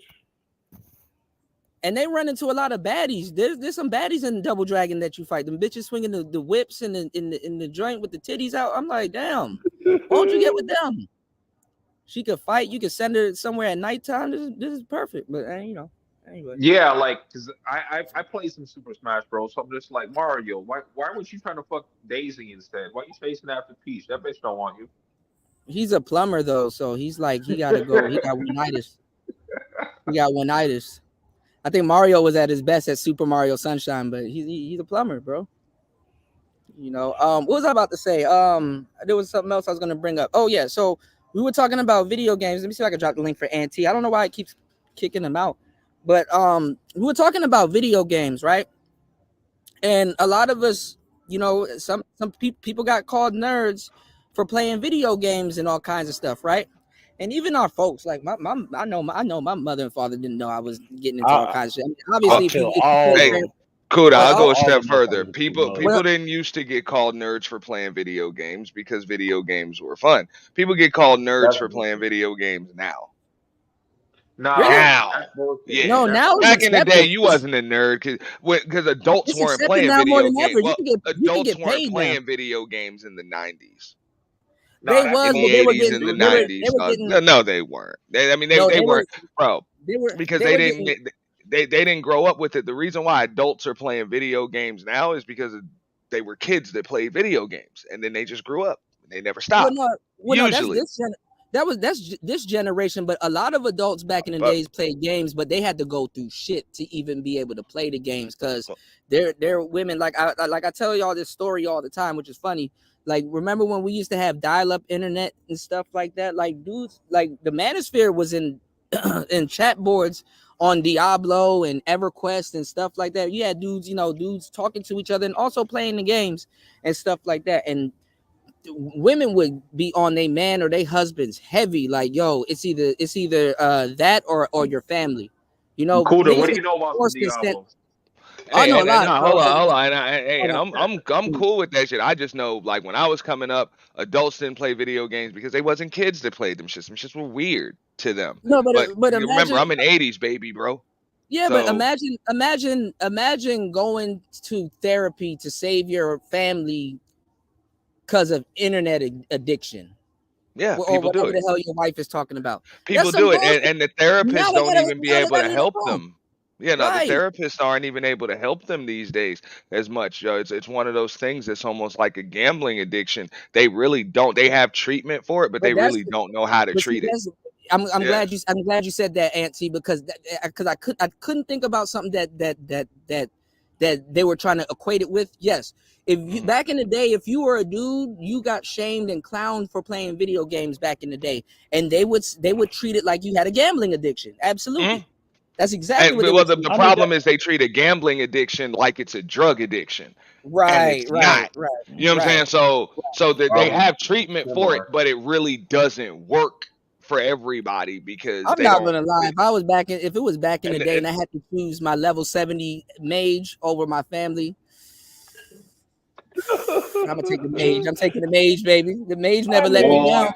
Like, Kuda, the problem is only a problem when you got a pit. It's only a problem, brothers, when you got a piss bucket next to you. No, I'll go a step further. I'll go a step further. Just like you said, it's a problem when you're neglecting your family. You know what I'm saying? When it's no longer a hobby, it's no longer an escape. Like, this is literally your day. Them controllers, that online chat group, you know what I'm saying? That team or whatever. That's a problem. It becomes your family. You take more stock in them. You build deeper bonds and relationships online than you do in your own household. You know what I'm saying? When you literally trade your physical existence for a virtual one. That's when that shit becomes a problem. Ray said when it becomes a problem when you got a piss bucket, bro. If you're not getting up to go to the No. Like, I want to build off of what Ray said, because I actually played with the dude that was #1 in the world for Call of Duty for one of the modes. and like Oh my God. this dude was pissing in bottles, and he was apparently like doing lines and taking pills and shit just so he could stay up and Oh. play. And like there was this one time we were playing, and Oh, he like probably doing speed. All right. yeah, he was doing all kinds of shit like that. And like Damn. there was this one time his grandma was like, "There's more life than playing video games," and he's like, "No, the fuck it's not." That was the most hilarious shit that I've Like, seen. y'all got to keep in mind, like, addictions just aren't good. Like, this is one of the reasons why it's tough to treat like gambling addictions and stuff like that. And I'm gonna tell you why. Right. It's because they try to treat it like a drug addiction, but you can teach somebody how their life is better without drugs. Like, you can show somebody that. You give them 28 days. You can't teach somebody how their life is better without money. That's why it's tough to treat a gambling because nobody's life is better without money. That's true. And if That's a true. gambler's gambling for money, it's like, damn, bro, like what the hell is the substitute for that? You know what I'm saying? And is it a problem? Is my gambling a problem because I'm gambling, or is my gambling a problem because I'm losing? Yeah, You know what I'm saying? Like that's the difference. And I see what you're saying, Auntie, but I mean, because the women were saying that them being, because at that time with the video games, then you had to be in one spot and using the landline, right? How is that point? How is video games an addiction? Now, what Ray said, I get that. All right. Me, I know I made this joke with War Master, and we've joked around with stuff like this, but I never thought about it like that. Now, what Ray said with the piss bucket, that's actually funny because I'm like, damn, I didn't even think about that, right? Nah, I've seen it. He's right. He's right though. That's actually funny though. But I've said I would disappear for a minute. I not shave. Like okay, if I'm growing a stubble or a beard or something like that and just chilling and shit. And I get as far as like a slouch, like the holes in the shirt and shit, but I don't know about no piss bucket. That's what y'all get for demanding these games. That's what y'all get for demanding these games with these quicker load times and shit. Now motherfucker can't even find time to go piss. I'm just being real. Motherfucker used to wait until the load screen came up to go piss. Now the load screen is like in and out. The motherfucker can't even find time to go piss. No, but see, this is bullshit though. But nigga, this is too real. Hold on. How comes women don't get called out when they binge watching something on Netflix? But if you say I'm trying to beat Final Fantasy in 2 days and shit like that, now you wrong. But this bitch can watch all this bullshit on Netflix. Hold up though, Kuda. Hold up, Kuda though. These chicks do get called out for that shit, bro. They just don't care. They don't give a shit. Nah, they don't give a fuck, bro. We know them chicks. Them chicks are addicted to all types of shit, bro. Attention, their reality shows, other people's business, all types of shit, bro. Them chicks are addicted to a bunch of unhealthy shit. Fucking weed, makeup, fucking unhealthy food. You know what I'm saying? Lack of accountability. I mean, the list goes on and on. And they know it. They just don't give a fuck. They don't give a fuck, bro. They're like, whatever. I'm gonna do what I want. No, but see, back in the day, the women lied. That's the way y'all niggas need to be too, by the way. Like, fuck it, bro. Fuck you. Don't like my video game? Fuck you. Hold on, damn, I forgot Nameless plays League too. Like, I wanted to build off of like what Kuda was talking about. Like. Wait, hold on, wait. All right, I'm gonna mention something. See if you can build off of this too, because them hoes was lying and shit like that. Like they would be like, it's either the game or it's either the game or your family. Or whatever. First of all, them hoes ain't have shit to do because there was no cell phone really around for them to be super interested in. So it's not like they're glued to their phone. But they will go, like your kid will be in his room playing his game or doing whatever the hell he's doing. Those women, because you didn't give them attention, and then they're not even fun. Like, hold on, I'm gonna get into that too, but hold on. Those women because you didn't give them attention. They will get your son or whoever, your child, out of his room. Yeah, that's what I'm saying. I want you to hear this so you can build off of this because I know I'm not tripping. They'll disturb your child in their room that's coloring or doing whatever the hell they're doing and say, "Here, come here and stand by me in the doorway." And then they'll open the door and then you're like, "Yo, what y'all doing?" And then you look back and it's just your woman and your kid and it's like, this bitch right here. Like so. They used to recognize kids. Huh? Like how I could build off that is that, for example, I tried to get. Hold on, wait. I want you to build off of this. Hold on, because I want to add this too. I want you to build off of this too, Andre. Think about this too. Then let's say if you get off the game, what's she gonna do? Well, like that exactly. That's what I'm saying. You're I not can even build off fun, of that. bitch. Like let me cook for a sec. Niggas gotta read For 800-page books on how to keep her attention. Like, oh, so basically be a clown. She don't know how to keep Actually, your you attention. don't. Like Come on, hold these up, these chicks are born with ADHD, bro. like hold up real quick. Let me just build off that for a sec. So basically, I tried to put my I tried to put my BM like I tried to put her on the Fortnite when that shit was popping, right? So I'm just like, bitches, you ain't gotta do shit. It's fucking Like hilarious. all you gotta do is just be a bitch and just play some games and like dudes be checking for you, right? Because like Sims, they're out here in full force. So at the time she wasn't on that shit, and I stopped fucking with her for a bit, and I was fucking with another bitch, and I started fucking with her again. She's playing the Fortnite, but like now she's getting like 10+ kills and shit. I'm just like, bitch, who you been fucking? That's what I'm. Right. You know what I'm saying? That's how it goes. But She see, just started just like with anybody else. She started playing it, whatever. Bro, I used to go through this when I was playing poker, bro. And some chicks just ain't they ain't into it, bro.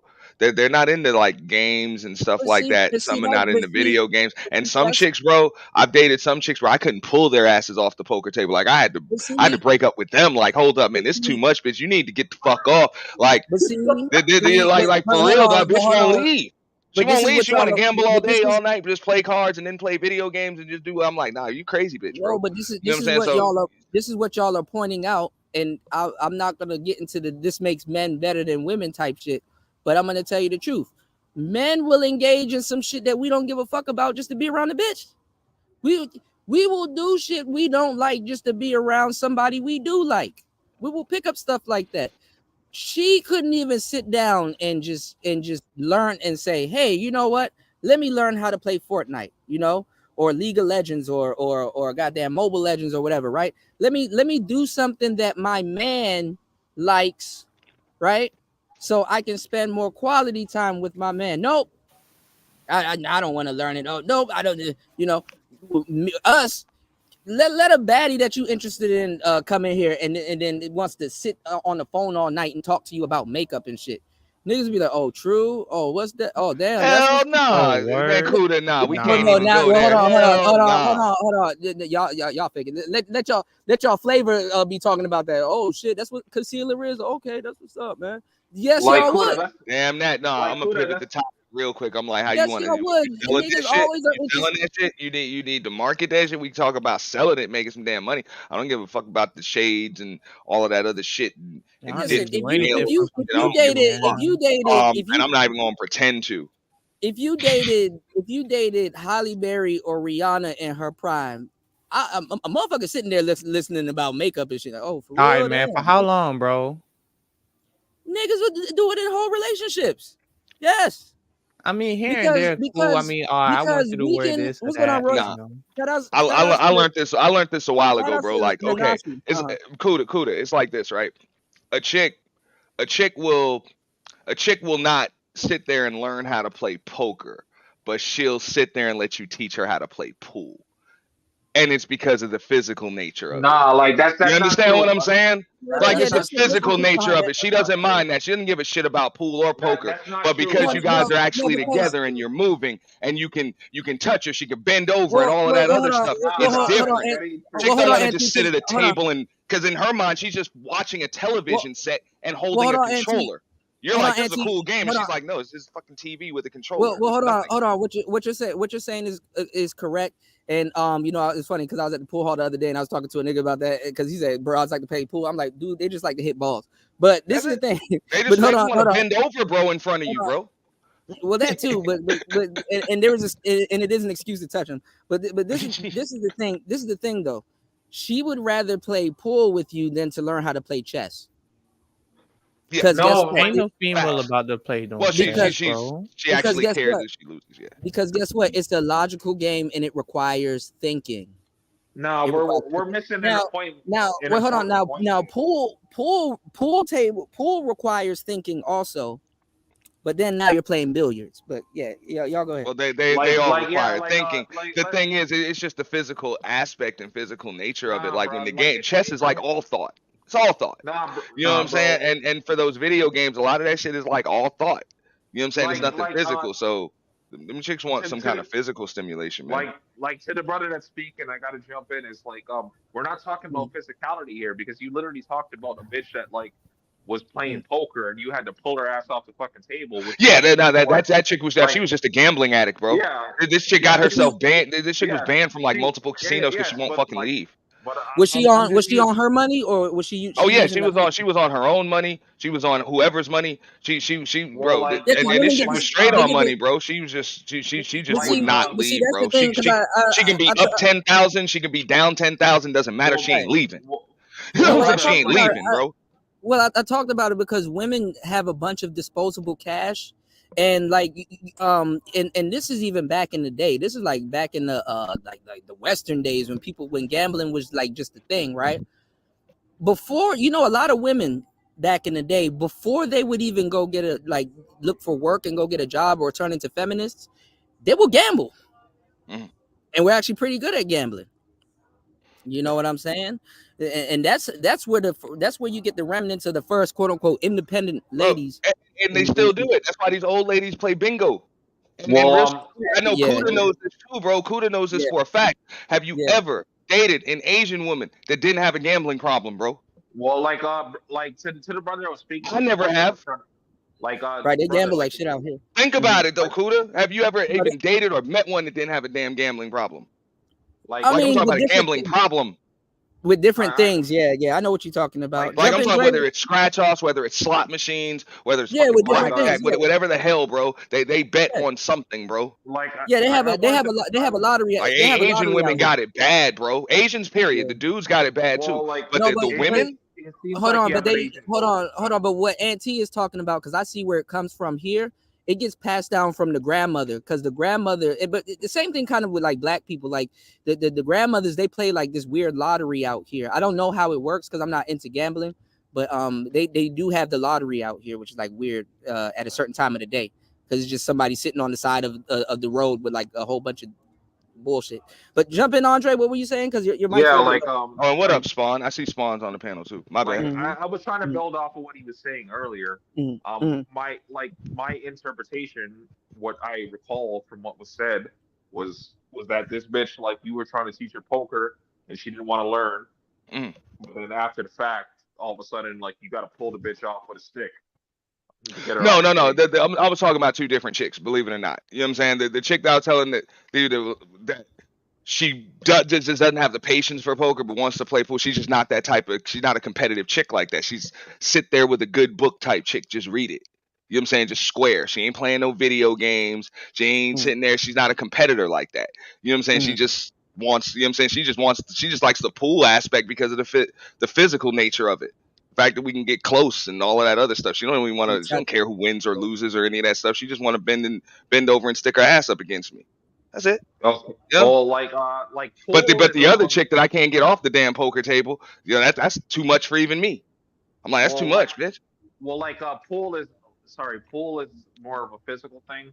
I mean, if you got the game for it, like, it's more physical, and like chess is like more psychological. Yeah. Same with poker as well. Shout outs to Lil Shirley. I think women should do this more. She said, I like to play chess with a dude to see if he's worth talking to. That's some real shit. Yeah. Bro, that's cool, bro. A chick. I didn't know that was a chick. I was like, don't catch that form move. Not every chick is like that, though. That's what I'm saying. Like, a lot of dudes you need to understand the type of chick that you with, because every chick is not going to be into those things. Like, I know somebody up here was talking about the Fortnite chick. And it's like, yo, she probably just wasn't no competitor like that, or she wasn't no competitor like that around you. Maybe she saw how competitive you were, and she was like, yo, I don't know. That's just a little too much for me. You know what I'm saying? To the brother that was speaking, that was part of the problem, yes, because it was like, I was trying to put the bitch on, but because I was very competitive with it, so it's just like, just to see you like fucking up. To me, it's just like, this is shit that I wouldn't be fucking up on. So I'm just like, what the fuck are you doing? That's what I'm saying. Like, they don't. Yeah, some of them are just like, they don't want to get like that. I know what you mean, Andre. You know what's funny? I never got into Fortnite because, like, I ain't gonna lie, that shit moves fast as hell, and then it's a lot of flashing lights. I'm not gonna lie. Maybe y'all might call me old or whatever. Fortnite was one of those games.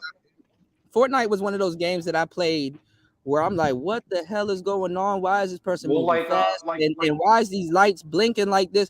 I felt like I was about to have one of them there. And I play a lot of video games, so you know, I know. I felt like I was about to have a damn seizure. I'm like, hey, I never had a seizure well, before. like Fortnite is more of a concept because like bitches like to play shit like that. But, like versus like trying to get a bitch to play some Call of Duty. Like even if Fortnite you're is playing like terrible, Warzone, man. like Bro, if you're playing like them chicks like them video games, bro, until you spend they like them at first because they keep you in the house. But then when just like Hammer was saying, man, you got a damn piss jar.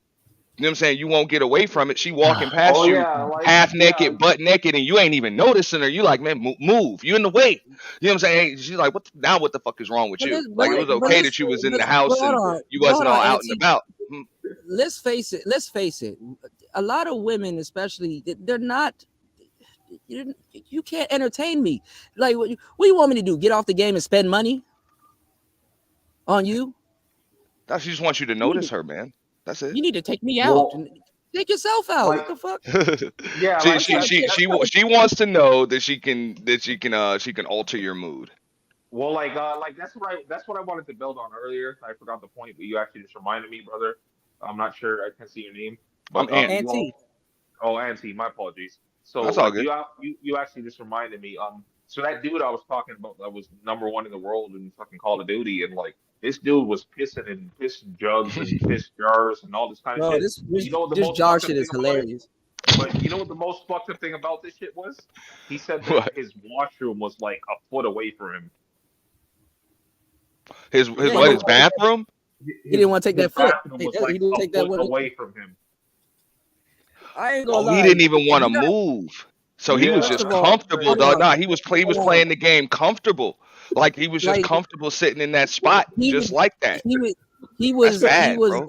I'm not. This is what I'm saying. When you, it's funny because he said a piss bucket.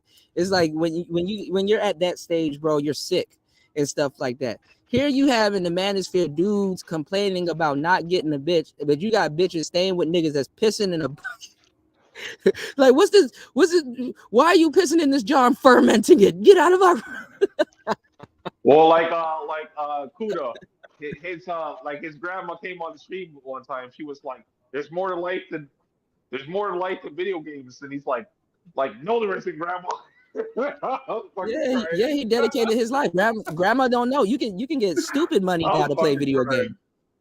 Yeah, you can get stupid money now to play video games, man. This is, Yeah, I think we need to understand though. Like, yeah, you can get just like you can get money for YouTube, but it's not always healthy. Like, you got to still do this stuff in moderation. Just because they pay you for it, they pay these chicks for OnlyFans, and it ain't always good, man.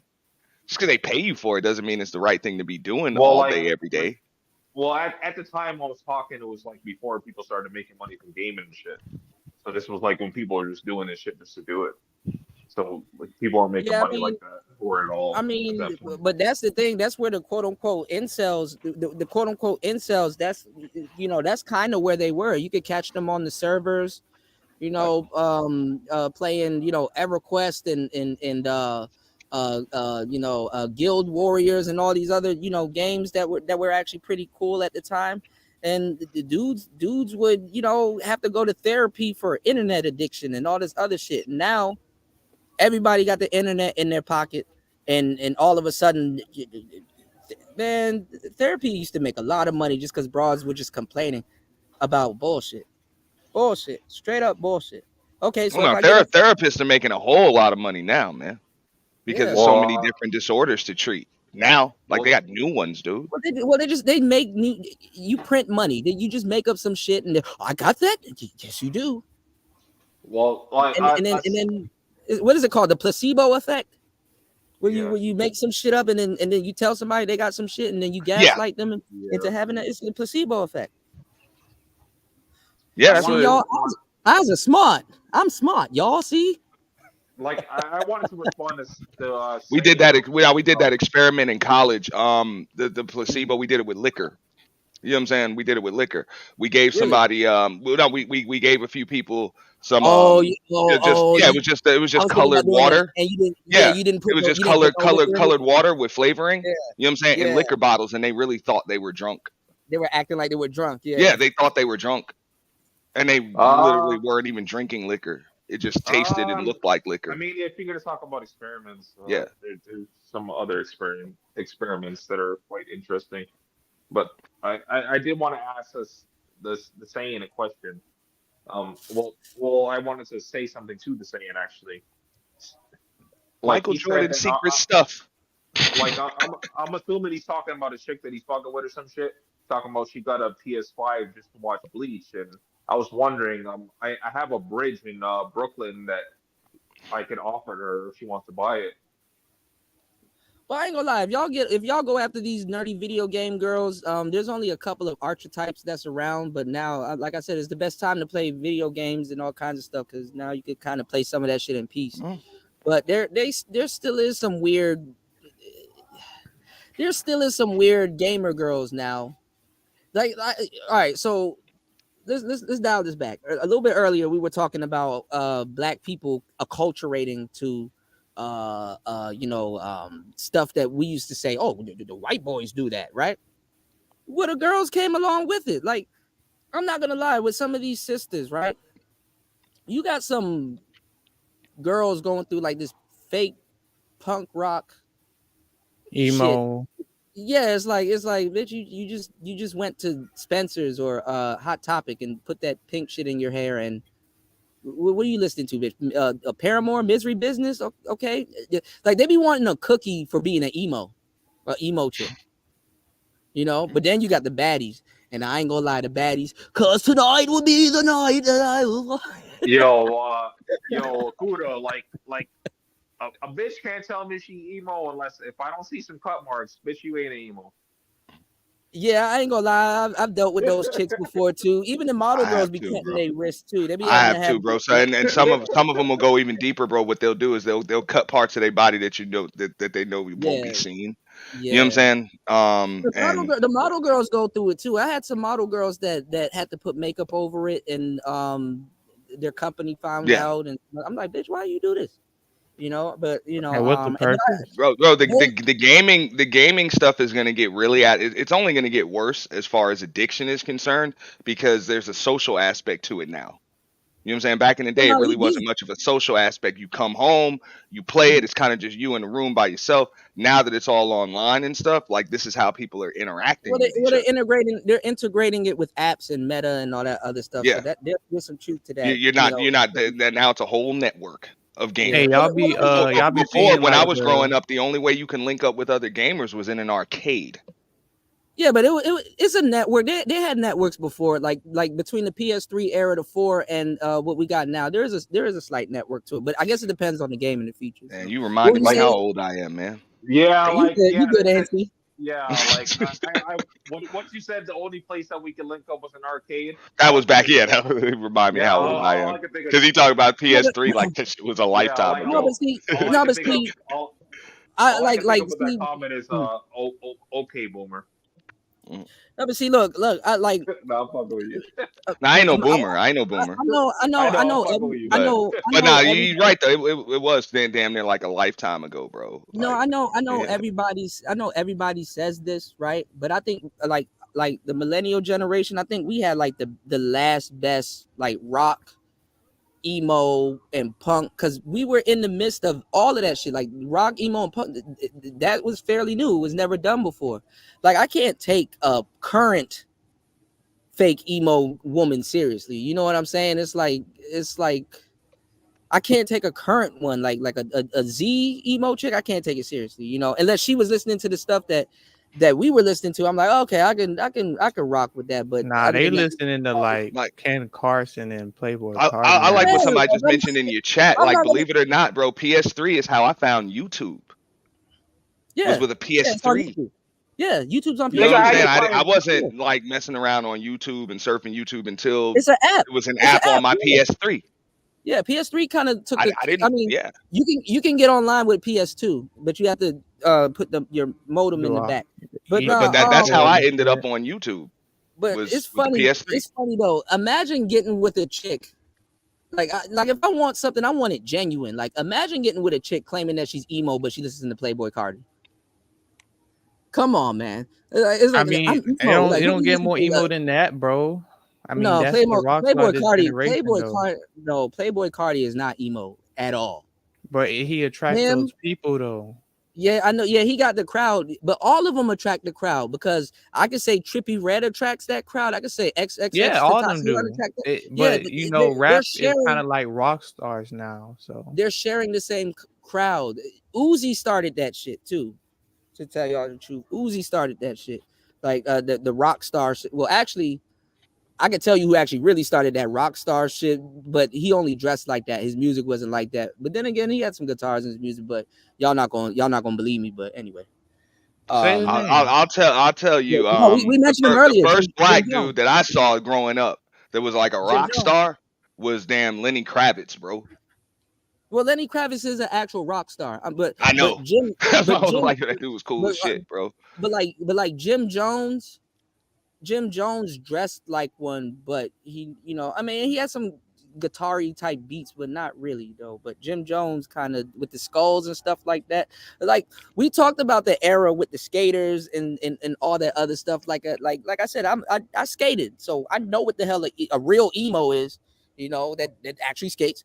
I know what, you know, is not no broad with fucking who's the new dude Spawn Touchdown Tizo is not no broad with no Touchdown Tizo mixtape.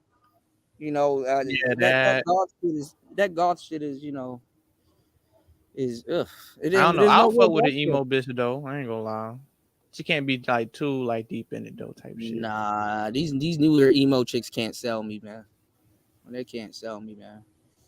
The older ones could, but now I guess I'm old, so they you know, I don't know. Little Shirley, I don't know if you know what you're talking about. She said emo isn't real.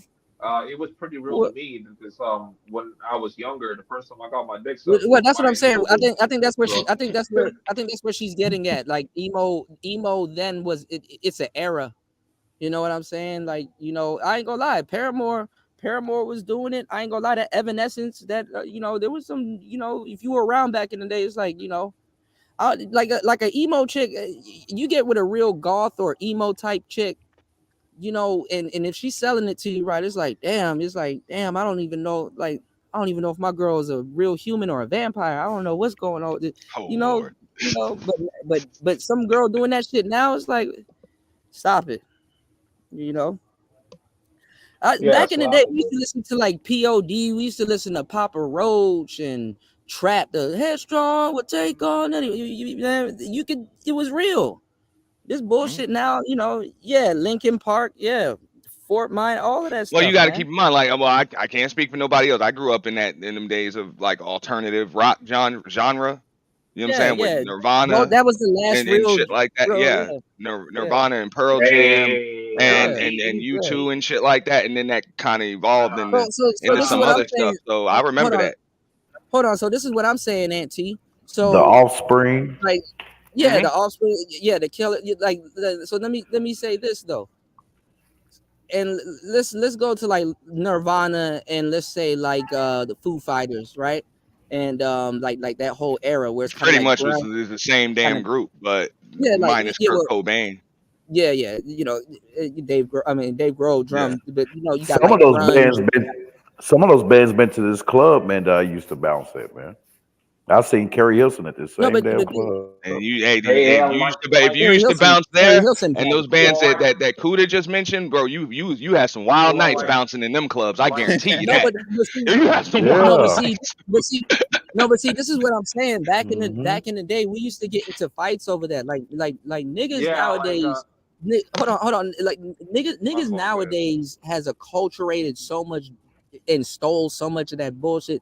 Because you would get beat up because, oh man, that's that white boy shit. And it's like, bro, shut your goop. You don't even know how to have fun and stuff.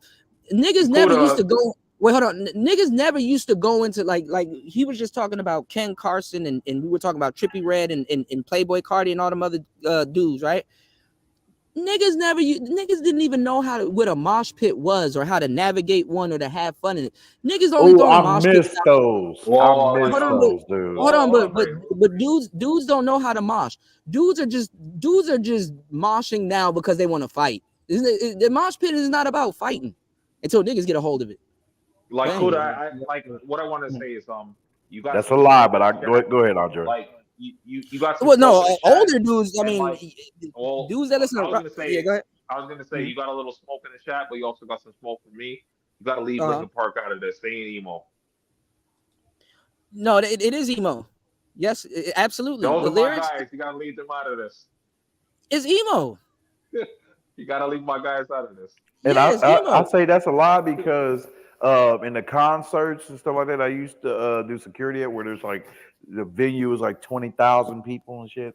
So yeah, no, the white folks get wild, and there's some in there, damn it, that he's trying to slip in, throw some elbows and shit.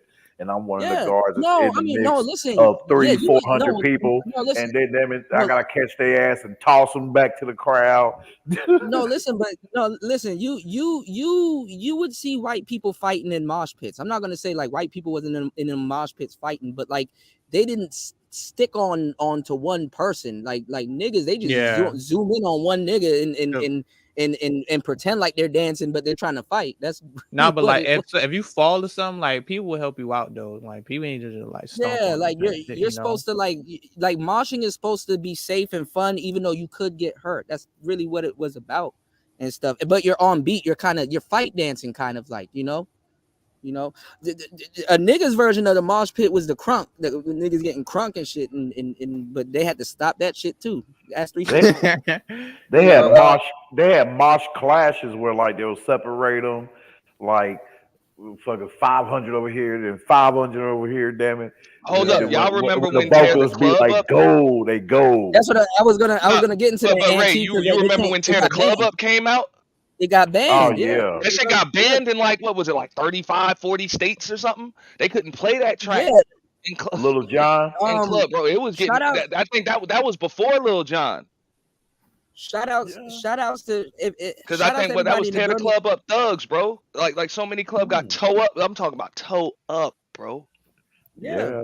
Shout outs to everybody here. If you guys are enjoying the show, hit the like button, support the show. Now check this out. So Nashi said, do you remember Club Alchemy? I definitely do. In Southeast DC back in the day before they closed down. I definitely do.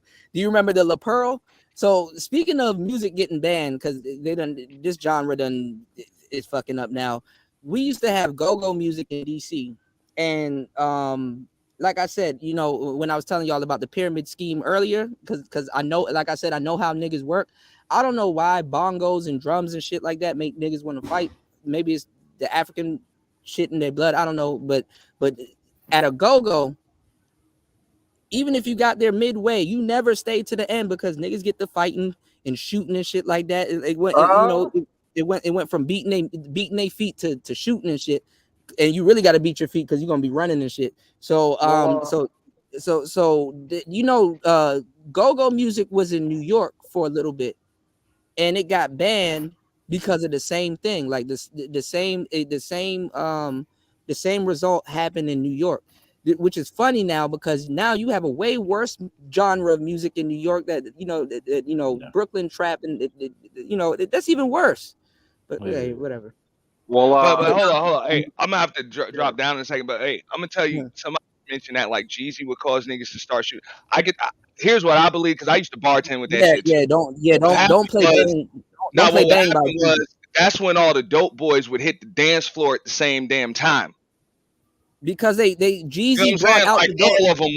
Yeah, like Jeezy brought out the dope boys. Shooting. That's what I'm saying. Like all the dope boys would hit at the same damn time, and them niggas would start fighting, bro. Don't play bang. Jeezy do not play. They didn't. Do not play bang. Start shooting. They were gonna do it regardless. Yeah, they was gonna do it. They just needed a reason. But do not play bang. Oh, they playing bang, and then everybody start throwing their sets, and then it's all. Because it wasn't that bad. Like when Clips came out, you know what I'm saying? Dope boys would hit the dance floor at the same damn time. You know what I'm saying? The only time niggas did not fight when some of that old school Jeezy came on in the South was when Jeezy was moving around with BMF because they would buy everything up and control the club. They would take over the whole club. So if he's around with BMF, it was all right. Maybe he might some shit. But hold up though. You remember though when Jeezy and Gucci started beefing? It got wild, bro. I definitely did. Yeah, I ain't gonna lie, I was Team Gucci. It got bad, bro. Yeah, I was Team Gucci. You know. Right after the So Icy track dropped, and then the boys Oh, started hell. fighting over the rights to it. That got wild. I'll say the era where it was really wild in such an era was when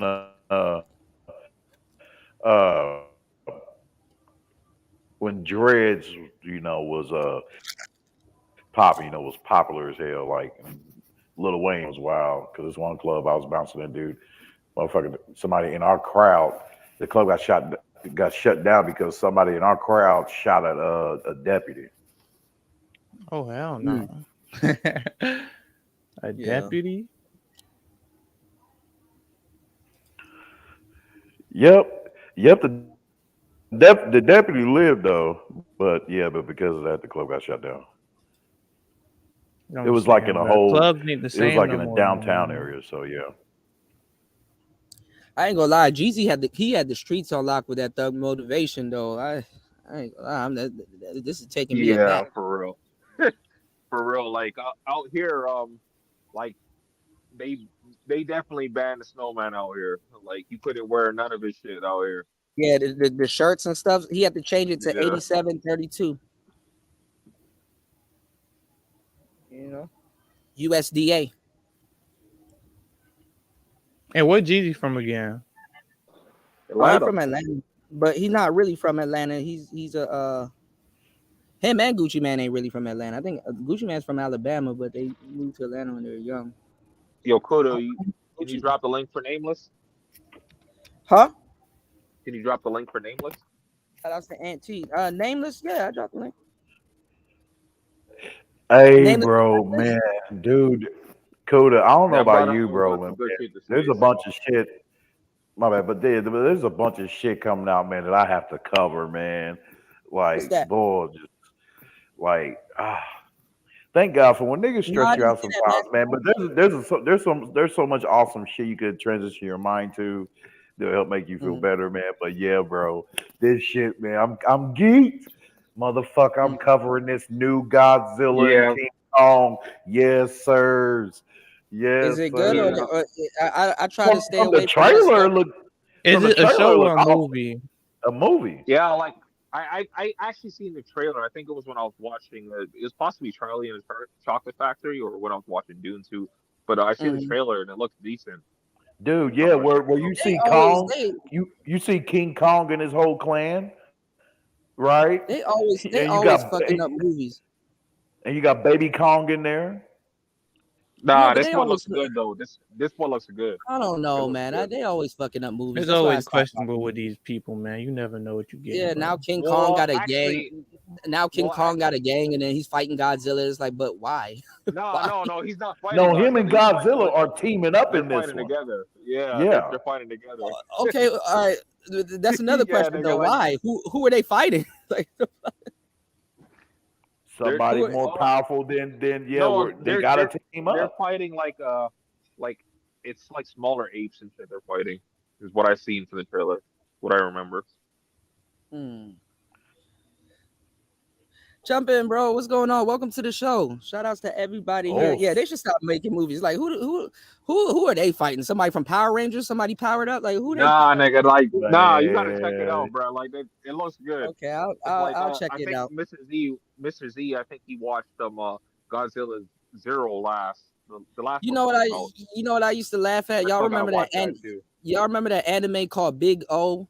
Where like some shit will be fucking up the city, and then he calls Big O, and I'm like, when he summons Big O, this nigga done destroyed the whole city. Just to call. Never mind. All right, jump in, bro. My bad. To the chatting the folks on the panel. Right. Salute, Welcome to the morning. show. Salute. What's going on? Yeah, you guys caught me in the middle of my morning routine, getting ready to get out the door. But like y'all talking about some interesting stuff earlier. That's my brother. Always. We're all over the place. With the gamer girl culture, though, I think it's interesting because I think Auntie was talking a little bit earlier about how the orthodox setup with that is most chicks are gonna want to get into something that's more along the lines of physical. It's why you see them when they get into a lot of the games. I always saw them messing around with the little dance games, and I don't mean DDR. I mean like the newer ones that are out there where they have Yeah. the With the actual camera. choreography. Yeah, you can't pay me to do that shit, fam. But No, but they see, love no, that. but see, this is the thing, because a lot of women use weak psychology when it comes to video games. Her thing is that if you're dancing or doing something with her physical, then you're not sitting down and using your hands on the controller or on the game. So, But what I find interesting, what I find interesting though, this is where I was tying back into, is somebody got some background noise. But what I find interesting is when you get into some of these games that have the microtransactions, or like, because I play MMOs. Yeah, they're getting money. So These women are getting money. Yeah. Well, the point I'm making is where their interests are at. So like a chick will watch me play an MMO like Final Fantasy, and they're interested in like the outfits, the characters, what it takes to go get that stuff. Right. Or you go look at something, it was mentioned in the chat before, like Genshin Impact is getting really popular. But you'll find that like they'll spend money on the transactions to unlock skins and outfits, whereas most dudes, they'll be getting characters that are part of the meta, or getting store credits so that they can upgrade their characters and shit like that. You know what I'm saying? Genshin Impact, it's been out for a while. And like, it's been out for about 2 years, hasn't it? Oh, yeah, I got it on mobile. I haven't played it on PC. They're claiming they like anime now because Megan Thee Stallion said it, and there's like a couple of other little like anime broads popping up. I like some of them because like some of them are real, you know. Like I like I don't know if y'all know about Tia Corrine and some of these other rappers. Like she kind of does like with her album art. She did like I was about to say Star Ocean, Kingdom Hearts kind of, you know, Kingdom Hearts artwork and all kinds of just like different artwork. It's like, like Megan Thee Stallion getting into gaming like isn't shit. Like I'm pretty sure Nameless knows what I'm talking about. Yeah, didn't she host? Didn't she just host the Crunchyroll Awards in was it in LA or Japan? I think she's in Japan. She's in Japan right now. I saw the little Is that what that was? Because it's the Crunchyroll. Yeah, it's the Crunchyroll. I didn't know it was Crunchyroll Awards. Yeah, they have like a kind of anime Grammy. Yeah, they've got kind of a Grammy Award sort of deal going on. Shout outs to War Master dropping the humongous 20 on the Cash App. I am coming back to Xbox. He said for coming back to Xbox allegedly. Shout outs to War Master. Ooh, ooh, yeah, big bag. That is hilarious. You gotta get that Island Boy bullshit, man. You shitbox niggas don't know shit about shit. I mean, these girls, they're just imitating people. They're just imitating people. That's really what it is, you know. You know, I know what you mean, because like, what's up, man? I've kind of been a fan of your channel because through Platinum, you used to come on there. I remember you. I remember you, bro. Yeah. Jump in. And I used to get on because I still to this day have that video favorited of you and Platinum arguing of who catches feelings. That is one of the funniest videos I have ever seen.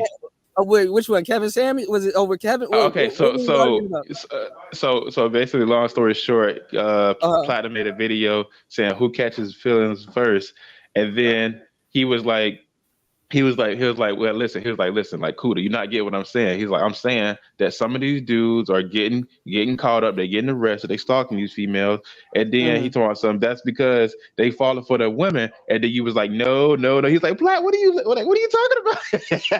Yeah. So, man, I think I remember that conversation because like the who catches feelings first.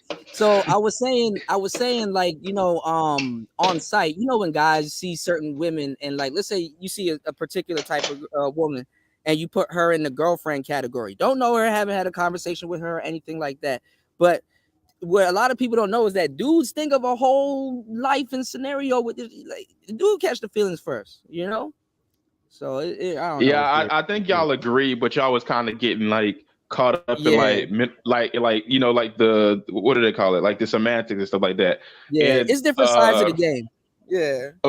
long story short, to conclude that anime topic, did you see that video that went semi-viral? I don't want to say viral, but it went semi-viral where a guy was like, he made a whole video saying, responding to this tweet he saw where he was like, girls don't really, black nerds get no love, I think it was called. Yeah, And I did a response to that video with me and you War did? Master. Yeah, bro, that's a legendary stream. Bro, you gotta check that stream out. Shit, I was over there for that.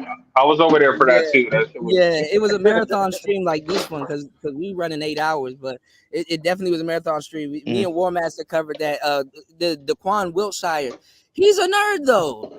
He's a nerd.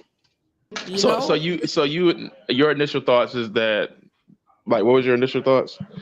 Well, we were kind of more going in on Daquan for real, because Daquan is a nerd, but Daquan, he didn't really show his nerdy side until he got a little bit of money. But the thing is that like a lot of influencers that y'all follow, until they get a little bit bigger, they start talking about anime and stuff because like it makes them, people are using anime right now to be more relatable. You know what it is? I really think Toonami put people on the map to that much more than I think most people don't remember Toonami or the Midnight Run. They don't remember that shit. Niggas don't be watching cartoon TV. Right, there was they that. I think so. No, because you got to remember, a lot of people, they'll credit getting exposed to it first on Toonami, whereas when we were coming up, Kuda, we had to go all the way to places like Falls Church and out there where the Koreans are at in Northern Virginia to go to those expert niche anime stores that were selling records on VHS of certain anime shows that were like 5 years old by the time we got them. You know what I'm saying? It was damn near contraband. I ended up having like before it moved and it was bad. Like there was an actual card place beside my where I lived, so I could walk there too.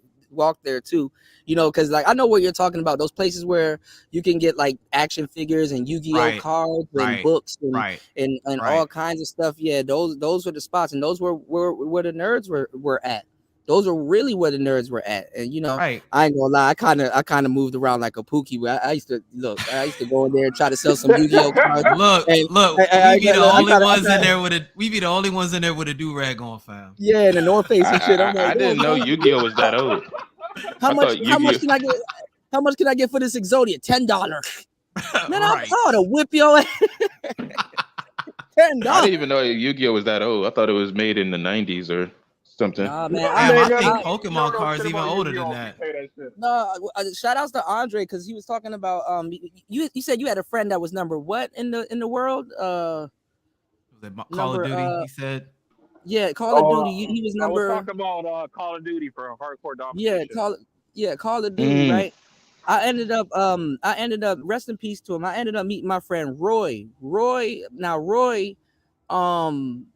he was number one in Yu-Gi-Oh in the world.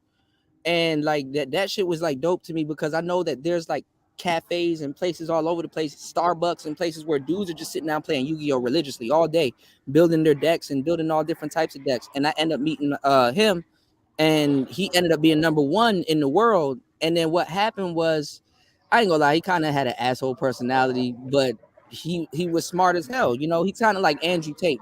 Like you ever know somebody that's like you know, usually I keep telling y'all there's a lot of hybrid niggas out here. Y'all don't hear me though, but you know somebody that's smart and they know it, so they're like, but I'm an ass, like, but they're an asshole. Like people that are super smart.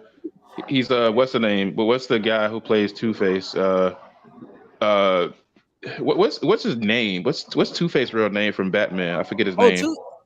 Two-Face's character, he's supposed to be like a super smart dude. I just thought he was a nigga that. Two-Face was a lawyer. He is smart though, but he was a politician. Okay. In the movie, he was a lawyer. He was a DA. Prosecutor. He was a DA. Yeah. I think he was a DA in the movie, but he was super smart and he was kind of an asshole. But you know, at the same time, he was fighting. He was fighting for the people. He's smart and he knows it. Let's put it that way. Okay. Yeah, and that was his whole thing. Like he got hurt because of Wayne's actions with his business, and that's where he started his beef. Yeah. Oh, What is his okay. real Yeah. name? I can't remember. Yeah, his I real don't name. remember either, Harvey fam. Dent. I never really looked into Harvey Dent. Harvey There we go. Dent. Yeah, it Harvey, is that Harvey sounds Dent. familiar. Yeah. I never really looked into Two I Face's had to double story. check because I didn't want to be wrong.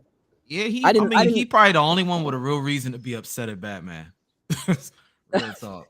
Out of everybody, he makes the most sense. But Yeah, well, I mean, Batman know all of that karate, I and mean, Bane. he gets hit by a clown with a crowbar. So I fair. don't know. Shout out to Bane. Shout out to Bane. Yeah. No, but the Yeah, thing because is that like the dude knew what he was doing, but he if you're good at something, I mean, I get it. He had the right to be an asshole, but people were like, oh, if you're that smart, you need to be humble. And it's like, no, I'm gonna do what I'm doing, and I'm gonna win. And they had some way to say that he was cheating. You know, they all got together. Like, let's say if you, because let's say if you wasn't cheating, but the fact that you're an asshole and kind of people don't like you, they will rule. Oh, you know what I'm saying? They'll overrule it and be like, yeah, he's cheating. And then he got demoted to like 3rd in the world. And then that's when I met him. People used to come to his house. He used to throw house parties, but he would get belligerent drunk. But he could take liquor, man. I couldn't drink with him, but people would come to his house and he'll sit there and teach them and build decks and all kinds of stuff. And Yeah, like I was really on that Yu-Gi-Oh shit, bro. Like, yeah, I will pick up Yu-Gi-Oh again. I played it on the phone every so often. I mean, we Like, picked I up mean, on I a don't lot of know that the game, stuff but when the I was anime. in. I tried to do it one time when I was in elementary school, right? And people just looking at me like I'm throwing down the wrong card, and people just looking like I was, Oh, bro. yes, I'm talking about actually playing the game. I thought I Yeah, was they know what talking the fuck about you talking about. What you talking about? the Nah, anime. The anime. I'm not gonna The lie. anime? We Oh, talking about the anime. We talking about the game. The You talking card about the game, yeah. cards? No, yeah, I'm like I'm not gonna lie. I really thought about buying one of them shits to put on my arm. The little command who wants deck. smoke? like the little card. Yeah, Yeah, who I can wants see smoke? you justifying it. You know you from Kemet, right? You hey, know bro, you from Kemet. listen. Besides the, but Exodia what is came that? from Kemet. Yo, it's funny you say that. Besides that, what's the thing from Fallout? Is it called like the Pit Boy or something? The Picky? Yeah, I was The gonna Picky say Boy? I was gonna buy the Yu-Gi-Oh Pit Boy, but yeah, it's a Pit Boy. Yeah, exactly. Yeah, like that's the only thing I would probably justify like somebody buying. Like if somebody bought to buy that, I would be like, yeah, you know what? I ain't even gonna hold you. That's actually a great. I wanted to see a Brother Polite pro black freaking Yu-Gi-Oh camp. I was waiting for it. I was gonna be so Yo, glad. Cooter, I wanted to say, like, you know how many fights I got into over playing fucking Yu-Gi-Oh and Pokemon? Just But like that's what I'm playing the card saying. game. I I'm told like, you we have to go through hell. I'm like, we playing for keeps, and these niggas they want to like, you know, they don't want to pay up when they lose. So. Well, you know, Wait, niggas, y'all banging on Yu-Gi-Oh cards, though? Well, you know, niggas ain't good with math and shit. Like, I ain't gonna lie. Yeah. Wait. So y'all real deal? You Be like, better run my no, deck, Yeah, so y'all real deal? Like, no, it was a lot of pookies. No, for real. Like it was a lot of pookies actually playing Yu-Gi-Oh because you know niggas ain't good with math. Like, nah, I got all my life points, bro. You know what I'm saying? Hey, hold on. Like, what up with that blonde hair, blue eye? You know what I'm saying? Black Dragon, dog. It's funny though because my school. I know you got that. Hold on. No, Andre said he would beat dudes and they wouldn't want to pay up. So it's like, nah, you didn't win. Yes, I did. Nah, see what happened was you activated my trap card. Yeah, niggas be on that bullshit. You know how they be. Right. Bro, I got 1 HP left. Like, what you mean, bro? I just took all your HP. Like, no, you didn't. Niggas be adding shit, dog. Bro, nigga don't even have any. He don't even have any monster cards. He got a whole deck of trap cards. Cause I'm a real nigga. Hey, so think about it. The funny thing about it, like, when I was in middle school, they used to have like a really. Like they didn't do it a lot. Like, I'll just say they really enforced like not dice playing because people was getting a lot of fights over dice playing. That what really should have caught on to was the Yu-Gi-Oh matches, man. Those are really the worst ones. Yeah. Well, like at the time when I was playing like Yu-Gi-Oh I and would have played Pokemon. Pokemon, but the Pokemon card game was too much. Like you had to have marbles and rubies and shit like that. I'm like, bro, y'all do it. They dumbed it down. They dumbed it down. I had a hard time understanding the video games. like black and white and stuff like that. Like I just didn't know what I was doing. I was playing all that shit. I was playing Pokemon, Yu-Gi-Oh, Digimon. All that shit got banned because niggas kept fighting Digimon, over it. I actually used to mess with. Go ahead. Yeah, I like Digimon. I like Shit, Copy I was Paramount. playing fucking Beyblade too. Yeah, Beyblade. was doing that Pokemon Go. Hey, I remember I had broke my Beyblade because like the little churn thing. You know how like they got like the what's that thing that's like it goes on like lawnmowers? It's like the little churn thing. It ended up breaking my Beyblade. I was so mad because everybody else was playing with theirs, and I'm sitting there with a broken Beyblade. I'm a real geek. Y'all ever fucked around with Metabots? Metabots. Nah, that's new to me. Just me. I'm coming from my phone. What's Metabots? All right. Yeah, you sound like Metabots the is like oldest nigga on the panel right now. no, but Metabots was like it was like some weird what you call it it's like Metabots. It was like, I don't know. It's like some weird beetle looking dude with some armor on, like the armored Metabots. They look like Fucks people were messing around with Warhammer 40K when it came to that kind of deal.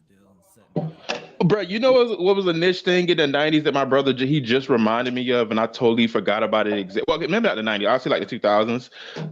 So do you guys remember? Wow, that was weird. So you guys remember in the 2000s they had those little remote control cars, and they used to be like death matches and stuff. Like, but they would have like hammers and saws on them and stuff like that. My brother just like showed me. Twisted Metal. Yeah, like that. No. Like Twisted Metal. It's kind of like Twisted Metal, but you had a remote. No, there was a big BattleBots. There was a big arena, and you had to get together with the team, and you had to custom build a robot, and everybody had like their own robot. And then I forgot they had like the place had this robot, Sir something a lot. But it's like this nigga that he'll come around and he has his claw and he'll grab your robot and like he had a flamethrower and he'll drag you. Wait, was that on the Sci-Fi Channel back in the day? Bruh, Did they have something like that?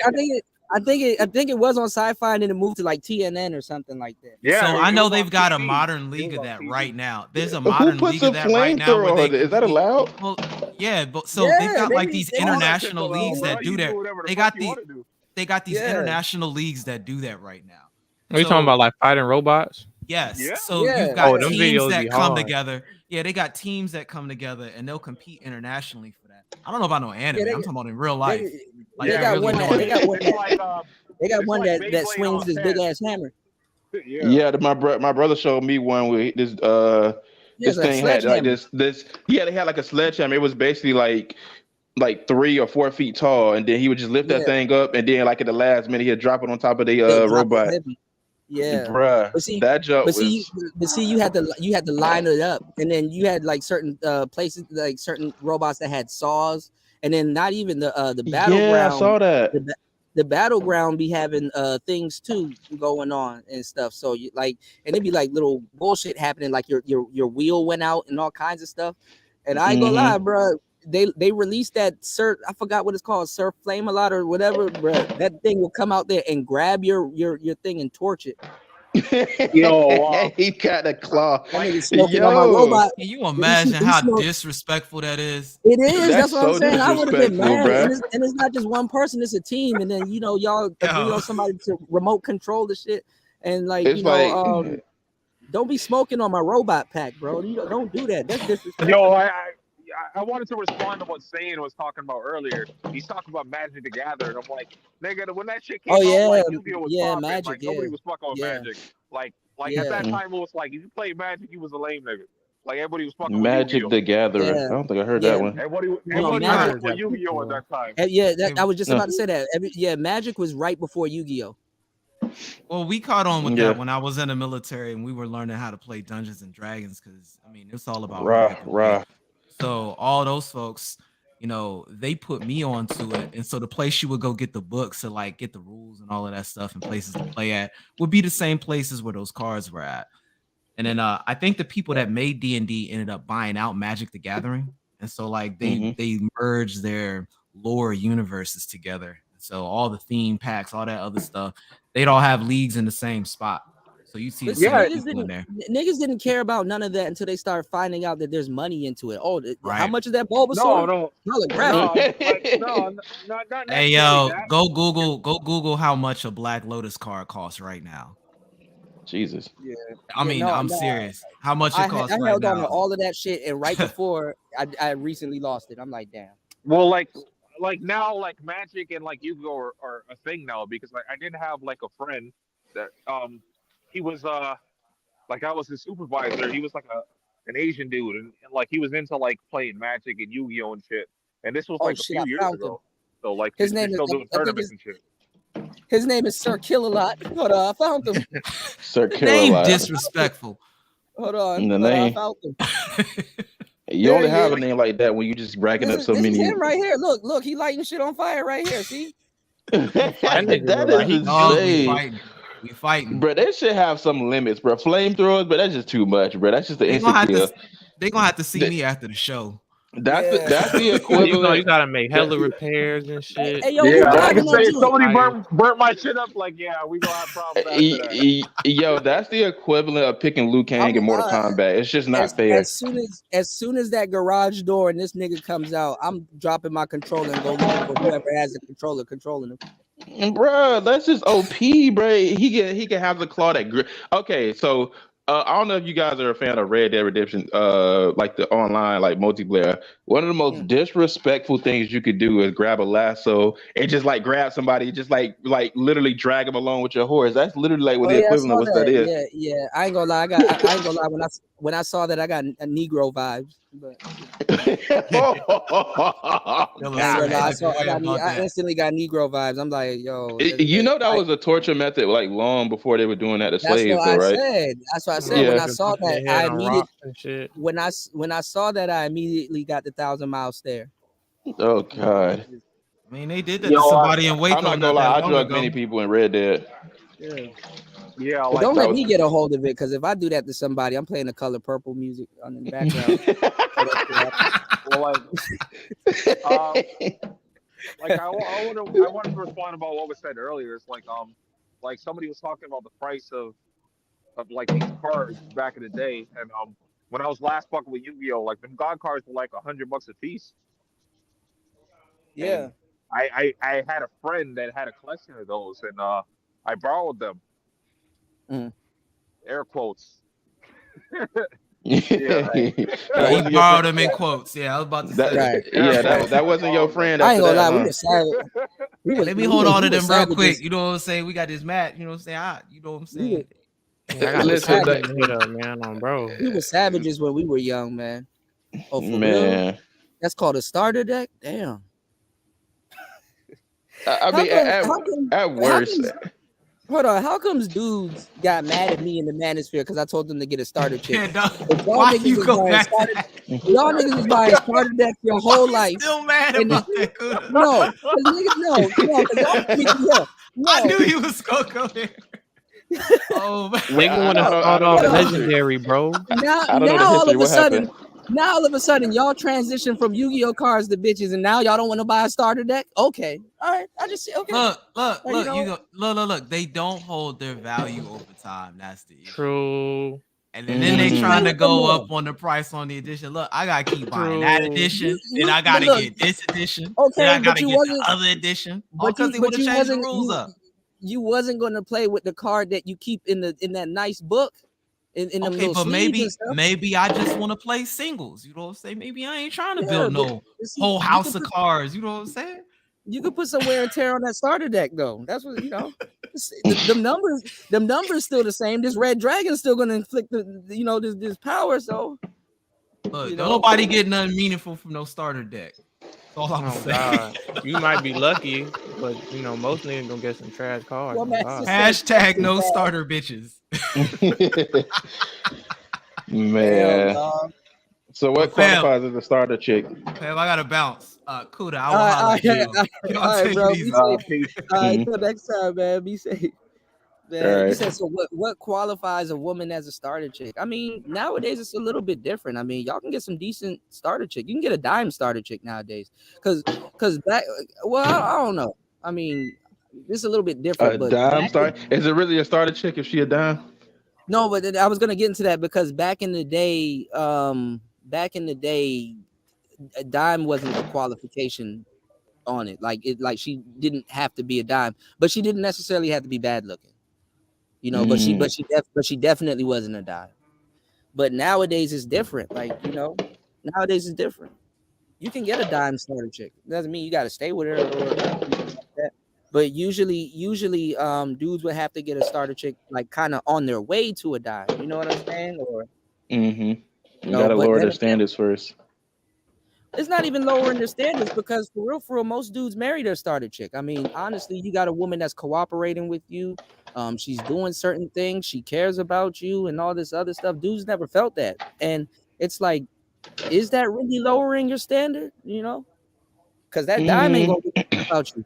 That dime ain't gonna put no money, no money on your books when you get locked up. That dime ain't finna, you know what I'm saying? So I mean, but like we was talking about that video, man. I mean, I kind of see both points though, because you was talking about Daquan Wilshire and that one dude who made the video. I think his name is Chicken, like Tabletop. So yeah. But see, the thing is that dudes like Tabletop, Flat Top Chicken. I think it's Flat Top Chicken, but dudes like him and like other dudes that declare themselves nerds or incels or that people that don't want them, they have a personality. They're just not tactful. They don't know how to articulate themselves, and that's the thing, you know. And then now more than ever, that he showed those nerdy girls on there. I ain't gonna lie, them nerdy bitches on that video was rough, but still, I mean, and there was a couple bad ones too, but they just, I'm not convinced because I'm, you know, I really been around the real shit. I'm not, you know, I don't have to pretend to be. Most of these bras, but and that's another thing too that y'all got to watch out for. That's another thing which I'm not convinced. Back in the day, you had to be a nerd on your own fucking time. You understand what I'm saying? You had to be a nerd on your own fucking time. That means because then there wasn't no camera trained on you. You wasn't live streaming or thinking about getting on here and displaying yourself so a bunch of people will see you. So a lot of these girls take up that nerd mantle. They take up that nerd mantle to get attention. It be them fake Twitch streamers, of course. bro. Yeah. Of course, Twitch streamers, they be wearing the purple wigs, the red wigs. They be having I think they be like shining up their chest to look like Barbie dolls and stuff like that. Like it's annoying. Honestly, Man, it's nerdy just for broads. attention. Let me give you the nerdy broad starter chick. All you need is that stupid bullshit pink gamer chair, a wig, and some RGB lights. And Exactly. Yeah, you know what I mean. Yeah, like the Bella Delphine bull crap and stuff like that. Like it's annoying to like look at, honestly, and dudes fall for it every time.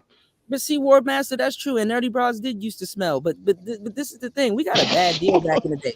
Because I remember one time, and this is when I stopped skateboarding. I was on my one wheel. This is a minute ago, and I rode past the skate park that that we got built in Mount Rainier one time, and man, there was a baddie out there, and I'm like, whoa, hold up, skating and shit, you know, and I'm like, bro, where were these girls when I was? Now that and there's a couple baddies that skate, and I saw on the internet and stuff like that. I'm like, man, broads wasn't skating that looked like this wasn't skating in my day. Like, what the fuck? You know what I'm saying? Like, people afraid to fall on their face, and if they were skating, they were like real rough renegade looking chicks, which wasn't bad anyway, but it wasn't wifeable. You know, they were like tomboys or whatever and shit like that.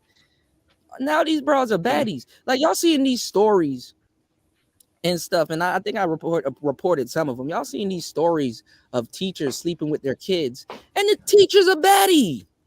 It's like, whoa, hold on now. All the teachers when I was coming up, man, they were like older women, and I don't know, it's just weird. Like I mean, most teachers, I mean, particularly are women, and it's a lot of younger women that are getting to it. I mean, especially when it comes to like a younger profession.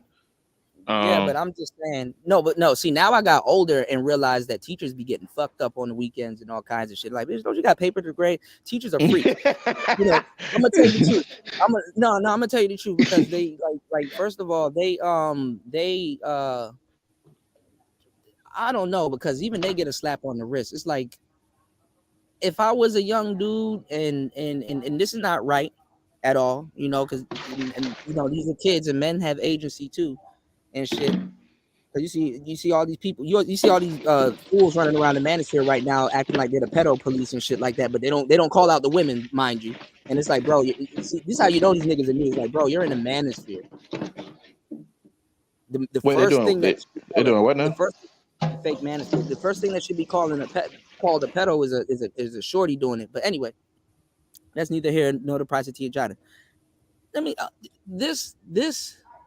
these teachers that are sleeping with these kids, you know, I'm in cars and shit. That's the funny part. Like in a car, okay, whatever. These teachers that sleeping with kids and shit. I'm like, as for the kid, I'm like, oh damn, okay, you got you a baddie. But then it prompts you to think like, okay, she is bad, but don't you got some shit to do? Like she's a baddie, but then I get instantly turned off because I'm like, a kid, man, a kid. What? Yeah, get down like that. They'll sit there and tell the judge, he rizzed me up, and all like, hold up. First of all, you turning down adults, you have a whole inbox full of niggas, and you got all this other stuff, but you get caught up with a kid. Yeah, my phone died on me. Like the conversation It's all good. Like I'm looking on the screen, nerdy bras that used to smell. Like what happened here?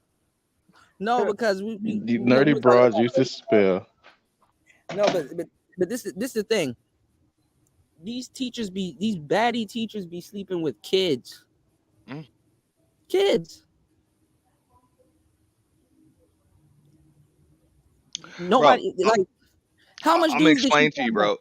And Kuda, you probably have. Have you ever dated anybody up here? Ever dated like a school teacher or whatever? Yes, that's what I'm saying. Like school teacher, elementary, middle school, even some of them in high school that are. I'm talking about single, unmarried, and really don't date much, bro. Them chicks be like themselves. A lot of them be themselves on their own, bro, because their routine is so normal. These chicks are up at like 5 in the morning.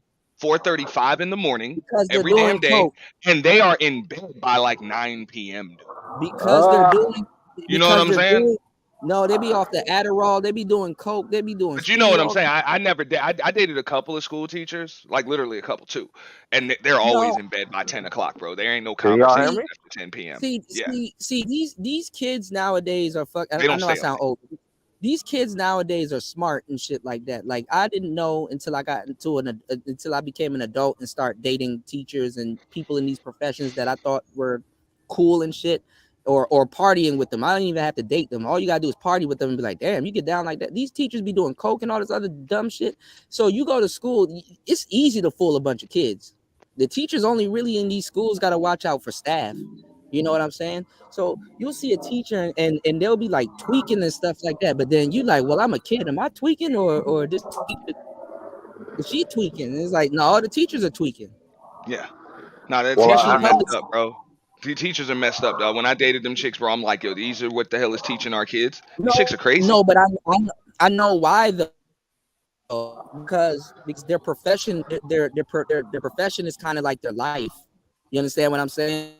Like it's like they're humans too, human beings too, but at the same time it's like, yeah, bro, but that is your job. You know what I'm saying? Like it's the same thing with certain other professions and stuff like that. Like I was doing like some research not too long ago. I was just going over a bunch of like murders and stuff that happened in Chicago, and I came across the FBG Cash murder, right? If y'all know about the Chicago, right? And he got shot with a assault rifle, and the police was literally around the corner. So, the police in Chicago Police Department, obviously they ain't shit, but like somebody was like, yo, the police was right there. They could have done something. And dude was like, he was like, the police just let them have a shootout and then go pick up the body and then figure it out. And then, because it's like, what you gonna do? This dude is getting gunned down with an assault rifle. You're gonna get out your car, you alone, and shoot at them. And it's like, well, that's their job. And it would be like, nice the op down the block. You gotta shoot at his ass. Yeah. Like regular police officers don't carry assault rifles, so they're unequipped to deal with that kind of threat. Yeah, they don't. Now yeah. they usually have one in the trunk though. No, but that's a shotgun. It's usually a shotgun. If they Shotgun, have ain't no rifle. Yeah, it's a shotgun. You know what's going on, LT man? Speaking of Chicago, shout out to Little Shirley. Little Shirley from Chicago. You want to know how I found that out though? That cops little keep Shirley shotguns in their car. Yeah, Little Shirley from Chicago. Oh, okay. What happened? Earlier she told me she's like game recognized game, and I was like, I was just playing, but it makes sense now. Oh, you should have already know she was gamed up. Yeah, she from the Chi. Hell yeah. I said, you want to know how I found out cops keep shotguns in their car? Don't say Grand Theft Auto. Yes, I'm sorry. Oh my God. Bro, listen, I'll never forget. Almost every single time, like I was saying, either 3 or Vice City, I would be walking around and I was still a cop car. And then I'd get out the car like, wait a minute, I just got a shotgun. Like, where did I get this shotgun from? And I didn't know that every time that you got in the car, you would get a shotgun. Yeah, that's funny. I didn't know that was Oh, the first time. a shotgun in every car. Yeah. Yeah, they got a shotgun, some extra vests, I guess some. I want to say a med kit or something. I don't know, it should in case a riot. They have to show up to a riot. And batons, extra batons, and shit like that. Depending. They need to get rid of them. Depending on, you know what I'm saying? Yeah, depending on what department you're dealing with, because these motherfuckers are tactical geared up. You know what I'm saying? So if you're dealing with a police department, you really don't know what's going to be in there. But if you're dealing with sheriffs, yeah, bro, they're gonna be tacticaled up. They're gonna have all that stuff he was just saying. Actually, the sheriff might have an AR in the trunk. Yeah, the sheriff can have like the sheriff will probably or a what's some people called the brown cars. Well, no, state troopers. He talking about troopers. Yeah. Well, I was actually about to say a marshal, but you know. Yeah. They I don't know pretty what much the same thing. Yeah. I don't know. I don't know. Bro, they got federal jurisdiction, bro. They don't give a fuck, bro. They be under. Yeah. I don't know if Royce is still in the chat. He could probably give us more clarification on that. You know what I'm saying? But I don't know about Jamaican sheriffs because Bob Marley didn't get hit back with a shotgun. Jamaicans be having fucking rifles. Jamaicans be having some. Well, now they do. Around his time, they be having them old ass guns. Like, nigga, is that a revolver? Oh yeah, I'm taking it. They don't jam. Because like I'm actually Jamaican, and I heard that Kuda has a little bit in them. So the way they operate down there is different. So like basically, if you were to get caught with a gun in Jamaica, they'll just kill you on the spot. Literally. Well, damn. Them cops out there. That's ridiculous. Yeah. Just because them cops out there will not use their guns, they'll use a machete. You know, like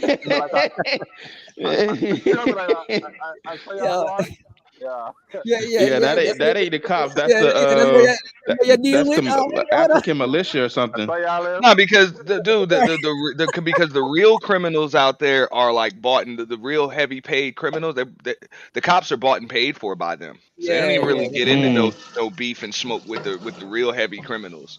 You know what I'm saying? It's not gonna be like shootouts. Like when they talk about even like the Mexican cartels and everything, bro. Them cops don't want no shootouts with them. They don't. I saw a cop out here. He had a because they got the AK-47s out here and stuff like that. But one of these cops, I was walking around. I was like, damn, this nigga got a saber. I'm like, God, you don't see a saber. Yeah, it's a saber. Like with the hand, with hand guard and stuff. The Chapelton joint. I'm like, oh he had no. I said, this man walking around with the unguard like shit. I'm like, damn, he about to touch somebody. Like, he had a saber, and it wasn't. You talk about the curved sword. Yeah, saber. That's crazy. You know, niggas don't use the word saber, so I'm.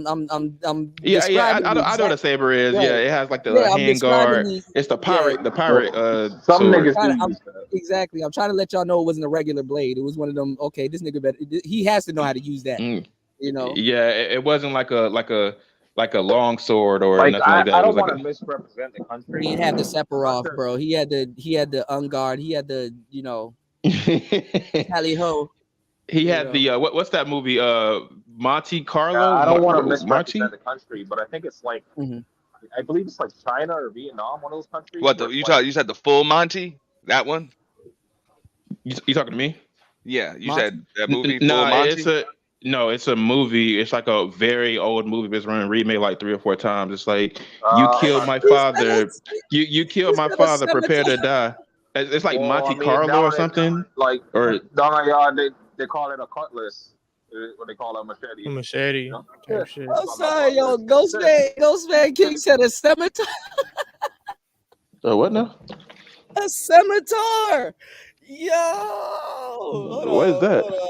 I'll pull up what a scimitar is, bro. They have them in Final Fantasy.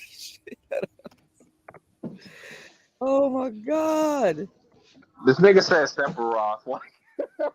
Yeah, the Sephiroth sword.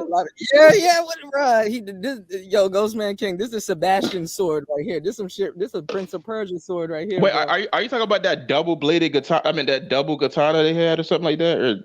Or not? Maybe it's not what you're talking about. Sephiroth's sword is called the laundry pole. They used to do laundry with those swords, and then somebody ended up turning that shit into a sword, bruh. Oh my goodness! Right, yeah, that looks like a falchion. This right here is when you're stealing apples from the market and shit. This is one of those. God damn. Nigga, this sword comes with a turban. Niggas behind these shits under their turban, bro. Oh, it got that Egyptian look, huh? Yeah. Oh my god, that's that Jack Sparrow, dog. This drink come with Absolutely. a turban. It comes with a turban and a monkey. Yo, y'all need to stop playing with the homie Sephiroth. Yo, that look actually pretty dope. I might, I'm gonna be a sword collector, man. Why not, man? I'm probably like that shit 20 of them things. expensive, dude. They are expensive, yeah. They are expensive. You can't have no woman and become a sword collector because the moment you try to fight, she gonna run to that wall. You know something funny. I read about this one country where there was like this country's like you can't have guns, you can't have nunchucks, but you can open carry a sword. I was like, what? I think it was Australia or something. I can't remember, but it was weird. It sounds like I'm about to say it sounds like something in Europe though. Yeah, they get surgical with them blades, but I ain't gonna lie, if you have one of these on your wall and you get into a fight with your shorty and she runs over and pull it, I ain't gonna lie, you might have to get in the samurai mode, like, you know how to use it, bitch. so you gonna stab me? What you gonna do? You dare draw your sword on an OG? Well, actually, Dr. T has a nice sword collection. You gotta tell her to fight with honor. Have you seen that shit, Kuda? Which one? I said Dr. T has a nice sword collection. Oh, goth chicks? No, them bitches be having. Them bras be having some crazy knives, huh? No, I said Dr. T, like Dr. T is. Oh, yeah, T is on. Yeah, that nigga has a whole. Yeah. What is Dr. T doing with all them swords, bro? I have no idea. You don't have to do shit with it. He preparing for war, bro. I personally, I mean, it makes more sense to collect the swords than it does the firearms. Believe it or not, you know what I'm saying? They appreciate more in value than firearms do. If you're a big man like him and you really unsheath one of them things, you can keep somebody from around you. All you gotta do is just stand your ground and just, Yeah, absolutely. Yeah, if you have like a sword, that's intimidating, bro. Like, I mean, honestly, I guess the problem is like open carrying it because you can't just carry around stuff like that in your backpack. You would have to have like a country that's allows you to open carry swords. I don't think you can do that in most places, if I'm not mistaken. Well, like what? If you go back, like, have you guys ever seen that? My apologies. Go ahead. No, hold on, wait. I want to hear what you say, Andre, but I want to open up this conversation because this is actually funny. Okay, now, if you have a sword, right? Just niggas with weapons, okay? There's a different. Let's say you about to get into a fight. There's really a difference between a nigga pulling out a regular samurai sword and then a nigga pulling out this Prince of Persia sword. I ain't gonna fight you if you pull out this Prince of Persia sword. Whatever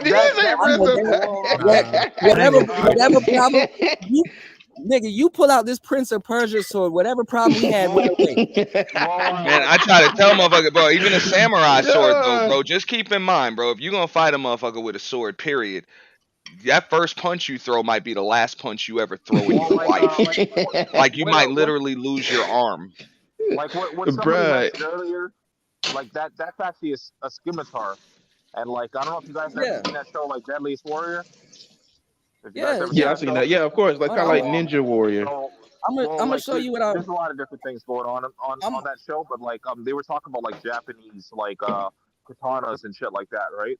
And like those weapons, they're calling them like body blades. Like so, like one of the baddest fucking swords you get is like a 10, 20 body blade. Means that it'll cut through 10, 20 niggas. Like Yeah. Really? For real? Cuda, that's why it makes me laugh they when got- people will buy all of these damn swords, talking about they get into sword fighting and shit like that, but they won't own any wrist gauntlets, none of that shit. And it's like, That's bro, you funny. fight a motherfucker with a sword, but you have no gear, none of that shit. I mean, in all honesty, you should never fight a dude with a sword. I mean, but if you are going, I mean, look, even if you're gonna like even practice with your shit and spar and any of that shit, you're gonna have something to protect yourself. No, but see, this is the reason I'll be fast. I'm like, even if I'm beefing with you, you pull some shit out like this, I'm gonna be fascinated with your sword. But whatever problem we had went away. I'm gonna tell y'all right now, because niggas be playing around. Niggas will like if you were a kid in high school, right? Because what I'm telling y'all is like just the craftsmanship of these swords is nigger repellent. I got a video to actually back up. like that's bullshit. This ain't nigga repellent, bro. Like No. I agree with him. Niggas is stupid, bro. Nah, bro. They don't care. Because, wait, hold on. Hold on, because let's open this up because this is a nigga repellent. A nigga pulls some shit out like this in the hood, bro. Ain't nobody about to fuck with him for real. You get mad, bro. People are gonna be like, where you got that from? Unless they got a Draco or something. Unless they got a they probably no, like you don't need a Draco for this. That's all I'm trying to say. It's like a nigga put this type of shit out on you, and like you could be sitting back like 5 feet away with a rusty fucking 38. Like, yeah, you'd be like, nigga, what the fuck is this? No, because no, you know what? No, because that's nigga repellent. Because if a nigga has the audacity to pull this out, I think he can block that shot with this. I wouldn't even take the chance. Like, you can block Bro, the shot. Samurai gonna slice and dice that shit. Yeah, he gonna slice that bullet in half. He gonna be Ryan Reynolds, Deadpool in the X-Men Wolverine movie where he just blocking the shot. Unless I can out firepower you and I got a Draco or something, no, because I think if you have a 38, he's gonna block that shot, and then I think after he blocks that shot, he's gonna be now it's my turn. Now it's my turn. Hey, you ever seen those videos, right? Where like two people, it's like two samurai looking at each other eye to eye, and then they have like a duel. They about to have like a sword off. This is like an ear to ear joint, like he carries your joint and he whispers in your ear, pussy. And it's like, oh shit. You ever see the one where like the dude like he won't even really unsheath his sword here, just like he'll like slightly pull it out and then slightly like sheath his sword and then the dude will fall over. Yeah, with his thumb. That actually was a samurai technique. You had samurais that never unsheath. When they unsheath their sword, you already hit. They will slice you and then resheath their sword. You're talking about the quick draw right there. That's what you're talking about. Yeah, quick draw. Yeah, it is a quick draw. Hell yeah. And then the thing is that sword long as shit. Who played Ghost of Tsushima in here? Yeah, like Ghostman, you ain't shit. Like Ghostman talking about like don't wait for him to show you his bank card. All right, so I got this. Speaking of niggas and weird weapons, because I'm telling you, weird weapons is a nigga repellent. Because that's some shit you only see shit like this on video games if you play those type of games. Like, this is the fucking Dragon Quest. No, this is not even Dragon Quest. This is the Dragon Age sword. Like this is some.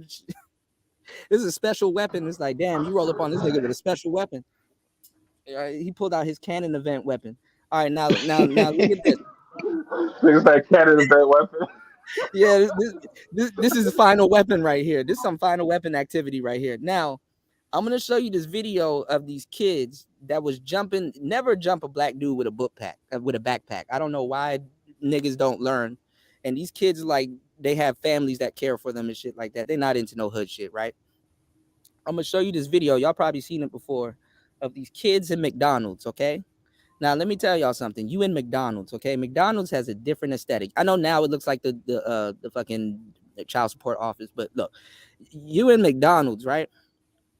The last thing you would think a nigga's gonna pull out on you. I'm not gonna tell y'all what he pulled out, but I'm telling y'all it's nigga repellent. All right.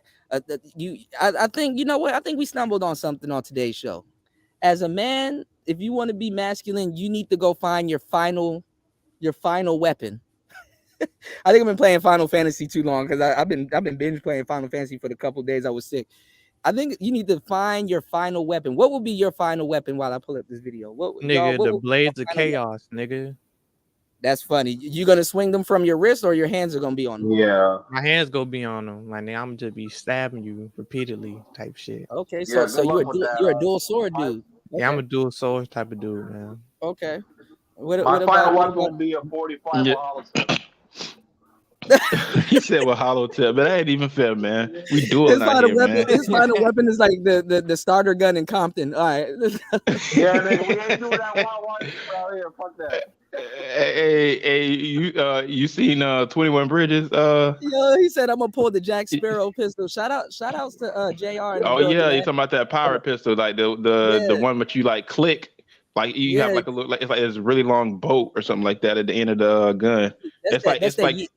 That's the year Go he ahead. year. You know what gun I'm looking for? I just don't know the name of it. I'm looking for the elephant gun, like the Clayton gun, like from Tarzan or the Wild Thornberries. You know that big elephant gun with that huge stout. Nigga said that. Elephant gun. No, I know what he's talking about. It's like a Let me hand see. rifle. It's like a hand rifle. You know what I'm saying? Yeah. I The think it shoots barrel a being fan- so long just helps you with accuracy, bro. Yeah, it's an elephant gun. I think it's called an elephant gun. But, You know what I'm saying? I'm Because looking at an elephant gun on Google. It looks like a rifle. Are you talking about a pistol? my first pistol was a 38. You know what I'm saying? It wasn't because now everybody gets the snub nose. You know what I'm saying? The 38 snub nose. Yeah, I had You know what I'm saying? But believe it or not, it doesn't have the accuracy of that original 38, bro, with the long barrel. Just doesn't. Damn, this You know elephant what I'm gun saying? is different. Damn, that's a big ass Well, bullet. of course, it's not gonna have the same accuracy as a long barrel. Nah, I know. That's what I'm saying. Them long barrels made that shit like rifles. Like y'all remember that scene in I think it was that first Batman movie in '89 when Joker pulls that damn that Yeah, it's a big Colt. ass I damn think- fucking I think pistol out of his pants and shit and shoots the damn plane down. Yeah, that's like the mask. No, but I think it's called a Colt 45. But they used to in America they're supposed to really I think it's in the Constitution. But when you buy land, they're supposed to give you it's called the Peacemaker and a box of bullets and I think something else because you bought land but to protect the land. You talking about the 1911? Is that what you're talking about? Oh, it is a 1911. Yep, but was it the Peacemaker before the 1911? Because the name of it, the nickname of it is called the Peacemaker. I don't think I heard a Peacemaker, but I Like, mean, yeah. What do you think? What do you But I think think it would is a be version of the different if they 1911. changed that law in the United States, where it's like, yeah, everybody has the right to bear arms, but only if you own property? Wouldn't that be something? That would be fucked up. Would it? That would Would Like, it be niggas that something rent because and it's can't supposed own a to be for gun. home defense, right? House owners going to be committing crimes. Will they? Because I the want your thing house is, too. all right, now this is something I say. Most of the time, it's not your legal gun owners that commit the damn crimes with guns any damn way. It's people with this is why I stolen said- guns. People that purchase their guns legally aren't committing Ghost crimes with their guns. legally purchased, you know what I'm saying, and permitted to have guns. 3D Well, printed hold on, guns. hold on now. you said Auntie, 3D printed guns. I'm weak. But think about it, bro. hold on now, Auntie. I don't think that's a good idea because I think I will go straight down to the HOA office. Oh, so I can't mod my house, huh? I got this pistol here. House owners don't like the Man. HOA office, man. Hold on. You want to know what's a I don't even, I mean, I do know how I got famous, but the idea that people just carry around Draco just because of rap music, I'm like, bruh. Man, people love their Dracos, man. You can't be saying that. I see what War Master Okay, said, bro. now- I now- believe they're gonna have to keep interfering with that, unfortunately, and I'm gonna tell you why. It's just when that shit was written, guns weren't what the fuck they are now, bro. Like, bro, Yeah, motherfuckers like- modifying shit, bro, to be fully automatic, Yeah. dude. Well, And like- bro, it's getting out of hand. You ever shot an FN 57, bro? Nah, but I want Like to. you feel me? All Like of that, them, yo, they all of didn't them, make that. They didn't make them laws when them shits existed. You know what I'm saying? Like them shits didn't All exist of them back then. It was FNs got different. kicked back. All of them FNs FN got kicked back. 57. What caliber is that? I don't know. It's a Good big ass question. gun, bro. That shit got kicked. Well, no, It got it's really it's not. It's a handgun. It's just Well, a hold up. I live Look in it up. Canada and guns are legal here. So and The thing is, it's got like no military. recoil. It's an Yeah, automatic with no it's like with no sniper with like no rounds, recoil, bro. You can go full rapid fire. You know what I'm saying with that bitch, and it's small and it's basically. light. Yeah. That bitch is like made of That shit is for plastic. But You why know what I'm wouldn't we saying? want that though? You Bro, can that damn shit, near go. It's semi-automatic. It's that 28. You know what shit I'm is saying? for that It's shit is for 28. military. It's for military And personnel. not only Like that, if you can fill it with Deja? hollow hits. Go ahead. but this hold on, but this is what I'm saying, bro. Like okay, that's good. All right, this is what I'm saying. Like My bad, yeah. if you buy a gun and your gun is desert painted, something's wrong with you. Like, what are you trying to kill? What are you trying to kill? All right, now look at this, y'all. It's mostly for military. Go ahead. The FN Yeah, it is 57 will military. usually All right, come like that though. It'll come like, you know what I'm saying? hold It'll on. come with that like shade of green and beige and shit. Okay, look at this. I think my final weapon is probably a Gatling gun. But That's insane because I tried to get one of them FNs. I can't How get it. you gonna carry that thing around? Wait, that's Yeah, okay. I don't Like know. the gun. The gun. I mean, I think the purpose is to scare somebody, not really use it, because I'm gonna have a bullet backpack. But yeah, the Gatling gun. All right, Yeah, hold on. you should put on a black leather jacket, walk around like you the T-800. Actually, you like know what? I don't even as want a far modern as the gun. Desert Eagles go, I personally don't like handguns that you need two hands to fire. That's just I mean, most handguns you pretty much should use with two hands. That's how you get better. Nah, I'm handling. saying that you need two hands, like the Desert Eagle, bro. Nah, that recoil gonna break. That's what I'm saying. You the can't oil. fire. Well, maybe you can, but you got to be like The Rock and shit. If you want to fire that bitch with one hand.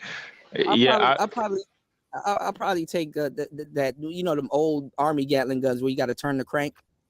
I'll probably. Oh my god! You talking about like the cowboy? Like you talking about the one like it's like a rotary? Yeah, he talking about that Predator gun. He talking about that build Predator.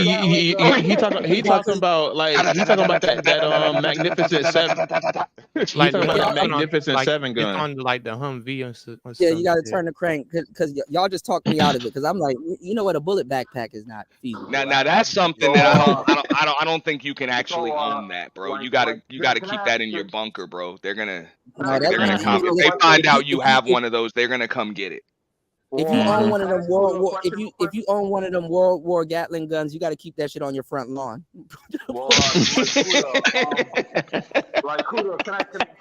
I'm not even gonna have no sign. Trespassing will be caught again. Yeah.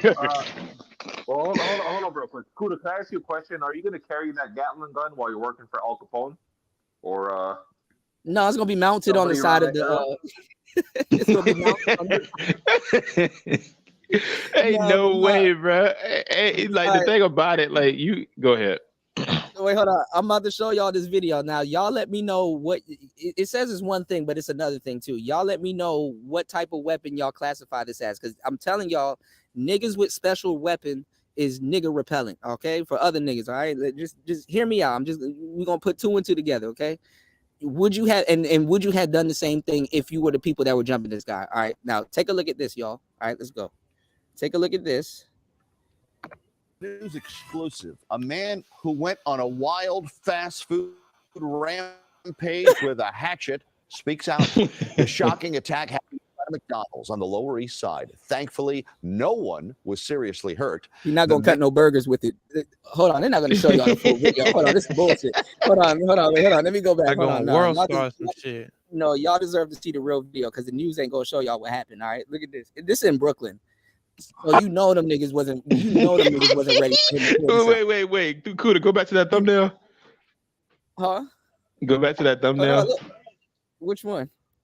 You see that? Yeah, you gotta see the video first. Oh, hell the thumbnail's no, the thumbnail's gonna be even funny. It's gonna be even funnier. It's gonna be even funnier when you see what happens. All right, so this is in Brooklyn, so them niggas wasn't ready for him to pull this shit out. All right, so you gotta have a party trick for niggas. So I'm telling you, special weapons keep niggas up off you. Now check this out.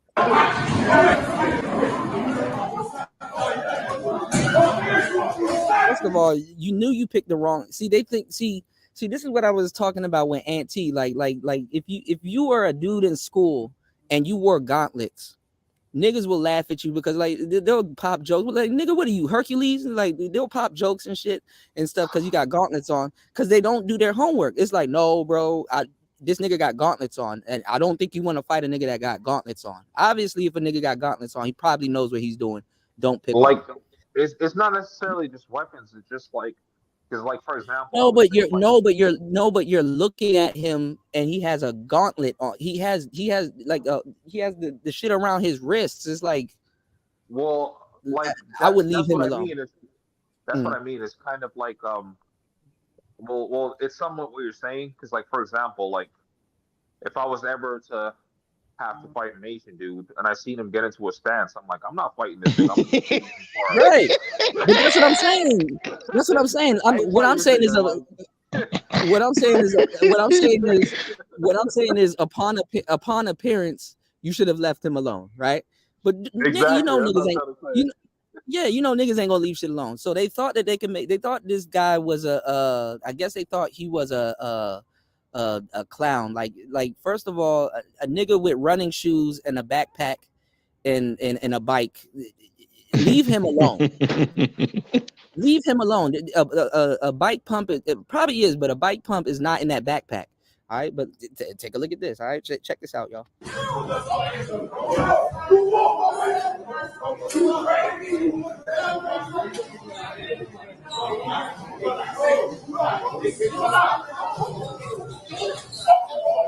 right, look at this. Look at this. Them hits ain't even affecting him. He's not losing HP, y'all. They should have known. Adesanya right here and fucking Khabib over there. He should have known that them hits. This dude lost no HP, bro.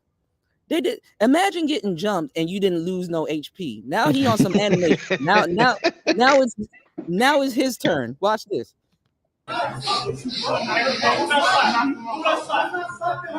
He's thinking because now he know he's wielding great power. Hold on.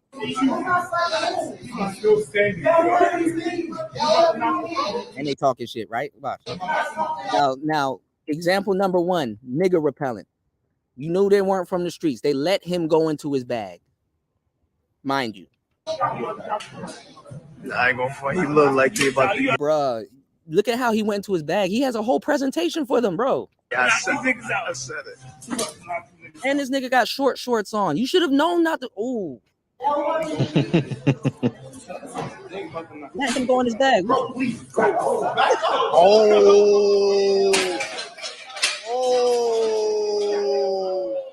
Nine.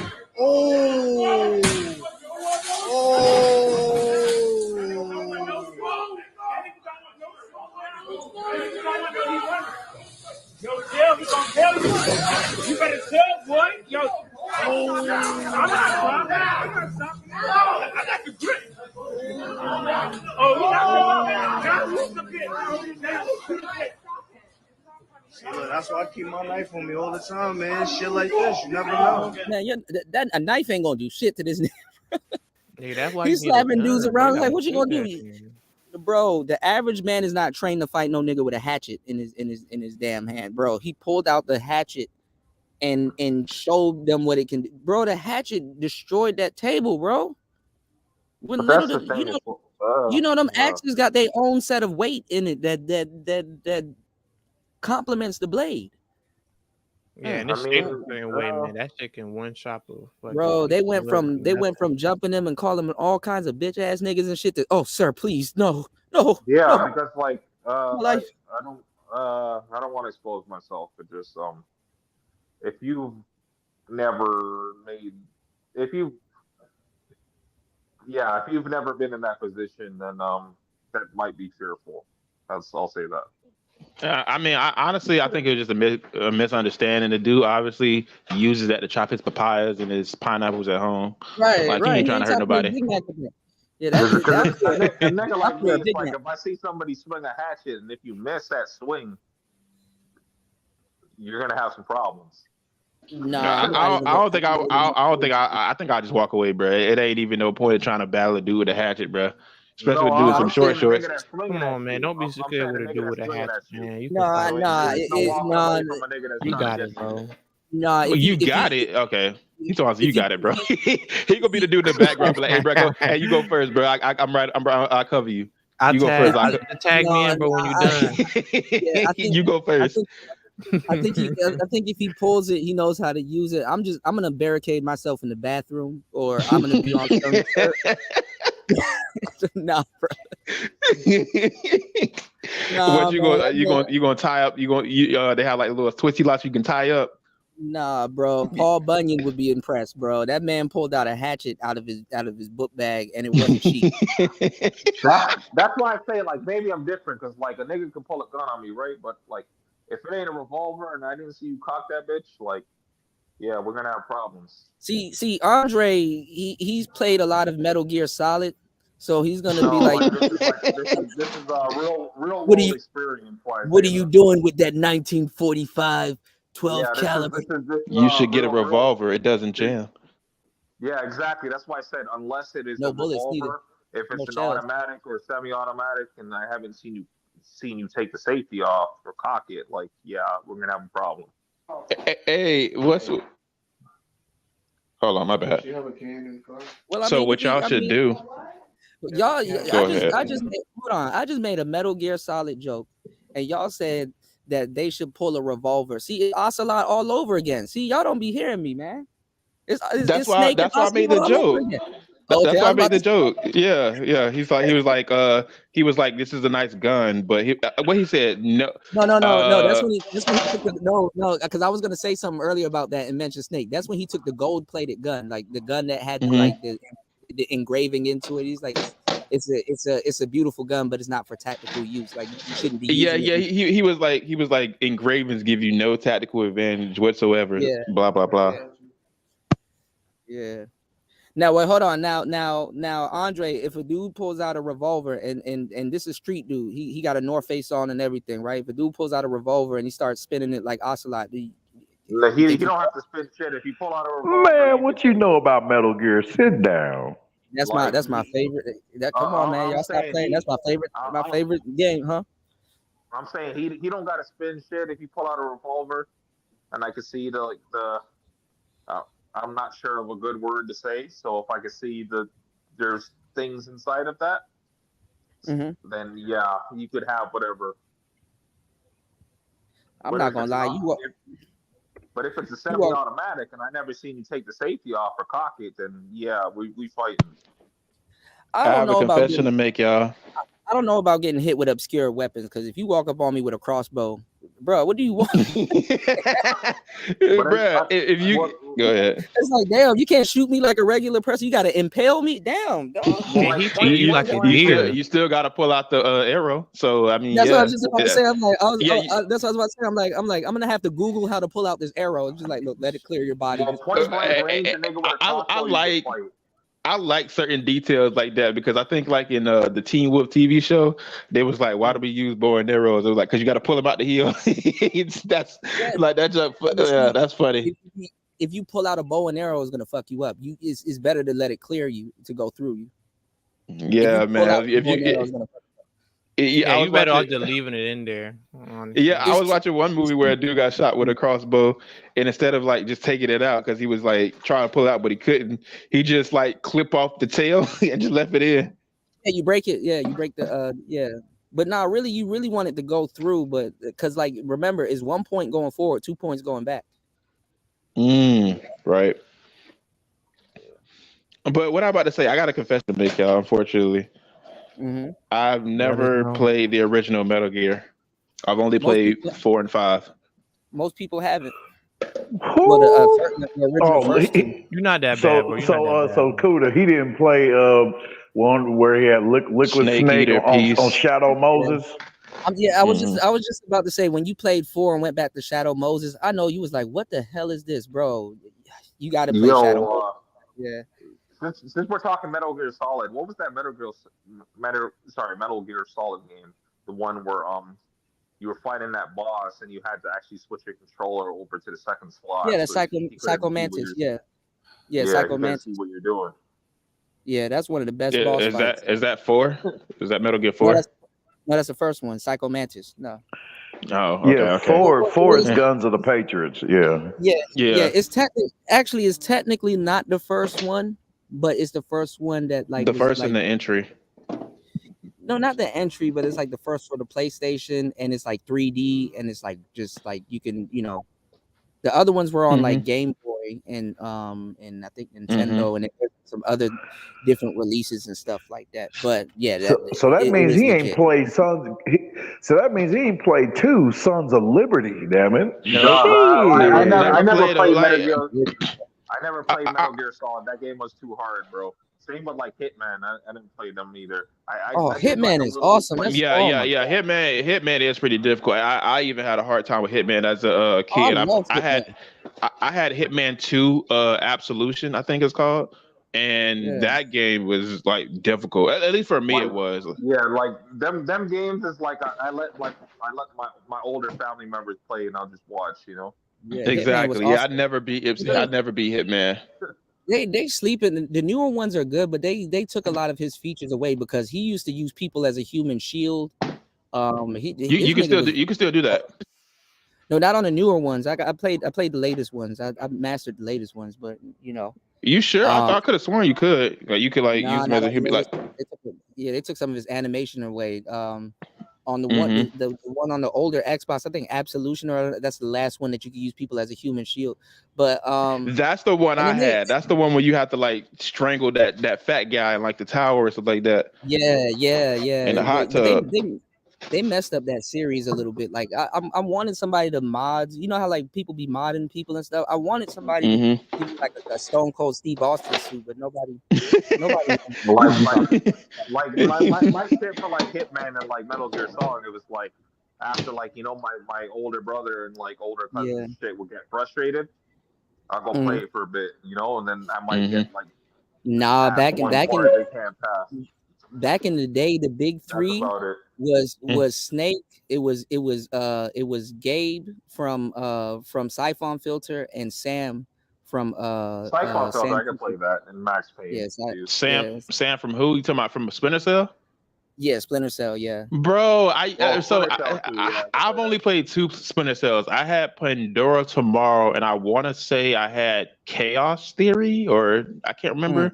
But I used to love Splinter Cell, man. Like it had some of the best voice acting too. Like I think his name was like Jeff Steinzer or something like that. Played the guy on the radio. I forget his name. I think it was like Headquarters or something.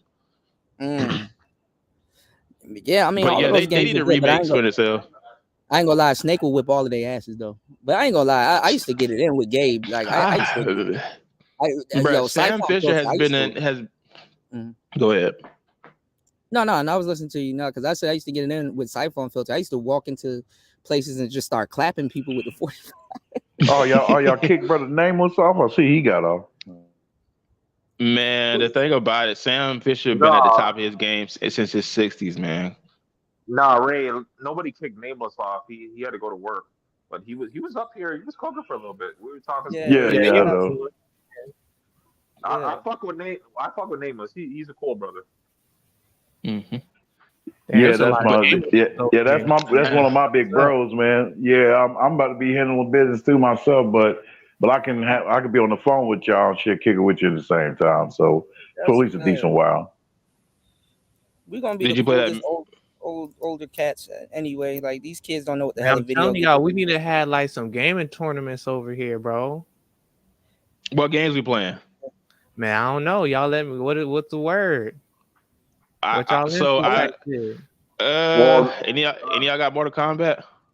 Which one? The new one? I got 11. I don't got 1 yet. I'm gonna get it soon. I got 11 too. I got that bitch on sale. Hey, yo. I'm not gonna lie. They selling y'all the same games every year, bro.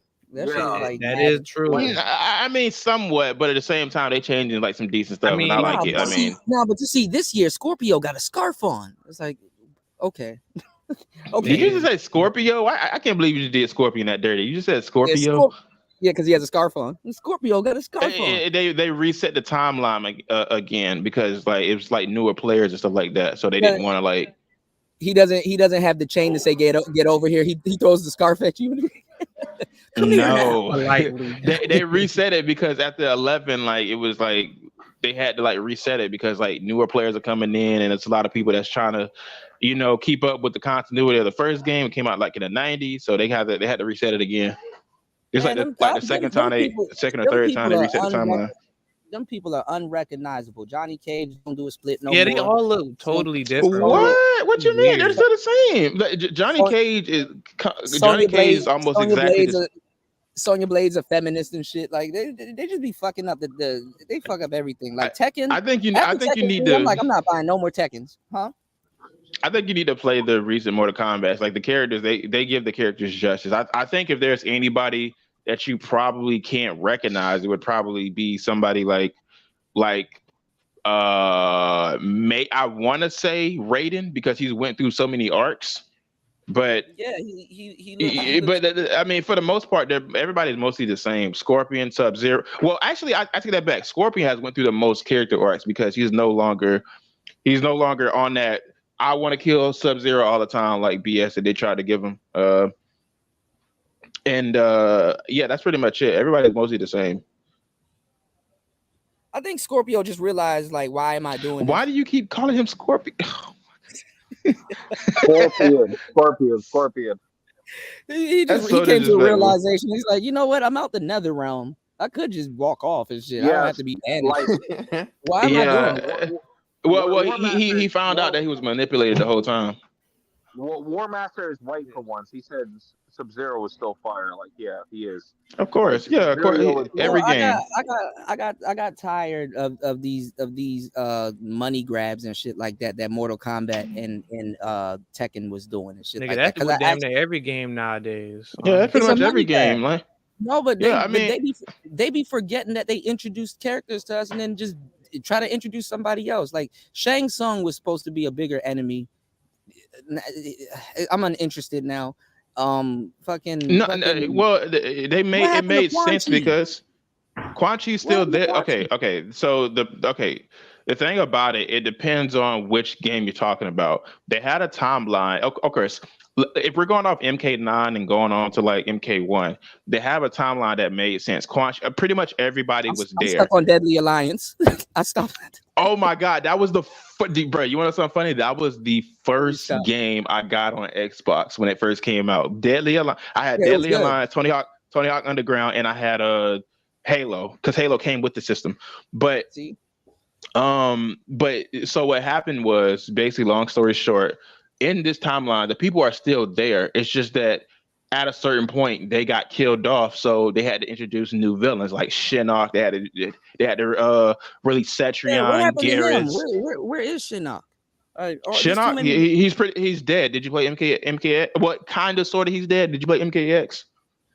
No, because these characters are there and then they're gone and then they reintroduce them and then I don't know who the hell they're fighting. Well, long story short, the fighters defeated them. Let's just say that. Okay. Yeah, they took out Montaro. Which isn't Montaro the weird Goro? They just left Goro in. Montaro was supposed to be like. I don't know what happened to him, honestly. Yeah, I don't know what happened to him, honestly. Yeah. But I mean, it makes sense if you play the game. But like, they go through like 3 different. They had to reset the game like 3 different times, like the timeline. So. Tekken 2. If you bought Tekken 3, you know there's nothing else to see after Tekken 3. Like it's the same game over and over, other than tag. Tekken is. I gotta go, man. But y'all let me know when y'all trying to have a gaming tournament, man. We got to do the mobile. We got to do a mobile League Legends. We got to do a Mobile Legends. This is not fucking with the mobile, bro. League of Legends. Yeah, Mobile Legends. People actually play that. Mobile Legends is different than League of Legends. Yeah, two like different on mobile, things. League of Legends is Wild Rift actually. I ain't gonna lie, y'all know Brawlhalla? Cause we could screen share our phones. I've heard of Brawlhalla. Is that PS5? No, it's a PC game, but it don't really take too much. on like the system, so I think everybody can run that shit. Honestly. Mm. All right. Yeah, y'all give it a look, man. Brawlhalla. I think Ubisoft made that game. Okay. Oh God, Ubisoft. Yeah, Well, but it's a good game though. It's a good game though. Y'all check it out though. So all the Mortal Kombat characters, they got rid of them. Tanya's not there no more. Her sexy ass Tanya's not there no more. Tanya. So there's just certain characters that are still there. They're just not within the story. So sometimes they'll just show up as DLC characters. You get what I mean? Like Tanya is still there, but okay. So in MKX they had a skin where she was a revenant. So I'm guessing the game is trying to tell you that she died off at one point because they were in MKX. There was a lot of people that got killed and they got turned into revenants by Quan Chi. Mm-hmm. Long story short, I'm guessing Tanya is probably dead. This is why you probably don't see it no more. So yeah, kill off the sister. Yep. Mm-hmm. I think she's like native. Anyway. I wonder what that conversation was like. Well, she ain't doing shit. Yeah, well, Jada's still there.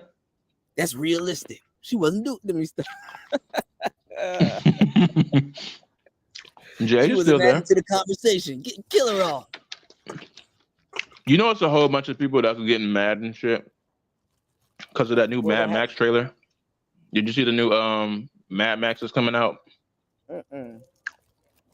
Long story short, it's a prequel to the Mad Max that came out like in 2013. And there's a lot of people that's like, why would I want to watch this if Mad Max is not in it? But I'm excited though. I want to see it. Kuda. Mad Max. I mean, I thought they already made a movie of Mad Max, damn it. They did, but they're making well, okay, let me say Mark Wahlberg. Well, they're telling you what mean the world Mel Gibson. They're telling you what the world is turning into now, because in a couple years the world gonna be Mad Max. A couple of years? Ain't no way. We got Ghostman out here talking about like Unreal Tournament 2004. I'm like, bro. Well, on that telling about the world shit, I learned the truth about the government, damn it, back in what? Shit, 2004 or 5, damn it, when I first started getting into Metal Gear. Shit. Metal Gear was giving away all kinds of secrets, bro. Especially it was, bro. DARPA chief and the other dude, the Kenneth Baker, the old dude that give you the CD. Oh, he was giving away all kinds of. Well, the old dude that was guiding, the old dude that was guiding writing and shit. Well, basically, he was working in tandem, damn it, or he was a part of the Patriots, which they had another name. If you play part 3, Snake Eater, their other name was the Philosopher's Legacy. Yeah, but see, that comes from Metal Gear Solid 3, though. But yeah, it's the Philosopher's Legacy, Lali Lulelo, and the Patriots. Yep. Like, who was that talking earlier? Because like he was talking about arcade games. I'm like, bro. Oh no, that's Auntie. Auntie, that's my bro. Yeah, you don't know Auntie? You don't know Auntie, Andre?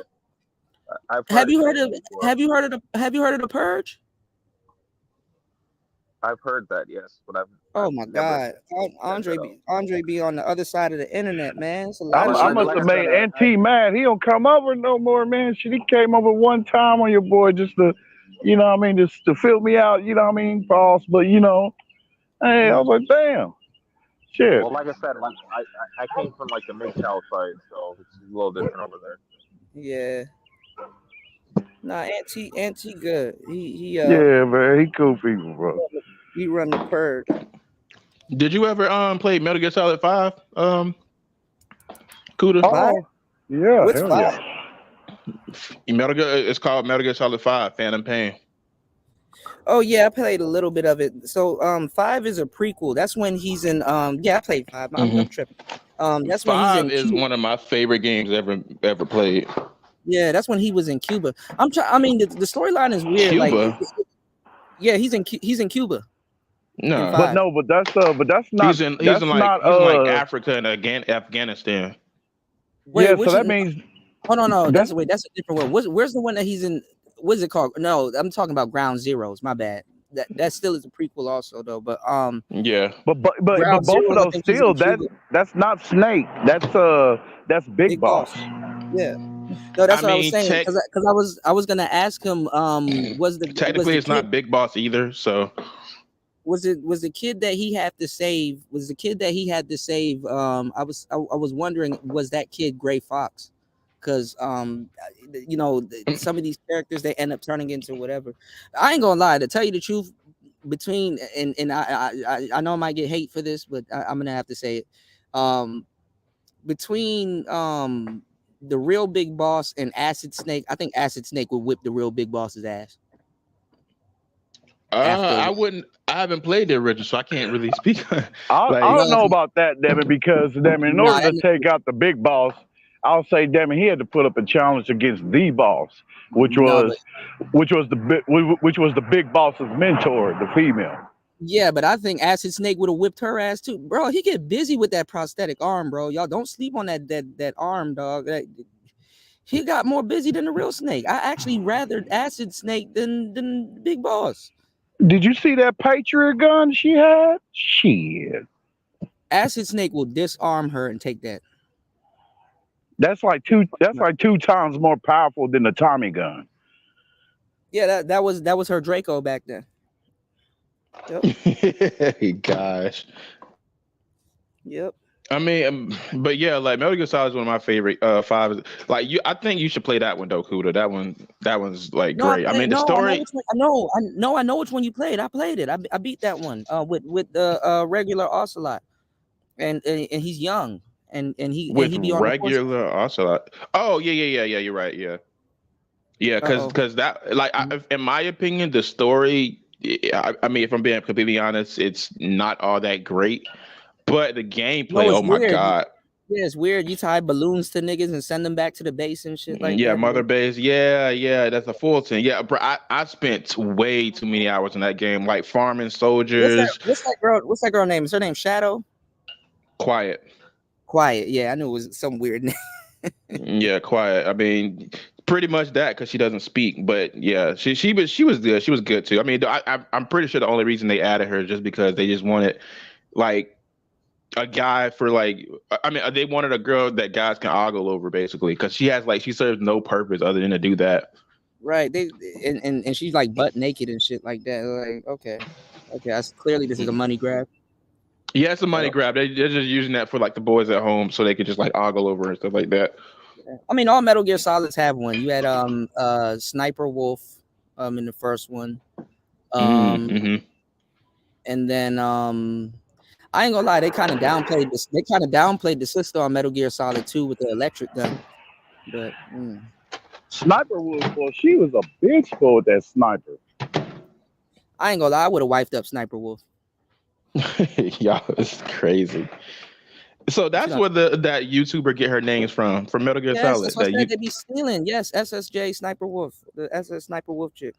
Yeah, because I mean, honestly, like, to go back to that video y'all was talking about with, like, listen, I kind of agree with Daquan, but I kind of don't. Like, he kind of just, I think he kind of just played it a little, like, too much for the camera, being like, oh, nah, you're not a real dude, you're not a real, like, yeah, you know, he just played it up too much, because he's not, like, taking into account, like, the real stuff that's going on. Like, I got Daquan being more of a nerd than they're just different. Like, people be thinking like a nerd is just one thing. There's types of nerds, you know what I'm saying? Mm-hmm. And I got Daquan being a little bit more nerdy when it comes to certain animes more than the other dude.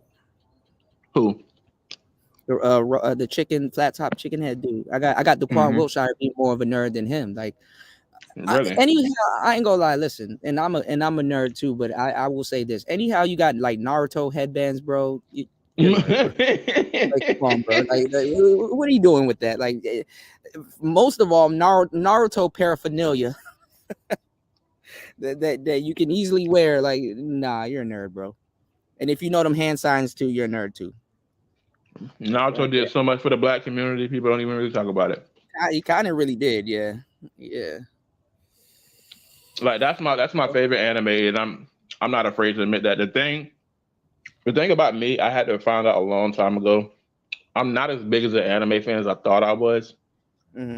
I still enjoy anime, but there's a lot of anime I just can't really get into anymore because, like, the way animes were made back then, like you had to have a decent amount of patience for To certain sit animes down. because Yeah. because there's certain animes where they will literally, how do I put this?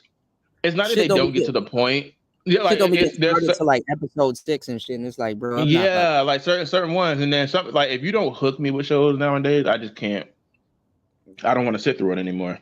Well, the best animes is when you see some crazy shit and then it's like, okay, damn, I gotta watch this show, and then it leads up to something. You know what I'm saying? It's like you watch it till it leads up to that point because you know a lot's going on and shit. But, y'all They're following? basically bread. They're Have basically y'all been breadcrumbing you. Have y'all been following the Angry Man in his One Piece tales? Y'all messing with the Angry Man in the One Piece tales? You said Angry Man, One Piece. Yeah, Angry Man jumping deep into the One Piece. He going for a different audience. Man, bro, I don't think that nigga Angry Man. Hey, I know somebody gonna say something. if he hears me, damn it, shit, this is a long ass string, so I don't think his ass will go back unless somebody clip it. But damn it, yeah, clip it, motherfucker. Yes, no, you just got into One Piece AM. You got to go back to episode 1. Shit. I kind of fell off on the One Piece too, but he Luffy'd out. He's hooked. So I'm like, damn, that's what's up. I've been following from episode 1 to episode now was 1,090 something. I might do a Berserk marathon because I need to brush up on the on Berserk. Oh my goodness, dude! Oh my God, dude. you're talking about just you. That's 3 layers deep. All right, and I learned, Yeah, that's what and I I'm saying. just I'm gonna learned. get off of YouTube if I do. Do you want me to spoil it for you about Zod and Skull Knight? Oh no, don't spoil it for me because I'm gonna try to just go over everything again because I'm older. I mean, because it's like manga. Because brother brother Nameless, Nanashi, but yeah, it's I should probably do something safe first. I should probably do Baki the Grappler. What do you think? Baki the Grappler is a little bit more safer.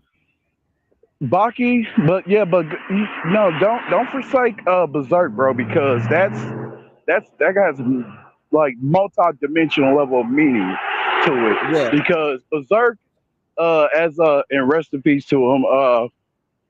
I really can't think of his name now, but yeah, the creator who passed away, I think 2 years ago. I think his name was Moore. Yeah, and so he meant this story because he passed it on to his friend who's finishing it now, and his friend knows the whole plot twist and all that of what Miura wanted. So you're saying, are you saying his friend is gonna go back to producing episodes? They're gonna still kind of.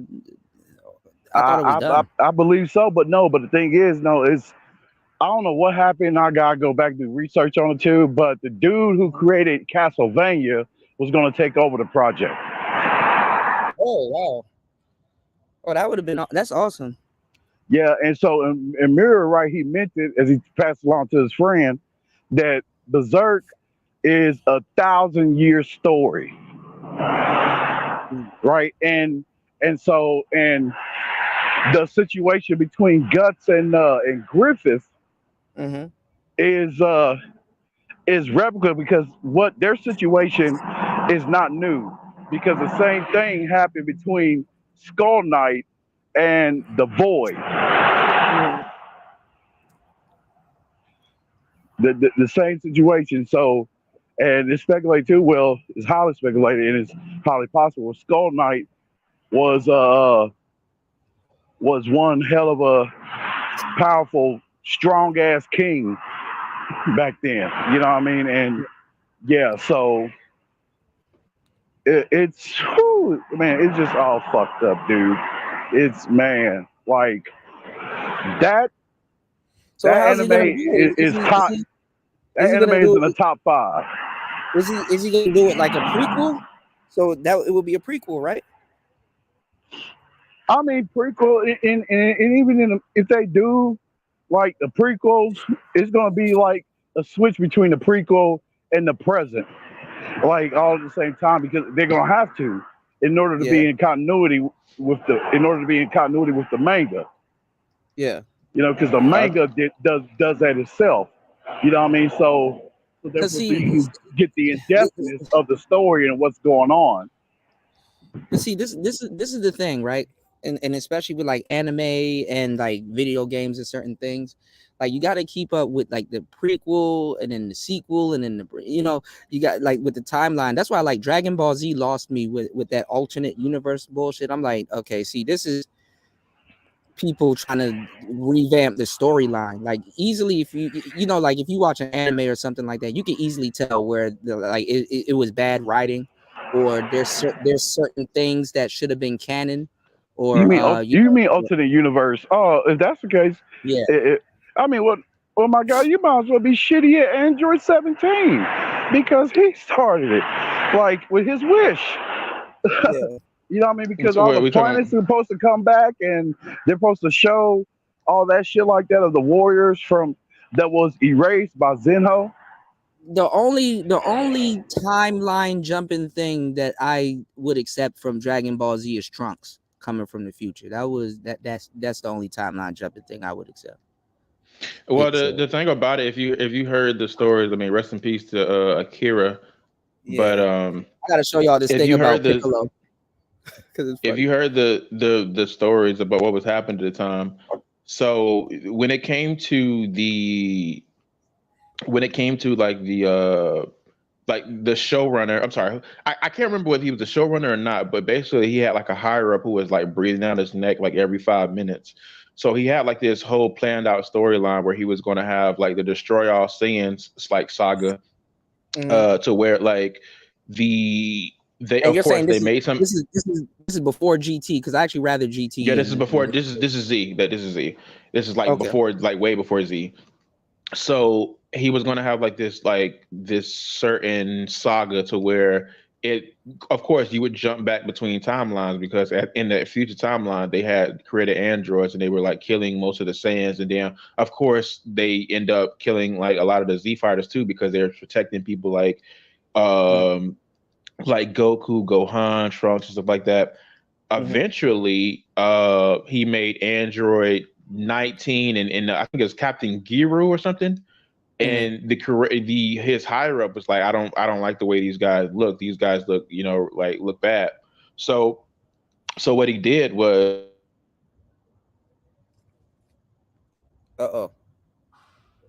Damn. See, this always happens when people are about to get into it. YouTube, I think YouTube and StreamYards does this on purpose, like be saying something like, so Goku was gonna. Oh, I cut out. I cut out. Yeah, you cut out. Yeah, no, but it's always in a convenient spot when you cut out. It's like, and it, all right. Yeah, they're trying to cut me off.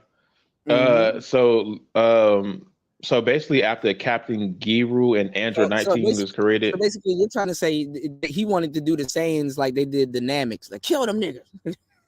I mean, kind of, yeah, and it like leads trust and believe it leads to like something like really different, right?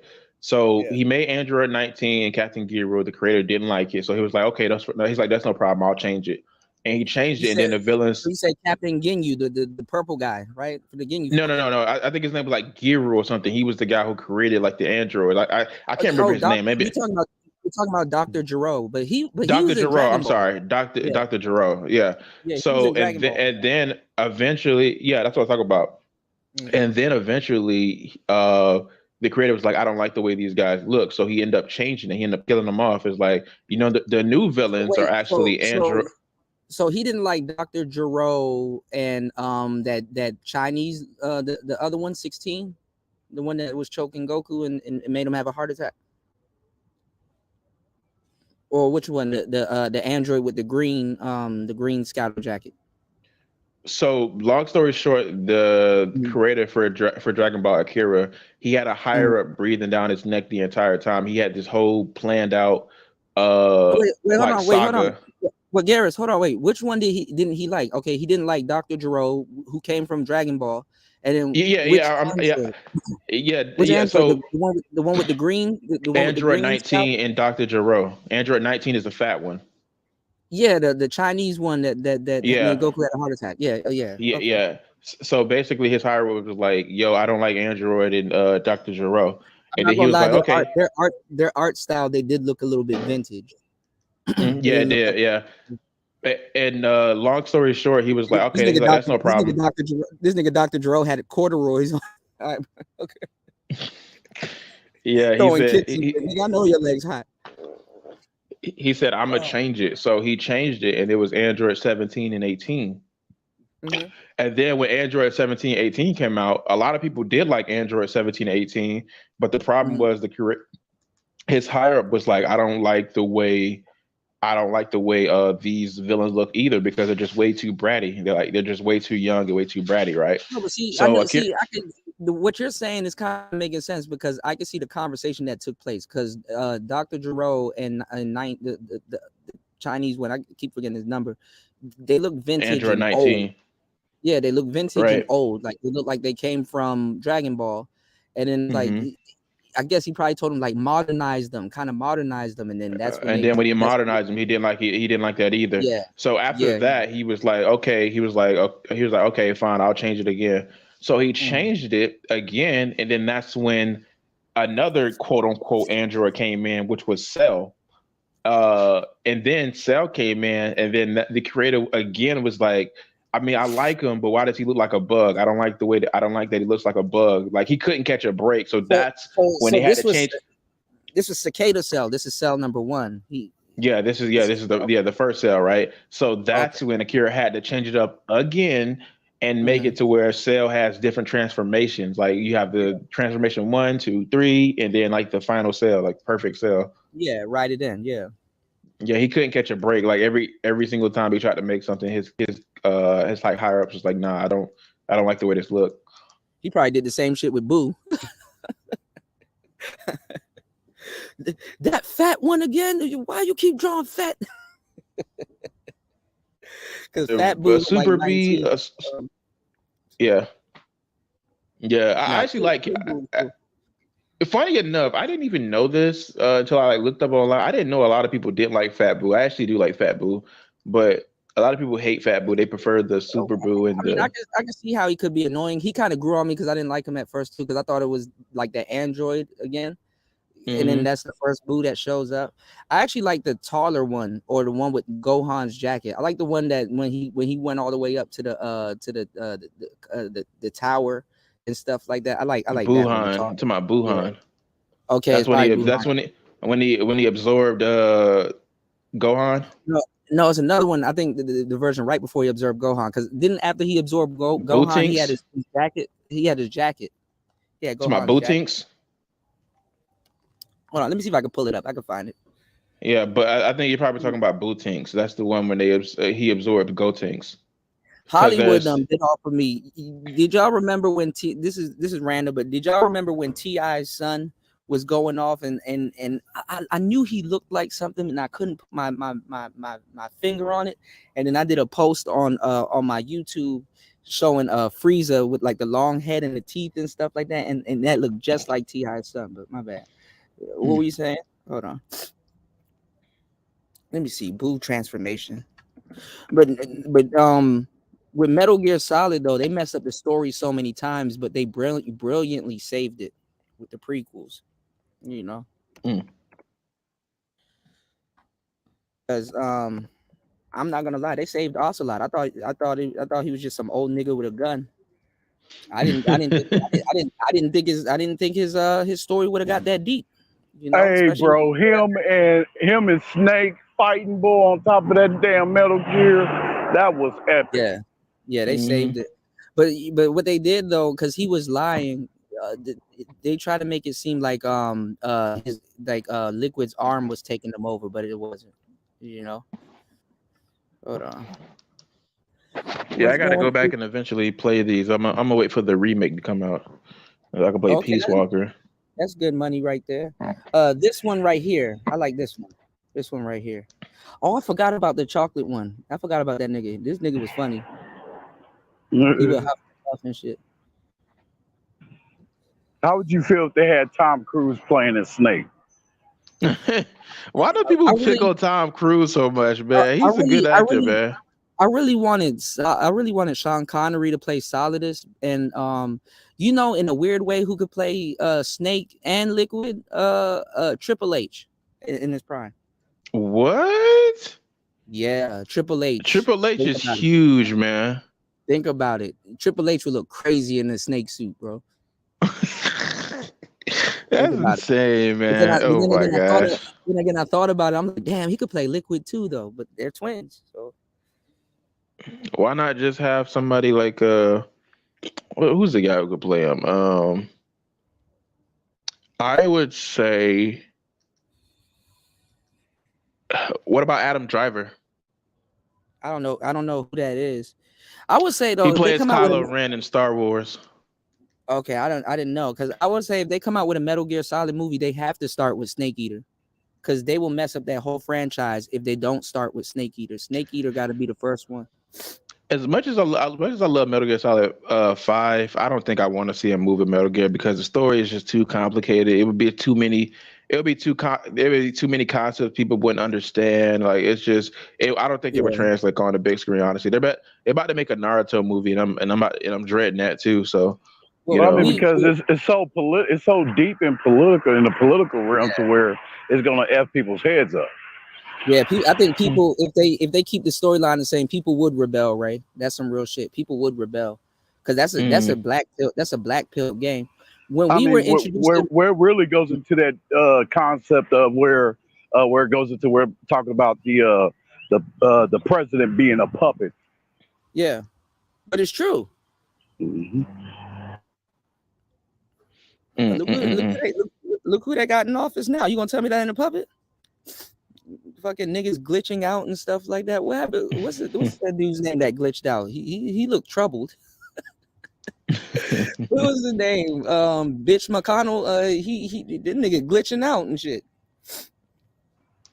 I never seen glitching out. Yeah, I never seen an old white man with a 1,000-mile stare. You know, when white people get uncomfortable, I get uncomfortable. I'm like, yo, what is he seeing? What's going on? What's good?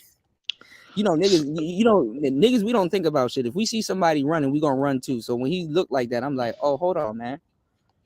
He saw something, or I don't know.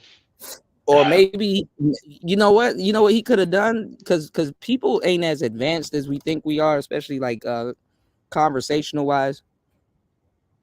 He probably was gonna say something, and then he stopped himself midway, and then just start focusing like that, and then it threw everybody off, and then he just went back to whatever he was saying, and people was like, "Oh, okay,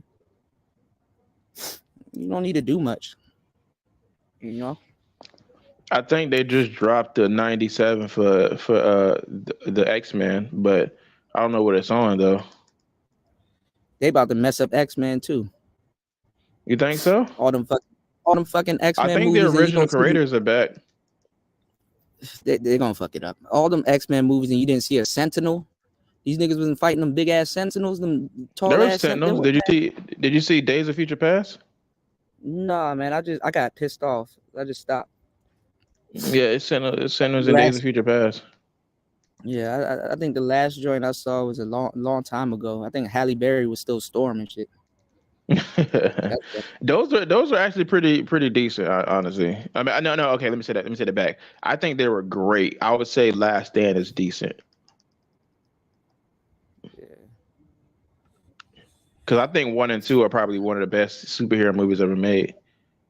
They be leaving people out. I like Jubilee. I like Gambit, and all. They be making them. They be making them weird now, man. They just. Jubilee and Gambit is in like the later. Okay, maybe not Gambit. Gambit is I think is in one of them, but Jubilee I think is in like First Class. I think she's also in Apocalypse. I think she's in Days of Future Past as well. They mess. Yes. Era. What you said? It's like, bro.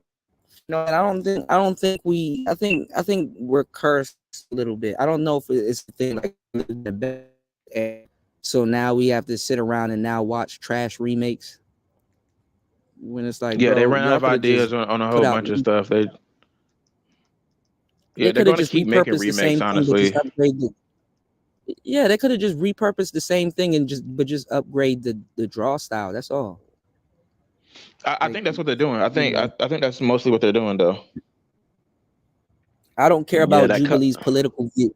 I don't care about Jubilee's political views, bitch. Throw them fireworks. Like I don't care, bro. Like this, she's sitting up here, like they be just sneaking in all kinds of agendas and shit like that. It's like, bro, I don't care about Jubilee's political views. You know. Yeah, hopefully they do it. Like, I mean, X-Men always had some political views in it. I mean, Magneto is literally a Holocaust survivor. Yeah. And what isn't Professor X? He's supposed to be black. Isn't X-Men supposed to be representing black people? I don't know. I think the creators were drawing a parallel between Martin Luther King and freaking Malcolm X. I think Malcolm X supposed to be somewhat Magneto representative, and Professor X is Martin Luther King. But I mean, in a nutshell, I think the whole thing is about like, unity, like taking a whole bunch of people who are like othered and then putting them together. Because I think X-Men is probably like the most inclusive like superhero universe we have.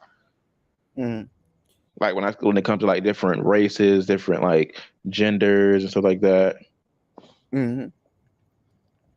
Yeah, that's true, Flacco. They trying to take away the characters and they don't have nobody. Shout out to Tech Rail. Yeah, damn libtards. Oh man, Andre, you there, man? You dropping off and all, man? You scaring me. Let me stop. Okay, Andre probably stepped away. But damn, my nose. What the hell? You said I thought Stan Lee said that wasn't true about MLK and Malcolm. I have no idea, because even sometimes Dragon Ball Z confuses me. It's like, are the Saiyans niggas or were the niggas dynamics? I think the niggas were dynamics, but So I think like if I'm being honest, I think he has denied it, but I mean honestly, the parallel just sounds like way too similar. Like maybe it's a coincidence, but maybe it's not. You get what I'm saying? Because like, you ever heard of My Hero Academia? Heard about it. You've seen Sky High, right? No, it's not ringing the bell. I'm sorry. It's 10 hours. I gotta. Yeah, no problem. No, my memory's kind of shot. Like, keep explaining it. Yeah, they've been fucking up Star Wars. Me and War Master talk about that all the time. Well, long story short, My Hero Academia is about a group of in a superhero world, a group of kids basically go to a certain school to like develop their powers, XYZ. And My Hero Academia came out, I want to say like 2016 or something like that, 2015, something like that. There was a movie that came out in like the mid 2000s called Sky High, and it's basically the exact same concept, where a bunch of kids are superheroes and they go to school, like they like develop their powers. And the creator claims that he had never heard of Sky High before he made the show. But I mean, it sounds kind of like, convenient that he's never heard of it. But at the same time, I'm willing to accept that he probably just, came up with the idea on his own. I think that's the same thing with Martin Luther King and Stan Lee and stuff like that parallel. Well, I ain't gonna lie. White people have been trying to shove Martin Luther King and especially Martin Luther King down our throats, man. Black people didn't really mess with King like that, which is crazy. They didn't? Hell no. They thought he was crazy. You already knew Malcolm was crazy. Oh, this was the girl I wanted to play for y'all earlier when I was asking y'all. Shout outs to Fashion. This is the girl I wanted to play for y'all earlier when I was asking y'all earlier, would y'all date a deaf chick? Y'all were being. Hold on, look at this. Hold on, y'all.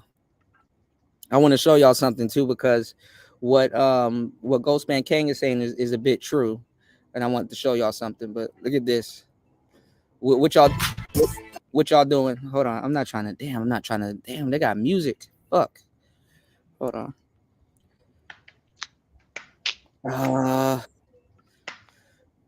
Hold on. Straight out of gun. What y'all doing? What we doing here?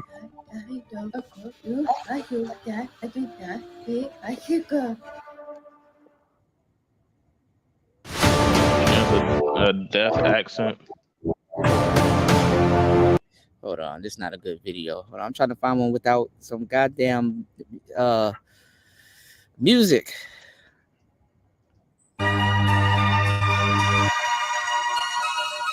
What we doing? What we doing? Would you take a fit baddie Down syndrome chick? What we doing? What we doing? She works out with her sister. She's cool. What we doing? Oh, everybody went on mute, huh? Everybody quiet now, huh? I can't really see it because I'm outside, man. Queen Slay. Slay your enemies. Y'all not taking a cute baddie Down syndrome chick, huh? Oh my God, fasting. Now I'm really going to hell. A down baddie. That is messed up.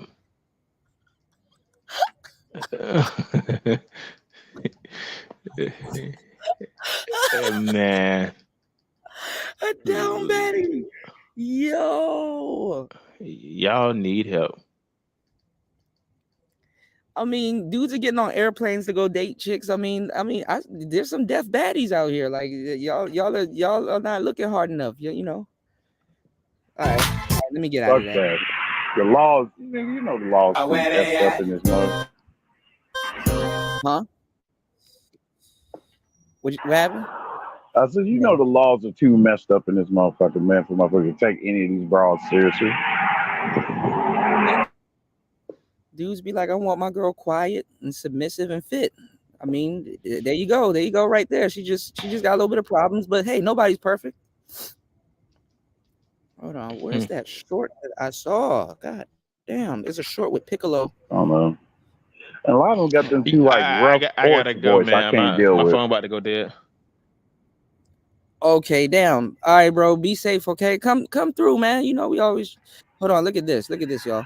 It's good chopping up with y'all. Who is really Mr. Popo? Mr. Popo was one of the most mysterious characters within the Dragon Ball lore, having existed for a very long time, to the point that by the end of Dragon Ball Z, he is actually over 1,000 years old. His mysterious origin is actually that of an otherworldly being, since he was actually born in the otherworld and later assigned to Earth as an attendant for the Guardian of the Planet. Also, since Mr. Popo is immortal and cannot die of old age, he is in charge of finding a successor in case the current Guardian of Earth dies. During his first appearances, Mr. Popo remained as a fairly strong character who actually trains not only Goku, but also several other Z fighters. Officially, it was once stated that his power level was of 300, but there was also a second instance that had his power level even higher, up to 1,000. Although Akira Toriyama has never commented on it, Mr. Popo has always been linked with racist representations of black people, but also the Hindu deity Mahakala, as well as the Gully Gao, a black character created by Florence Kate Upton. Who is really Mr. Popo? Uh-oh.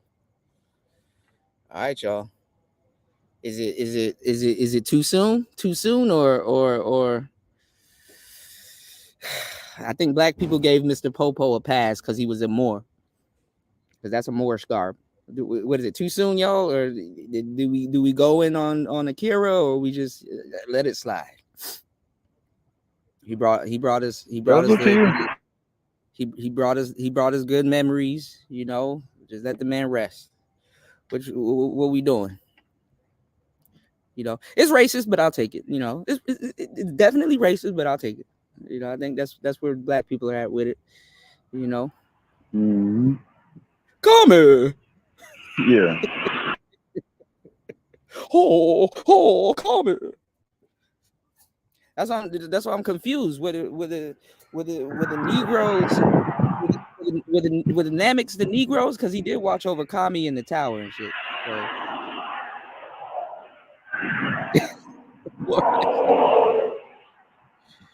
You said Google the article. There's an article. Oh, jeez. Come on, man.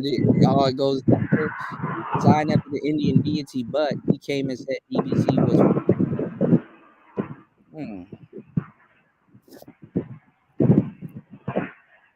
Not gonna lie, Asiatic people have a peculiar relationship with Indian people. I never thought it was a thing until I got here and I went to Thailand, and I'm seeing how you know, the relationships, you know. Yeah. And then that's another thing too, Flacco. That's what I'm saying. If the Saiyans were black people, then why are they monkeys then? See? Yeah, I gotta do my tribute to. I gotta do a triple tribute. So To Akira? Yeah, Indians are yeah, Asian. yeah. Kira, Carl Weathers. Mm-hmm. But yeah, and it's gonna be kind of like a little long one. So looking to make it probably 3 hours. Yeah, this shit is confusing. I don't know which one of the Negroes, man. I don't know either. Yeah, sure. I'll say he's black. Shit. Yeah. I miss But hey, Toonami. I miss the midnight. I miss the midnight run. Like it's midnight yeah, here. man. I miss the midnight run. It was so badass to be up late at night as a kid and be watching Dragon Ball Z like it's in the damn daytime. I miss goddamn what was the other shows I used to watch? I used to watch Tenchi in Tokyo. And what was that other show? It was another show that used to come on the midnight run, but I used to watch like C Lab 2021, Space Ghost, Coast to Coast. I was getting so geeked out over Dragon Ball Z too. I'll hear up and get me something to eat or something to munch on while I'm watching. Hell yeah, I'd be eating a bowl of cereal late at night watching Frieza getting his ass whipped. Yeah. Frieza was my best. Frieza is my favorite villain though, and I think I ain't gonna lie. I think they did him dirty to introduce Trunks, but that's another story. You know. Yeah, the Monkey King is based on the African deity. Yeah. You know. Yeah. I'm about to get off here too, bro. So I'll Howdy, holler bro. at you on your next live, man. So Yes, sir, man. This was legendary as always. Thank you for coming through, man. As always. yeah, bro. Shooting. Be on for a little bit, but go ahead and get your rest too, man. You know, so you can think about what you want to talk about next. Well, yeah, I'm gonna be up. I'm gonna be studying because I gotta learn QuickBooks. You know, I gotta learn QuickBooks. So I'm gonna get a little like an hour of studying before I fall asleep, or fall asleep while studying. So either or. Yeah, man, and I really appreciate the convo, bro. Like, you know what I mean? No Like, problem, man. We should have some more. Yeah, we should have I some mean, more. like, you know, it was fun, decent. You know what I mean? Like, we went back and forth. You know, sharing our experiences with the same interests. But Ray, I gotta pick your brain on the Metal Gear Solid, man, because you said, "Kuda, what you know about Metal Gear Solid, man?" We gotta open up that Metal Gear Solid convo, man. I can't wait. I gotta pick your brain on. Yeah, we can definitely do that next time, bro. Yeah. Man, boy, I tell you, bro. Oh shit, yeah, man. Cause this is kind of shit I like, man. But you know, I mean, some brothers, you know, I came across, you know, I mean, they're too fickle for me, and you know, it's kind of like effeminate, if you will, like to be selective like that. You know what I mean? Because you know, certain cat ain't your favorite, so you feel like, oh, you can't have a fun, decent back and forth with each other and shit. I don't do that. You know, and females act like that, bro. Like Metal Gear Solid is a there's a lot to talk about, you know, especially especially with Metal Gear Solid. So a lot of people, you know, you got to play those games a lot of times to get into, you know, the details and stuff, because a lot of people kind of missed a lot of stuff. So oh yeah, I played it like to its fullest, like more than once. yeah. Well, who would you say is your top 5 people in Metal Gear? Like top 5 characters. I would say Ocelot, as we talked about. That damn it, that one dude, that one general on Snake Eater, who I had to fight, and who can like electrify your ass to the highest degree. Volgin, yeah. Yeah, him.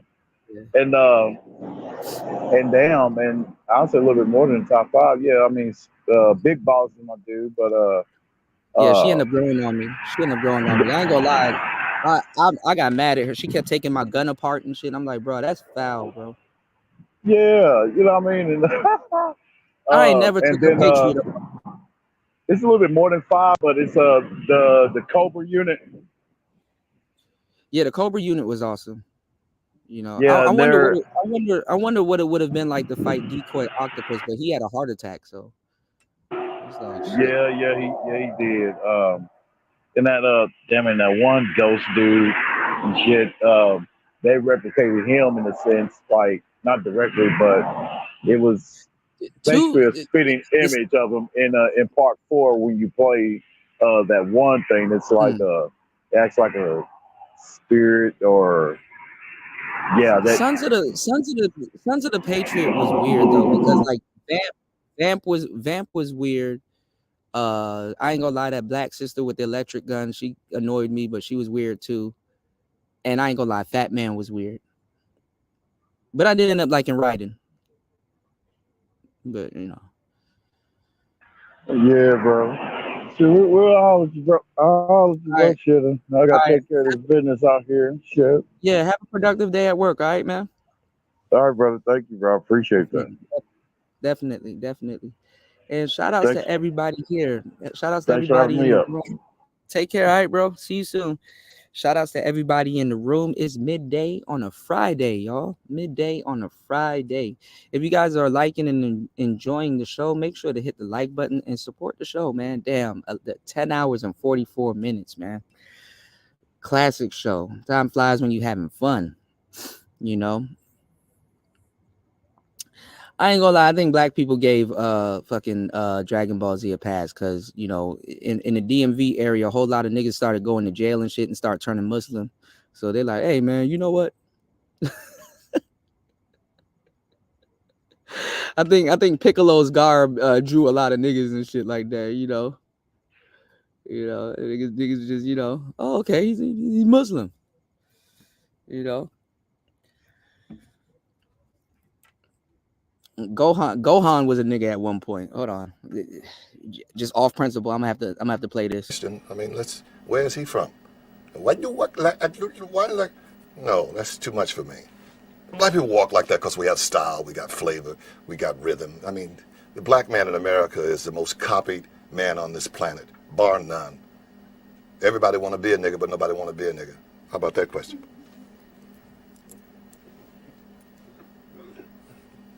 The Colonel's a nigga now. He knows so much chicken, he's a nigga now. Cal Channing just admitted she was a nigga. The rest of them need to break down and admit it too.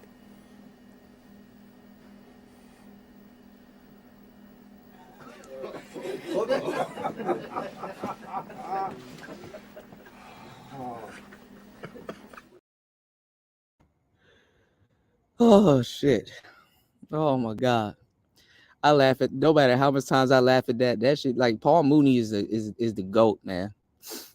He could just say something and it's a joke, and if you haven't caught up on it, he just pause, and then that should just be funny as hell. Once you catch up on it or caught up on what he said, or dude is just naturally funny, man. Yeah, I like Cell also. You know, Cell was that was a weird saga. You said, I ain't heard anything new since they found that area in Asia where they found the area of Black Dynasty. I'm telling y'all, it's different out here, y'all. I mean, it's something that you guys should actually see. Okay. And now I watch anime with a different set of lens. You have to come to Southeast Asia. The statues, they're Black people. They have a weird relationship with actually Black people. All right.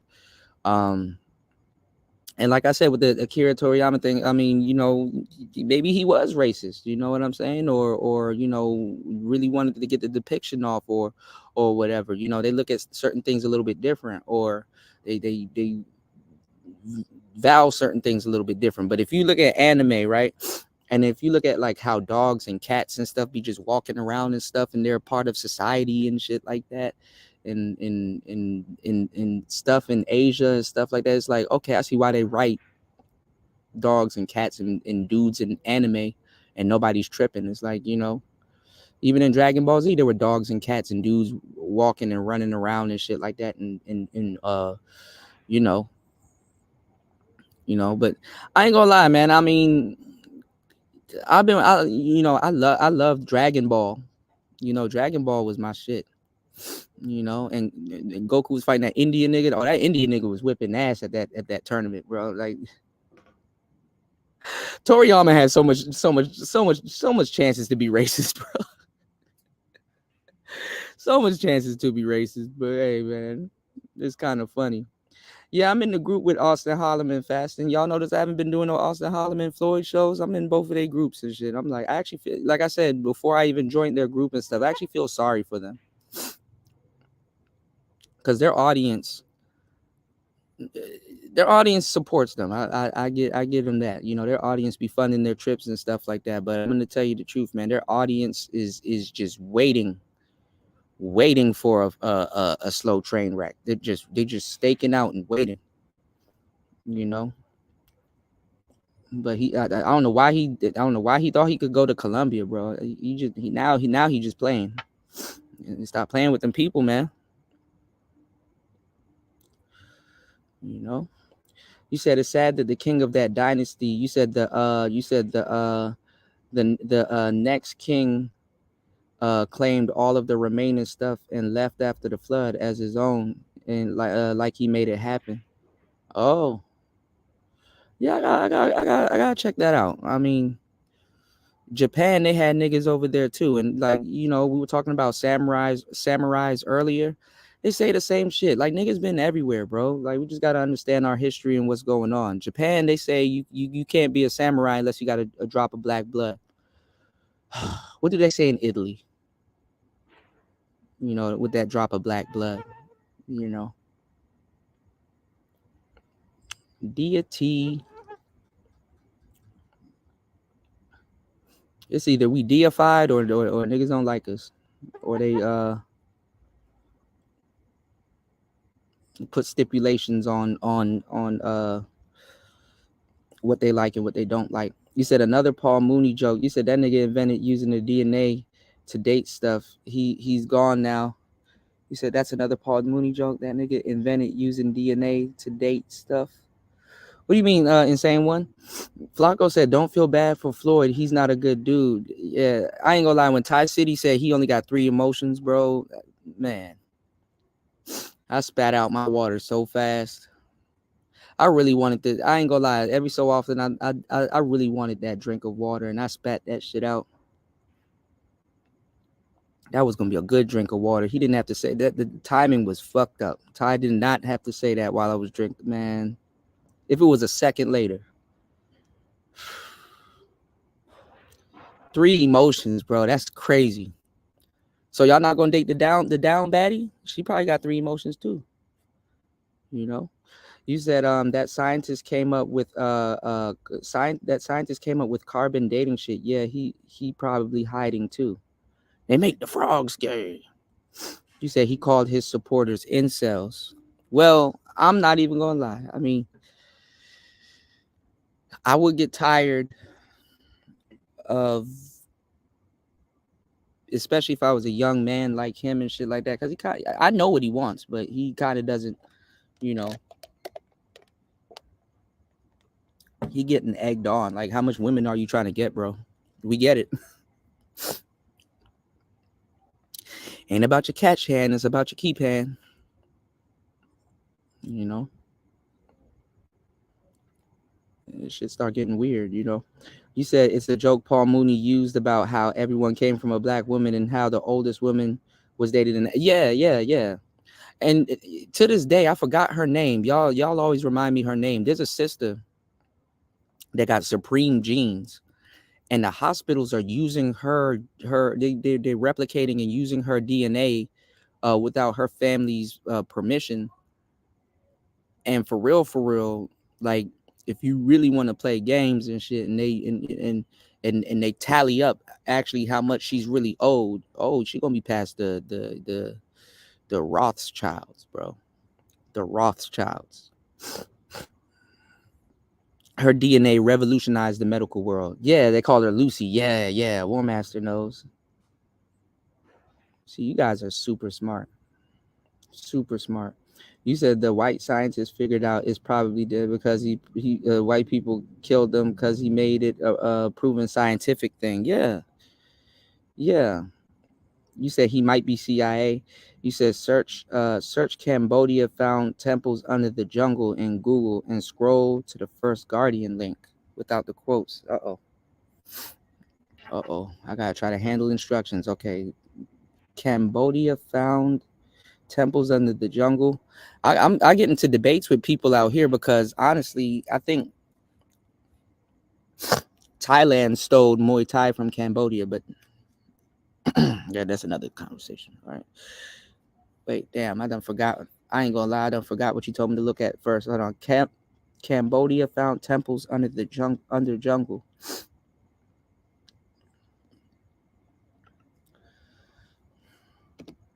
Everything be underground when shit get flooded, though. Cambodia.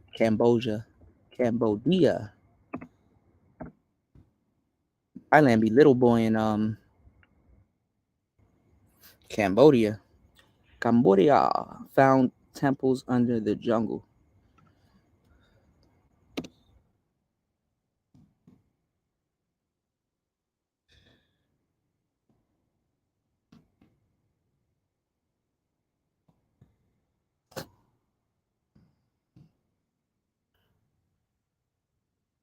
I feel like I'm looking up some Jumanji shit. Oh shit, damn. Yeah, this is how the architecture out here looks.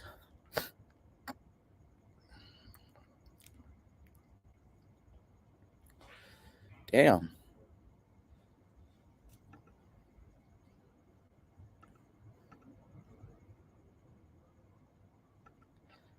Yeah, it's the same thing in Mexico. It's like you know.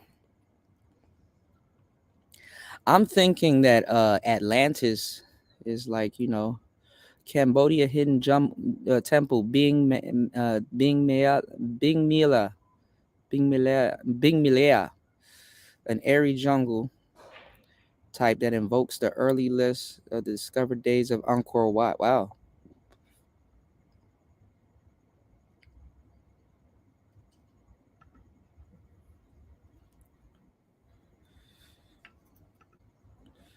This is interesting. Uh-oh. And Andre dropped off. Ooh, we should go visit this. I ain't gonna lie. When niggas go places, we build shit. That's one thing. Yo, what's poppin'? Sisters be lying like shit. You niggas don't do shit. Feast your eyes. Yo, what's poppin'? What's going on, Dre? Where you at now? I mean, I fell back for a little bit because I had a reserve bitch that like popped up and she's trying to be on the front line. So yeah, you know how it goes. You're it. Wait, what happened? Like I had a reserve bitch that like popped back up and she's trying to be on the front line. So did you tell her summer's around the corner? You can't do it? Well, I told her that she has competition for tonight, but she made a good case. Oh, you don't say stuff like that. No, she No, gonna pop up. what I said was like actually I have plans for tonight, but would you be offended if this other bitch was here too? And are you willing to fuck with this bitch? And she said okay. So No, I'm don't like, do that, bro. Does the girl that you're I'm a savage. I'm a savage, bro. I don't play It is games. Friday. I don't play games with these hoes. I'm a savage. Well, it is Friday. Did you warn the girl that's coming, the first girl? I did not warn the first girl, but I told the first girl from the jump. I told her I'm like, if you fucking with me, you're gonna be fucking with other bitches, or you shouldn't be around me. Wait, okay. The first girl, y'all already did y'all thing before, right? She knows you, right? Like she cool? Yeah, Or it's her I first already time hit. getting? I've Okay, already yeah. hit multiple times, so it's just like I Okay. really don't care. And you've introduced women to her before? I have not, but I'm trying to do it now. What are the temperature of the two girls' attitudes? Like, if one was to like just if one was to like go off, who you think would go off first? The girl that popped back up. I would think it would be the secondary bitch, because the secondary Okay, the bitch is like, one that popped back up, we got right? history. We got history. Right. So you diffused her first, so she Yeah. know what's going on. Yeah, Okay. I diffused her first. So Okay. she's like, we cool. She's like, as long as this other bitch like ain't on some bullshit, we cool.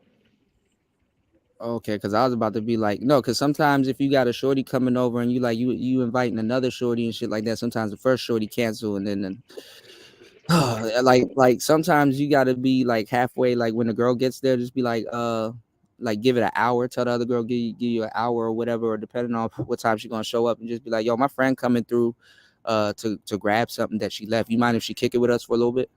You can do it that way. There's a whole bunch of ways you can do it, but like, yeah, just make sure they don't yeah, just be careful. You know, Yeah.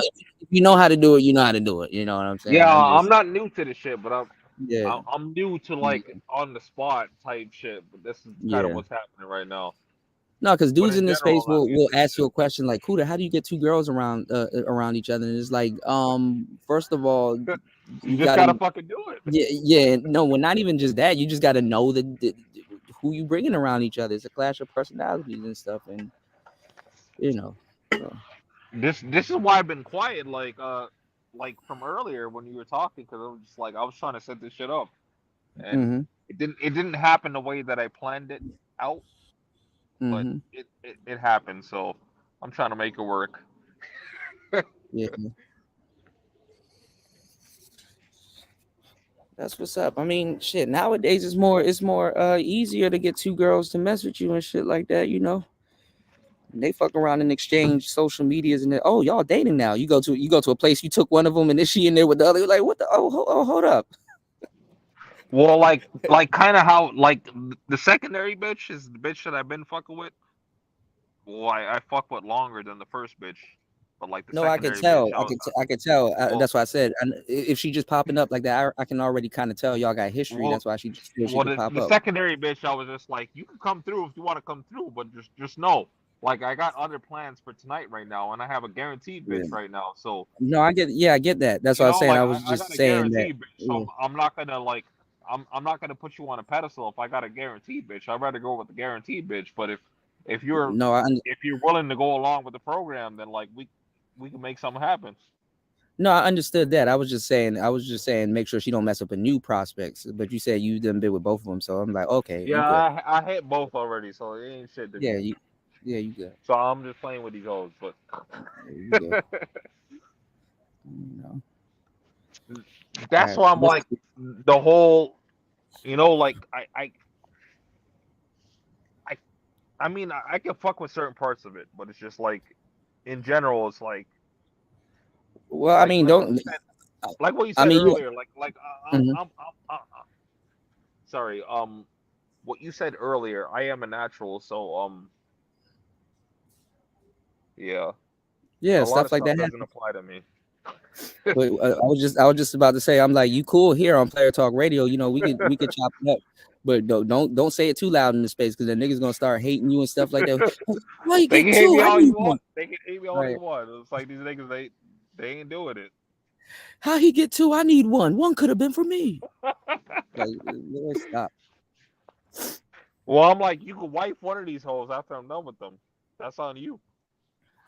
You ever had a dude get jealous that you're dealing with a certain type of girl, and it's like, bro, but you can't deal with her. Like, if I was to really just like forfeit a broad over to you, she gonna step all over you and like, you know, this ain't what you want. You know, a little dark time. Yeah, You like know, I tried to put niggas on in the past, and it's like niggas be on that like simp shit. So like I can't really put them on because like these niggas are gonna start simping. And it's like fuck, you fucking the whole shit up, and you fucking it up yeah, for me, and yeah, you know what I'm saying? Like you fucking my name up at that point. yeah. Because you're just like, why would you fuck with a nigga like that? And it's like, damn, No, I ain't I had put nothing to do with it.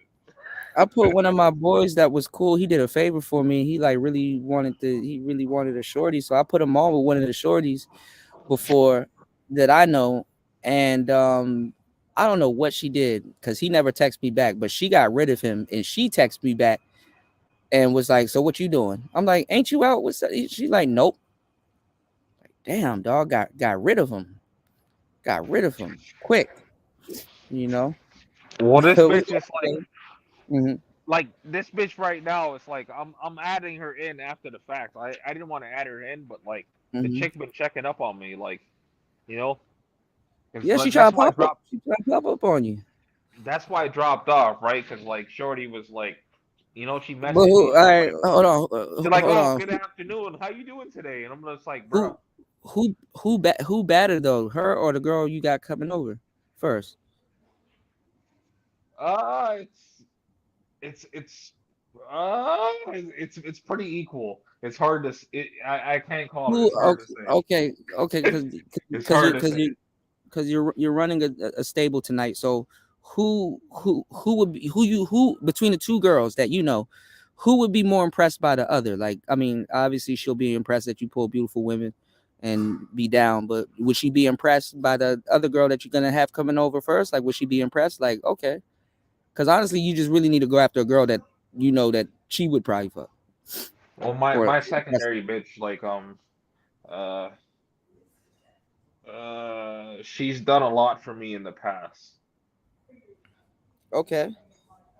So I mean, I would normally give her a certain level of I don't want to say reverence, but like that would be the best way to See, explain it. insane one picked up on what I'm saying. Because see, this some player shit.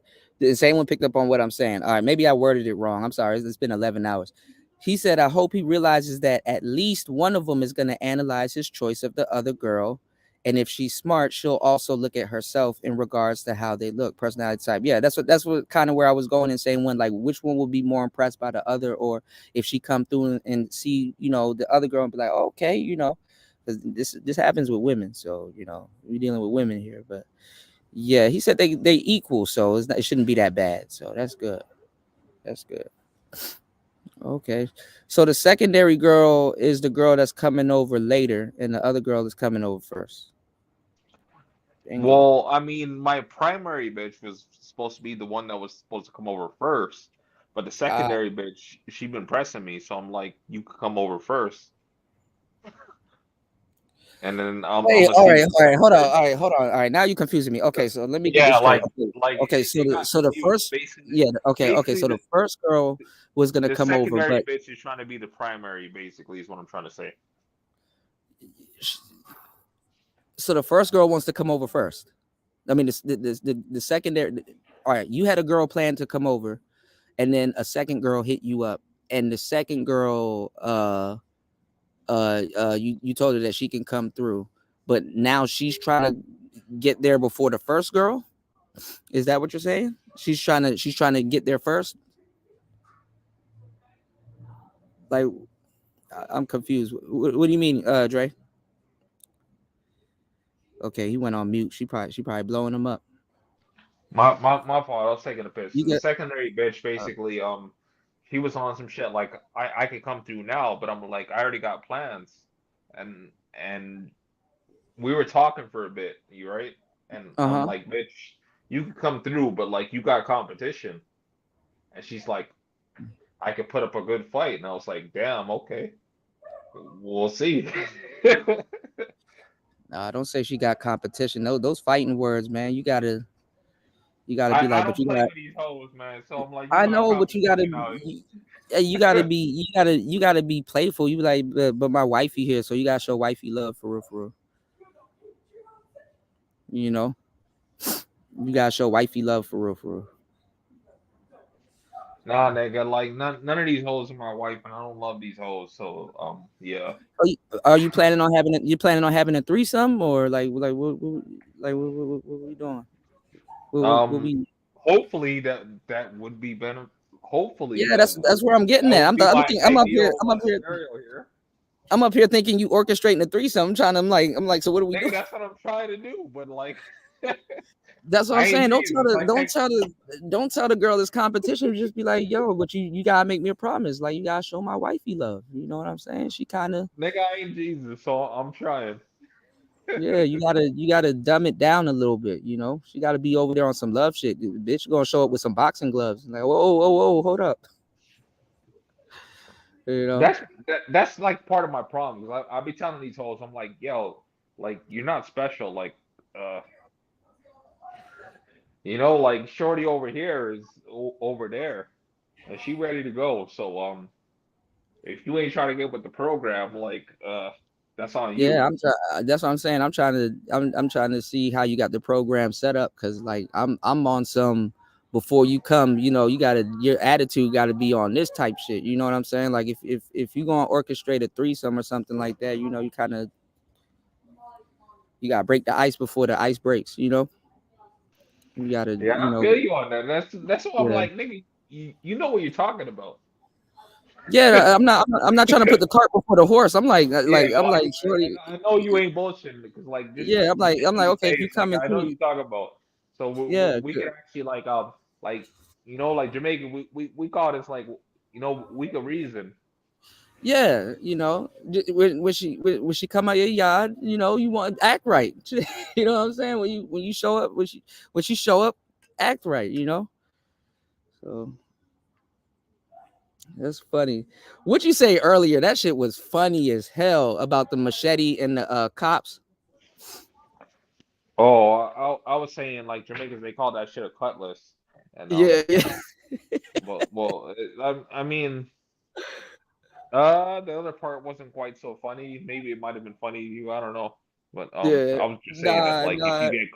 if you get knocked with a strap out in the yard, like they'll just done you on the Yeah. spot.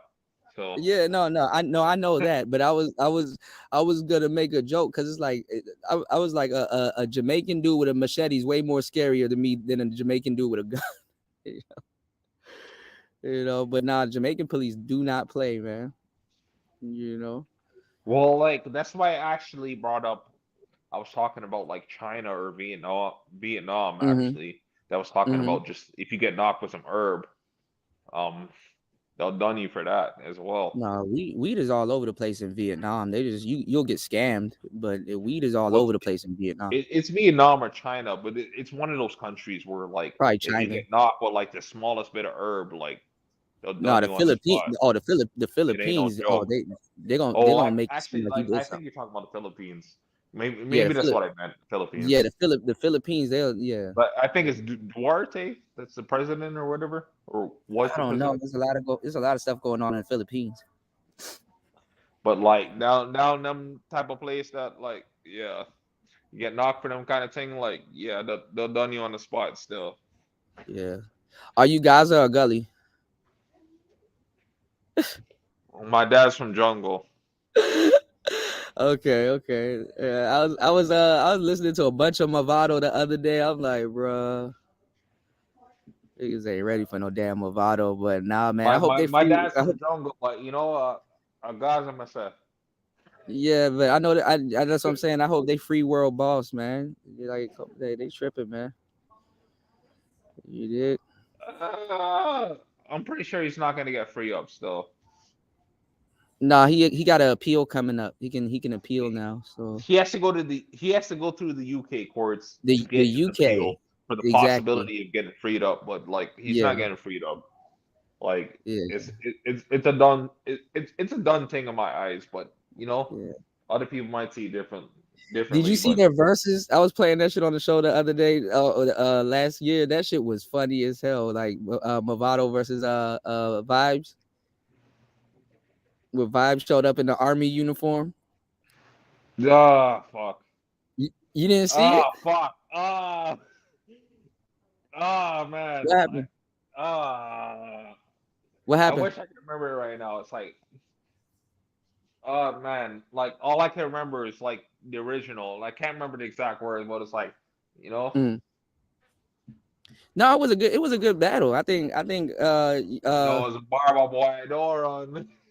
no, the funny part was like when Movado walked off and everybody was like, yo, where you going? And it's like when he walked off and I can't I believe don't know. him rubbing them puns. No, because that shit was funny. He's like, because I ain't gonna lie, Vibes had the audience. I ain't gonna lie, like Vibes he was saying a couple of He things. got the audience. Like he's a Because performer. he was jumping up and down in the army suit, so that shit was funny. So so when Movado walked off at the end, he was like, everybody was like, oh, he leaving, he running. And then Movado came back and he was like, well, I'm not gonna say it like how he said it, but like he came back and he was like, he thought I ran. He's like, but he said he thought I run, but a load. He said he thought I run, but a load me gun. Well, Cartel was talking about like the 6 punts and shit like that. So Yeah. They're not on the same level still, because Cartel is like, yeah, and they're on the fuckery still. The Cartel got the clubs and the streets, man. He can't, Movado got the streets, but it's like he had the club a little bit back in the day. He got some. Like anybody from y'all will say like, yo, our guys are messed up. Yeah. So, Yeah, that's why I said guys are Gully. Yeah. Gully ain't been the same without vibes though. So what's his name? What where Popcorn from? I'm not sure where he's from still. Isn't he holding down? There, I'm not sure where he's from. Oh, okay. I gotta figure that out. Like my family's born down there still. Like we actually got like whole areas. Like my family, just whole area is just my family. Yeah, I gotta check in. That's why I said earlier in the chat that like they say Jamaicans are like the cockroaches of the islands. That's why I'm like I can't disagree with that. That's what the other Caribbeans say about Jamaicans. Like abroad, they say like we're the cockroaches of the islands, and I can't disagree with them because it's actually true. No, that's bullshit. I do have like whole areas where it's just my family. My family has a I don't know. I gotta check to see if they still have it. There's a mansion that we had in Mandeville. Yeah, Mandeville. If I'm not mistaken. Jamaica's a beautiful country. I wonder why the passport bros ain't going there. Oh, them niggas ain't playing over there. Because when you go down there, you have to deal with the dogs down and like.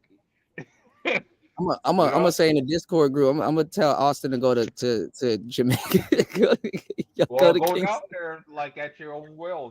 That's what it is. It's like you go down there.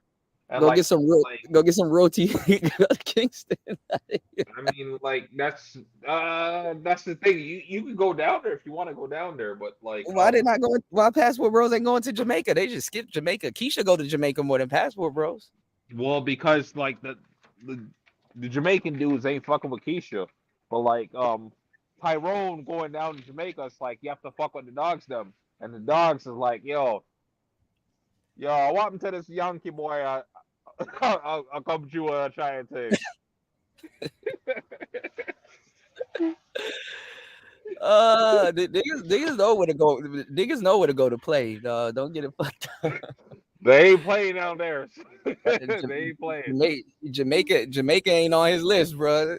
Yo, Stoic, we gotta convince Austin. Yo, nah, never mind. I'm not gonna do that because somebody in the chat gonna say they're gonna tell Floyd to go down there. Floyd wouldn't last in Jamaica with that bullshit. Floyd gonna have to. No, they wouldn't. They really wouldn't because like down there, it's like down there. I like honestly. Austin go with the right people. Like, He'd be like, I wouldn't even go myself. I wouldn't even go myself. Like for like, if you weren't born down there, you actually have to they can go to Ocho Rios or Spanish Town. But those are tourist places. Those are tourist places. Or like Montego. Sorry, for anybody that goes down in Montego Bay. Oh my god! I think it'd be the side eggs. I'm like, I'll be here Batimana.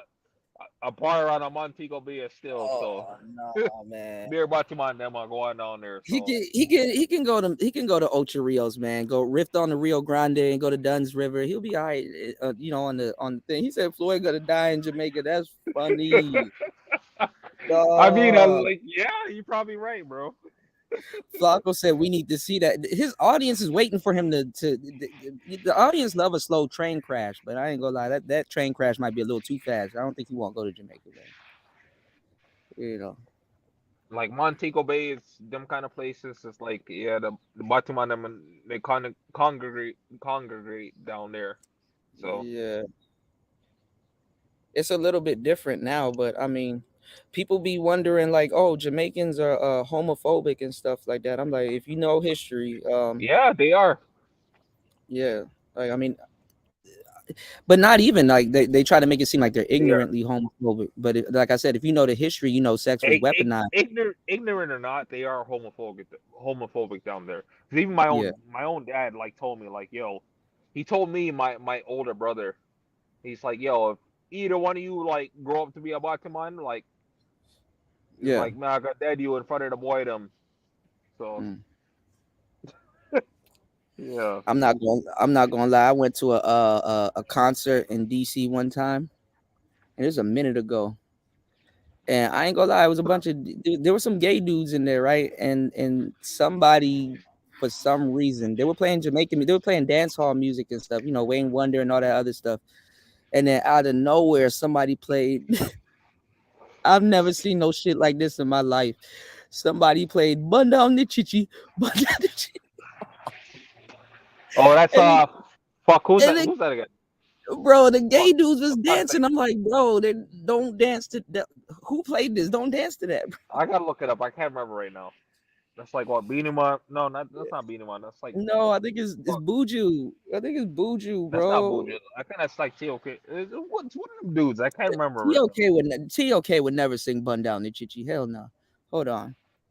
And I'm Jamaican. I'm gonna lose my Jamaican card because I don't know this after 11 hours. Yeah, we both lost it right here. That was Cableton. It was Cableton. Yeah, Chapelton. Yeah. I knew it was one of them. Yeah, Chapelton. Yeah. Yeah.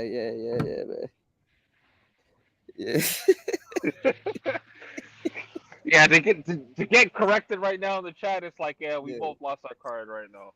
Man, Dre, you ain't saying nothing. The other day I was playing Barry's Hammond. I played some Barry's Hammond and some Garnet Silk. Barris Hammond.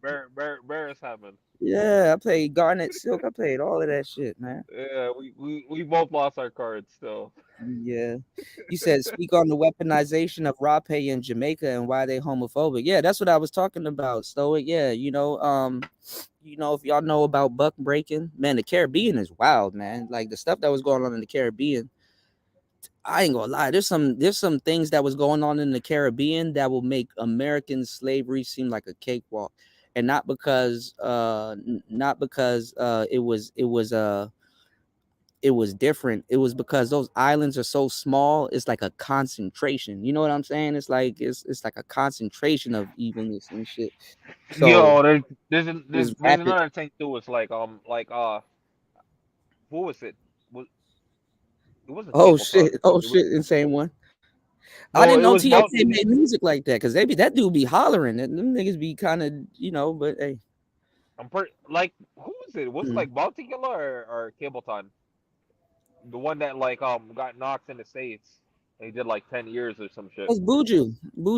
Or Buju.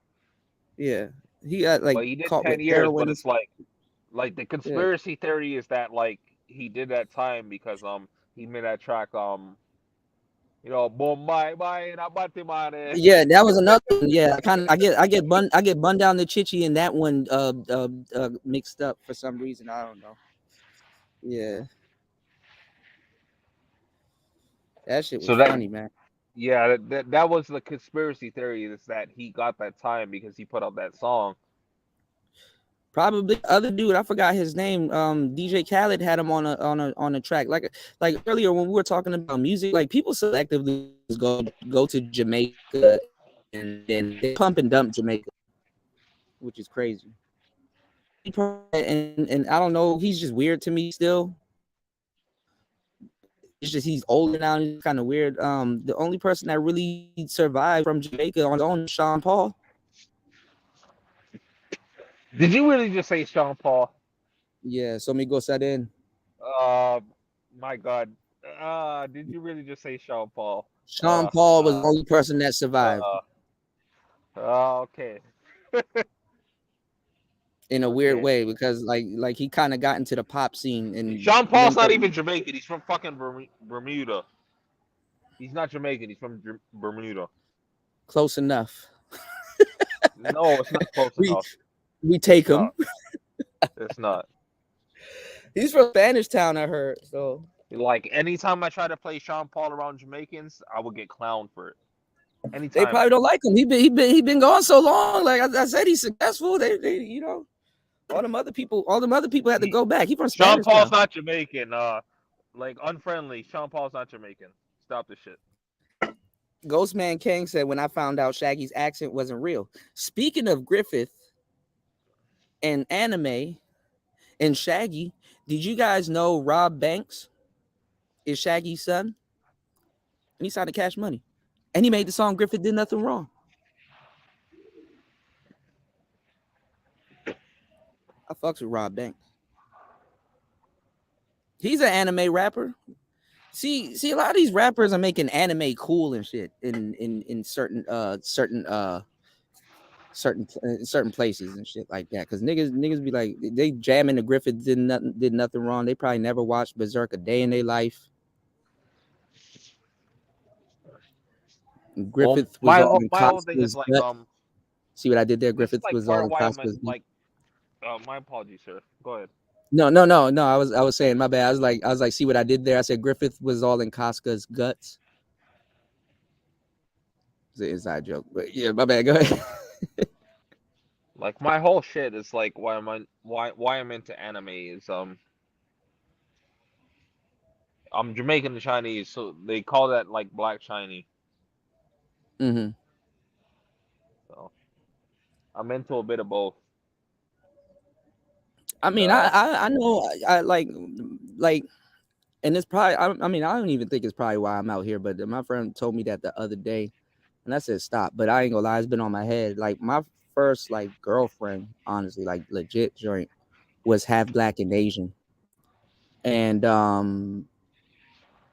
her mother, like, cause this in Florida, her mother spoke straight up patois. Her mother was Asian as hell.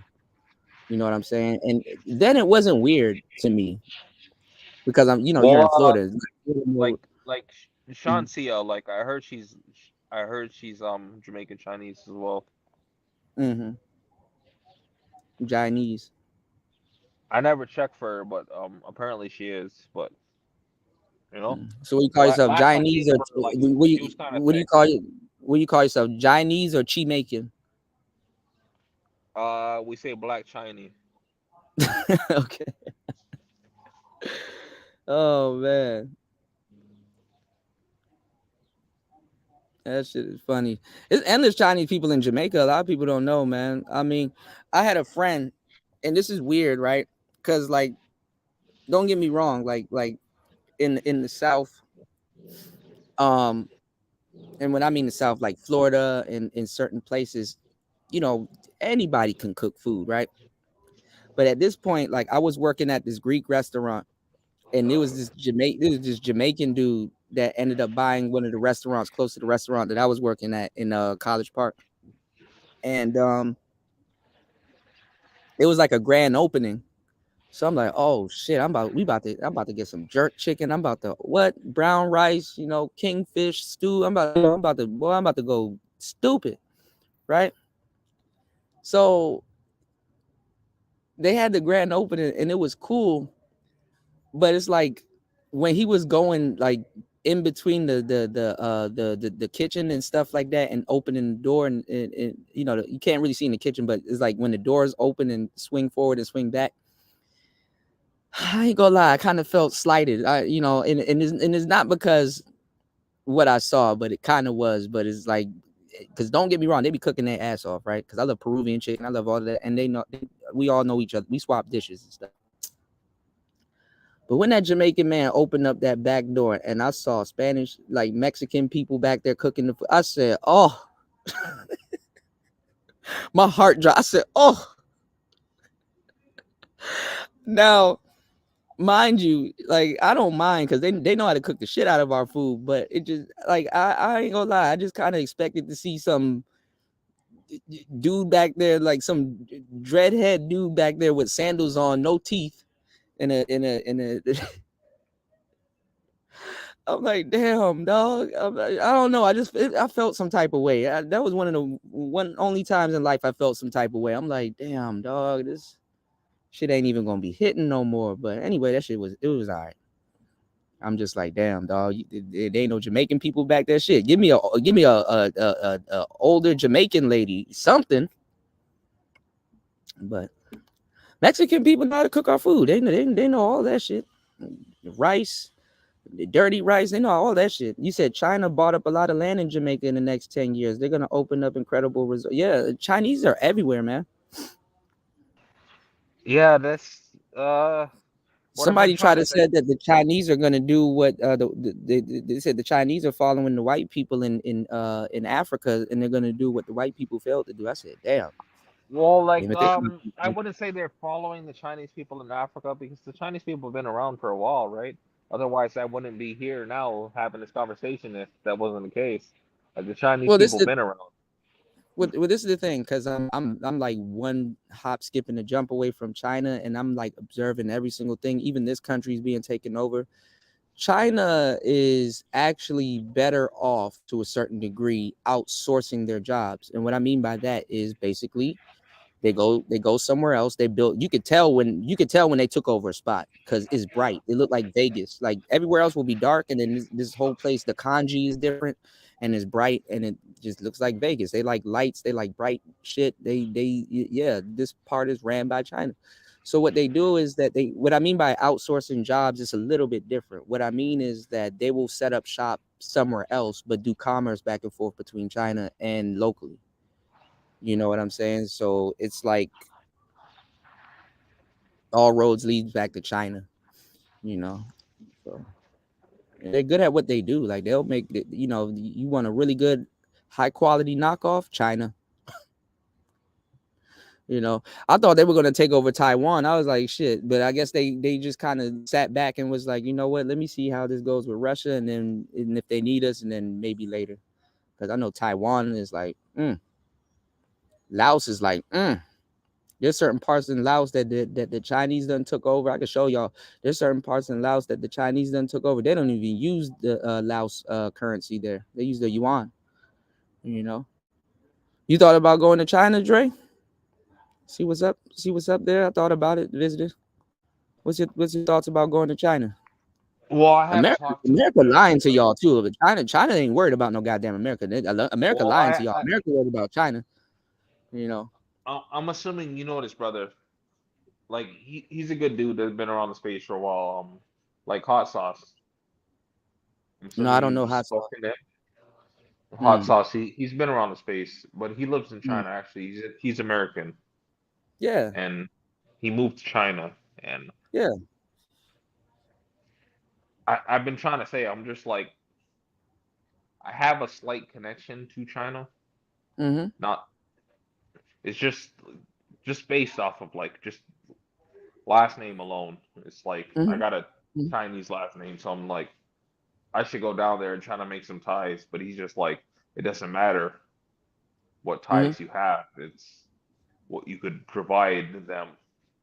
Yeah. And that's definitely understandable, you know.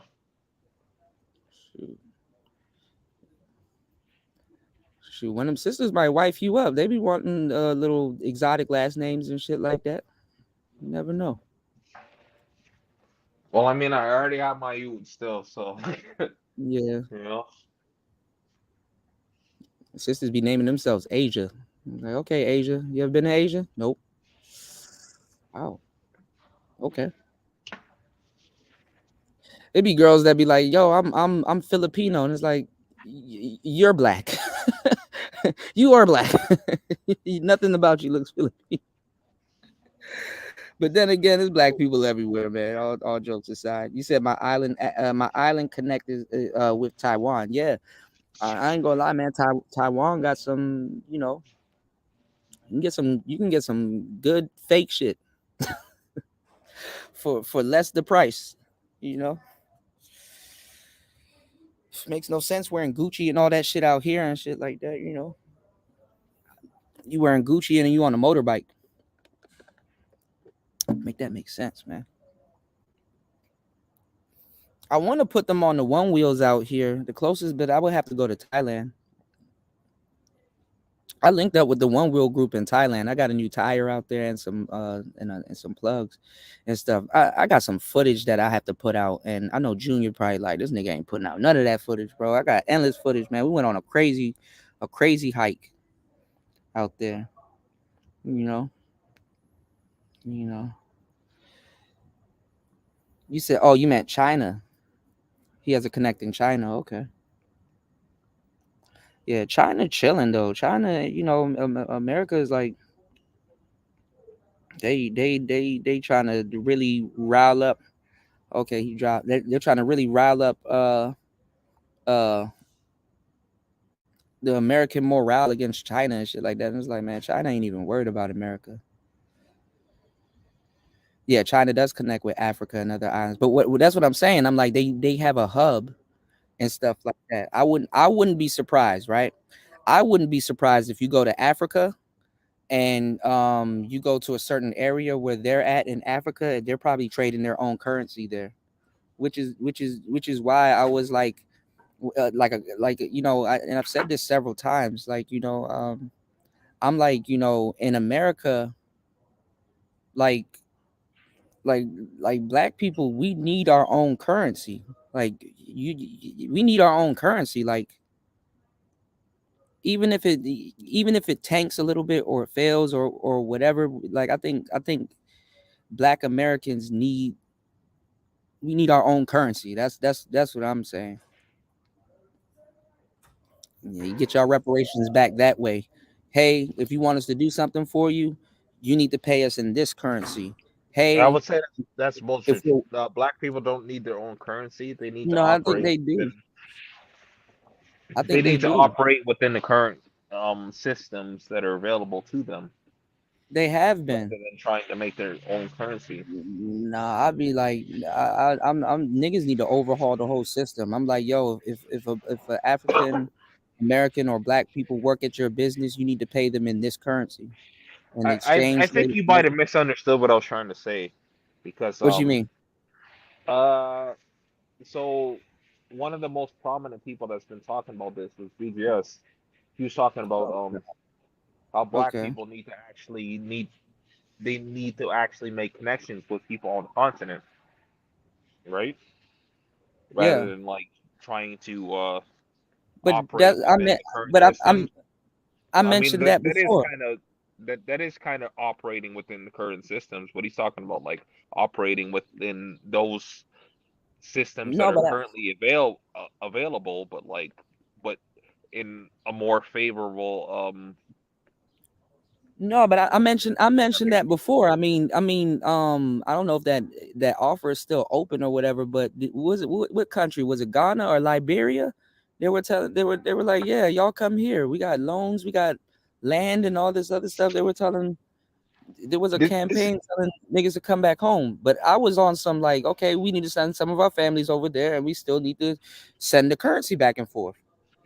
Well, like But this see, is kind of how I got to this point, because I was talking like because I've been over there in like the Afrosphere, because like they do have a separate sphere now. It's like talking about like Afrosphere. It's like Africans, you know, like in Africa or worldwide, basically like Africans, like they have their own sphere. And I was over there and I was listening to conversations they're having and shit like that.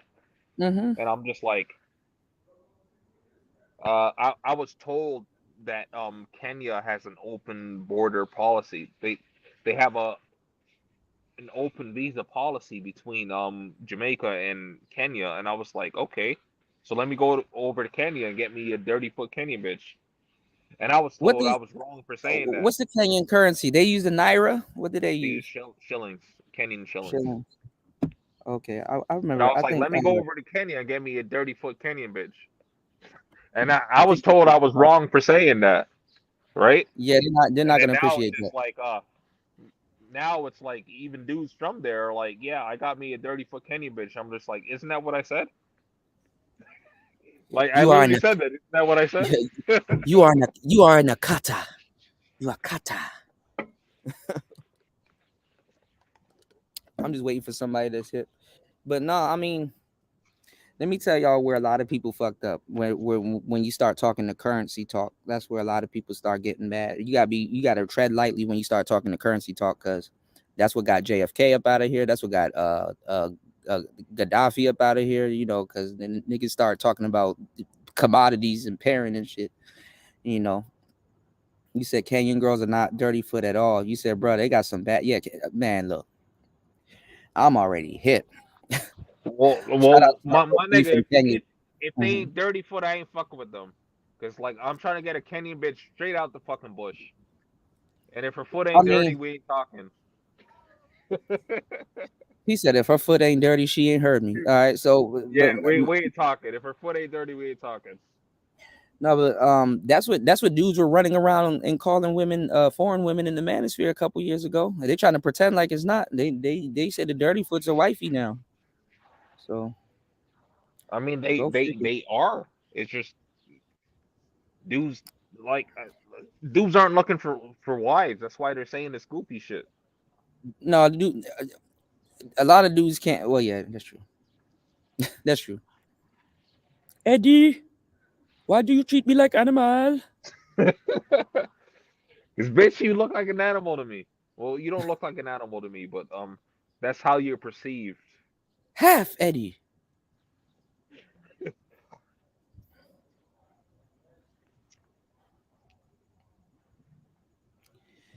I ain't gonna lie, them African girls' booties are out of control. It's like, God damn, dog, you take that home? Shit. You gotta aim that. You said Manosphere dudes think Sexy Red is nice, but then have the nerve to talk about foreign women. Let me tell y'all something. These Manosphere dudes will date Sexy Red. They lied to y'all that I don't want that type of one. They will date Sexy Red fast. They will date that woman fast as hell. You know? I mean, I could never date a bitch just talking about let that coochie breathe. Let that coochie breathe. I could never date a bitch talking that kind of shit. Yeah, that means she going commando. Well, that and like if you gotta let your coochie breathe, then like something's wrong with that. That Kenyan bitch making her coochie breathe. She has on. That Kenyan bitch is out in the bush and she don't have that problem from the jump. But her coochie's inhaling. It's breathing. It's breathing not worried quite about well, that. but it's never been in the scenario where it needs to breathe. It's just breathing. You know what I'm trying to say? I'm gonna just tell you right breathing. now. She never needed it to breathe. If she ever does something to you and she starts running, you're not catching her, bro. You or Sha'Carri is not catching that Kenyan woman if she does something to you and decides to run off. Y'all not catching her. That's just if I was on that type of time, but I'm not on that type of time, man. Because that's what I've been saying. That's like one of the first things I've said since I've been in the space. It's like, I actually did my bid already. I already fuck with a bitch long term already. So like now I'm in my villain phase. So My long-term relationships be lasting a year and a half and 2 years. my like I want to say perception or my interpretation of this shit currently is not what most men should be on, but that's what I'm on personally. It's like, yeah. Well, they got mad. They got mad at me because I told the truth. I'm like, if you really even look at it, though, most of the dudes and passport bros that's actually traveling are mixed dudes that were mixed with something, or they're quote unquote tethers. You know, the tethers. It's really hard for somebody to get on a plane and go somewhere that they don't know. Well, what I'm talking about, just like my whole thing is like I already got experience with these hoes, so like, yeah, you can't box me into these niggas. We're out here trying to find wives, because that's not what I'm on. Like, I was on that before. I ain't on that now. So, like I said, I'm in my villain arc. So. Mm-hmm. Well, I mean, the wives thing is an alibi. You know what I'm saying? Because like, you don't go to major cities. Like, you got to go to villages and be amongst the people and stuff like that. That's where I'm at with it. You know, I'd rather be amongst the people. When I lived in Thailand, I stayed in the countryside. I loved it. Man, I loved it. I loved it. I've actually said this before, and I got pushback for saying it. I'm just like, yeah, like in the future. I stopped caring about the pushback because usually you will get pushback from somebody that doesn't even have a passport or ever been anywhere anyway. So, what did you get pushback for? I was just saying in the future, like, yeah, I might want to get married, but maybe when I'm like in my late 40s or 50s, late 40s or mid 50s, maybe I might want to marry a bitch. But for now, like, I'm just fucking these hoes, and if you got a problem with that, that's on you. Do what you got to do. Get it out your system. I mean, I already got it out my system, but like, there's no reason why I can't get it again. That's what I'm trying to say. It's like, would you mess with a Chinese girl? Nigga, I'm a quarter Chinese. Why wouldn't I? No, I'm just saying because they're actually promiscuous. They're actually very promiscuous. I didn't notice that until like a minute ago. Well, I've had a few Vietnamese bitches, so They're if that promiscuous counts, as hell too. Yeah, they're promiscuous as hell, and Filipino girls are promiscuous as hell. Well, I've actually had Vietnamese twins. That was Twins. Twins. Twins. Yeah, twins. You had them at the same time? Not at the same time. Like they're not gonna be down for that, but yeah. Yeah, that's what I'm about to say. That right there is weird, but okay. I wish I would have. Would I wish I would have had that. But... Would you tell the other twin? I know what you look like naked. You told her that? I seen you naked. No, you haven't. Your sister. Oh yes, I have. Well, if I'm gonna keep it a buck, like I fumbled that shit because the one that I actually did want to fuck, that was like chasing me for like years. Mm-hmm. I ended up fucking the twin because the twin was more accessible to me. Oh, that's weird. Hold up. So the one that the twin that you really wanted, you didn't get her, but that's funny. Yeah, because I'm like, your twin is more accessible, so why am I gonna jump through hoops? And on top of that, the chick was telling me she's like, the chick was telling me she's in a relationship. I'm like, I'm not the type to mess up a happy home. If it makes you better, if you technically think about it, it's the same chick. She just got a different soul, different personality. Well, that's an L I gotta live with because I'm just like, damn, I wish I would have hit that one instead. You dated the physical Gemini. You like, I like this side of you. I'm gonna talk to your sister. She's more reasonable. Yeah, actually, now that you said that, like, that's actually what That's a Metal Gear Solid joke. She got the dominant gene, huh? That's actually what I told to one of these bitches. I'm like, bitch, you're a Gemini, and I'm like, I don't get along with Geminis. Oh man.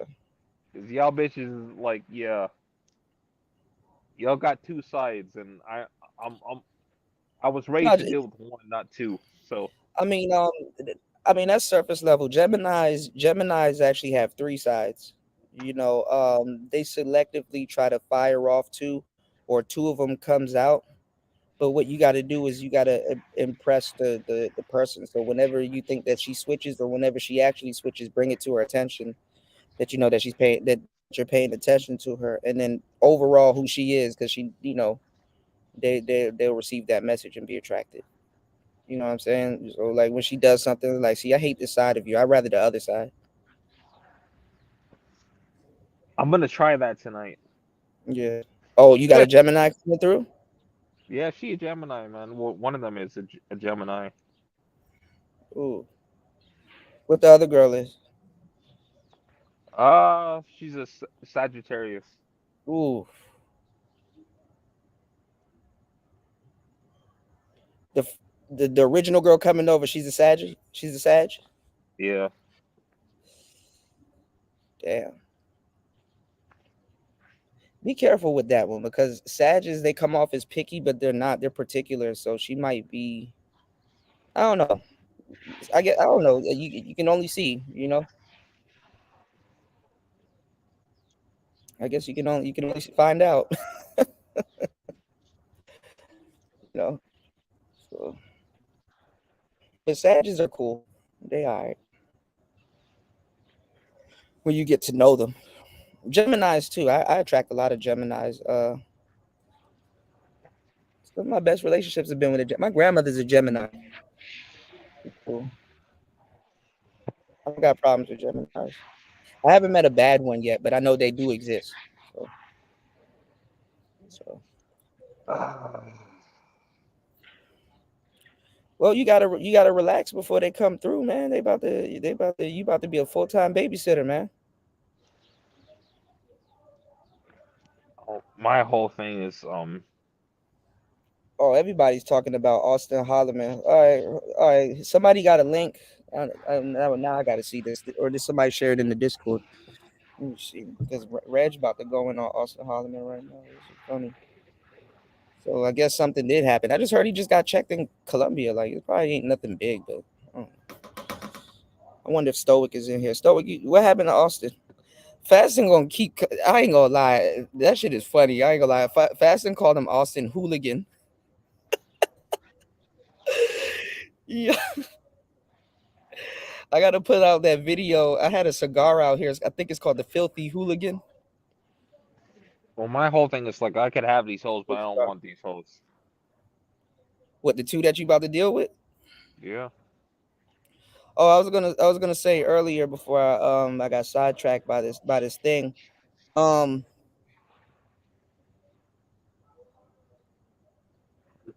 Like I said, if you feel you babysitting or you know what I'm saying, one of them getting on your nerves, just like dismiss the broads, you know, or one of them might even dismiss themselves. So not like they're gonna lay up.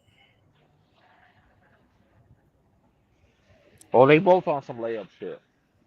I fuck on that bitch in the layup. Fuck on that bitch in the layup. I pass her off like a layup. If you got a stage leaving your house, do that. If you gotta go to those extremes, I've done it before.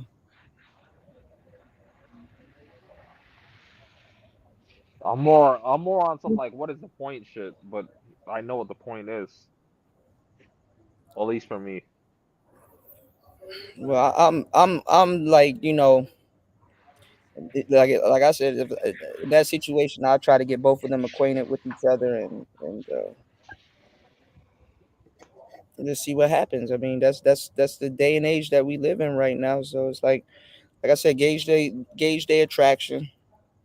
You know, who you know, and see, you know, which one you think is more dominant, because that shit plays a factor too.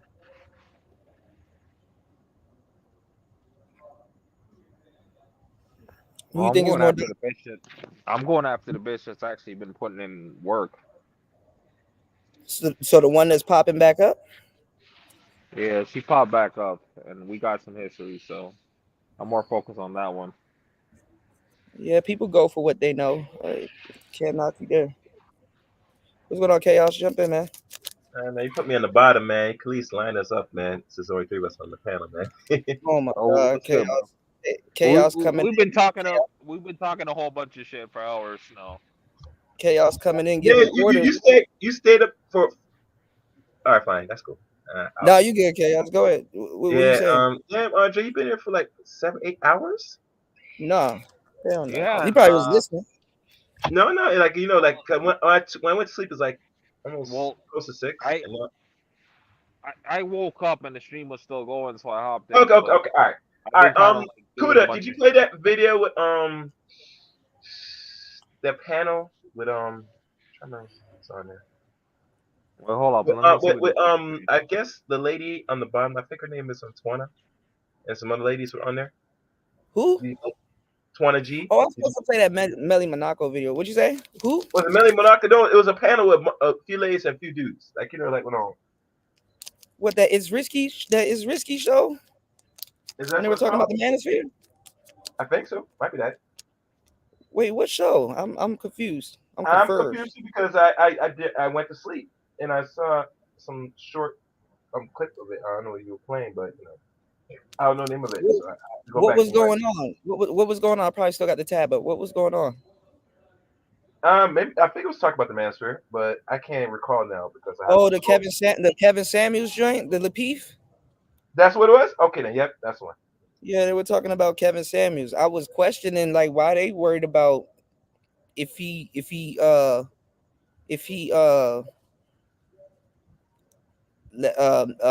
ideology messed up the space or left the space a certain type of way. I'm like, why are they worried about it? Y'all came in through Kevin, so you know. Oh, that was a stupid conversation, man. If they worry about everybody now is low key taking jabs at the manosphere and people don't see it. But I've been on it the whole time. I'm like, what's it to them? They didn't build the space. How is Kevin messing up their ideology? They came in on average at best. Yeah. If somebody gotta do content or complain about some shit getting pillaged or whatever, it's us. People that been here, people that put in work and got overlooked. Yeah. Well, to my knowledge, They came in through proxy. Like if you met Kevin Samuels after the average at best, you didn't meet Kevin Samuels. That ain't Kevin. Yeah. But you know how it did. You know how it goes. Niggas will take the glory once someone gets the foot running officially. Now they'll sit there and take all the credit. You know, to me, that's something. But that's what I'm saying. I'm like, what's it to them? They didn't. What did the Lapeef Network build in the online space other than the Lapeef Network? Good question.